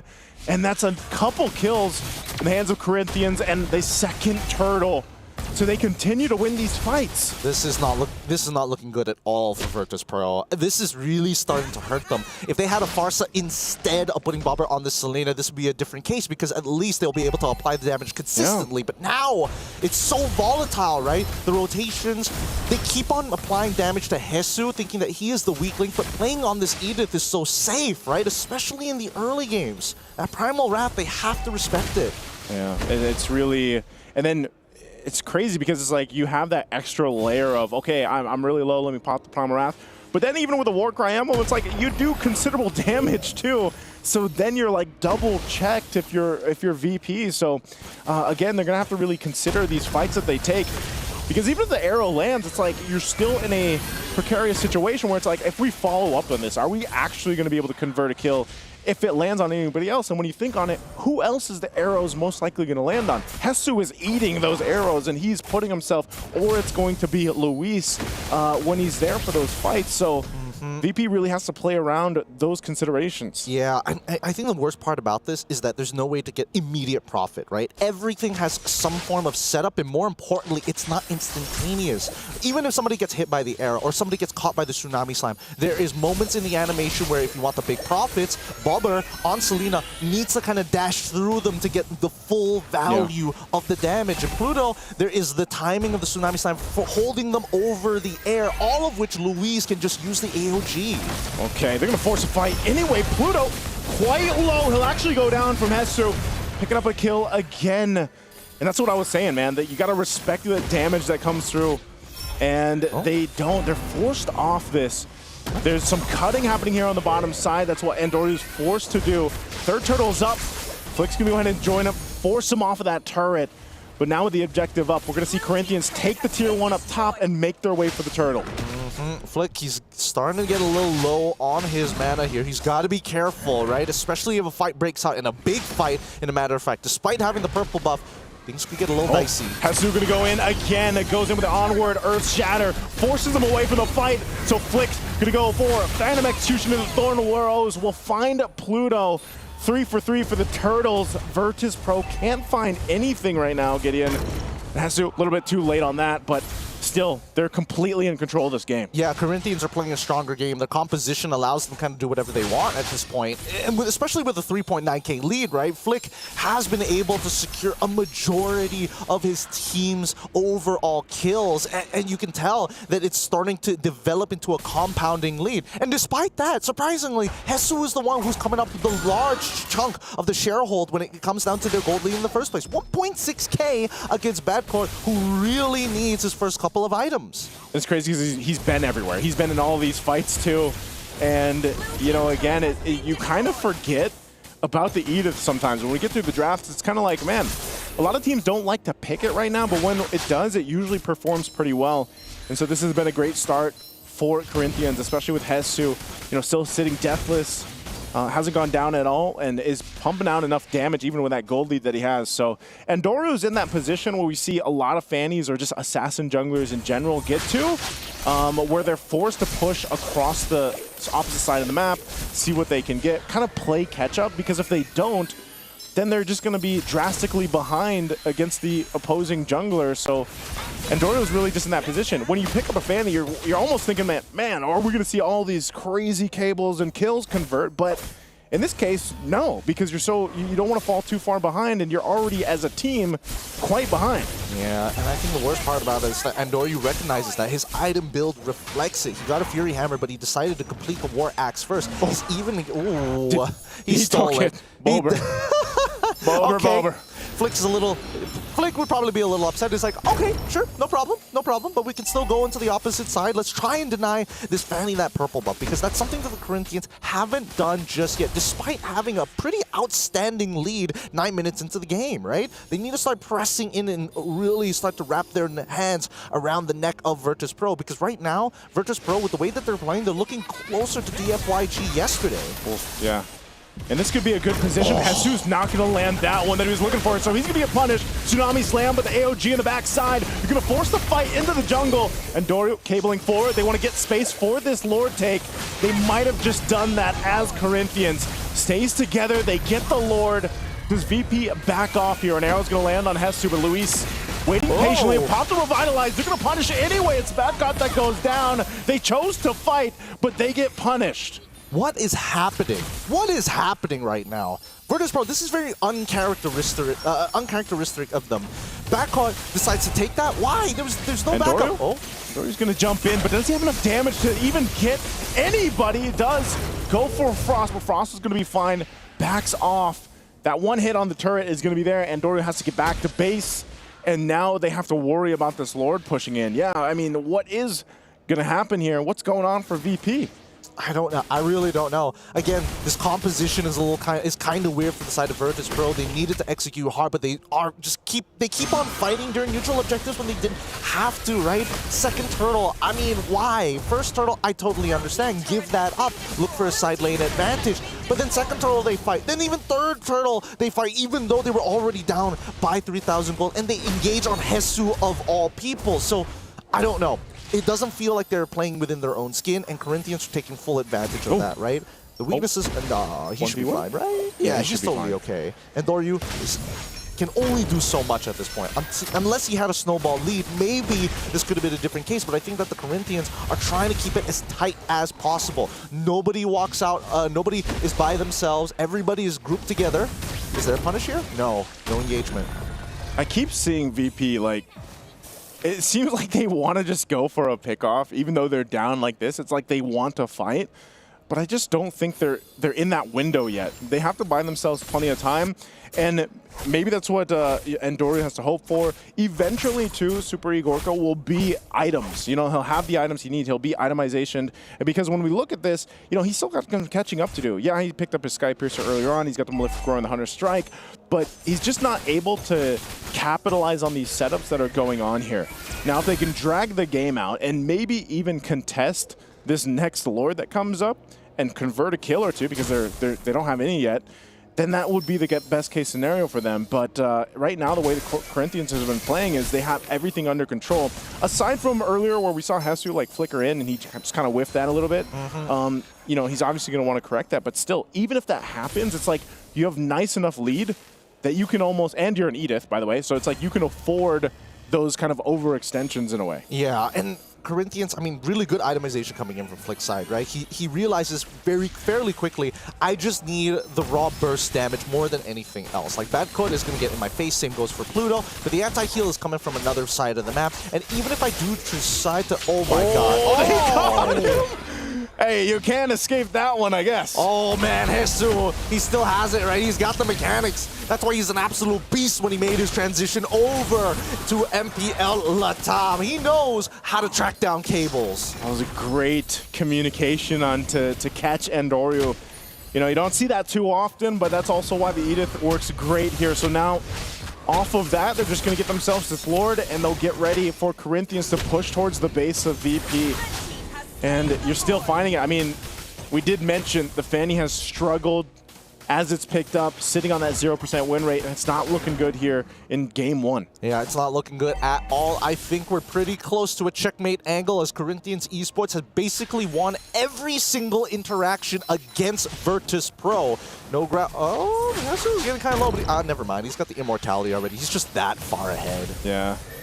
So that won't be popped. He still has the prime wrath. He's playing on the line, though, basically, you know, even with immortality. So they get the tier 2. Zone Force dropped down, and Lord still making its way. So I think the main goal here for them, even with this lead, almost 10,000 gold, is just to take these tier 2s out and get ready to try to make a play into this. But surprisingly enough, VP will keep them out of the jungle. I mean, we see that Opatizi is able to find the purple buff from Virtus Pro. However, Endorio was able to sneak through everybody and actually go to the Corinthian side of the map to take his own, to take a purple buff of his own. So it's not like he's falling behind in any means necessary. It's just really difficult because he can't be the first person. Oh, he gets unbreakable. Okay, he's fine that one. If Hesu was around, maybe not. Maybe not. I'm pretty sure he's got the tough boots as well, but the gold lead is clear. They want to fight. Tsunami Slam on Flick. Thorn Rose, he gets out with the execute. He actually gets a kill with it, but finally Endorio comes in to join the fight. Are they going to be looking for more? The beacon already dropped. They have to go back to base. Wobber is there. They're going to drop down. The rest of the team, they're going to go for it anyway. Endorio's jumping in, cabling on through.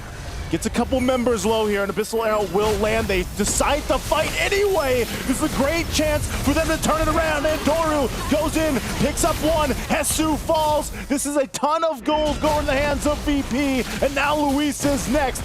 Super Igorka picks up a double kill. What a fight for VP. Beautifully played by Virtus Pro. Definitely a very scary moment for Endorio because he was thinking, should I commit to get... Oh, wait, hold on. Does he want He finds it as well.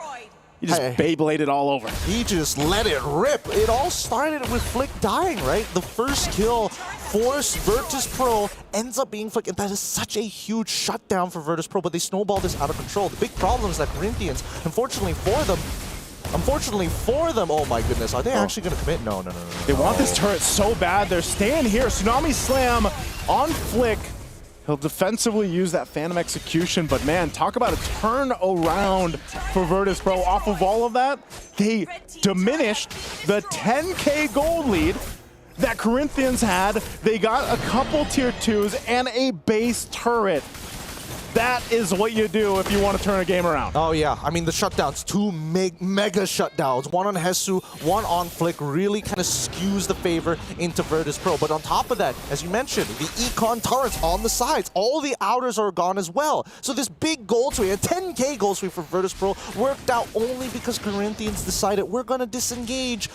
but we're still in a really tight space, so Endoryu got a ridiculous amount of free damage on the correct targets. Upatizi wasn't expecting him to re-engage in the fight. He was expecting Endoryu to actually recall and then come in through traditional paths. It was a great, I mean, that fight alone was one of those moments where it's like, that is the communication we needed to see from Virtus Pro, because they made that call and now they have this control over the next Lord here. And Endoryu, all by himself, he's going to deal with some damage. Can he actually go 1v2? Oh, Flick will kill Endoryu. So now VP's forced to get off of the Lord here. I'm not sure what the game plan there was from Endoryu. But why? I think he knew that Flick was going to use the Phantom Execution, just not sure when. Tsunami Slam again. They're just going to go fight it out. Dominant Force already dropped down. They're forcing him back. Bulbro picks up Hesu, but still Flick dodges the arrow. He's just going to go for the Lord, and Upa will secure it. But still fighting Pluto. He's taking the brunt of the damage. It's a double for Upatizi as Corinthians find themselves back into this game. Oh my goodness. If we can have a slow-mo of that Lord take. Oh no. He's going to get the mortality. Bad caught. Going to be gone. And under the base turret, Flick jumps on in. They want to just go ahead and march this in. The wave is pushing up top. And Doryu, he's going to go ahead and clear out this mid. That wave is in the base here. So Corinthians, they'll have to go ahead and wait to push in with the Lord. And Doryu, he was looking for Flick, doesn't see his own purple buff, quickly goes into enemy territory to check their purple buff, doesn't see anything else. All right, I got to back away. Nothing they could do. But man, I would like to see how close it was. The margins, because Bobber jumping in on that fight, sacrificing his life, trying to steal away the Lord, and it ended up going over to Upa, really goes to show how close these margins are. See if VP can defend against this to stay in the game as Corinthians, after losing a 10K gold deficit or gold lead, now they're marching into the base already, dealing with it as Pluto's going to be gone, and Doryu swinging on around, but the Lord is still healthy as Corinthians decide to fight out, but they're so low anyway. Super Gorka still going to be alive, and Doryu, Flick is gone. The fight is breaking out. The Lord finally goes down. Can they end it here? They're going to lock onto the base, and they will as Corinthians slowly but surely will win game one. Oh man, the Corinthians real happy about that, finally getting a game of their own, loud as ever as they continue to represent Latam here at MSC. I gotta say, I think I've said this before, but I have a lot of questions. But it's mostly just one. It's like, what was going on? Because I gotta say, Corinthians, they had a very, I would say, perfect game, right? The entire time, they were perfect. Only like one mistake, and then Virtus Pro, like you said, Naisu, from 10K to nothing. Like, I don't know, personally for me, looking at MSC, I really feel like for all of the players here, they got to start training their bodies, because I really feel like they have this natural talent to play basketball, because they make amazing throws. It seems like that, because how many times do you see where you lose a 10K gold lead? You end up getting back into it, and then you win the game. I mean, most of the 10K gold leads that we see are just absolute blunders, and then the opposing team that diminished that ends up winning. So, you know, it's good that Corinthians finished this, but I think it was still pretty close. Let me just say, Corinthians, their inhibitor was destroyed first before Virtus Pro. Yeah. That's how insane that turnaround is. Yeah, that turnaround, actually, the fight was so long, right? I think in Corinthians' perspective, they're like, we're going into this fight, the waves are actually, it looks like it's in our favor, let's actually extend this a little bit longer, and by the time the entire wipeout, they look at their waves and then realize, oh wait, it's actually pushing back into us, and thus why so much of the structures were taken away by Virtus Pro. But let's just look at the post-game, right? Because this was a near perfect game for the Corinthians, and I just have to criticize what was going on for VP's draft. They could have gotten really safe combinations. Why go for something so extremely mechanical? I mean, I understand picking the Granger over the Farsa when you look at the KDA 4-0-3. Super Gorka actually played very, very well in this game. It's just that everything else, because Fanny was one of the most feared hero in MLBB. Yeah. But now in MSC, 3 times pick, 0% win rate. Still zero. I was almost thinking this was the one, man. I was almost thinking, you know, because like I said, there was just that one moment. It really just came down to that. It's like Endoryu didn't really, like, in the grand scheme of that game, he didn't do too much, except that one team fight where, you know, again, you're defaulted to just pushing the side lanes and doing that. But then it's like Gideon said, you go with a pretty risky draft, And you probably didn't have to do that, because if it does get shut down early on, that's where you see a lot of the struggle happen here. And that's what we saw, albeit besides that one team fight in the choke point of the jungle. And even then, it's like he was at the last fight there before the Lord, he was going, what, 1v2 for a while. And then he ends up going down. And this is something that we touched on earlier before the game even started, where some teams, they really go for the draft that plays the macro. But I kind of feel like at one point, you have to fight. You have to go for this team fight around the lures and the other things. And again, I agree with Gideon. There are opportunities for them to make the draft even easier. But they just got to go for this full-on, muscle-heavy, mechanical, blah, blah, blah, and just... it didn't work out. They tried to be a Terminator, right? I think it was clear that Bobber was trying his best to try and get information. And the information, it's not like it was bad. It was actually really, really good. A lot of the decisions that we saw from VP was based off of the information being developed by Bobber's network of traps across the map. And the problem is the target prioritization for me in the early game, right? Because everybody's got a certain amount of damage, very limited in their damage options, but they kept applying it to Hesu, which to me was the biggest blunder, right? They should have pivoted, they should immediately look to punish Upa, get his Purify out, and then just keep attacking him while that window is open. Yeah, it was just, again, it's almost a perfect game for Corinthians from what we saw. They were super locked in from the start until nearly the finish there. They lost it a little bit, but again, when you have that kind of lead, I think we've seen this with a lot of teams where it's like they take those chances to go ahead and try to set things up. They get a little risky in their play here, but nonetheless, like I said, they got the victory, they got that locked in.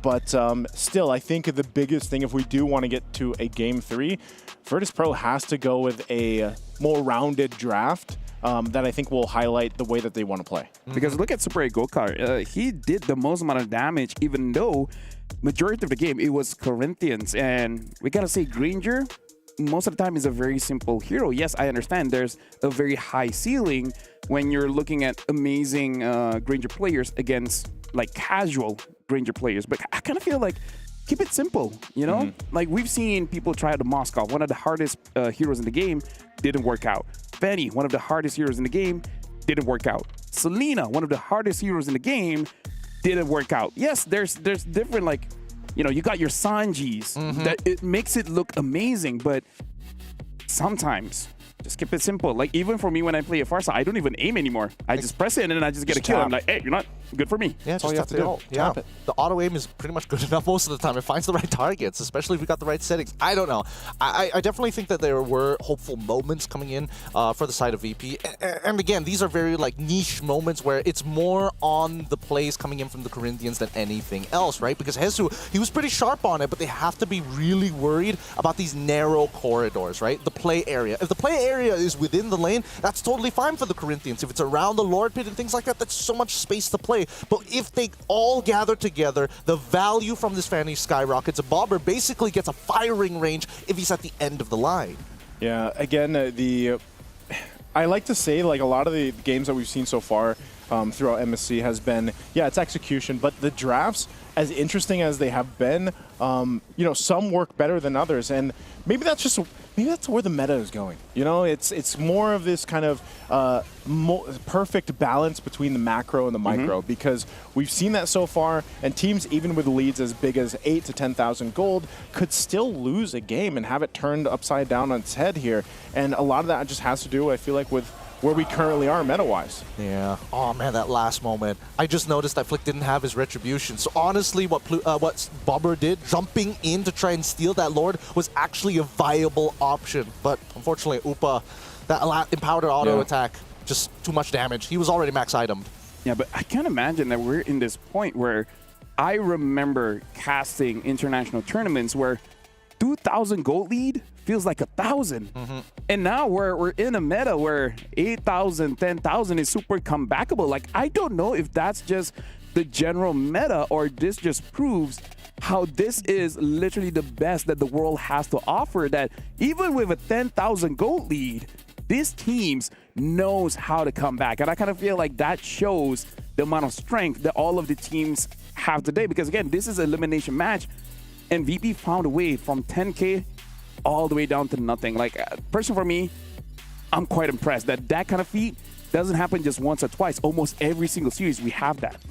I think it's about consistency, but I also think it's about being able to like carefully assess the map and say, hey, this is what we can and cannot do. And I think that Virtus.pro has definitely learned from a couple of their mistakes during the wild card, playing from behind. I think this is one of their better games at not only holding the lead against their opponents, but converting it very, very quickly when the opportunity presented itself. Yeah, I think now that I'm thinking about it, it's like draft-wise, if they want to get to Game 3, I feel like the Kalea obviously starts composition really well. Again, maybe just have a better mid. I think that that would be my biggest change. I don't want to harp on the Fanny too much, but just maybe go for a better mid. Just take that Farsa. Like, take the Farsa. Why didn't you take the Farsa in first phase? Like, it was so free. It was so free. Because if I think about it, there's other options as well that is not the Selena. Something like even the Valentina, even though the Valentina doesn't have a lot of ults that... Wait, I mean, you didn't see the Edith, but the Valentina could have taken the Edith ult and also helped a lot. Another one is Eve, but notably it is going to be a little bit difficult going up against the Lancelot. Again, this is why I'm saying the players, they're really thinking about, as a mid laner, how do I survive? And that's why during the draft, I was thinking of Selena, because I play mid as well, and sometimes this is a problem. I want to deal the damage, but I know. Going up against this Lancelot, I can't use a mage. I need something with a lot of mobility. That's where we're starting to see the Kadidas, the Selenas popping up. I think that at this point, like, they made an executive decision, right? Real Solo looked at the rest of the players as like, so Bobber, how would you like to not play the game, right? Just play, give us information, and Superior Gorka, you did good. You did good in scrims. I'm gonna give you the Granger this time round. Let's jump into the draft, right? And let's see whether the priority changes. I really, really hope they give Bobber one of his signatures. Put him back on the Kimmy, put him back on the Farsa, something that he's able to kind of contribute to the team, not just with information, because he's really mechanically good at the things that he touches. His Selena mechanically weren't making too many mistakes, and honestly, had he stolen that Lord, it would have been a completely different story for VP. I agree.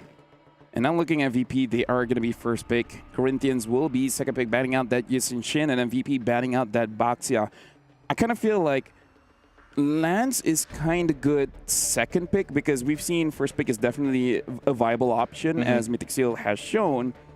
But I kind of feel like this is something that VP has to think of, because Flick on that Lancelot, because I even remember the play when the Fanny Endorio tries to run away, even though, yes, Hesu did catch him, but the entire time, Flick hit all the punctures to chase for that Fanny. Look at the adjustments coming in for the side of VP. I think they're looking to actually pick up Lancelot within that first scenario. If they get rid of the clear, I'm assuming that at least for the Corinthians, they might even consider getting rid of the 1-1. Really narrow down the pool. Yeah, I think you have to. And if the decision is to take the Lancelot for the hands of Endorio, then maybe that also just gives them a better time to go ahead and not be completely forced in a situation where it's like, all right, if all fails, then I'll just push across the map, because like we've been seeing and saying throughout the MSC group stages already, Lancelot's going to be valuable pretty much throughout the entire game, even if he has to deal with a gap a little bit, but that usually doesn't happen for him. So they could prioritize that if it's going to be first pick. You see the 1-1 is banned out as well. So that could be something that VP wants to go to, even though, I was going to say the Kimmy, but that they're the ones to ban it out. So still up in the air is, like we mentioned, the Lancelots, the Farsas, that could be prioritized here. It's a good adjustment, right? Because they see, oh, the 1-1 ban coming up for the side of the Corinthians. It feels like they want to try and adjust and make a Fredrin jungle of their own. So VP says, oh, well, it was really well against the Fredrin jungle. Let's get rid of the Kimmy instead, because then now we can play off of the pressure. Farsa still at wide here, but if we are thinking about this Kalia ban, and hopefully we're on the right track about that Lancelot, it shouldn't be too big of a problem. But Arlot actually, okay. So maybe the Corinthians want to take Farsa for themselves, assuming that VP takes Lancelot first pick. Yeah, I'm thinking the same thing. Like, looks like the first pick is Jushin. They go Jushin instead. So Lance Farsa seems pretty good. I think so. Or Lance Phovius. Either way, or Farsa. Either way, there's a lot of good options coming in for Corinthians. I mean, like, to be fair, we've seen a lot of Jushin first pick. Has been looking good, but you definitely need a jungler with a lot of damage. So I'm thinking take away the Lancelot and force them on a Hayabusa, which, to be fair, does look good.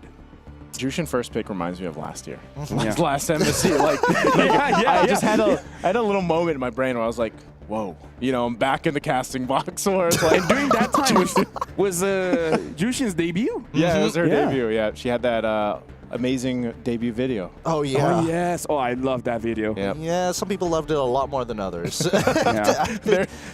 There's Corinthians' response, though. They take the Lancelot and then they go with the Granger this time. Interesting. All right. Joy, alongside with the Phoveus on their side, this could be a CC for the Corinthians if they really wanted to. And honestly, it's not too bad because the curtain call is going to be locked. If you can like get Joy plus another core, that's already huge for the side of the Corinthians coming into team fights. And this is just unfortunate because you want that Farsa. But there's a Joy. And the Joy is pretty good going up against the Farsa. So this does ask Corinthians what do they want. Because again, like you said, CC is an amazing option at this point going up against the Phoveus as well as the Joy. Even Kacha would still be okay countering that Joy in case the Joy doesn't see the Unbreakable and then just getting caught. That's true. There it is. There it is. I think another option they could have gone for is maybe the Badang, just to kind of keep it a little more flexible here. But let's see. Now we go into the second phase, right? We have both junglers already kind of locked in at this point, and the only real difference is that there's an exposed EXP laner for the side of VP. For the side of Corinthians, they've already exposed what their support is probably going to look like. Unless we see Hesu throw it over into the EXP, which I don't think is going to be the case. But now we see the Moskov bans, and they want to make sure that Upatizi has an easier time because in game number 1, we saw VP high priority of making sure that Superior Gorka was going to have a semi-decent time, or at least play a matchup that he's comfortable with. What if he just ends up like picking the Harith? It's just a Harith Granger matchup because you see the Moskov here. They might force that just because maybe Upatizi's also favorable for playing that matchup if that's the case. So if they do go for another gold lane ban, we'll see if they do that. For VP though, they want to go ahead and focus down some of these XP lane picks. That's also just respect right there, especially with the game that Hesu just had. And then we'll see if they actually go for one more here because still quite a few options that you could throw in the XP lane. Would they actually go for a Esmeralda if Corinthians wanted to? I mean, it's an option for sure. And by the way, I do agree, like, banning out the Hive would be pretty good here because I kind of feel like in this current meta, like before this Granger dominates against the Hive, but now Hive doesn't have to be too stingy about his ult. Like, yeah, you can actually have a better matchup going up against the Granger. I don't mind it. But I don't think there's a better ban out there because it feels pretty good if Corinthians like, oh, I'll give you the Harith, but then your entire damage profile is generally heavy towards the magic side of things, and which is okay. Which is okay, but then there is an assumption here that whether or not do you have enough shred to make it work, and then itemizing becomes very easy, especially since Uranus still on the table for either side. And I think that this is probably the angle, unless we see Real Solo say, hey, I don't know about this Uranus, especially when you're playing up against the Phoveus, you're going to get sandbagged. You have to accept that fact. Well, he bans it out. Nice. So he doesn't want to deal with it. Uranus is taken out. So now we get to see if they go with the XP lane option or they hold that for later. They still need the mid lane too. Farsa is still open. Not sure if they want to just take that and make it work because still they need some. I feel like they still need something that works with your burst damage, especially in the mid lane, especially with the fact that you have a Lancelot there, and it gives time and space for a Granger to move. I always think that's one of the better things to have is once you have that Feathered Airstrike, it kind of gives a little bit of almost a safe space for Granger or any of the gold laners to position through. So it's either that or for me, it's also like the Eve, for example. But Corinthians, they just go with the Selena. Something to consider as well is that Hilda, because we've seen a lot of teams using the Hilda to make sure that this Lancelot doesn't have free reign. VP has that option because even with a Hilda, they still have OKCC with the Jushin. I think Hilda comes into the roam position. They look to try and win out the 2v2, but it really doesn't matter with Concussive Blast, Gatot, and especially with the power of his wave clear. They won't interact as much as they would hope for. I think that's the big issue here, right? Badang gets locked in for the side of VP. I'm all for it. This way, the Joy doesn't have to worry about getting disrupted in the middle of its combinations, unless Corinthians has got a super pick. What? Is this debut? Or Yeah. This is, right? I mean, you don't even have stats for it. That's how you know it's debut. Okay, that's how we know. So, yeah, I'm actually liking it because I said that they got to simple it down, and hey, Clean's pretty simple. Why not go for Irithel? Why not? That's a little too complicated. Hey, that's very complicated, bro. Oh, we go to no. Hanu. You attack while you're moving, bro. It's like, oh, you could press one button compared to pressing 3 different buttons in the same cycle, plus weaving auto attacks in. Grander's moving too much, I'm gonna bola him. Oh, yeah. Hey, Ranger's coming at. Personally, for me, I actually do like the Clint. I do too. I'm always a fan when he comes up. Not just because we always naturally just end up doing some kind of a attempt to a Western accent, but you know, I like. Hey, no accents. Hey, no cowboy hats here just yet. I don't Anyways, necessarily. I'm going to throw it over to you guys because it looks like you guys have a lot of thoughts on this. Yeah, I definitely have a lot of thoughts of it. Don't get me wrong. I love this character. And once again, thank you, LaFell. I like Clint as a hero. Do I think it's necessarily good in this particular position, right? Because what does this mean for the squad? It means that they're very reliant on Endoryu to snowball, and he has to play towards the strong side of the map. In this case, that strong side is going to be the gold side. As we get into the Land of Dawn, with match point on the line, elimination so close for BP. Can Corinthians seal the deal here, right? They see that Clint. They know that BP is going to be moving towards that side of the map. How do they manage? Do they attack the opposite side? My guess is that they mirror their opponents because the base damages, and more importantly, if Frost is able to hurt Bobber, wait, no purifies for the side of Virtus Pro. That's a little dangerous. I mean, there's still glue on the other side, right? So it's like, oh no, he wants to jump on top of me. If I don't want to get displaced, I have to flicker. Yeah, you know, and that's what I like to call the athletic flicker, because that's what they're going to have to rely on over here. But right now, Super Igorka is doing a good job of just going and holding down the lane against Upatizi. Taking a look at the emblems here. So he's got, he went with the Quantum Charge. He also has the Mystery Shop, so he wants to go ahead and build up. What does a Clint even build up here now? It's been a while since I've seen one. I mean, there's a lot of different variations of Clint builds that you could go for. Generally, you want to have an endless battle at some point of time. Some even like to go, depending if you want like extra burst damage early. Wait, hold on, Pluto, are you okay? No, he's going to be totally fine. Some even go for blade. Make sure they go for Heptases, right, to get that initial punch once you hit level 4. Yeah, a little burst doesn't bother anybody right now, but he's holding the lane. Louis going to charge the Unbreakable. Won't connect, though.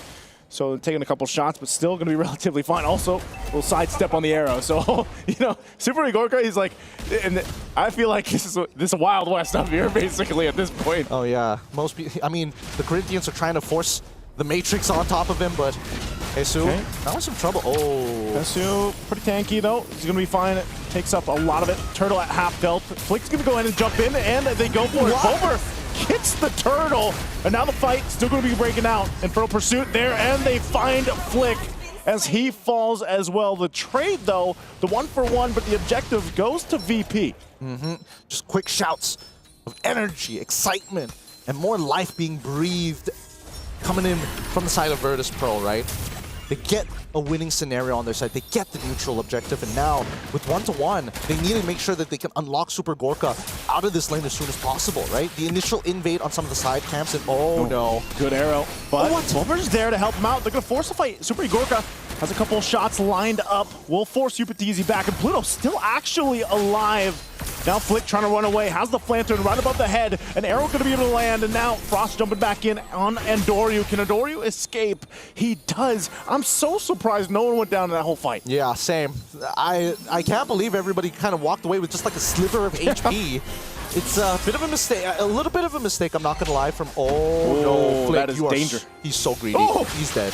No, wait, no, he gets, wow, I'm surprised. Flick decided to stay that low. A great play, an initiation. Can they actually go ahead and take this buff and maybe more for Virtus Pro? They go for the purple, now jumping back in. That's what they wanted. They'll back off. That's really bad for Flick. Yeah, pretty awful for Flick. Very nice for Virtus Pro, because now they're in a very powerful position of their own. Having that level up, they know exactly where he's going to be, and it gives them more incentive to start sending their troops up to that top side of the map. Super Igorka, he's doing fine against Upatizi. He even has a level lead on Upatizi because of these neutral objectives, and that's exactly the game plan that Virtus Pro is going for. Find themselves with a little bit of a lead to work with. This Turtle's coming up, but it's Corinthians that still wants to fight for this positioning to have that advantage. Luis will take some damage, have to pop the Revitalize, and an arrow's going to land. Not sure how much more he can take. Infernal Pursuit from Badcott goes in with the Dark Wave. Still looking for Luis, but here comes Hesu. Super Igorka on the other side of the Turtle Pit, and they're forced back. A couple battle spells were used, But now they just face each other off. They're going to go for a little bit of a reset here. They're going to try for the reset. Some decent ultimates are out. No Phantom Execution. Good arrow from Frost. But Luis, he still has the Game Changer. He still has the AOG, and he's about to come into within range of that turtle. Yeah, he's trying to make his way here. Fight already breaking out. Abyssal Arrow's going to be able to find the mark, and they get bad caught. There's the jump in, and Doro will get the turtle. Now they're trying to disengage from this as they lost a 2 in the fight. So Corinthians will be able to find something, but still objective. That turtle goes in the hands of VP. Purple buff will go over to Andoryu. All right, slow and steady, Corinthians. They're trying to fight back. Oh, a good arrow again. Now forcing Bomber to ult very early on, but this does mean that Upa is finally unlocked. Wait, hold on, the mid lane. Oh my God, the solo kill. Flick, he's dead again. Man, Flick needs some help here. He's also just gonna lose the purple buff, and Doryu for punishment, jumps in under the tier 1, does some damage here. Upatizi there to help him out, pops the beats, but now Luis gonna go ahead and keep Andoryu at bay. I think if Luis didn't make it in time, that was looking like Andoryu wanted to go under the turret. Oh, he did. He was thinking about that, but he just didn't expect Upa to show up. He was thinking maybe they wanted Upa to immediately run down to the bottom side, but I think at this point, pretty decent moves. They trade 1 for 1 in terms of their turrets on the top side of the map, but this could be a potential dive again. The waves are going to get cleared out. At least for Upa's side, he is able to secure himself at the Sky Piercer. With that in hand, it's going to be very dangerous for Virtus.pro to make a mistake in front of him. Luis has been playing a strong game, but he needs to protect his boy. Okay, pops the beats. Upa firing off back. Luis jumps in with the Unbreakable. Not going to be able to find the top, but here comes Pluto. Goes in, finds Upa, flickers forward, pops a Revitalize from Luis, but not enough to heal him. And Pluto gets away with a sliver of health. A good play from Virtus.pro there. One auto would have been it. One auto onto Pluto would have been more than enough. Regardless, this is still a winning scenario for Virtus.pro, right? They finally shut down Upatizi's farm, allowing Super Gorka to not only catch up, but most likely break open this bottom tier 1. He's got range, he's got damage as well. Keep in mind, anybody who's walking up is paying the brass tacks with their HP every single time they fall into his sights. Yeah, it does a whole lot of damage, especially at this point. Turtles up, third one of the game. Flick finally getting a purple buff. It's been taken from him for the past couple minutes. A Malefic Gun early for Super Gorka, so he's going to have some of that extra range now to work with here. It's going to be great for him as he's looking to work with this space. Hetsu flickers forward, forcing the fight. There's the response. Upatizi's in trouble, and Doro picks up the kill off of it. And now Luis in trouble as well. They're split up AOG defensively, but Badcott doesn't care. Jumps on in, a dark wave to follow. Flick has to go back to base, but Bulber goes down from Hetsu. Hetsu still running away as Super Gorka is hunting him down. Meanwhile, up here in the mid lane, they're still finding it out. Pluto backs off, and now the turtle could be for the taking.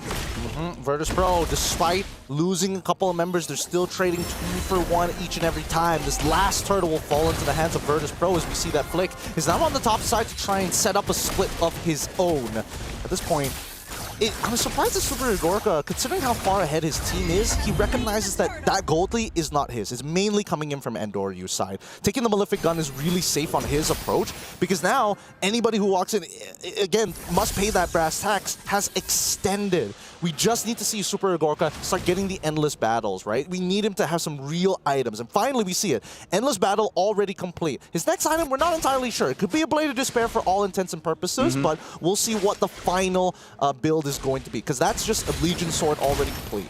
Yeah, he's going to go. I think he's going big damn here, because eventually he is going to be looking for those fights, looking for that damage, and he's already got it, I mean, for the most part. So Corinthians really kind of struggling in some of these skirmishes. They're dealing a whole lot here with Badcott and Pluto just being a nuisance to them. And yeah, they hold on to that tier 1 in the mid and bottom, but they're still going to have to deal with the objective that comes up, because I just feel like they really haven't been able to have a good team fight. Like, they've been split up in a lot of the fights that they've had, and then they're just kind of grasping for positioning. And Upatizi as well, he only has the dash plus, you know, the flicker for the most part. And Virtus Pro has a lot of options to go ahead and hunt down Upatizi if they have to. They do. And here's the big thing, right? Because this is where we see the difference of mid laners. Oh, man. Flick is getting chunked out, and Doryu is just so far ahead. 3 levels ahead. They've been giving him a whole ton of farm. And meanwhile, in the mid lane, while they deal with Endoryu, he's still up there too. 1v2ing, almost gets Flick. Now the mid lane turret gonna fall. So this is just how confident Endoryu and the rest of Virtus Pro are with the lead they have. I'm pretty sure he has a concentrated energy, which is why he's so confident into going underneath the turret and walking back out. Let's double check it here. Oh no, he doesn't. Wow, he only just has the Holy Crystal, right? So again, he's getting a decent amount of spell vamp regardless. Either or, we need to see how this is going to play out even further, because the information from Frost is not good enough. He is not getting those deep set traps in enemy territory. He hasn't been taking those types of risks. He is opening up the map, and honestly, a little more accurate than Bobber when it comes down to hitting those arrows. But for now, with the power spike to Super Igorka, this should be pretty free for them. Oh, so quick. Hesu gonna get dragged and then into the wall. Fist crack, fist break. Hesu falls. Not sure what the idea was there. You know, he was trying to give him maybe information like, hey, the Lord's been taken. But so he falls, and now Virtus Pro in a great position to go ahead and start marching towards the base of Corinthians here. They've got such a good lead. And this is maybe now the time when we get to see Super Igorka pop off. You know, he's been waiting the whole game, just picked up the BOD. So they're gonna go and work on these holy shields, get these popped before that Lord marches forward. Yep. And he should. Really, he's going to be a tower monster. He's going to be able to munch down on it pretty easily. Let's look at the damage dealt, right? Because Super Igorka is trying to keep up damage with Upatizi. Again, Upatizi has significantly longer ranges thanks to his skill shots. But here comes the Conceal. Pluto! Pluto looking for it. The Conceal was used. They're just going to force him off the tier 2. So the Lord finally makes its way here down to the bottom side. Corinthians will have to go ahead and deal with this. The charge through. Not sure if they're still going to force the fight. Oh, they jump in anyway. Pluto not able to find that connection that he was looking for, but ultimately they get the base turret. I think they're going to be happy with that off of this. Now Balloon in the lead, up 8,000 gold here. They'll get the last tier 2 up the top. Another shield's going to pop in the mid, but Corinthians will go ahead and clear things out. Honestly, really great response to the Conceal from the side of Corinthians. Luis immediately got in front of Pluto, but now with no holy shieldings whatsoever, the wave clear is okay for the side of the Corinthians, but it's going to come to a point where really nobody can do it effectively, right? Once we have Lord Empowered minions, Upatizi, he's going to eventually get his full build, and he won't be able to deal with the wave single-handedly. Same goes for Flick, and that's the big issue, right? Virtus Pro have a much better composition at sieging their targets, especially if Super Igorka can get within range of the turret. And that's when Corinthians are forced to make a decision. Either I give up this turret or I must look for an engagement. I need to escalate things. Yeah, and that's why we see, too, because of things getting escalated out of control, you're going to have to get some defensive here for Corinthians. And that's the thing. Rose Gold picked up for Upatizi. He's dealing with so much pressure. And Doryu alone is pressure enough for Upatizi a lot of times, because it's just he's able to go to the back line really quickly. But then even so, like I'm waiting to see if Luis gets some more of that magic resist. I know he's on the way to it, but you know, him alone and Hesu, they seem to be, they're supposed to be super tanky, right? But they seem to just lose their health so quickly because there was a radiant armor for Hesu. But now you got to worry about the physical damage here from Super Igorka. You can already see it. Pressure going to be here. He might get caught out. Flickers on out. So Hesu, once again, dealing with the pressure. Unbreakable going to be used, but the beats are popped. And Doryu, is he going to be in trouble? Wow. But Desanata, Frost won't be able to land that arrow, and now has to flicker out himself. The fight around this side of the jungle again, and now the Lord is up here. That was a stat check by Endoryu. Literally, 3 people on top of him. You can see that the most farmed up hero from the side of Corinthians Esports is Upatizi, basically doing nothing to Endoryu. He gets the walk away for free, comes back to the fight, and more importantly, on top of the Lord, he's full health, right? It's like that fight didn't even happen. I don't think you want to be here, Corinthians, because you don't have battle spells. 2 flickers are down. No revitalize. They might be playing a little bit too close to the line here. Conceal's going to be used. Even at half health, they want to jump in, but they're zoned out because of Bober. So they're forced back to the base, and they're just going to have to defend. That wave up bottom is pushed in too. So we'll see how they play out this defense here. That's the question. Do they have enough items, enough defensiveness too, to withstand this next Lord push? Bober coming in big time. It's starting to look like mid laners are securing more Lords than junglers themselves at this point. That'll be an interesting stat to see by the end of the group stage. For now, Corinthians, they're, again, stat checked, right? 9.4K, Virtus Pro basically playing a macroly sound video game. And at this point, they're about, you can basically consider them having the checkmate angle, right? That's the 10K gold difference between Virtus Pro and as well as the Corinthians. They're off by 800, but at this point, I feel like they can force the scenario on to Corinthians. How they're going to do it, they first need to get Super Gorka in position. It's Pluto that goes in. He's able to find multiple members with that setup, and they just collapse down from Pluto. Virtus Pro waited for the moment. They found it. Hesu all alone isn't going to be enough here, and Virtus Pro will make it happen. They'll make a statement in Game 2 as we head on over to our last and final Game 3. Nicely played by VP. Seems like whoever picks up Selena is the one dropping these games. And you know what, Nice? You asked for it. I did. Now we got 3 games. Heck, we had 12. 12 games today. 12 games for today. And you know what? Shout outs to everyone watching, because back in Malaysia as well as the Philippines, this is already midnight. Is it? Oh, yeah. Yeah, it's already midnight. We're 5 hours before, so they're 5 hours ahead. Yeah, it's getting pretty late for our Southeast Asians here. But I'm pretty sure Latam is thinking like, oh, come on, please. Just a little bit more. We can push through just a little bit more. We can make it through. And EECA is like, yes, we're back. We're pulling it back. Match point. I mean, like, here's the thing, man. Like, Super Gorka is talking to Upatizi like, you brought a violin to a gunfight. Yeah. I think it's a cello. It is a cello. Is it a cello? I'm pretty sure it's a violin, because I read up on Granger.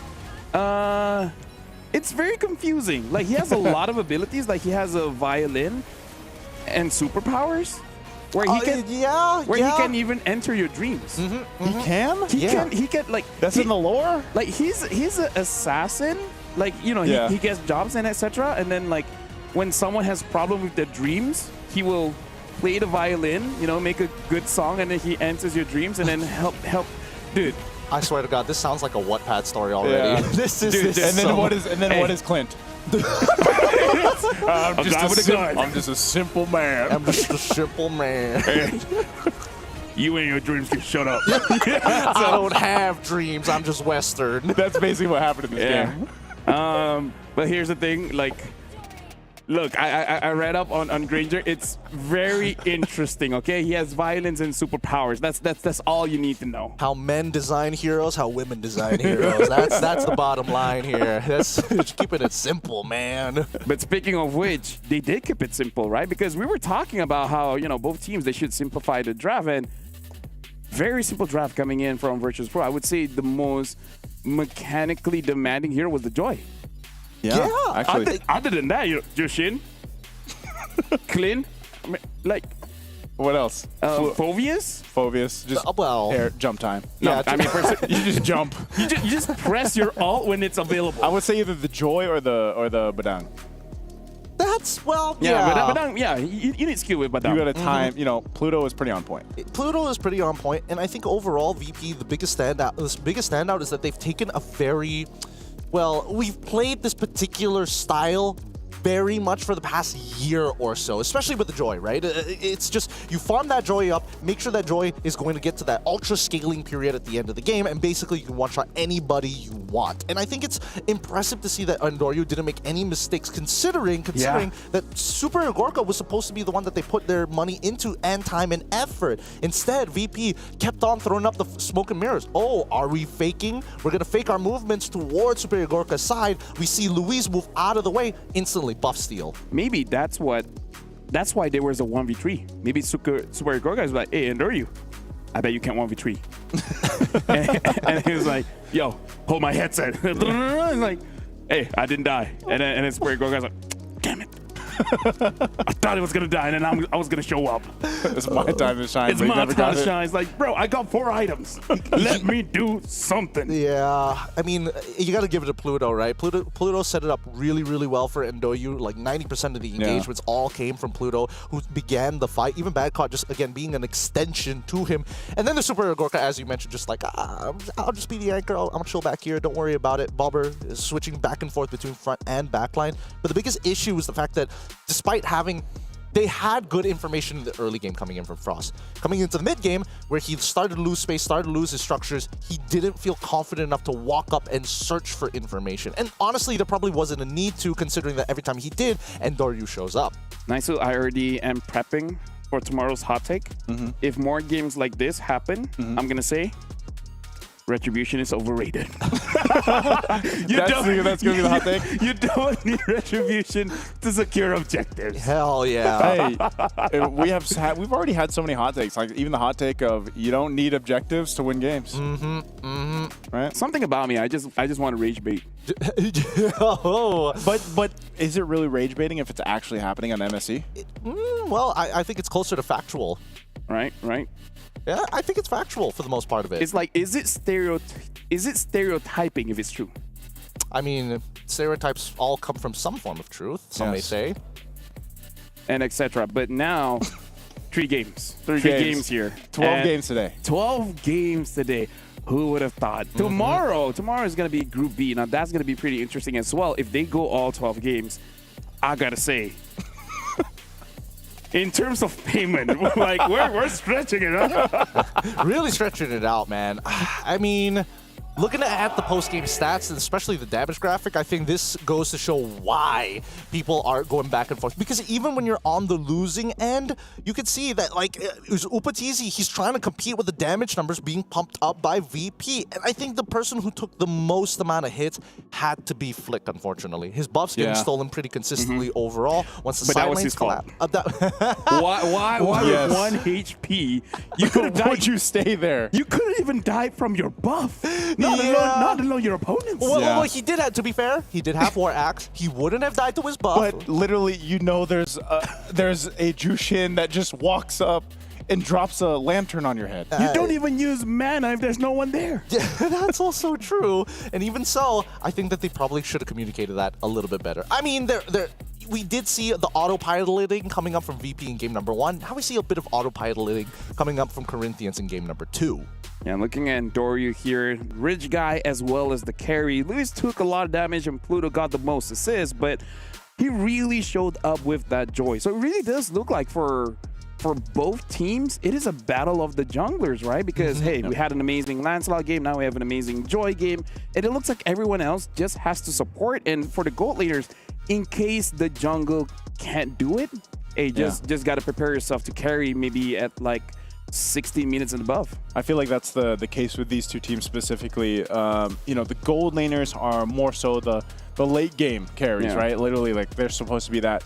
Because the focus so far has, like you said, it's jungle, but I think also, to in a sense, is how does the mid perform? Because so far, the games that have been lost have come down, and it's weird to say it, but it's the Selena, right? Like, the Selena picks, too, have not been working out. So maybe for both teams, we see a big change up in the mid lane, what they decide to pick up, because that's one of the things, too. Selena is always great. Vision could be great. Arrows, obviously, when they're landing, are great to follow up. But if you're lacking the damage, that kind of burst damage, then it does make things harder, because then Selena kind of just falls off if she's having a hard time. Yeah, because this is what a kid once told me, right? A food is only good when it goes into your mouth. Yeah. Weird thing for the kid to say to me, but in context for this one, it's kind of like, no matter how big the damage is, if it doesn't hit anyone, then there's just no damage, right? And I kind of feel like that's the thing about game number 1 and game number 2, where Selena has big potential, but only if it hits. Same with Franco. I get smarter every day with LaFell. Yeah, I would say that the damage is about... weird kids. Yeah.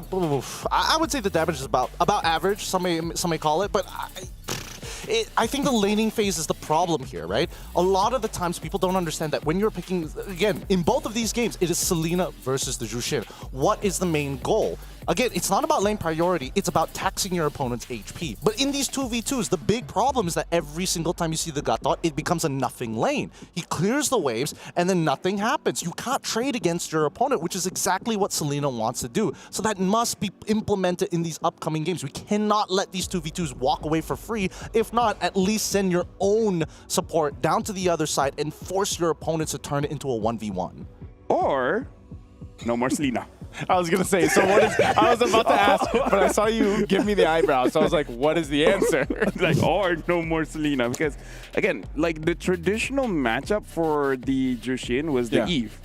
Right, we saw one today. Oh yeah, but we haven't seen a lot of that because again, like the previous argument is just that the Eve is very vulnerable towards the assassins. One of these days, the mid laner just be like, okay, you know what, I'm gonna have a bad time, but good luck to you guys. I think it's also just a sense of like the picks that we've seen so far in the mid lane, aside from, for example, the Kadidas and the Farses. They mostly opt for utility, and that's still, even since Jushin came out and she was picked up so much throughout the meta, that's what she provides. Like, it's that threat, also the lane control, also space control. Like, that's always something that we have to look at from these mid laners that pop up, especially even when the Eve was picked. Like, that's the thing, and as the game transitions on, it goes from like that focus of the junglers being okay to the focus of, can our gold laners move? And I feel like Jushin is still that mage that allows that because of your threat with the beacon, but also your lantern, the flare, allows you to peel for your gold laner. In a way, I've seen it a couple times now. Save gold laners in the group stage. I agree. I've done that so many times too. Thank you. Because I'm an amazing guy. We're mid laners. Okay, all right, mid laners, let's calm down here for a second, because what about the argument for low Yis then, right? Why aren't we seeing more low Yis, even though these teams, every single scenario that they fought in is 5v5s? We don't even see, like, again, with the exception of the junglers having their own solo battles happening around the map, why not utilize the low Yi? Change up our win rate a little bit, and more importantly, we've seen Sans do it. Just drop the diversion right in front of your opponents, T-pose on them real quick, and then juke them out, because you never know where this Loi is going to end up. I kind of feel like it's a mental thing, because a lot of people across many different games that, oh, nerf, no good, right? I kind of feel like everyone has that a bit. The biggest thing is that, I like this, by the way. The biggest, just move your mouse. The biggest thing is that the Lu Yi is a terrible liar now. Because you can see the initial part. Like, yeah, I understand, like, where she's heading, you don't know. But she tells you. It's like, I'm ulting. I'm ulting. I would disagree. I would say that she's an even better liar now. She's a better liar? She's a better liar? Slipping in a half-truth and then lying about the position afterwards, with, by psychopathic standards, pretty good. I like that, because even I just tell half-truths, and then now people just don't know. I just walk away. Oh, well, you know what? I like yours. I like your style. A lot of trauma here. Anyways, Corinthians first pick and Virtuous Pro second pick. Oh, the things that we let through during cast, man. Oh yeah. But I love you guys. Thank you. Thank with you. the Corinthians now on blue side up against VP, now taking the red side, this is a little bit of a change, right? And hopefully it's not too much of a change for VP, because I think VP has been much better on their red side than their blue side most of the time. And this is based off of the information that we got from the group stages on top of the wild card. So let's see, because these openers have been so pivotal for either side. Yeah, even with the bans coming out, I think still, I can't even say which hero is going to be the priority for Corinthians here, just because of how much things have changed. And I think even then, we still have to focus on the start, the early game, and for a lot of the teams, and specifically these two, it's like the junglers, because it's like, what do we get? Do we get the Lancelot again? Do we actually give that away? And now I still think too, like, you don't see Joy pop up that much, but it was such a big pick for a lot of teams that dealt with other assassins. So I think this is where we have to see, like, how deep does that strategy come from both sides. I kind of feel like for the Joy is definitely still a good pick, but the only thing is that there's more counters nowadays. And I kind of feel like in the previous game, it's just that Corinthians showed a lot of their damage dealers that the Joy feels more comfortable. Like, oh, there's no Harv. There's not a big problem for me to go in. And now even the Yi Sun Shin gets banned. I don't know. I kind of feel like Lancelot is still going to be part of the conversation. It really is just about that you have to win mid, because if not, you're not going to have a lot of free time for you to farm. And I think that's what, like, my biggest gripe with the meta is right now. It's like, oh, you get all these cool junglers coming back into the meta, and then mid gets shafted with the number of picks that you get. And but I feel like they've always been. Well, I would feel say like that mid has always been in a weird. He's waiting for the gore to be good. Hey, it was good. There was a time. Good for a time. Yeah, so that's why I don't mention it anymore, because I had my time. You had your time. That was back in M5-ish. Hey, don't forget, Yasuo got his time now with the revamp of Kimmy. Yeah. M5-ish, by the way, decade. Decade. throw out your votes. We need him, please. I'm still waiting for the Grok revamp. Oh God, please. Yeah. Is there going to be a Grok? Yeah, it looks really good. Really? Like visually, skill-wise, emotions. Yeah. So he's still a rock. Philosophy. Philosophy. Yeah. First pick was Phoveus. Nice. That is different. That is okay. I mean, it's a little strange. I'm not gonna lie. It's a little strange. Arlet or something? Wait, you don't even have to take Arlet now. You can take it like pick 3. You can pick 3. You can immediately answer it or start picking up options for yourself. I think in this particular case, just get the Farsa. Get the Farsa. Yeah, get the Farsa, please, VP. I don't even mind like Farsa Granger or Farsa, I don't know, Badang. Yeah, but Farsa Badang also not too bad as well. Oh wait, oh yeah, Kalia's already banned. Here we go, Lancelot, and they also pick up the Kimmy for themselves. Rather interesting that they wanted to go Kimmy this time around for Bobber. They could have done it like a couple of games ago, but hey, you know, I will digress. Wasn't it bad? Actually, yeah, I think it was bad. It was bad in game number 1. Could have picked up in game number 2. Yeah, it was bad in game number 2. So I think like this is where Bobber is gonna be bobbering. He's gonna be bobbering. Yeah, that's the thing now. Just roll with it. I think you make it work. So how do you respond to the Kimmy if you're Corinthians? Bravely. It's the only way. Locks in Farsa. Yeah! Woo! High fives all around. There it is. Hey, be brave. Hey, be good brave. call. But they also get the joy. So once again, both junglers in a position where they're battling against each other. Oh, dude. Harif or CC? Like, I feel like Harif or CC will be good for VP here. I think CC is fine. Yeah. I think CC is fine too. CC is great. Some may say better than great in the meta currently. Hey, she can join the fight. You wanna want to? I don't have one. I don't have one. Have one? Come I don't on. have a line. Come on. Enter the unknown. Wait, what? Enter the unknown. It's not enter. It was a different one. Encounter the unknown. Encounter the Jeez, unknown. this is a perfect example. How about roar? Come on, Nice. So you know nothing is granted and everything's earned. You guys are too good. You guys are too good at this. Hey, start boot camping in Rise Malaysia. above. There we go! There we go! He's on the board. Man's on the board. All right. The Badang eventually comes through. I'm liking the position that we're seeing from VP. You have ways to cancel the feathered airstrike, which has always been the biggest problem for a lot of these teams. It's like, oh yeah, we always need the Arlo, we always need the Ferdinand every single time, but Badang is so simple and easy to make sure that you get that value. But now the EXP matchup comes into question, right? This is a flex pick at the end of the day.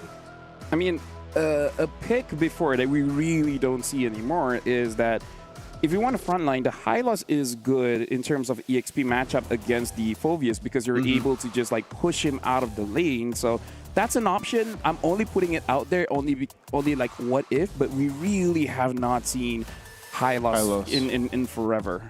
It's kind of weird, dude, because I think he would still fit in the current meta that we have, especially, you know, we still, because most of the time there was a double revitalized composition that was used a lot, which was usually the Hylos and the Gatakacha. Now it's just defaulted to, like, if we need that, just throw in Gatakacha if he's open, you know? So it's banned out this game, so that's not going to be able to go in the hands of Luis, as they still need that roaming option. So I don't know, maybe we'll get lucky and we see that pop up here from Corinthians. They'll go ahead and focus down the gold lane. Another roamer being banned out, the Cho, taken out here by Virtus Pro. So is this another gold lane? Nope, it's the Esmeralda. So they'll take that away. Really interesting. VP are now trying to say, we want to interact with you for some reason, right? They got rid of the Gato. It's strange to see the Gato. Like, Cho, I get. The Gato, not so much. I feel like they could have held that a little bit longer, which means that they have a pick in mind that they want to play. I just can't think of it right now. What would be, because they've already got the Kimmy, unless they are throwing Kimmy into the gold lane, and then they pick up something like Yi, but that's not that great into the Joy. Either way, right now, I kind of feel like for the draft, they either need a strong front line or more damage. They just overloaded again. Just overloaded. Just be like, hey, Ultra Legends, that looks pretty good. How about we try that? And they pick up the Iritel. So at least now showing that the Kimmy indeed goes into mid. And it kind of seems like they're asking Corinthians, pick up the Granger.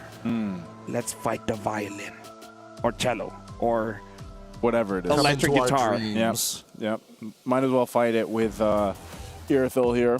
I think she wins. I think she would win that, especially with it if they get a good traction pulse. Like, yeah, it just allows her to kind of maneuver all around, and then of course you could have Lancelot. So I like Virtus Pro so far with what they have. I mean, the biggest thing is like, can they withstand this initial magic damage burst? And you see the last two picks from Corinthians are going to be even a little bit more magic damage. So they get the Harith, and then they have the Hilda now. A lot of damage as well. And again, like, this is the way that we've seen people deal with the Lancelot. It's just that you just have that Hilda, be very strong on front line and actually invade inside of the jungle. I think Kimmy and Badan can still hold their own to make sure that there's no invades past Turtle 2. As long as they don't get chunked out at level 1, right? Yeah. I think that's what it really boils down to. They just need to figure out with this Farsa, if Hilda shows up in front of Bobber's face on this Kimmy, I mean, like, yes, it's going to suck for a little bit, but at least you have Pluto to kind of peel for you.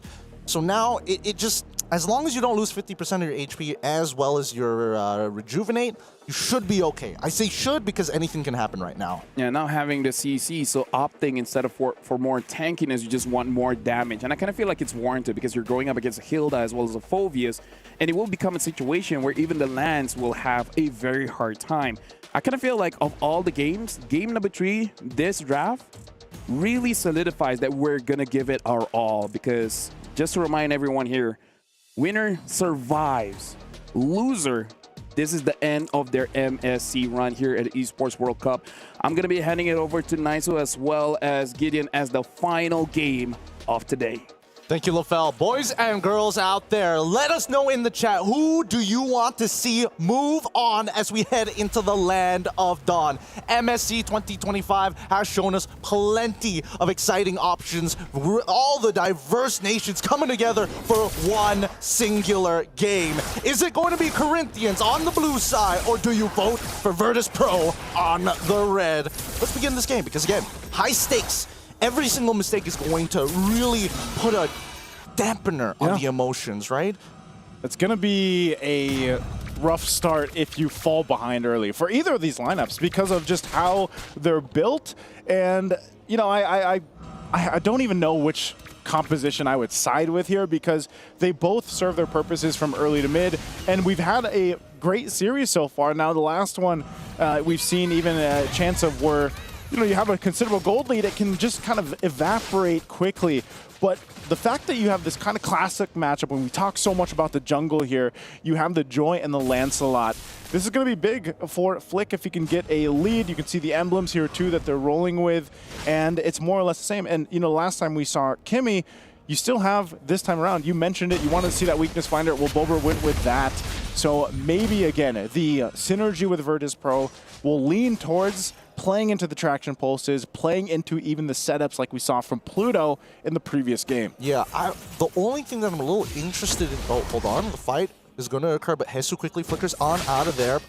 The thing that's interesting is that Frost has decided to pull yourself together on a Farsa. Pull yourself together. Yes, you get a bunch of assists, but that only helps for your battle spell and active items. And in this case, I don't see a reason to get too many active items other than Winter Crown, but that's even late game, right? So that just means it's the flicker. Oh, I was going to say, I think it's just a flicker, but right now, up on the top side, first blood for Andoryu. And Flick will go ahead and get a kill himself. Pluto goes down. There's the traction pulse, but Flick just hops on over. He's going to be fine. Luis takes a couple shots. But a trade, though, 1-for-1. Not bad coming in from the side of Virtus Pro and as well as the Corinthians. Obviously, a little better for Virtus Pro at this point of time. And now they go back to the reset, right? They want Andoryu to hit level 5 on time. Flick already ahead of it, but has decided we're not contesting for this. Hesu, he's already taken a death. We need to make sure that he's in a better position because he's up against Badcott. And at this point, right, Hesu should be able to trade back against Badcott unless Badcott is able to get a War Axe prior to it.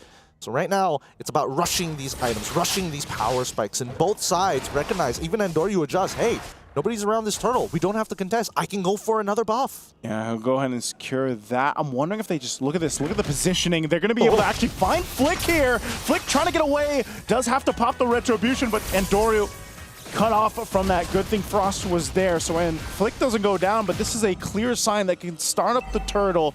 No retribution for Andoryu as well, but they have full control of it, so Hesu just gonna have to force himself off of here. The objective going over to Virtus Pro. Really good read from the side of Virtus Pro. They adjust, and Noryu is calling for Pluto to quickly hide into Pixel Brush, expecting to see Flick show up nearby. Because, keep in mind, Virtus Pro were positioning as if they wanted this turtle, and Corinthians responded accordingly. So Flick needed to make a choice. I go down and take my own buffs, but more importantly, I could look to invade. Oof. Upatizi has to burn his flicker, so they try to make a play down a bot. This is what we've seen time and time again throughout the series. Either of these teams are looking for plays, or whether in the gold or even on the jungle, and they've set up for things. Badcott should be fine here. Flick is here, though. He puts enough pressure. Gonna jump in, even with a vengeance. Takes a shot from the turret, but Flick will survive. Good thing for the vengeance there. Oh my goodness, the Brave Smite kicked in time, but Hesu says no, flickers forward, punches Badcott in the face, saying no, you don't get to get away like that. I will not waste Flick's time. Ubatizi, again, he's trying to chase back, but wait, hold on. They're gonna force it anyway. Luis will be in trouble, quite low, but Frost was there with a Feather Airstrike to keep them from going further. Does Flick want more? He's gonna get thrown in from Pluto.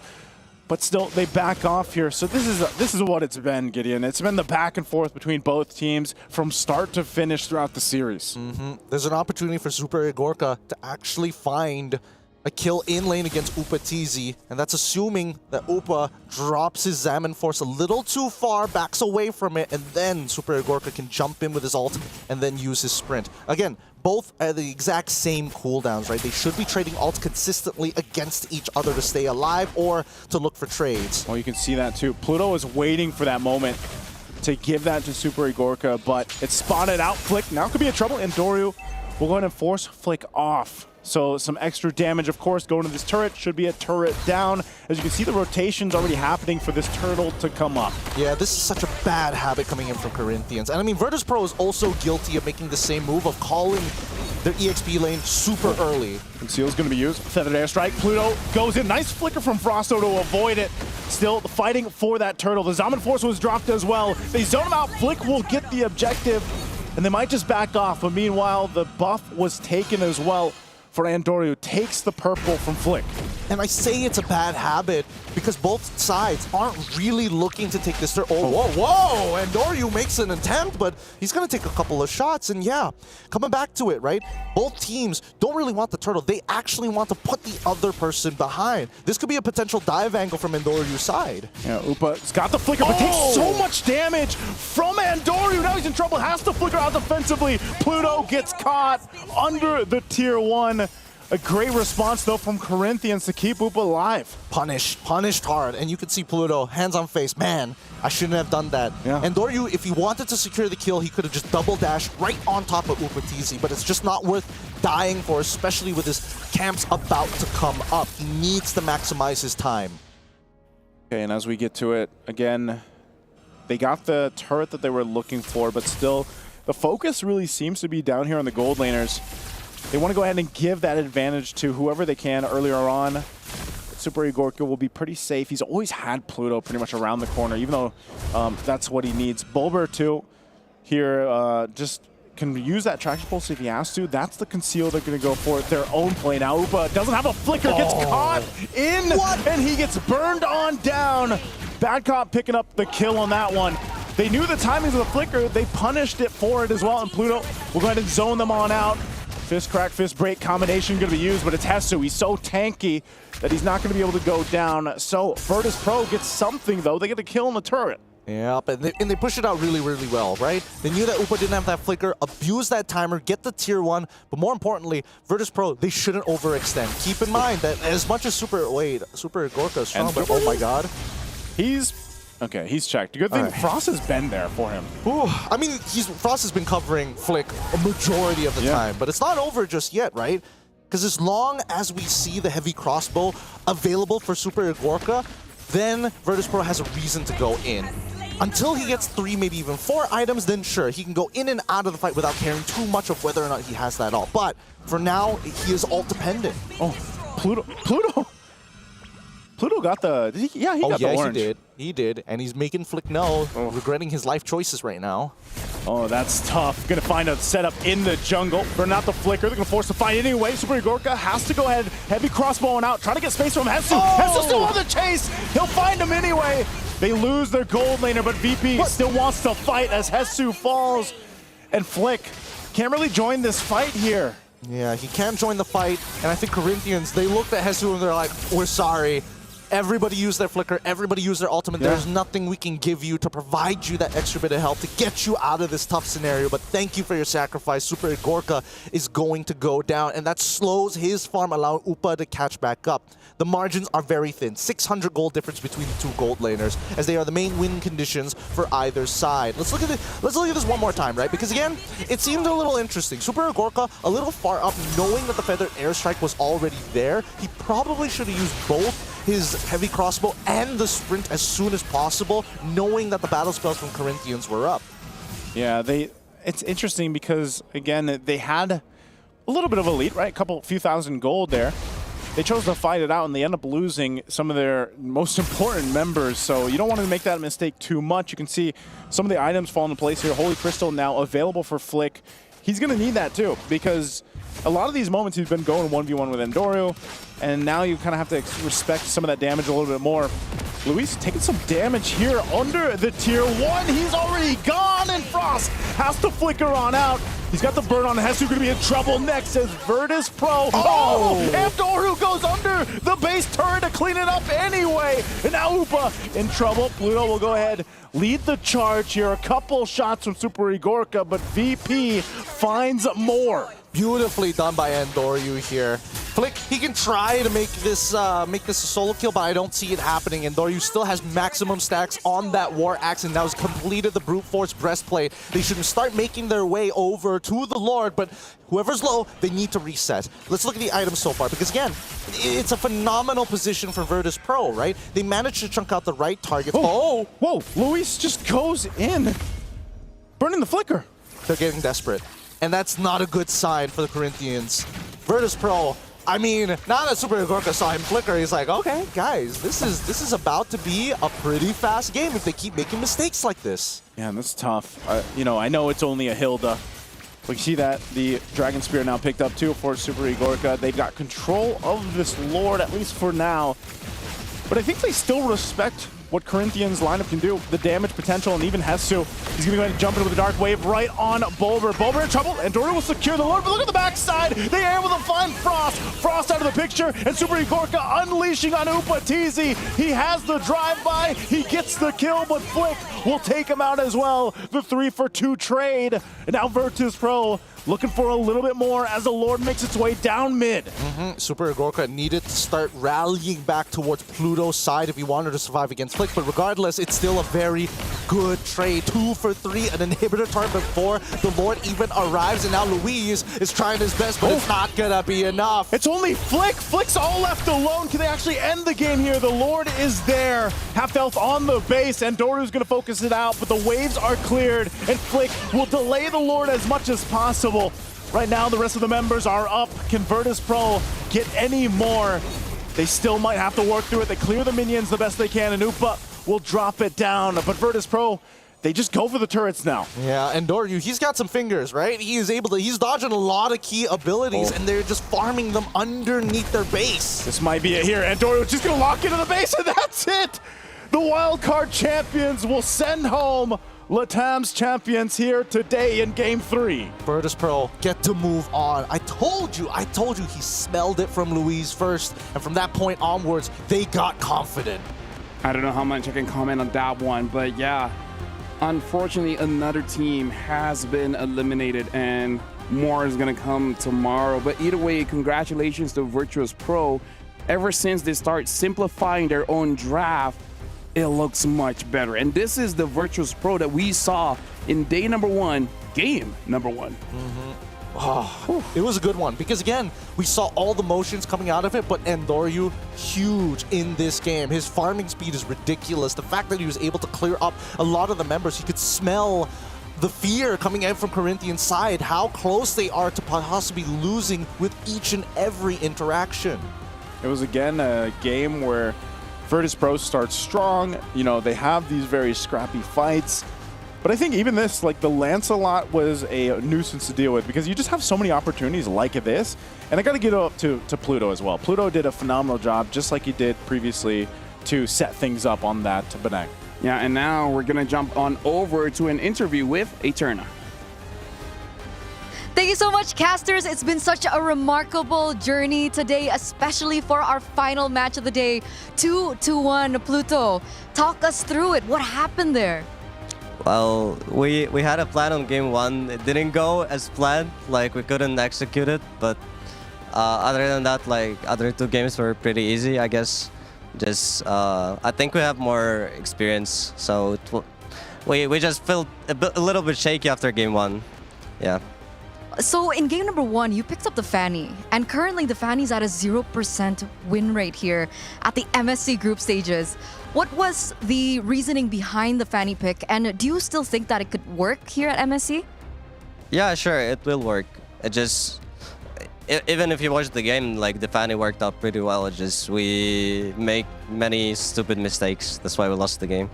Like we could already come back, go split push, just win the Lord Dance, but instead of that, we just threw the game.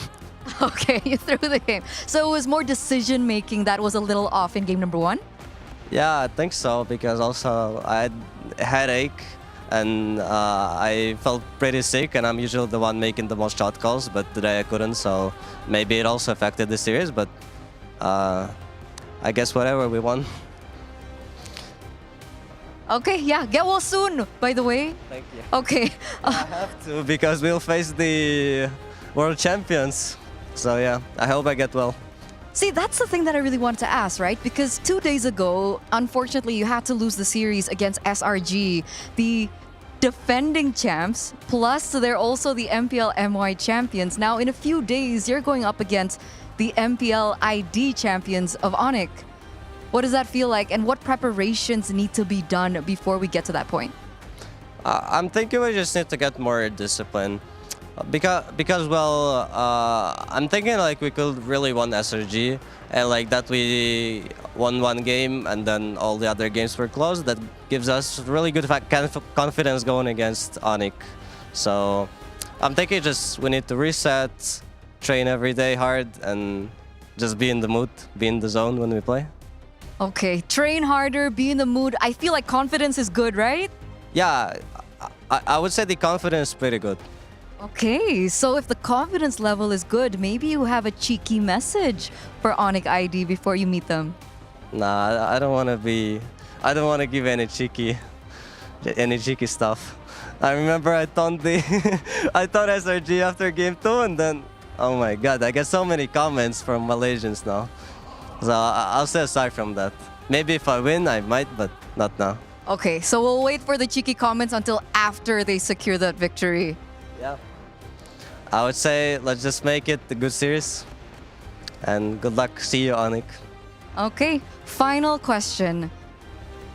Remarkably so, you were able to push through such a hard journey in the MSC group wildcards. And now you're here. May we ask the driving force and the mentality and maybe the expectations here for MSC? Well, my mentality is that I don't care about the loss or the win, about anything. I just want to play. Like, in my own region, I'm bored. I only have 1 good enemy. But when I play here, I have so many other teams to fight, and it's a lot of fun for me. So that's my goal here. Okay, a nothing to lose mentality. All right, once again, congratulations and good luck for your next match, Pluto. And we're going to throw it over back to our casters. First of all, amazing mentality. Like, I honestly like that. And the thing is, the way that he presents it is not like cocky or anything. It's just like he's just being real. It's like, I enjoy the game. I want to have fun. And going up against all these strong teams, like, yeah, I could lose, but it's more fun than just getting easy wins. Honestly, it's scary how matter-of-fact he said it. But hey, big shout-outs to Pluto there. Best interview so far. He's willing to talk about stuff, and I think a lot of our players could, you know, take a step in his direction, being that vocal. He wasn't shy. He wasn't shy. I like that he mentioned that too, you know, because I wish, I love our fans out there, but I wish sometimes they would, take it easy on some of the players. Like, let them have their fun and, what they want to say to the players and going back and forth. When the camera's on, then I'll talk about that one. Because, hey, you know what? They're amazing. Like, Virtus Pro, they're doing really good. And, hey, Malaysians, camera, focus on me. Calm down, man. Calm down. It's just a game, bro. Everyone's here having fun. I'm not a Malaysian, but... Yeah, calm down. They're all cool. They're all good. I'm sure even the players, they're all fine. They're all good. I'm sure you guys are watching, clipping. I know it's late, but calm down. Man, it's kind of strange seeing it coming from our own region. Exactly. Usually it's like the others. Region? Like, come on, guys. We're better than that. We're better than that. They were just saying, like, oh, boot camping there is great. And now it's... Come on, no, they boot camped in the Philippines. Yeah, that one, but team spirit. Yeah, team spirit. Let's not show that we're... Let's look at match MVP. That's a good one to look at. We're gonna look at the MVP of the match later on, very, very soon. But still, calm down, guys. Super Goka. What? What? Huh? It is what is it, you know? It is what is it. 0-2-5. What are we talking about here? Super Gorka 0-2-5 on the Irithel. Yes, he was a very big priority. If only there was a Lancelot or something in that game, you know? Or maybe a Joy. It would have been crazy. It's not like their one import jungler was doing a majority of the work. Look, Super Gorka, I'm not going to say that this is his worst performance, but definitely he was highly targeted. Yeah. Even Upa from the opposite end. Both gold laners were heavily targeted in these battles to try and allow their junglers to elevate their own game. Yeah, I feel like there was a sense too with like Super Igorka most of the time, like even the game too, it's like, yeah, it was cool to see the Clint, but he also had to be kind of passive, in the sense. And I think throughout the entire series, if we really had to say, like, the junglers played a huge part. Yeah, and now we got to look at the groups here because it's been a very long day, 12 games, in fact. And now we're looking at the groups here. Honestly, quite a lot of surprises, but congratulations to both Team Liquid Philippines as well as Mythic Seal for advancing to the playoffs. And now looking at the lower bracket, it's going to be do or die. Win, you go to the next round. Lose, you're going to go home. It's going to be SRGOG going up against CFU Gaming. That's a rematch with a lot of story behind it. And then Onyx ID versus Virtus Pro. But hey, Virtus Pro, there's a good chance. But Onyx ID is very strong. But either way, it is going to be an entertaining matchup. Yeah, VP gets a day, though. Because, again, these aren't tomorrow. Like, we do go to Group B, I believe, tomorrow for our matches. So they get a little bit of time. And hopefully, hopefully, like we heard from Pluto, hopefully he gets a time to go ahead and feel better for his matchup. Because he's definitely going to need it against Onyx ID. Yeah, quite a lot of people are a bit sick here. But now we're going to look at the schedule. Schedule coming up for tomorrow. We're going to be looking at 4 matches again. It's going to be Team Flash going up against Tianfeng Yao Guai, and I believe it's an elimination match. RRQ going up against Aurora, and then Area 77 going up against Onyx Philippines. Surprised to say, elimination match. And then last but not least, Homeboys going up against Team Spirit. Ooh, spicy. They're switching things up here, right? Yeah. Elimination, progression match, elimination, progression. Each one pretty exciting to watch, and I'm not going to lie, a little nervous considering how Group A went, that maybe Group B might show something else. Just a wee bit. I know you guys were worried. I'm not worried. You're not worried. Yeah, of course he's not worried. I'm not worried. Of course he's not worried. Because Onyx Philippines is like kind of strong. No, I'm that and Team Liquid Philippines, but I was also I'm also rooting, I'm rooting for everybody here. Well, either ways, right now, thank you very much, Naisu, as well as Gideon. It's been a long day. It has been. I love working with you guys, but not for you guys at home. Time for you guys to catch the Kadia top plays of the day.